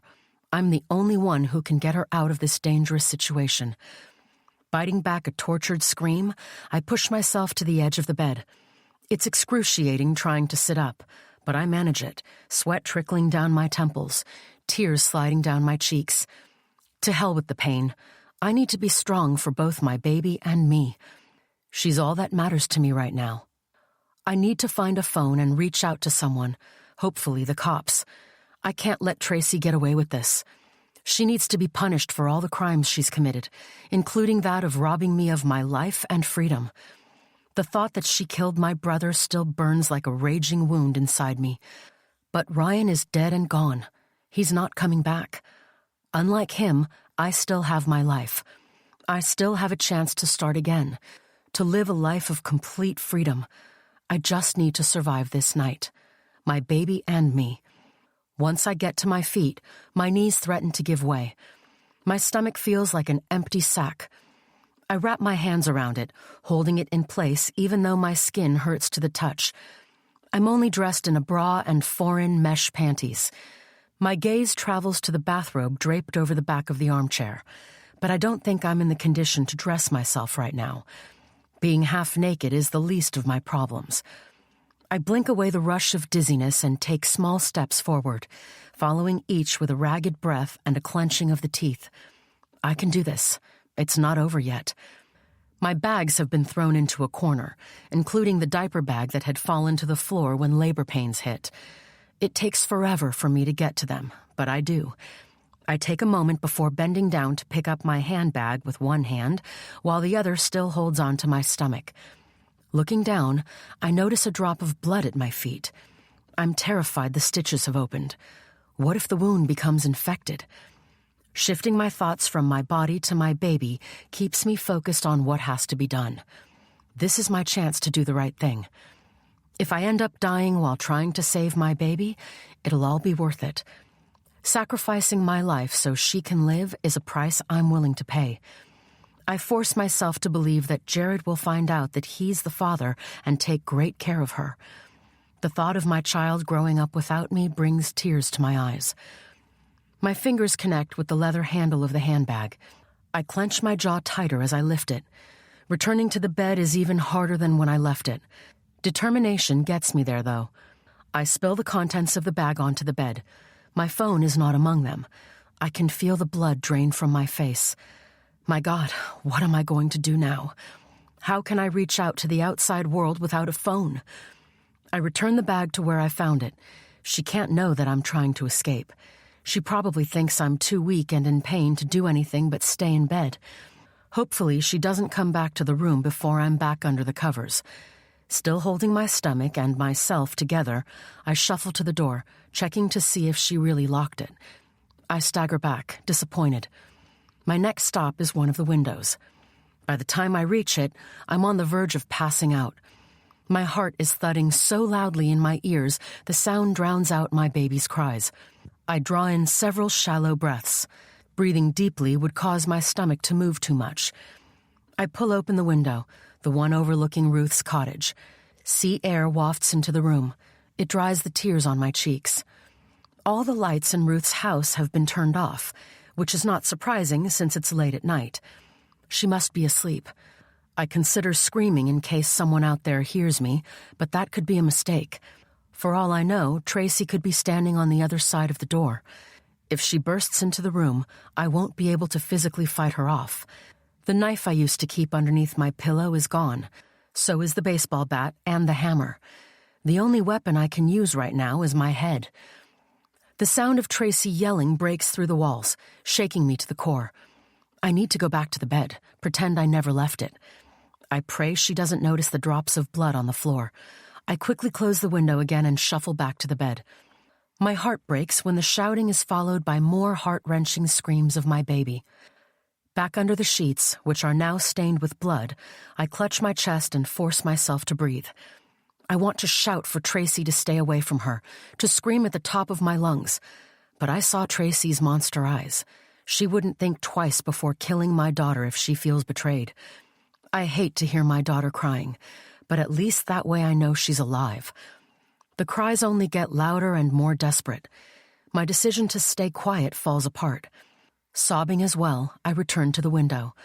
Since the baby is crying, maybe Tracy won't hear me. I can't leave any stone unturned. I have to try. It's complete torture to raise my voice above a whisper, but I don't give up.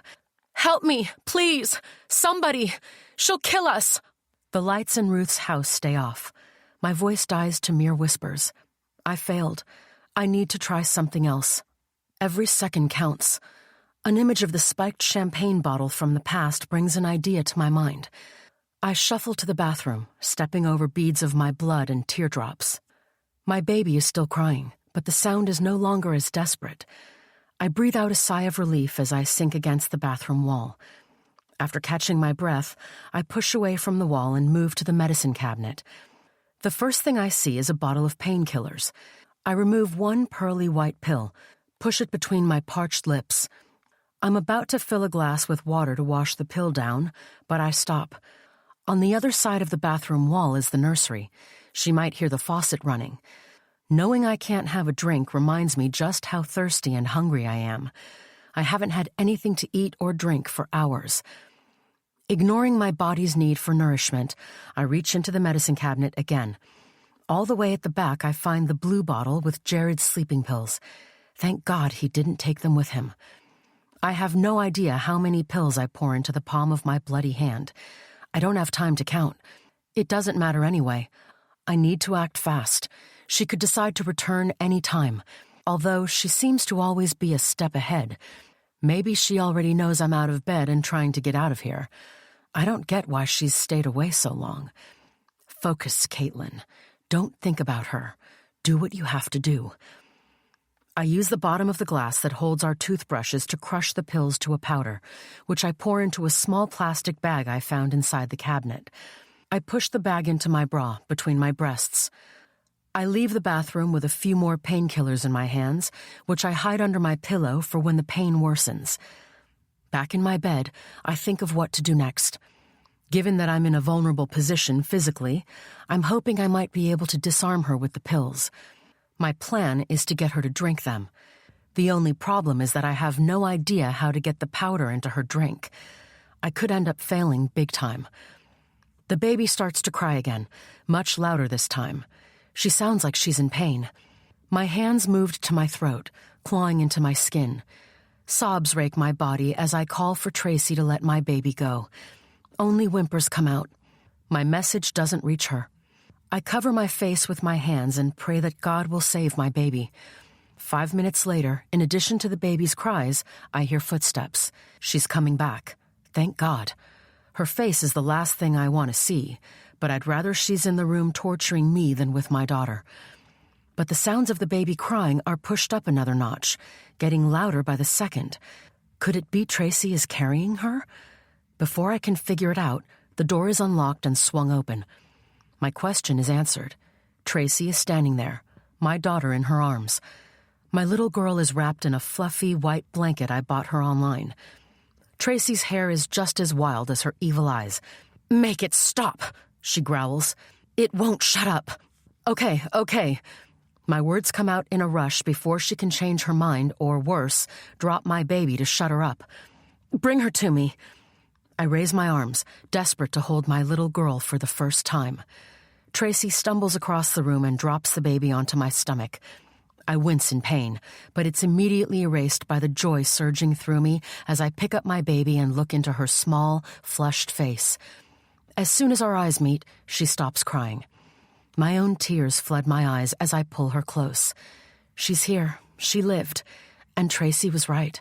She's gorgeous. "Give her the breast," Tracy barks. "She's starting to get on my nerves. She won't take the damn bottle." What do you plan to do to us?" I ask. I make sure to hold her gaze as I position my baby at my breast, careful to keep the little plastic pouch with powder from falling out. The baby is confused for only a second before latching onto my breast. She knows where she belongs. "Don't you listen?" Tracy tugs at her hair as though I'm getting on her nerves. From what I can see, she has pulled at it quite a few times in the past hours. "The baby is coming with me." "How about me?" She reaches behind her and comes back holding a handgun. She must have had it in the back pocket of her jeans. I tense up inside. "For 3 days, you'll feed my baby. I want her to be strong enough to travel to New York with me. After that, I no longer have a need for you. So, I'll send you where you should have gone years ago, to the place your brother is now, deep in the ocean." She surveys the handgun. "By the way, this baby is the same one he used to end it all. It was a gift from me to him." Chapter 46. I wake up from a disturbing dream, drenched in sweat and in more pain than I can bear. I don't remember the exact dream, but it was about Ryan, and there were gunshots. Maybe I was reliving the day he was shot, the day that changed everything. I reach under the pillow for the last painkiller. It's hard to swallow it down with not enough saliva in my mouth. 2 days have come and gone, and I'm freaking out because I didn't get the chance to knock Tracy out with the sleeping pills. She only comes into my room every 3 hours to bring the baby for feeding. Sometimes she treats my wound and changes the dressing on my belly. I don't understand why she bothers. She plans on killing me anyway. Once a day, she also brings me a few slices of bread with watery soup. My body is weak, and I'm desperate for more food. But when I asked for more, she took away the last piece of bread I had left. At least I have water to drink. Though still painful, it's getting somewhat easier to move around the room now, to go to the bathroom for a drink or to use the toilet. I hang on to the hope that my chance to get Tracy out of our lives will come soon. The mere sight of her makes me sick. She won't even let me look into my daughter's face while breastfeeding. Last night, I tried to kiss my baby's head, but a hard slap across the face made me regret it. "Don't you ever kiss my baby," she shouted. "You are nothing but the surrogate." My only comfort is that at least I get to see my baby. That's enough for now. I glance at the clock. It's 9 a.m. 4 hours have gone by since she brought the baby to me. I hate not being able to keep her with me, to protect her. I miss gazing at her big blue eyes, which remind me so much of Jared's. Finally, my little girl's cry reaches me before the door opens. I ache to hold her in my arms again. It's comforting to hold her, to know that I'm not alone in this. Having her close reminds me that I have to come up with a plan. I have to succeed at whatever I decide to do so as not to endanger her life. I haven't named her. Her name just hasn't come to me yet. I'll choose a name when my heart is free from darkness. Or am I afraid to name her only to lose her? The door opens and Tracy walks in with her in her arms. This time she doesn't bring her to me. Instead, she sits in the armchair. Her eyes are on me as she unbuttons her shirt. My shirt, actually. My breath catches in my throat. She can't possibly be doing what I think she is. "Let me feed her," I beg her. "I'll take care of it."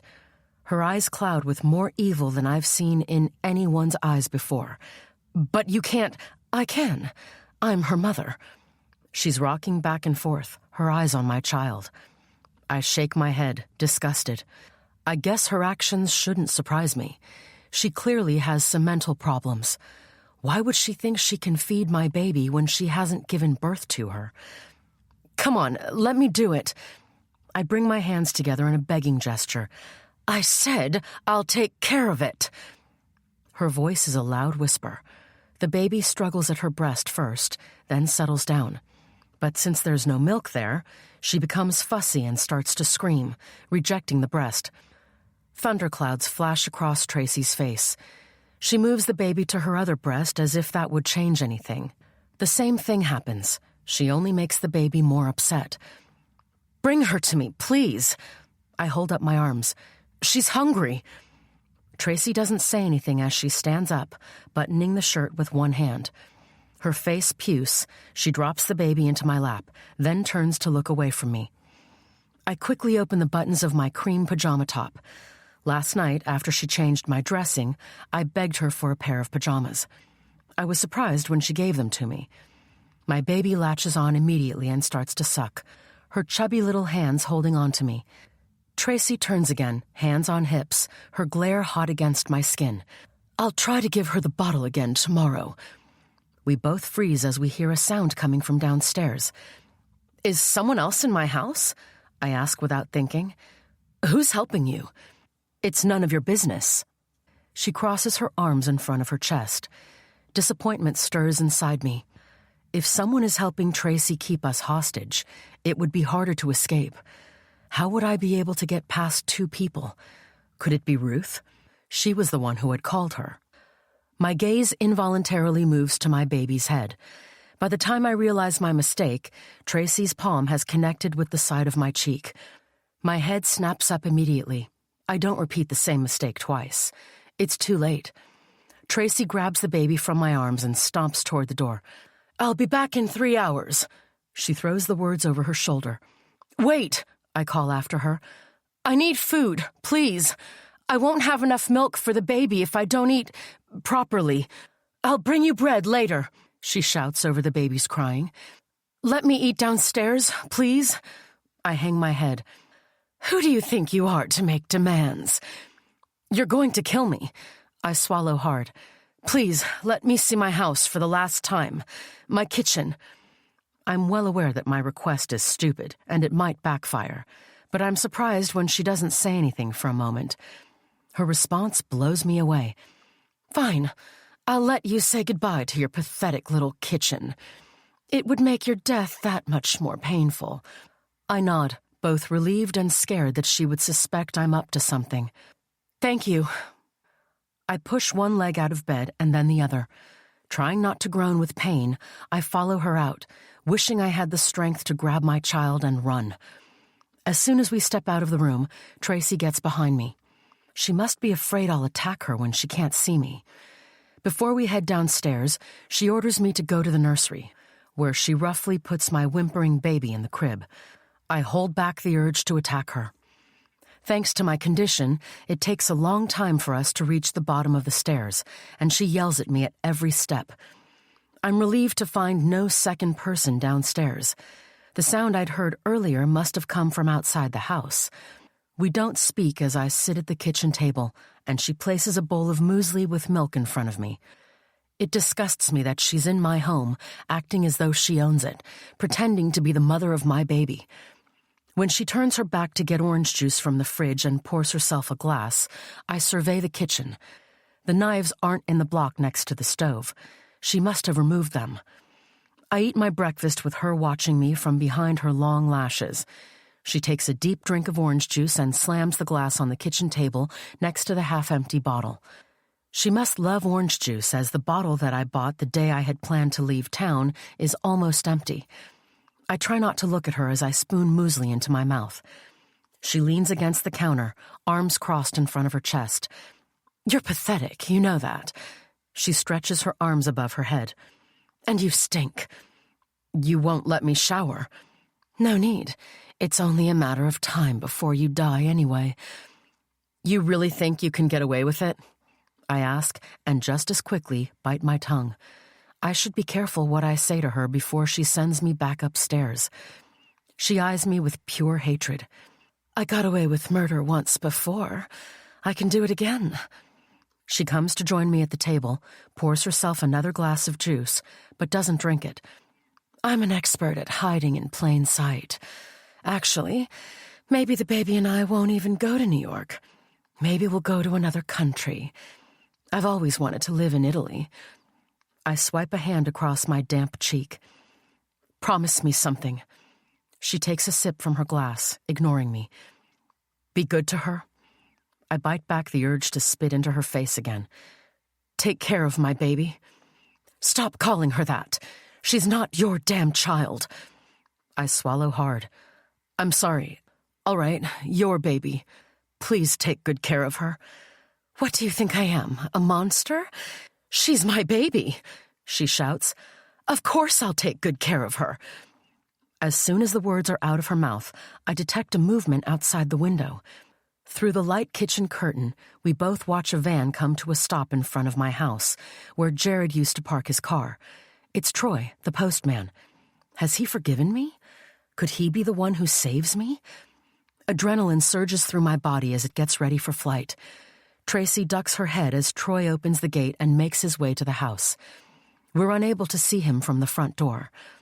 The sound of the doorbell ringing takes us both by surprise. Tracy is pretending to still be in control, but her eyes are panic-stricken. I can almost hear the wheels inside her head turning. "Stay here," she warns. In a crouching position, she hurries out of the kitchen, her hand pulling the gun from her back pocket. My first instinct is to shout for help, but that would be stupid. She won't hesitate to shut me up with a bullet. She could also shoot Troy. This is my chance to carry out my earlier plan. As soon as she's out of sight, I pull out the sleeping pill powder. The little bag is now slick with my sweat. Holding my breath, I spill it into the bottle of orange juice and her unfinished glass. Terrified of getting caught, I give the bottle a quick shake to dilute the powder and use my spoon to stir the juice in her glass.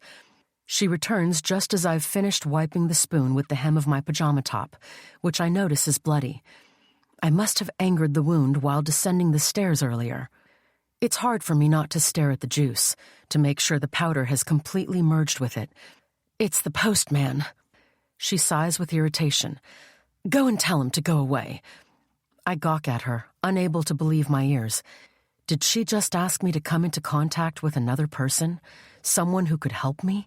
"What are you waiting for?" she asks impatiently. I get to my feet. I'm all too glad to obey her.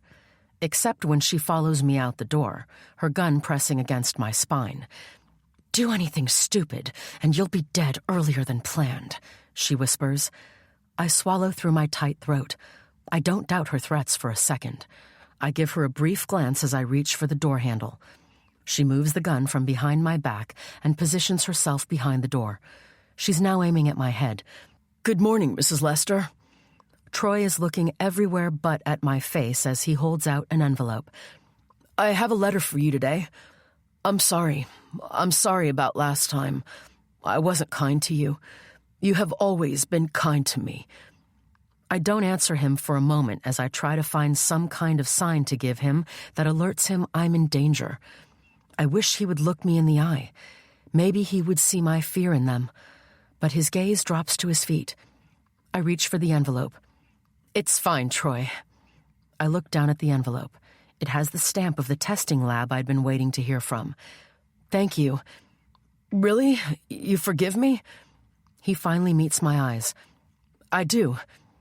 As we stand there, a smell drifts up to my nostrils, the metallic tang of blood. Tracy's eyes are piercing through me. She wants me to end the conversation. I don't look at her. I have an idea. I hope it will work. I blink once at Troy, then lower my eyes deliberately. His gaze follows mine. My plan is that he will take a glance down my body. And he does. The baby has arrived? Congratulations, Mrs. Lester. He pauses and his eyes widen. He has seen what I wanted to show him, my blood. He looks up again, his eyes holding questions. I blink once more. Thanks, Troy. I wave the envelope between us. And thank you for the letter. He looks at my stained pajamas again, clears his throat. I should go. He hurries back down the path, glancing once over his shoulder. Good. I have aroused suspicion in him. For the first time in my life, I wish for someone to pass on gossip about me. All he needs to say is that my baby has been born and I'm at my home bleeding. He must have also seen my red, swollen eyes. I'm sure as soon as he passes on the news, people will start taking strolls past my house, driven by curiosity. The chances of me being heard when I scream will be higher, and if Tracy sees too many people walking by, she might think twice about shooting me in fear someone might hear the gunshot.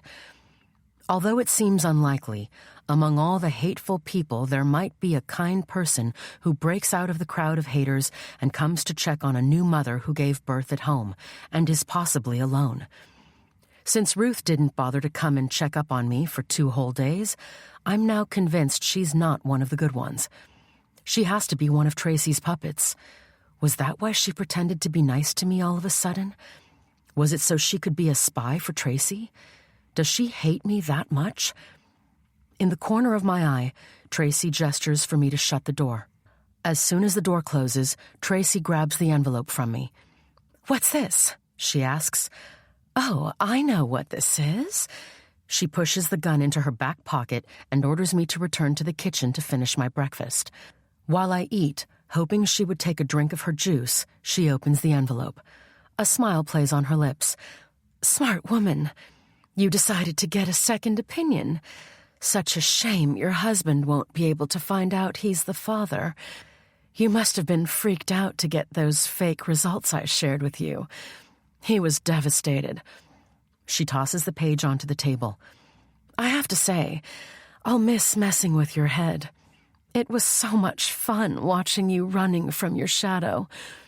I guess I'll have to give back the rented Nissan and get rid of the fake beard. Oh, in case you didn't figure it out, I stole the money from your purse the day you came to see me for the first time." She now has this faraway look, as if she's no longer here with me. There you were, wiping the gel from your belly, and you had no idea what I was up to. I had put enough gel on you to keep you busy for a while. My stomach roils with anger. I want to reach out and strangle her for everything she's done to me.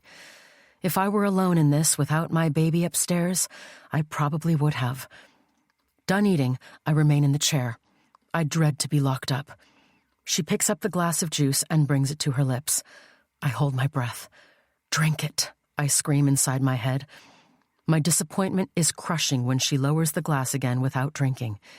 Does she suspect something? Can she read my mind? "What are you waiting for? You've stayed down here long enough. Time to go back upstairs. You won't be coming back down here again. Don't even bother asking." Chapter 47. Each step up the stairs is absolute torture. My stomach feels as though it's being ripped apart at the seams, and sweat is dripping down my temples. I don't even want to know what's happening to my incision. How can I trust that Tracy even carried out the surgical procedure correctly? She lied about being a gynecologist. What if she lied about being a surgeon as well? Tracy urges me to keep moving by pressing the barrel of the gun harder into the small of my back.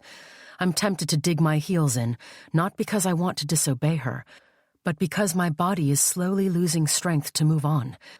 I know it's only a few steps before we reach the top, but I could use a rest. My mind is begging me to give up, which is not an option. I don't have a death wish. If I die, I don't even want to think about what she would do to my baby. What if she takes it out on her? My sweaty hand tightens around the railing, and I push through my resistance. What's taking you so long? I cannot believe she has the nerve to ask me that, knowing full well what kind of pain I must be in. I grit my teeth to stop myself from lashing out at her.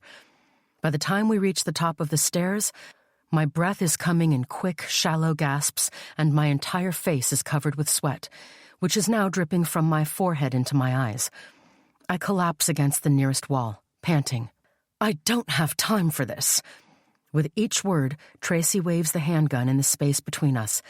Get moving. I've got packing to do. Tears and sweat make my eyes sting. I brush them away with the back of my hand. You can't take my baby. Please don't. Is your head so thick you can't grasp information? She pinches the bridge of her nose. She's not yours. Get that? You have no one. The sooner you grasp that, the better. Please, let me go and feed her. She didn't get enough milk last time. She's crying. Tracy hesitates for a moment, then pushes a hand into her hair. Fine. Be quick. She grabs my arm and yanks me away from the wall. I scream at the same time my baby does. Tracy ignores my pain. She shoves me in the direction of the nursery. The moment I see my baby's eyes through the slats of the crib, the pain distances itself from me.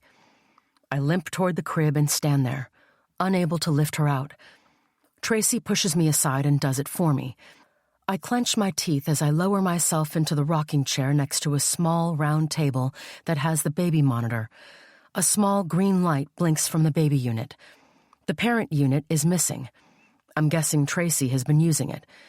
The monitor had been inside its box the last time I saw it.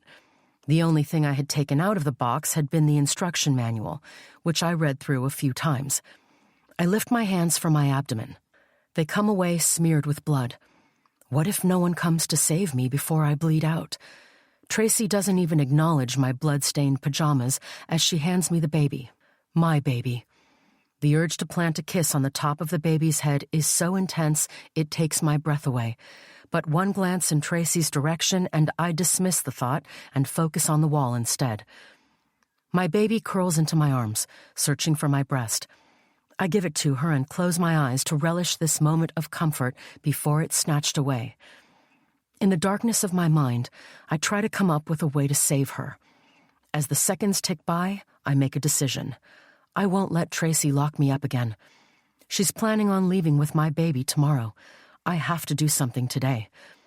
Tracy sinks to the floor on one side of the door, her eyes and the gun trained on me and the baby. Her face looks crumpled. Dark bags have appeared underneath her eyes. Neither of us speak. The only sound in the room is that of the baby sucking. Use the time to think, Caitlin. Do something. Anything. What if I survive this ordeal? What if by some sheer miracle the baby and I make it out of this house alive? How would I convince anyone that Tracy had committed the crimes in Corlake? That I'm innocent after all? I have absolutely no evidence to clear my name with. There's still a chance I might end up behind bars and leave my baby without a mother to raise her. My heart turns over at the sounds of a police car siren breaking the silence. My gaze locks with Tracy's. A small frown appears between her eyes, but it disappears almost immediately. She doesn't seem concerned. I hold my breath as the sounds get louder. Troy must have gone to the cops. He must have understood my message better than I thought he would. My stomach drops when the sounds that had given me so much hope disappear into the distance. The silence returns to the room, thicker than before. I guess no one's coming to my rescue after all. If I'm going to get out of this mess, I have to do it alone. I return my gaze to the wall. You thought they were coming for you, didn't you? Tracy stretches out her legs and crosses them at the ankles. I'm sorry to disappoint you, but no one cares about you, darling. You're completely at my mercy. She continues to talk, telling me how someone had given her the key to my house and she had broken into the nursery to dismantle the crib. I wish I was there to see your face when you found my little surprise.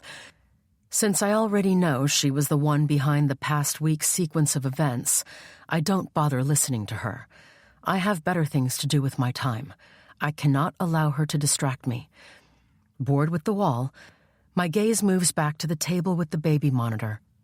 My eyes focus on the tiny, round lens. My mind takes me back to the day I ordered it online. Jared and I were in bed, discussing the best one to buy. While I didn't mind a simple one that did the job, he wanted a high-tech version with fancy things like a night vision camera, an audio recorder, and a temperature and movement sensor. After almost an hour of going back and forth, I ignored the price tag and allowed my husband to make the final choice. It took me days to read through the manual after it dawned on me he wouldn't be here to set it up. I guess things happen for a reason. With an idea tucked inside my heart, I look away from the monitor before Tracy reads through my thoughts. To kill even more time and get clear on my plan, I strike up a conversation. The baby has fallen asleep, but Tracy doesn't need to know that.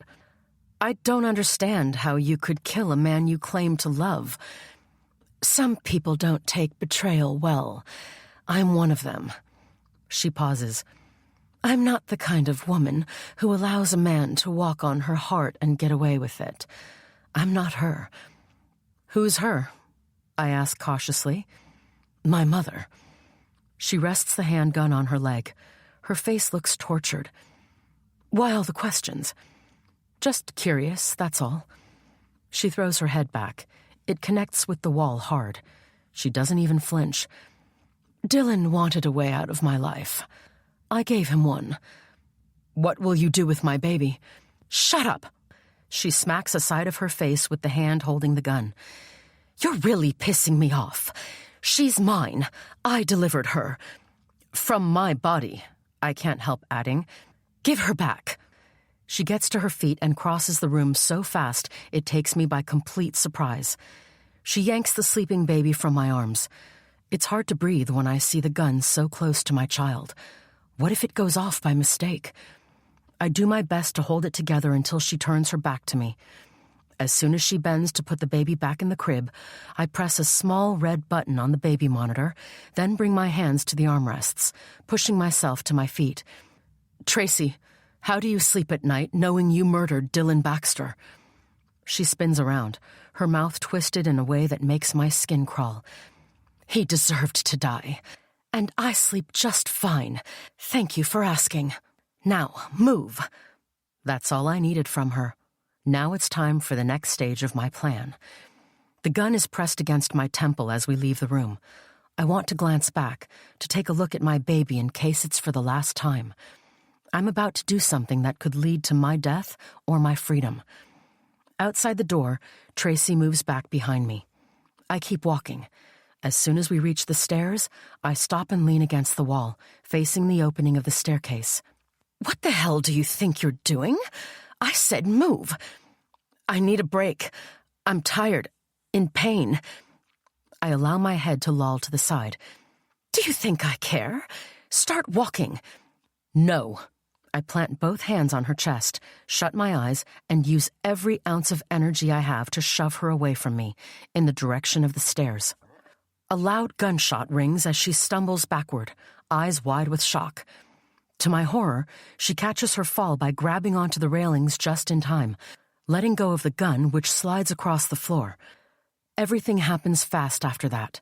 One moment I'm watching her trying to regain her balance, and the next she lunges for me so fast I don't get time to shield myself from her attack. Her body slams into mine with such force the wind is knocked from my lungs and pain like I've never known before explodes in my entire body.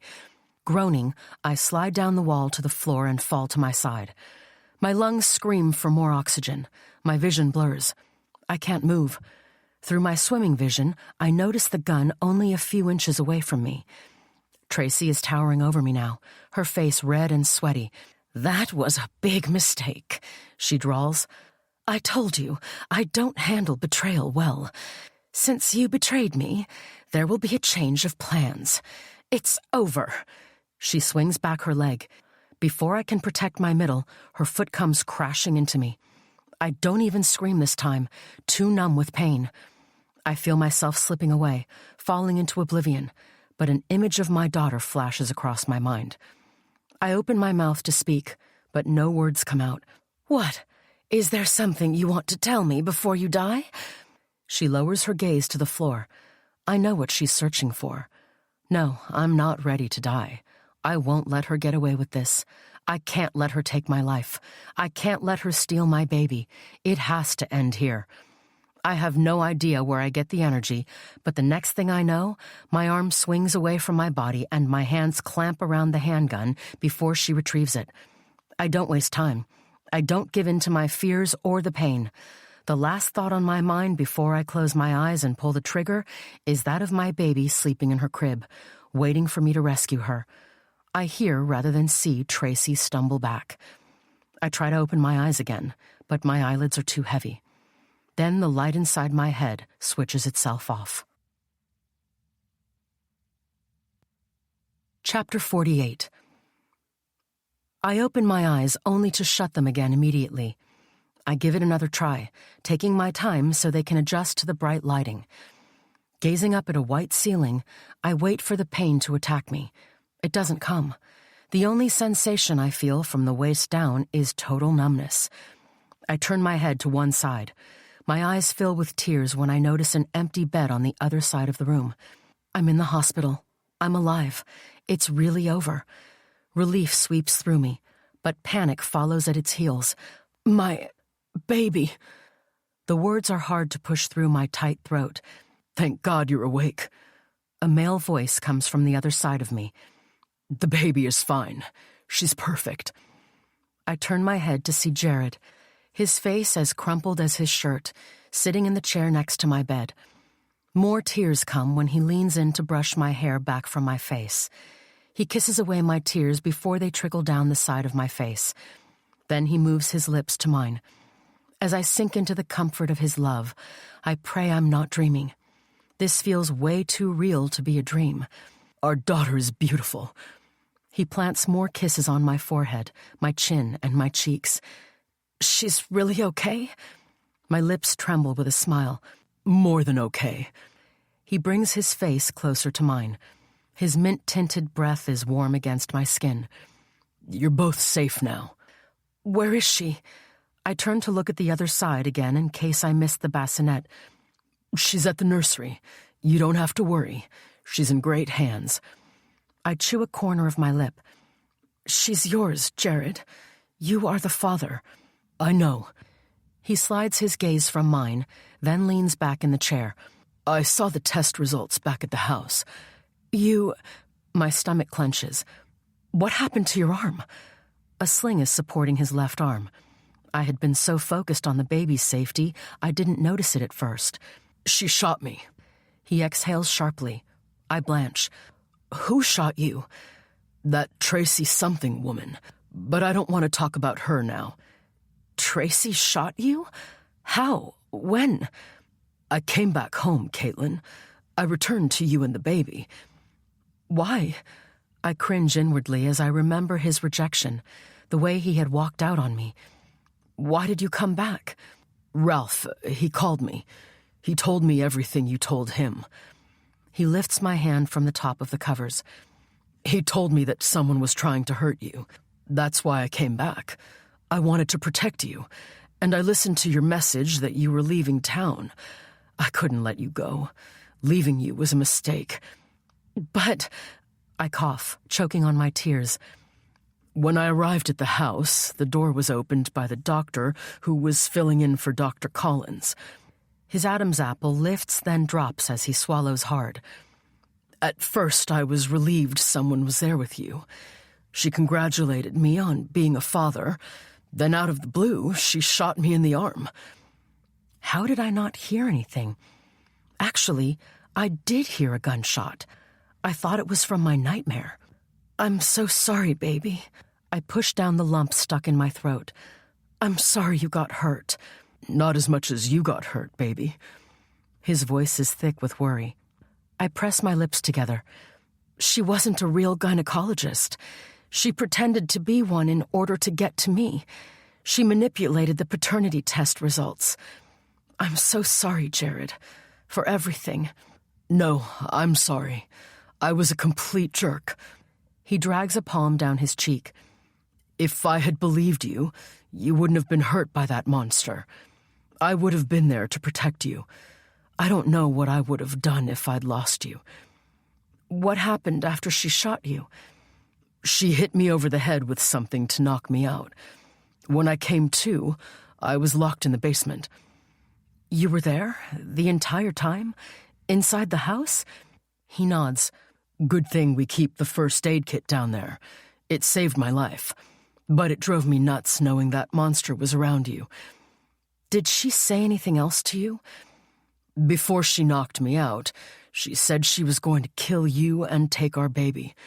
I tried to get out of the basement, but that door is tough. No matter what I threw at it, it wouldn't budge. And I didn't have my phone. It all makes sense now.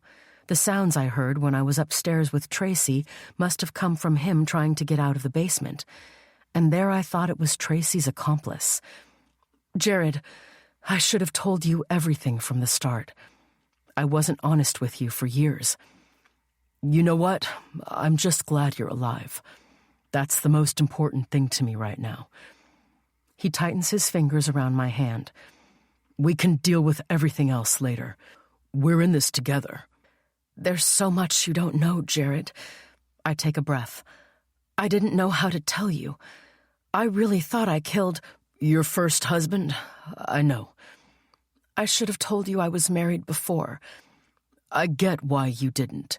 But now that Ralph told me everything, let's focus on your recovery, okay? I didn't kill Dylan. That was his name. All these years I worried that I did, but I was set up. I know that, sweetheart. If you had told me, I would never have believed you killed someone. You're the most loving person I know. He pauses, shaking his head slowly. And the way you cared for your brother after everything he did to you is unbelievable. I couldn't turn my back on him. He was my blood. Jared and Ralph must have talked for a long time for Jared to already know everything I didn't have the guts to tell him. In a way, it's a relief that I don't have to. What you did for your brother makes me love you even more. He lets go of my hand and rubs his temple. It drives me crazy to think she could have killed you. I shot her, Jared. I had to, or she would have killed me. I suppress a shudder. I ran away from a murder I didn't commit, only to end up being a real killer, even if it was in self-defense. Sweetheart, she's not dead. I stare at Jared, baffled. That can't be. I shot her, then she fell down the stairs. She must be... You must have missed. The cops found her at the bottom of the stairs, unconscious. She must have fallen and hit her head. My fingers touch my parted lips. But I shot her before I fell unconscious. I close my eyes, thinking back to what had happened. I see myself pull the trigger, but my eyes were closed. I didn't get a chance to see if I actually hit Tracy. Maybe in her attempt to dodge the bullet, she went tumbling down the stairs. You didn't kill her. I open my eyes. Who called the cops? Ruth. Apparently she heard a gunshot. Jared's face tightens. I did too. I thought she shot you. He shifts in his chair. Look, babe, you went through hell. Get some rest. We can talk about it later. No, I want to know everything. Jared's shoulders rise and fall. Ruth called the cops, but it turns out that she was actually involved in helping Tracy torture you. So were a few other people. They're all in police custody as we speak. He runs a hand across his mouth. You should have told me someone was stalking you. That's why you changed the locks, am I right? I had a feeling something wasn't right. I nod. I couldn't tell you without revealing who I really was. I pause. Was Liliana one of the people who helped her? He nods. I'm tempted to ask why he never told me they dated, but after going through hell, Liliana no longer bothers me. Yes, she gave Tracy our spare key. I think Tracy paid them all. The press is saying she comes from a very wealthy family. I still find it hard to believe Ruth was involved. I don't want to. When I was about to leave town, she came over. She was nice again. She made me tea. I think she was paid to keep an eye on you. So she pretended to like you. She confessed to the cops that she came over to our house to stop you from leaving town. Why did she hate me so much? I don't get it. I understand why Liliana didn't like me, but not Ruth. Jared scratches his beard. Apparently, before we moved to Faypine, she was desperately trying to buy the cottage, our cottage. We outbid her. I'm quiet for a long time. Wow, I guess she didn't want to accept that her friend wasn't coming back. I guess not. But that doesn't excuse what she did to you. That Tracy woman is dangerous. She's demented. She said our baby was hers. She tried to breastfeed our child. That's sick. Jared frowns. Why would she think that? In a few words, I fill in the holes for Jared, telling him everything Tracy had told me during our time together. She blames me for the loss of her baby. I'm so sorry, sweetheart. I'm so sorry I wasn't there. Before we can continue the conversation, a nurse with a braid around her head walks into the room. Her smile brightens when she sees me. Look who's awake! Let's see how you're doing. She moves to my other side to check my vitals. How are you feeling? Tired. It's the truth. I feel as if I ran a marathon. You just need a lot of rest. You should be fine. You are lucky to be alive after the amount of blood you lost. Why can't I feel my legs? Don't worry, you will. It takes a while for the anesthesia to wear off. She plumps my pillow. Your incision had opened up quite a bit. You needed surgery. Am I fine now? It won't open again. You're fine. You just need to take it easy for the next couple of weeks. Take all the time you need to heal. Get as much rest as possible. I place my hand on my belly. I will. How long will she be here? Jared asks. As long as it takes for her to heal and get her strength back. Once the nurse walks out of the room, after telling Jared to leave soon so I can rest, I return to the topic of Tracy. I can't believe she's still alive? Yeah, Jared says. Unfortunately, she survived the fall down the stairs with only a minor head injury. She's being treated here. In this hospital? You're kidding. My hands grab the sheets. My shock yields to fury. How could they? How could they bring her here? What if she steals or harms the baby? There's a guard at both the door of the nursery and in front of Tracy's room. As soon as she's released, she will be placed under arrest. Please, Jared, don't let her come near our baby. I'll never let that happen. I promise. I won't let you down again. You don't understand. She's dangerous, and she's very sick. You should take the baby home immediately. They want to keep the baby here overnight for observation. As soon as they release her, hopefully tomorrow, I'll take her home. Since I only have one arm at my disposal, I've arranged to have someone help me out for a while. He pauses. You keep calling her baby. Didn't you give her a name? Too much was going on for me to come up with the right name. I wanted to be clear and happy when I chose one. How about now? Should we come up with one? I'd like to call her something. I think for only a moment before deciding. If you don't mind, I'd like to call her Hope. She was the reason I didn't give in until the end. She was the reason I didn't let the pain destroy me. She gave me the strength to fight Tracy, and she's giving me a reason to start a new life. Hope would be perfect for her. I love it. Jared kisses me on the lips. Hope Lester. It has a nice ring to it. I'm sorry to disturb you. A deep, dusty voice comes from the door. A uniformed police officer with a full, well-trimmed beard is standing in the doorway. I'm Officer Ted Nash. Glad to see you're awake, Mrs. Lester.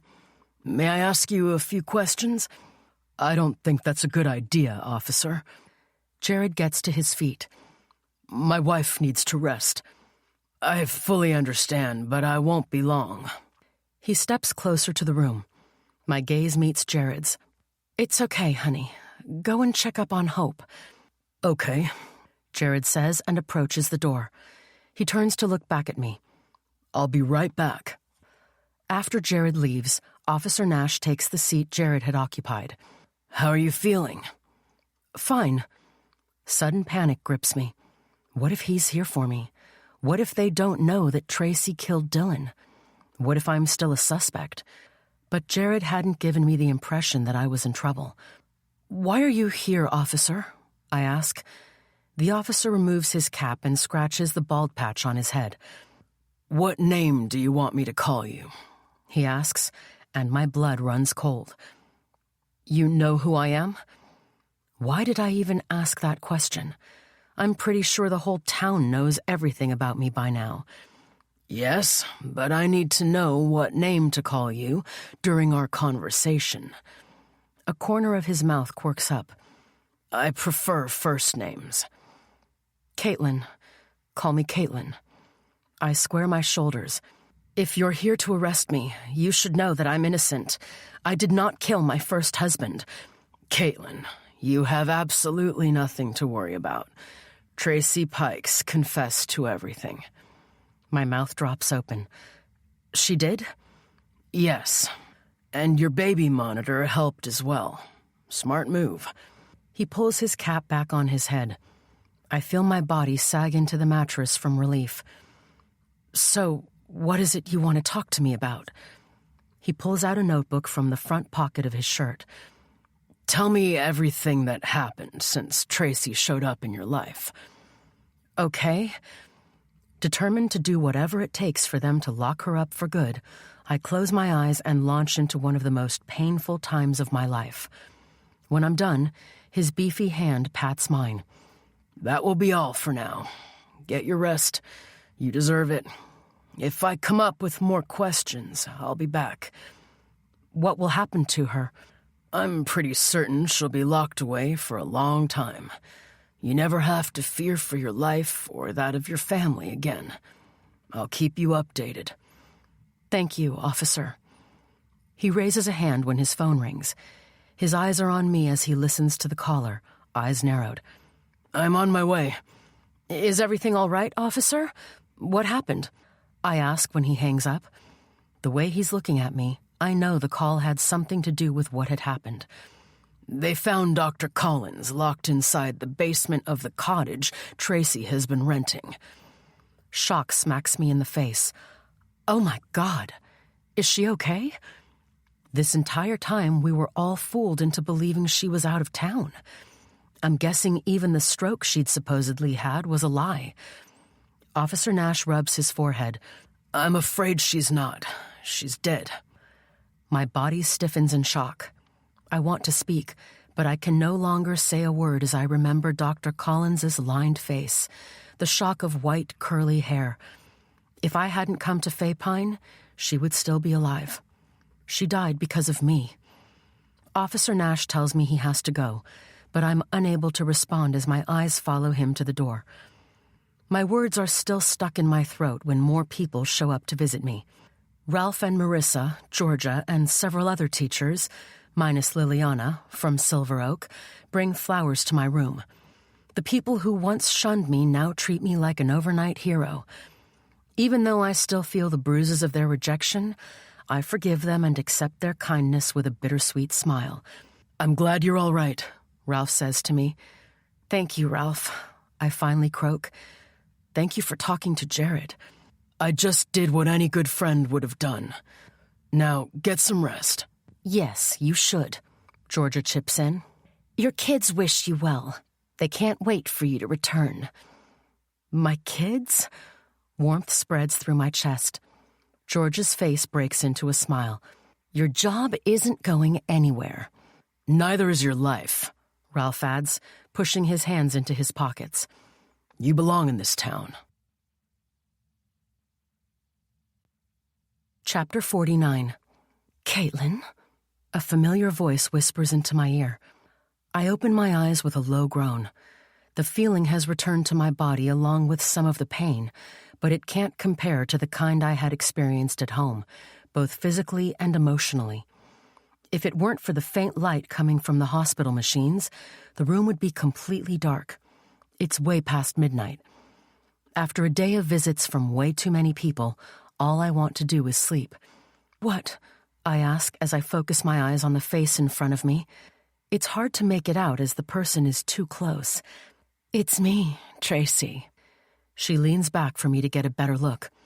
I become instantly awake. Even in the semi-darkness, I see her well now. She's wearing a hospital gown, and her long hair is disheveled around her face.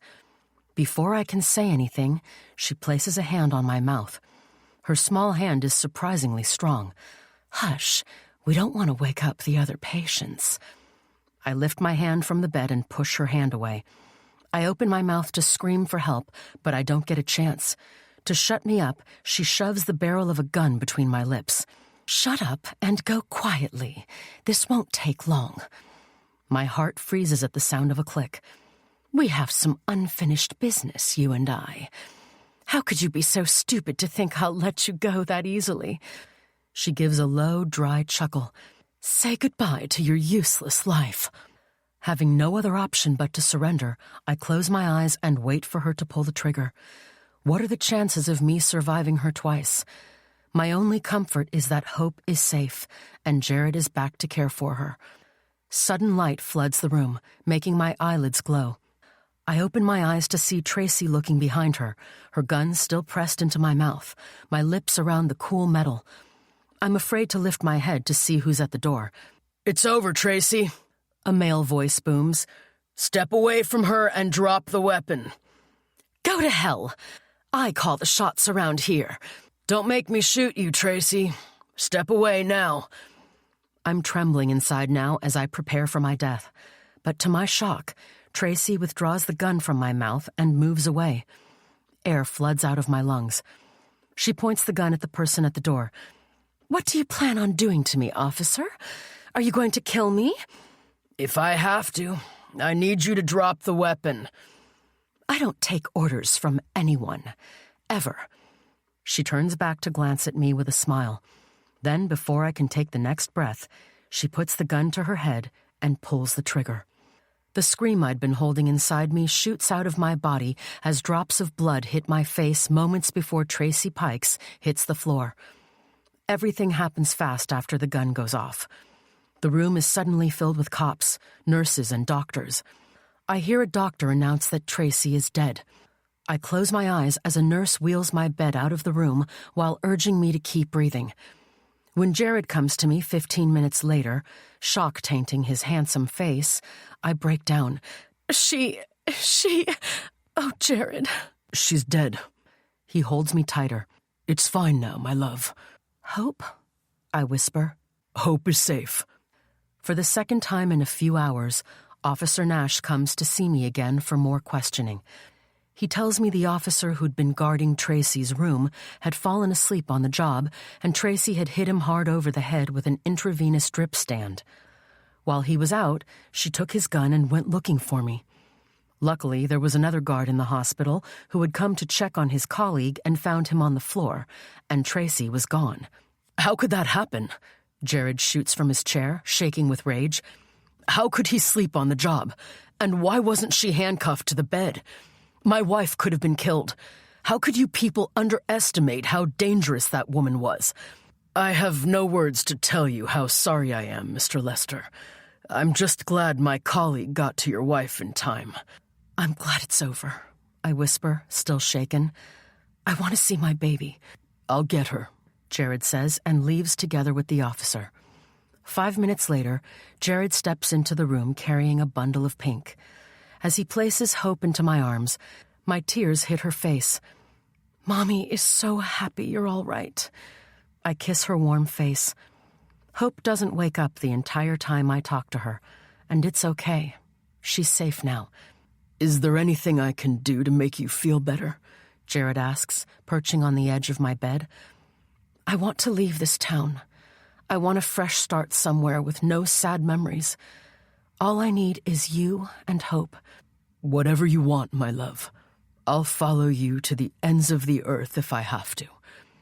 He lowers his lips to mine and keeps them there. our baby starts to squirm awake between us. "Which name do you want to take with you?" he asks, wiping a tear from my cheek. "Caitlin Lester, the woman you fell in love with." "Good," he says, his voice tainted with tears. "I happen to be crazy about her." The end.